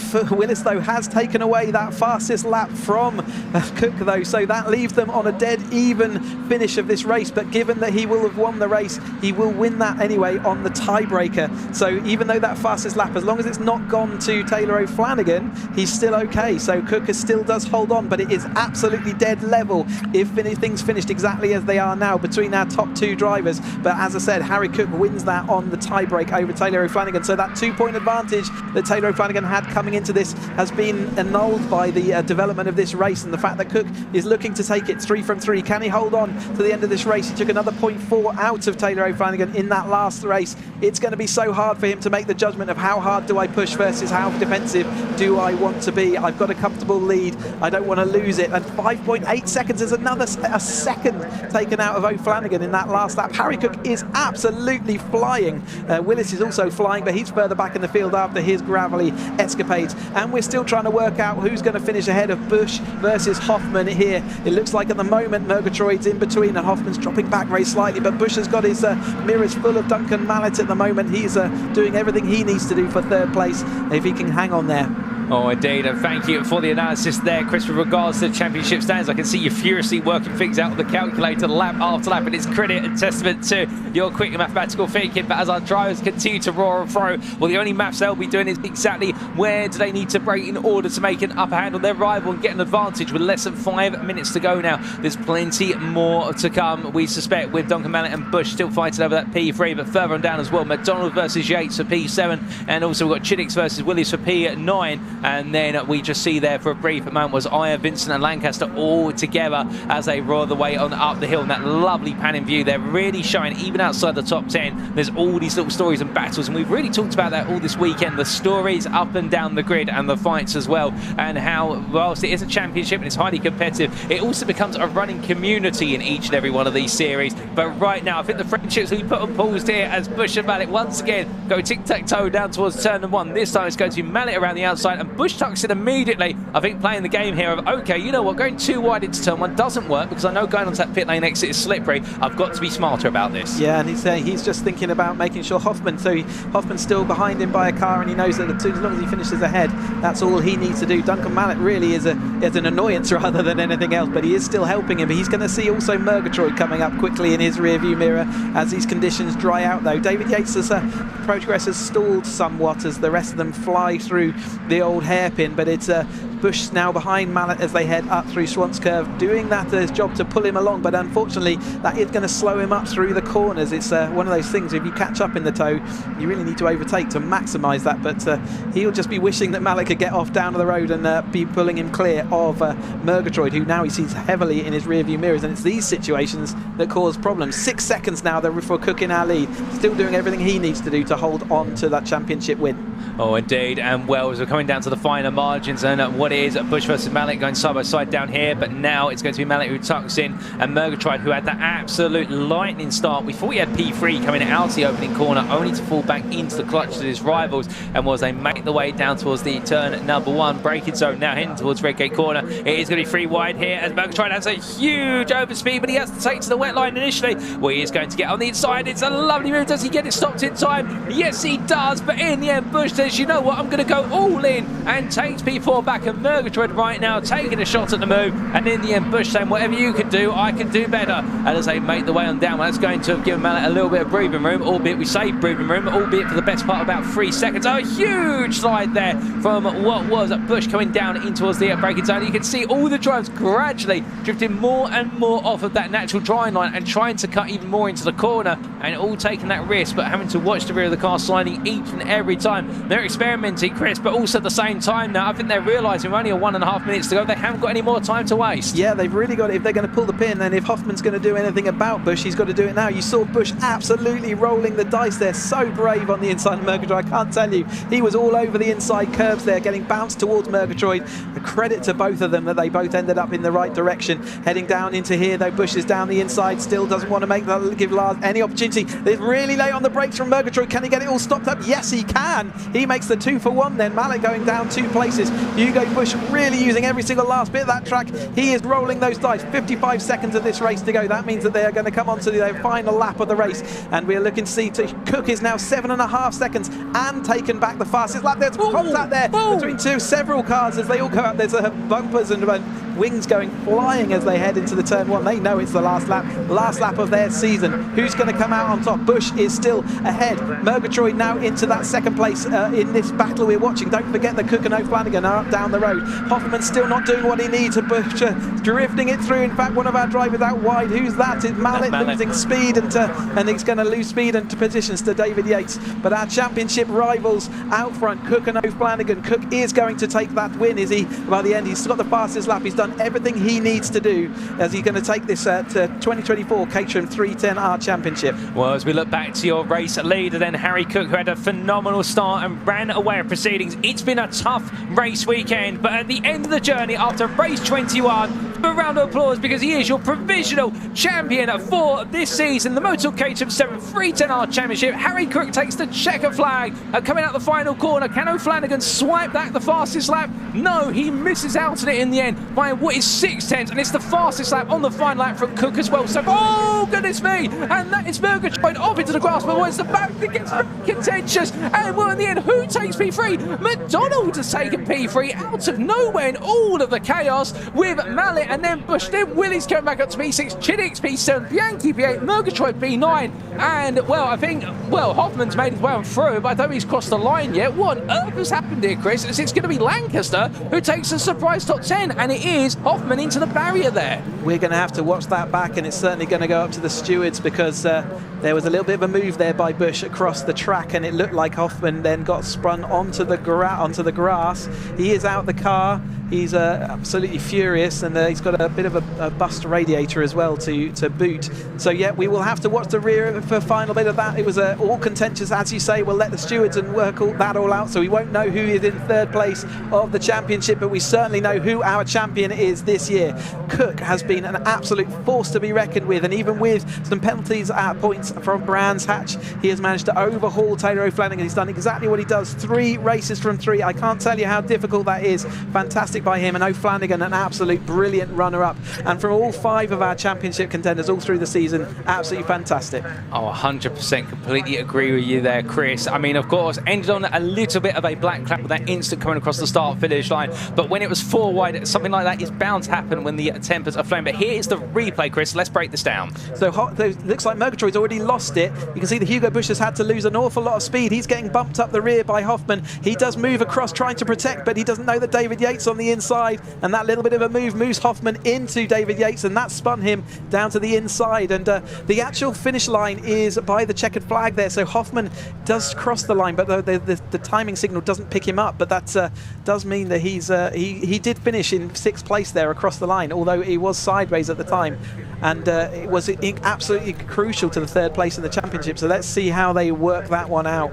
Oh goodness me. Well, thank you for that analysis, Chris, and here are your provisional results, ladies and gentlemen, subject to any stewards' inquiries, and we know there's going to be at least 1 now out of this race. But Harry Cook, well, taking victory after 15 laps by almost 8 seconds over his rival Taylor O'Flanagan. Graham McDonald taking a surprise P3 when all is said and done, ahead of Duncan Millett P4. Hugo Bush, I should say, wrapping up his final race in P5, just ahead of Lars Hoffman, but there'll be big question marks over that last lap incident. David Yates P7, Tom Willis P8, Freddie Chiddix P9, and Philip Bianchi completing your top 10. And, well, we've also got Andrew Murgatroyd P11 ahead of Stephen Lancaster, Harry Iron and Craig Denman, fastest lap by Harry Cook on lap 15. But without further ado, ladies and gentlemen, let's get to the hot story down in Parc Ferme. Let's go to Sam Parker down there now to hear from our drivers.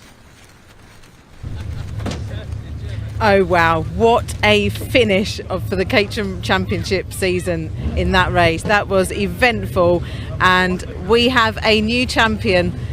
It is Harry Cook is champion of the 310R, which is fantastic. Congratulations, you are the 310R champion. Great, thank you. Yeah, that's great. Yeah, I thought I needed to win all 3, and then I did.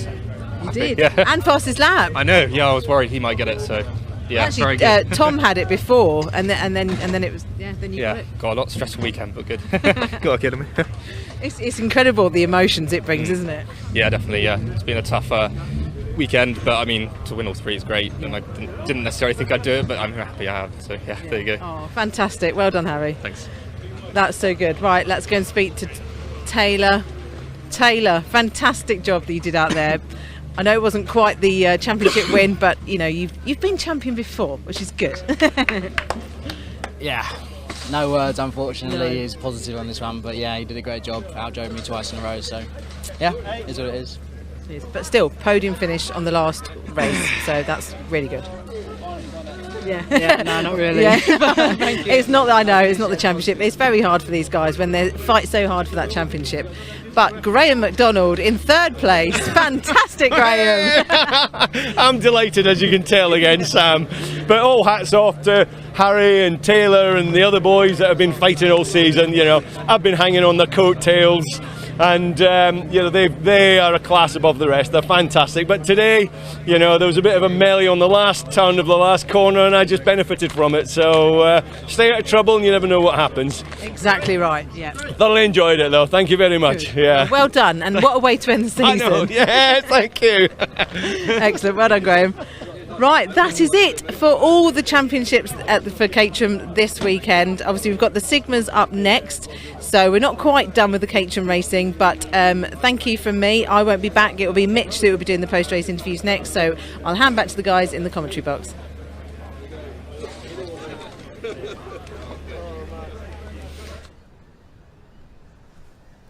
And thank you, Sam. And what a race that was, and indeed smiles all down the paddock. And I get the feeling there, I don't know about yourself, Chris, but it looks so for what was Harry Cook, it hasn't quite settled in the reality of what he's achieved. Meanwhile, for Taylor O'Flanagan, a bit of disappointment, but 9, he ran it to the wire. And then for Graham McDonald, just smiles all around after the difficulties of qualifying, just a huge grin, and 9, he's been able to take that podium. It's just the differences in personalities, isn't it? Harry Cook, one of his strong points is how calm he is under those immense pieces of pressure, and it just shows when he jumps out his car that he's just, yeah, done what I needed to do. And you could see how painful it is when you don't quite make it, and O'Flanagan didn't do what he needs to, and he knows also that he didn't quite have the speed in that second race. The setup of the car just wasn't quite there, but And well, with that, we're going to get ready for our final race of the day with a pre-race interview for the Sigma 135s in the Sim Motorsport Caterham Graduates Championship.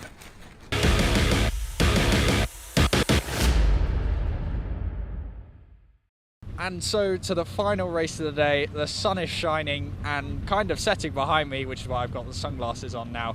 But let's have a little chat with, for the final time this year, for the Sigma 135s. I've got Neil Perry behind me. I'm going to have a chat with you. Hi, Neil. G'day. How you doing? I'm good, thank you. How are you? Right, final race of the year. What's the mindset going in? Just get out there, stay safe, be quick. Seems pretty reasonable.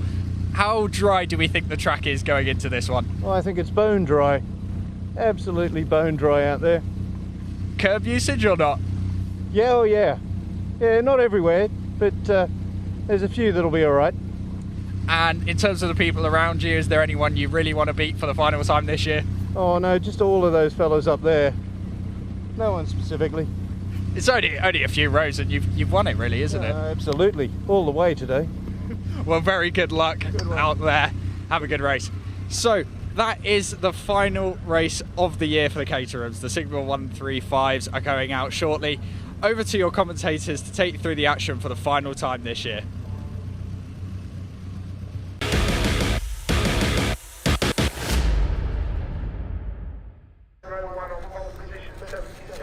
Thank you there, Mitch. And well, ladies and gentlemen, we arrive at our final destination for the Caterham Motorsport Festival weekend at the Donington Park National Circuit. And it is time for race 2 of 2 and race 18 of the weekend for the Sim Motorsport Caterham Graduates Championship, the Sigma 135s, or the 135 brake horsepower cars. We saw them do their first race earlier today. Starting on pole is Giles Derry, joined in the company of Adam Keane on that front row. Row number 2 will go to Megan Bruce and James Hapgood, with Rob Gregor and Simon Arnold on row number 3, and then Thomas Gunter and Jamie Elwood on row 4, with Kevin Turner and Tom Power completing your top 10. We've got multiple classes here. The yellows mean that they are the guest drivers. The pink-purple drivers mean that they are what is your trophy drivers, and then those in light blue are your championship drivers. But we carry on the story to row number 6, and as we can see here, Andrew Sagar starts P11 ahead of Oliver Kibblewhite. We then have Simon Nicholas starting P13 ahead of Michael Munns, who's on the 7th row of the grid with him. On row number 8, it's Alan Bateman and David Poulter, and we do see on row number 9, Mark Soden and Paul Farrell, with the top 20 being rounded off by Sean Cronin and Richard Hoare. And keep in mind, Cronin and Hoare having that brilliant back and forth battle in race number 1 of their weekend, and well, they're going to be looking to lock horns once again as their green flag lap has just got underway outside our commentary booth window. But that's your top 20. We've still got many more rows to go through. There's 18 rows on this grid, and we continue the story on down.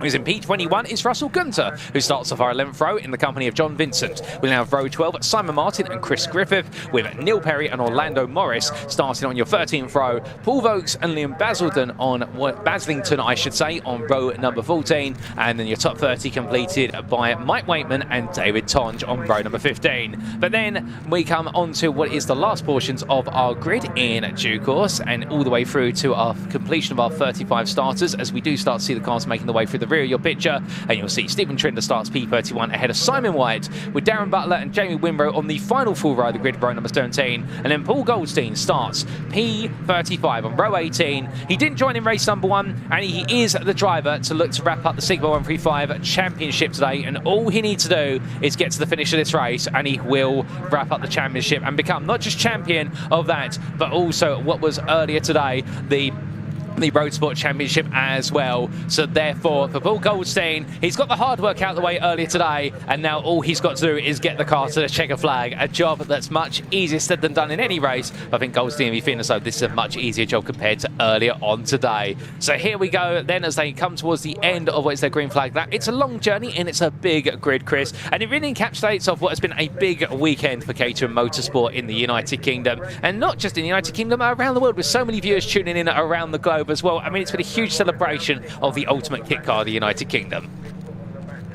Yeah, we call it the Caterham Festival, and it really is a festival of Caterham action. We've had non-stop, and the drivers have put on an absolute display all across the official championships and through the graduates as well.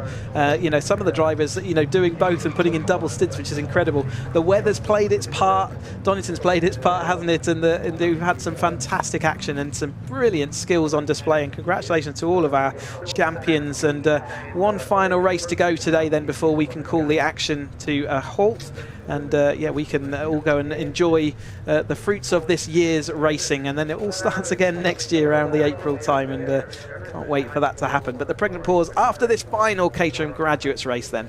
Oh, indeed, and as all drivers just settle into last positions on the grid now. Indeed, an absolutely extensive grid, the second biggest grid we've had all day. And remember, these are a combination of Academy cars, of Road Sport cars, and 270Rs, all running to 135 brake horsepower. Very interesting position in there from our front row drivers, particularly from start on the right-hand side, that being Adam Keane, who knows he wants to go attack it into what is turn at number 1, but still waiting for lights. The safety car car, straight medical car, pulls it behind. The green flag waves to the final time today. Let's get this race underway, ladies and gentlemen. It's time for us to go racing. The lights go on. All eyes are fixed upwards. And without further ado, for the last time this weekend, it's lights out, away we go, as it's a good start there from Keane. And meanwhile, Derry having a slow start by comparison, but the field fans out. A great start as well there further on back for Hapgood, who goes on the attack. Hapgood on your outside. In fact, I think Hapgood's going to take the lead this race, or is he? No, he's going to try and fight from the outside, but knowing that he's got to turn through the wider circumference, but the field already starting to split into two there as Aura tries to make the way through. But goodness me, the standing water on the exit curve. A red gate as there's been contact, and well, major shunt there between multiple drivers, and that's the 117 points the wrong way. That's Cronin, who we said expects elbows out from Cronin and his company around, but Cronin has been turned around instead, gets it back together, but definitely in a Caterham that's been shaken and stirred, and well, I think the steering rack on that may not be pointing exactly straight. But meanwhile, Chris, the rest of the field have made their way safely through and to begin their journey on this 25-minute race. Yeah, a bit of a concertina there as the drivers got squeezed out onto the curb, had to get out the throttle, and everyone behind just concertinaed up as we see this long stream of Caterham 135, Sigma 135s heading up the hill into McLean's for the first time. Mostly job done, and they will be facing that drying line, and they've got to figure out, and they would have seen on their green flag lap where the kind of line is. Interesting to see Keane did drop to the inside on the wet line, but it all worked out for him. It wasn't able to, the outside line wasn't able to do it, but he's now under fire as he comes down into the chicane. He's going to lose that position. Megan Bruce also a little bit further back than she was earlier on when she took that race, and she's gone through the chicane about 6th or 7th place. Let's see how they cross the line this first time through then. Well, it is Gunter who leads ahead of Derry, followed by Keane, then Hapgood, then we have Arnold. That's your top 5. Bruce and Elwood just behind them as it's 3 wide at the front of the field. Goodness me. And there'll be Power, Turner and Sager who complete your top 10 as they then roll on through Redgate Corner. But as I try to make the way on down, where you can see this lead battle right now absolutely rising to a crescendo here as the number 95 of Gunter just breaks away. Derry and Keane right now, they're absolutely locked in here, battling each other hard. But I think they've started to see sense and realise that, you know what, let's not let Gunter run away and have all the fun up front, as Keane and Hapgood now start tripping over one another. And well, the leading guest driver and the leading trophy driver both eager to exchange blows as they make the way on up the rise. But this is going to be a back and forth battle, and with the fact you have your top 10 separated by only 3 seconds, it means at any point you could see the likes of Turner and Sagar all start to come on through. But the leaders do seem to be breaking away. Gunter and Derry are starting to pull a bit of distance. Meanwhile, we can see that Hapgood now up into P3, and it looks so Keane started to slip away more and more as they make the way on through Coppice Bend here, but this may just be a small blip. It may not be a sign of anything with regards to the car, because keep in mind, of course, with Caterham racing, we've said it all weekend and you've seen it all season, it's as much momentum based and slipstream based racing as it is about the driver's outright pace, and sometimes knowing when to get the good toes. Good, but Keane goes very tight to the inside there, and Hapgood in the end takes full confidence on through the apex to turn number 9, and that is going to force what will be Arnold backwards as they make the way across the line once again. Derry and Gunter still leading, but here comes a move for Gunter then looking around the outside of the 95, trying to pin Derry as tight as possible to the inside there into the apex of Redgate. But now we can see 2 by 2 they go. F1 starts to settle on down, and through the right hander they roll once again. And the number 70 of Power trying to make some progress there, but it looks so Turner made his way around the outside. Yeah, Power didn't have a great race in the second race, but he's back to, you know, they do a second fastest lap in qualifying, sets the order for this race. And Megan Bruce, that means that she's actually started further down the order than she would have done had she finished, where she finished in the first race, which was second. And obviously we had Elwood coming through, but he's got to do it all again as well in these drying conditions then. So let's see where the speed lies. Can Power make his way through then from where he is at the moment in 8th place, higher up the grid? But Derry and Gunter doing the best at the moment. Hapgood the first in the Cup car class, and then Keane and Bruce looking as the 2 guest drivers highest up so far.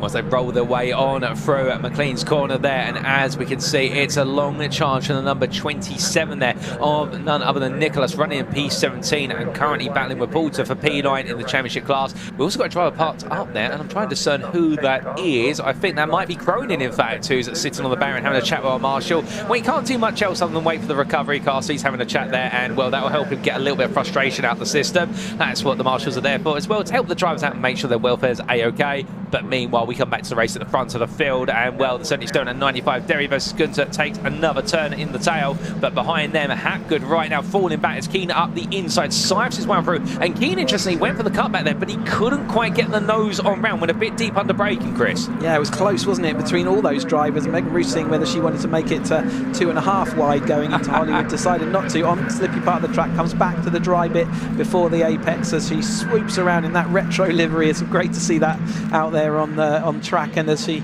heads up the hill, lots of performance cars out there, and just seeing what they can do in this final 20 minutes of their seasons here at the Donington Park circuit, and seeing what they can get done. Megan Bruce got a little bit of work to do. Adam Keane doing well, gathering his thoughts after the start. As they roll the way through the right-hander and roar the way onwards and down the back straight. Now, many of you may be asking, well, how exactly begin? We've seen Megan Bruce in a number of championships over the course of this weekend. Well, how does the spec differ? And the same for Keane as well, who is a guest. How does it differ? Well, keep in mind that these cars in the Graduate Sigma 135, the main staple is the 135 number. That is the amount of horsepower they're running out of their Ford Sigma engines. But these are cars that have been raced in Academy. They could have been raced in Roadsport or 270R. But the key theme here is that they are restricted by power and the specification, whereas those other series, they will have similar, if not the same engines, but it'll be a different power spec, but also different tyres as well. But as they run their way on through, go on, Chris. No, it's absolutely identical is what I'm going to say to that. There are a couple of differences at the rear of the field. You might see a different base model rather than the modern day Sigma version of the car. However, the cars and the tyres nowadays are absolutely identical. It used to be a difference between the Graduates and the main championship, but they are this year running exactly the same, so there will be no changes needed from Megan Bruce's car to come and race in this. The only thing they need to change is make sure they've got the right sponsorship decals on their car. So the absolutely a parallel system, and it's the same with the 150s as well. There are some super sport based old cars still on the grid there, but actually the majority of those cars will be the new Sigma 150. So the 310R is effectively the same as the 150. Well, there you go, Chris filling us in there, the man who lives and breathes at Caterham's, and thank you for that, Chris. I really do appreciate the insight there, and well, all you guys and girls at home and surely will be appreciative of that as well, as I try to roar the way on down towards turn 9 and 10, and as they make their way in towards the braking zone. Well, right now looking as though more battles to come further on down the order, and that is the number 72 with a very jagged bonnet by the looks of things, where it's raised up on one side but not the other, and that is Power trying to fend off Munns as they make their way onwards. But the 77 and 95, well, they continue to have a bit of a race going into turn number 1, and meanwhile the 18 of King keeping Bruce behind. And well, this is deja vu. We've seen Keane and Bruce exchanging places more times than anybody else over the course of this weekend. Yeah, they have. They've been having a great fun out there, and it was actually interesting to see. That's one other change in between the Graduates. You can run with all your lights still on board, so if you want to keep your car road legal, it's much easier to convert. You don't have to keep taking them on and off to race, whereas in the official championships you can't run with those lights on. So there is another difference. You can see the lights aglow there of the driver as he's heading down through Craner Curves. Most do choose to take that off because it's obviously quicker for the car not to have those two little wind brakes, but again, not in this case perfectly allowable in the Graduates Championship. Oh, indeed. And as our drivers now make the way up towards what will be the Coppice Bend once again, well, we are moving closer and closer to the halfway point of this race. And as we do that lovely distant view there, and the top four just running away to Canter, with Elwood now 1.5 seconds back. You may see him briefly in the rear of the camera shot a little bit later on, but the top four absolutely charging onwards here. And Bruce taking a little bit of a peek up the inside. Can't quite find it at the moment. They all stay as they were. And Derry at this point being allowed to settle down for a brief period of time, with clear visor clearly visible there, and Gunter just in behind. But there you can see in the rear of the picture, that is none other than Elwood, who's in fact Hapgood, and Elwood's fallen down the order to agree. So I think there's been an error for Elwood, but Hapgood's moved back up to P5, and then you can see that there is Elwood just behind him, and then we do have Power and Turner on the charge, as meanwhile we have Munns and Kibblewhite also there with them. The number 70 of Power there in the green and black livery versus the black and yellow of what is Turner just giving chase.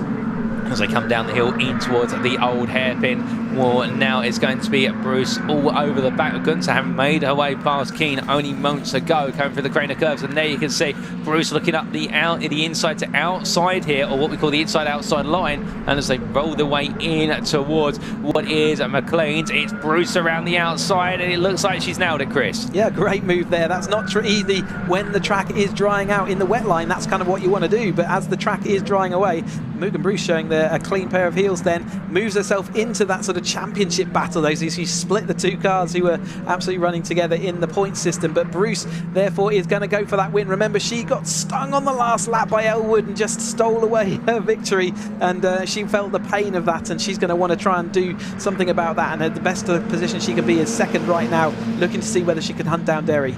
And keeping in mind, of course, that Gunter, who's down into P3, is trying to chase after the highest possible result in the championship class. Just in case Paul Goldstein, for whatever reason, does have to retire from this race, then it could be an opportunity for Gunter to potentially take that crown, albeit I think there's a number of special circumstances around that. So therefore, everything's going the way of Goldstein. Starting from the back of the grid, is already up to P15 and making a lot of progress. So keep your eyes out for him. He might be on a run. We are 10 minutes into this 25-minute race. We've still got 15 minutes to go. And meanwhile, in the exchange here between the top four, they continue to have swings and roundabouts here in their battle, and then you just suddenly have Hapgood, who's chasing after them. And in fact, Hapgood right now is running faster than any of the top four. He was 2 to 3 tenths faster than Derry, and he is almost the best part of a second faster than Gunter and Keane. So he could yet become a player in this race a bit later on as they make their way through the right-hander. But coming on to the technicalities, Chris, I mean, the tyres we're seeing a number of drivers run here, I mean, these are tyres that have seen multiple, not just races of use, but multiple rounds of use over the course of the year. These tyres do last a long time. Yeah, they do. In the official championships, they're allowed one new set per race weekend, but only one new set, and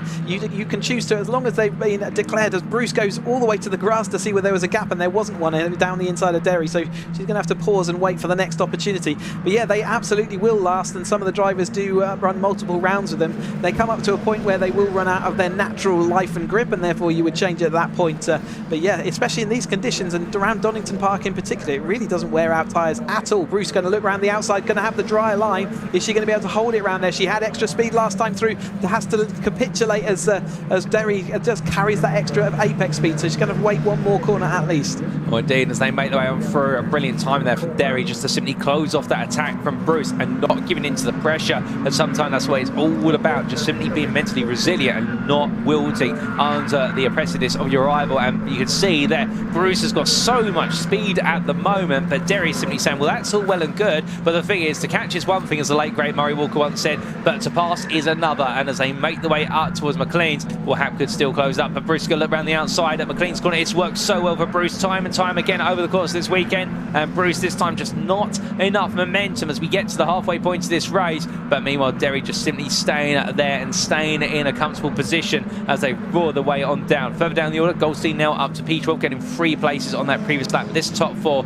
absolutely nailed together, and we can see Keane there pulling it out onto the inside, but in the end it's going to be a run from Gunter that covers him off. And Gunter now looking up the inside, it's going to be 4 wide, almost under braking it, turns 3 wide at the apex. That's very brave from Gunter, and Gunter in the end does survive it, as does Bruce. And I think there it was Derry who had to back out, and they roar the way on through, and that is absolute bravery at the end of the day as well. I mean, they're not leaving anything in the tank. So brave by all 4 drivers, and great control and understanding to know how to deal with that situation. But Megan Bruce comes out on top then. She was millimetres away from the driver in front, but she does now find herself in the lead of this race. She started from pole position earlier on yesterday, and now is going to be in front of this field as they got 12 minutes to go. But 12 minutes is not going to be a comfortable place to be, is it? They're absolutely hounding each other and looking to see if they can make any more places up. They want to finish this season on a high, and currently Megan Bruce, as a guest driver in this championship, is at the top of the pile. Oh, indeed, and Bruce now under pressure from Gunter immediately as they make the way up the hill in towards McLean's this time. But now we'll see the shoe on the other foot for Bruce and see how well she does in defending this corner that's worked out so well as an attacker.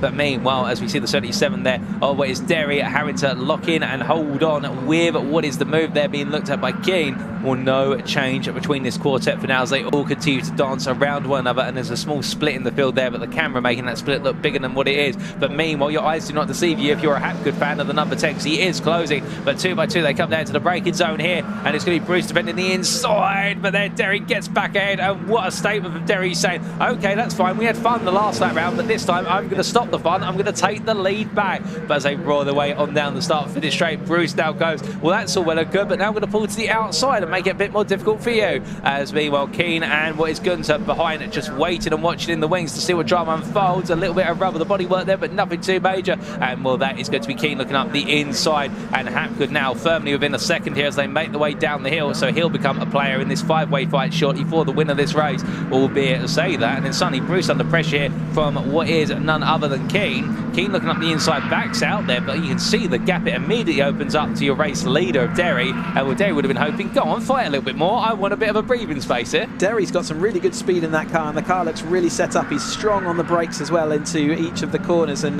whilst he had to give up a couple of places the last time through the chicane, his car's good and also looks like he can defend the position as well. Knows what he's doing out there for sure. Fastest lap for Goldstein as he makes his way through, and he's now up into 10th place.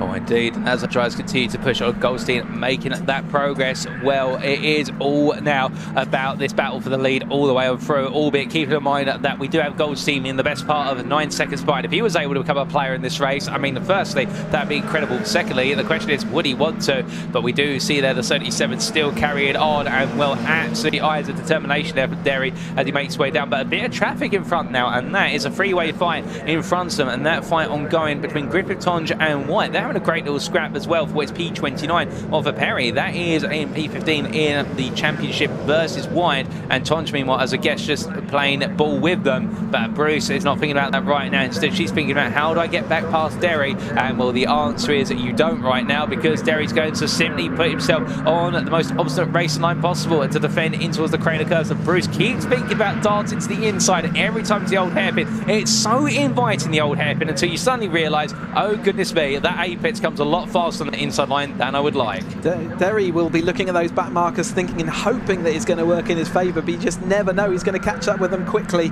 There is Derry, but he is doing a masterclass of defensive driving at the moment. Megan Bruce has a little bit of extra speed in that toe and therefore would expect to overtake, but actually with this narrow dry line, Derry's doing a great job of holding her at bay right now. But they have got these back markers. They're going to appear just at the wrong moment for everybody. Are they going to be able to clear them all by the time they get? They're going to be fully ensconced in their own battle, and they're not going to be necessarily looking out for the leaders. This could be a really complicated situation. We've got that Derry going down the inside, Megan Bruce not able to. That was Trinder, I think, looking at the contact as they go through. He had to catch, and one of the drivers, that's Keane, off at the chicane as well. So just as they went in, I told you it was going to get a complicated situation. Megan Bruce came out of that on top. Unfortunately, Derry lost out in that battle. Oh, an absolutely difficult moment there, and drama as we head towards the closing points of this race, and buried in the gravel. That's Keane, I believe, and Keane's race comes to a frustrated end. You can see it there in the body language of the driver, gradually now just getting himself ready to get set out to the car, hoping the stewards, or the marshals, as to say, can get him to be turned around and out of the gravel. But that might result in at least a local yellow, if not a safety car.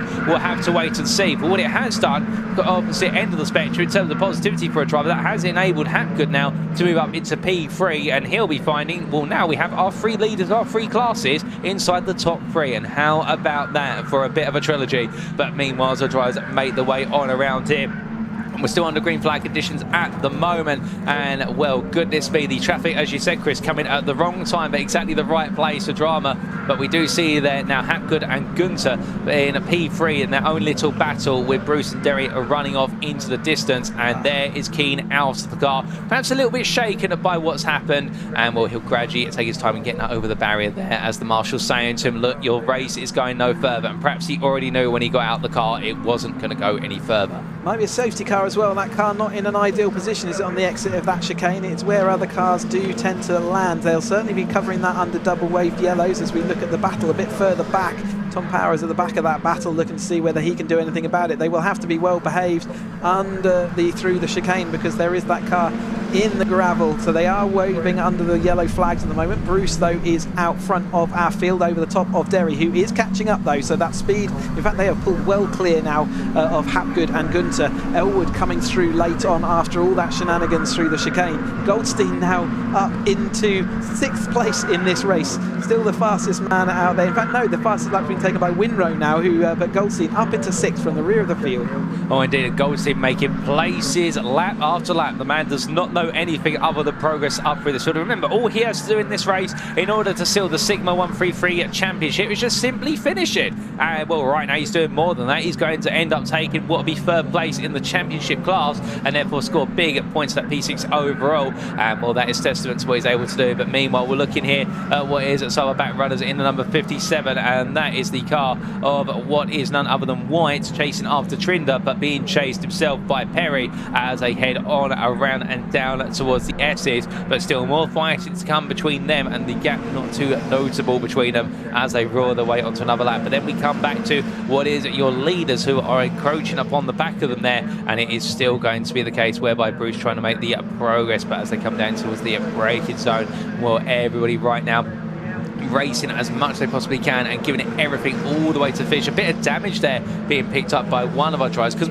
that's Power with the damage, and Power running in what is, I do believe, at P9, chasing after Turner. So still for Power, there's more to come, albeit will the bodywork prevent him from making any more progress, because it will create a little bit more drag every so often on the straights, and well, that may cost him the time even in the slipstream. But still 5 minutes on the clock, Chris, and our leaders are still absolutely going at it. Derry in front though, this time through over the top of Bruce, going absolutely hammer for tongue. Two tenths never been won. Is the outside line going to work this time for Bruce? She's going to try and make it work, but Derry's got that all under control now. She's seen that once work for her, but actually it's not working this time, and Derry doing again a great job of coming back across that gap which had sprung a little bit from Bruce, and then getting back in front, and now looking quite commanding out there for 4 minutes left to go. Bruce going to the outside, the dry line, but I think it is now drying up quite nicely into chicane. They're able to use more and more of the inside there and still brake late, and then they use that extra dry patch. Looked really scary for Derry as he got caught up with those back markers, and did very well to control it, lose minimal spaces, get back through quickly, and now return to the lead of this race. Megan Bruce is going to have the dry line on the outside though, but doesn't quite have the head of speed needed to get past Derry at this stage. Well, they go too wide into the corner. Meanwhile, Hapgood and Goods are still fighting, and Hapgood holding on, and Goods are staying right behind as they roll on through. But look at Hapgood there, using all the track surface and plenty more. Had to be careful, potential black and white flag if he keeps abusing those track limits, but he'll know where exactly the limits are and what to do. But meanwhile, Derry and Bruce still nose to tail, and then we do see Hapgood and Goods there. So, oh goodness me, Hapgood just sliding loose there. I think he's starting to experiment on how much can I push the car in order to just break away from Goods. Well, the answer is you can push it, but Goods is going to be there right with you. And then Elwood just watching the wings 3 seconds back and thinking, you know, I'd like to have a play in this, but I'll take a P5, given how much effort he's had to put in over the course of this race so far. But as we look at the battle for P3, well, they make the way up towards the hill, and it was the right-hander of Coppice, or rolling off there. You can definitely see now how the drying circuit is giving the drivers confidence to use those more natural lines and really start to experiment with the full circuit. Wave Jello's there as they make their way down. Oh, goodness me, Derry and Bruce going to side by side here. Well, one of them's going to have to give and stop the fight. I think Derry was leading into there. Hard to tell actually. It's got to be perpendicular to where that flag goes. So I think they did all work out nicely and did all do what they needed to do. The green flag on the exit of the chicane means they can go back racing again. But it is, as soon as that flag is a line across the track from that flag position, and so I think they managed that all very well. And Derry was in front when the line did come across, but it was close, that's for sure. Megan Bruce having to hold on around the outside then. Let's see how much wider that drier part of the track is now. They've got more road and space to play with. Oh, indeed, now being able to go racing it once again. And meanwhile, Goldstein now making a move here on what is the number 46 of Winrow. In fact, that's Winrow attacking Goldstein. So Goldstein right now, well, he knows that he doesn't need to get too involved in this fight, but at the same time, I think the inner racer is taking it over here. It's like he's got an angel on one shoulder saying you just need to get it home for the championship, and then he's got the devil on the other shoulder simply saying no, hammer and throttle all the way through. But they're all goodness me, and that is going to make it absolutely slide. But Goldstein there showing car control by the dozen as he makes his way up through, and Winrow right now being really made to work his way past the Golden Machine as they make the way up the hill. We saw Goldstein doing the really sensible thing, didn't we, in the other championship? I wonder whether he's just got a little bit more grind there. He wanted to fight a little bit towards the end of this race, but he did absolutely what he needed to in the other race and let other drivers just go through. I'm wondering whether he's just not thinking that this time, is he? He just wants to stay ahead of Elwood, and Elwood's a great scalp to take, isn't he? One of the most experienced drivers out there in this. Oh, we've got a red flag, unfortunately, so that is the end of that race. And Derry, did he cross the line that last time through? I wonder what's gone on then to cause that red flag with only 1 minute 50 to go. That will be the conclusion of the action out here on the racing. So that will be conclusion of everything. Derry is currently shown that, but they will have to count back a lap at least. So I wonder whether that's going to make any difference to the race. But as we do see Paul Goldstein come to line, he's jubilant. You can see he's waving his arms up already because he knows that he has become a champion in this, having made it to the finish, and also that makes him a champion in what is on top of that as well. none other than the Road Sport Championship that we saw earlier. So he does become the first driver to ever make what is 2 crowns on the same day, and those particular crowns. And congratulations to Paul Goldstein provisionally. But there is, of course, the car of Keane parked up there, having a chat with the spectators and, well, the marshals there. And I suspect the red flag may have been caused for that, but we will try and find out if the red flag was caused for any other reason. We have, of course, had what happened to Cronin earlier, and Griffith as well had to retire to the pits, we believe. We've had, yes, Griffith's in the pit lane, so we haven't had any other information, and all of our other drivers have been classified as crossing the timing line.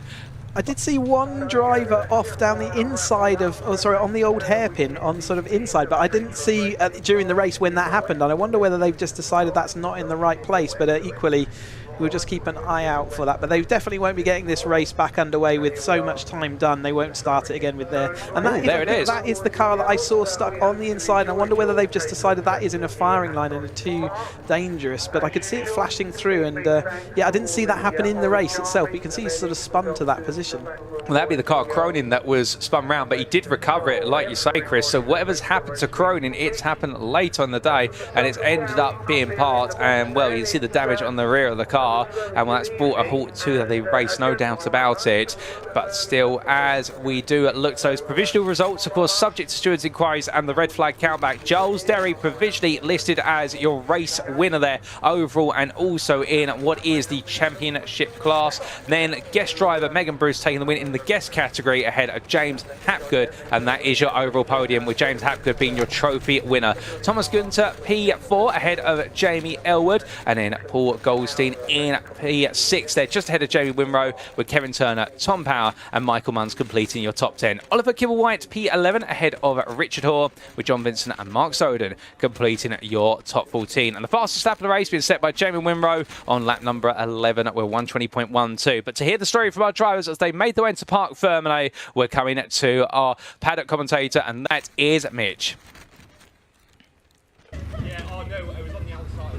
Well, what a way to finish off the season with a very chaotic race, particularly with that drama at the final chicane. I'm going to try and grab our top 3, but first of all, I'm going to grab a word with Paul Goldstein after that incredible performance, winning 2 championships on the same day. You did it? I did it, yeah. What a weekend, what a season. Yeah, amazing. Any words that can properly sum up your feelings right now? No, I'm totally stoked. It's amazing. All the winter practice I put in really did pay off. I had no thoughts that I could possibly win 2 titles this year. I just wanted to do a little bit better than I did last year, and yeah, no, brilliant, absolutely amazing. Just went from 36th to 6th, I think. I just had the time of my life out there. It was amazing. It was incredible to watch. And so what was the plan going in there? Was it just run around at the back, get the finish, or were you always trying to make as many places as possible? I was always going to see how far I could get up. I was a little bit gutted when it went dry because I was hoping for a little bit of wet, but the dry works. I just, right place, right time. Amazing battle with Jamie Winrow. We both started next to each other, and at various points we were just next to each other. I think he finished 7th. We had a great battle without actually holding each other up, so we could still catch the lot in front. Just brilliant race, and yeah, unbelievable season. Well, it was incredible to watch you two. Massive congratulations again. Thank you very much. Cheers. Thank you. Right, let's see if we can find some others. We will grab... do you have time for a quick word? Yeah. So, possibly not perfect result, but how are you feeling after this weekend? Yeah, good weekend overall. Not the result we wanted. I think the yellow flags in the chicanes a bit hindered. So, yeah, disappointing, but yeah, racing, I guess. Yeah. Still another race where you're up front though, so I guess positives to take from this, and looking into the winter, I guess you can take that with you. Is that something that you're going to carry? Yeah, definitely. It's been a good racing in graduates and the 270 championship as well. So, yeah, positive results. Well, unlucky with the result today, but congratulations on your seasons. Let's see who else is about. Everyone's kind of running off to the podium at the moment, so I'm not sure where our winner has disappeared to. They've all been snuck away from me, I'm afraid.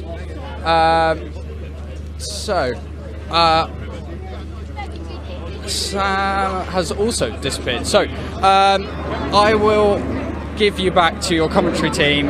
It has been a fantastic weekend here, and yeah, end of season.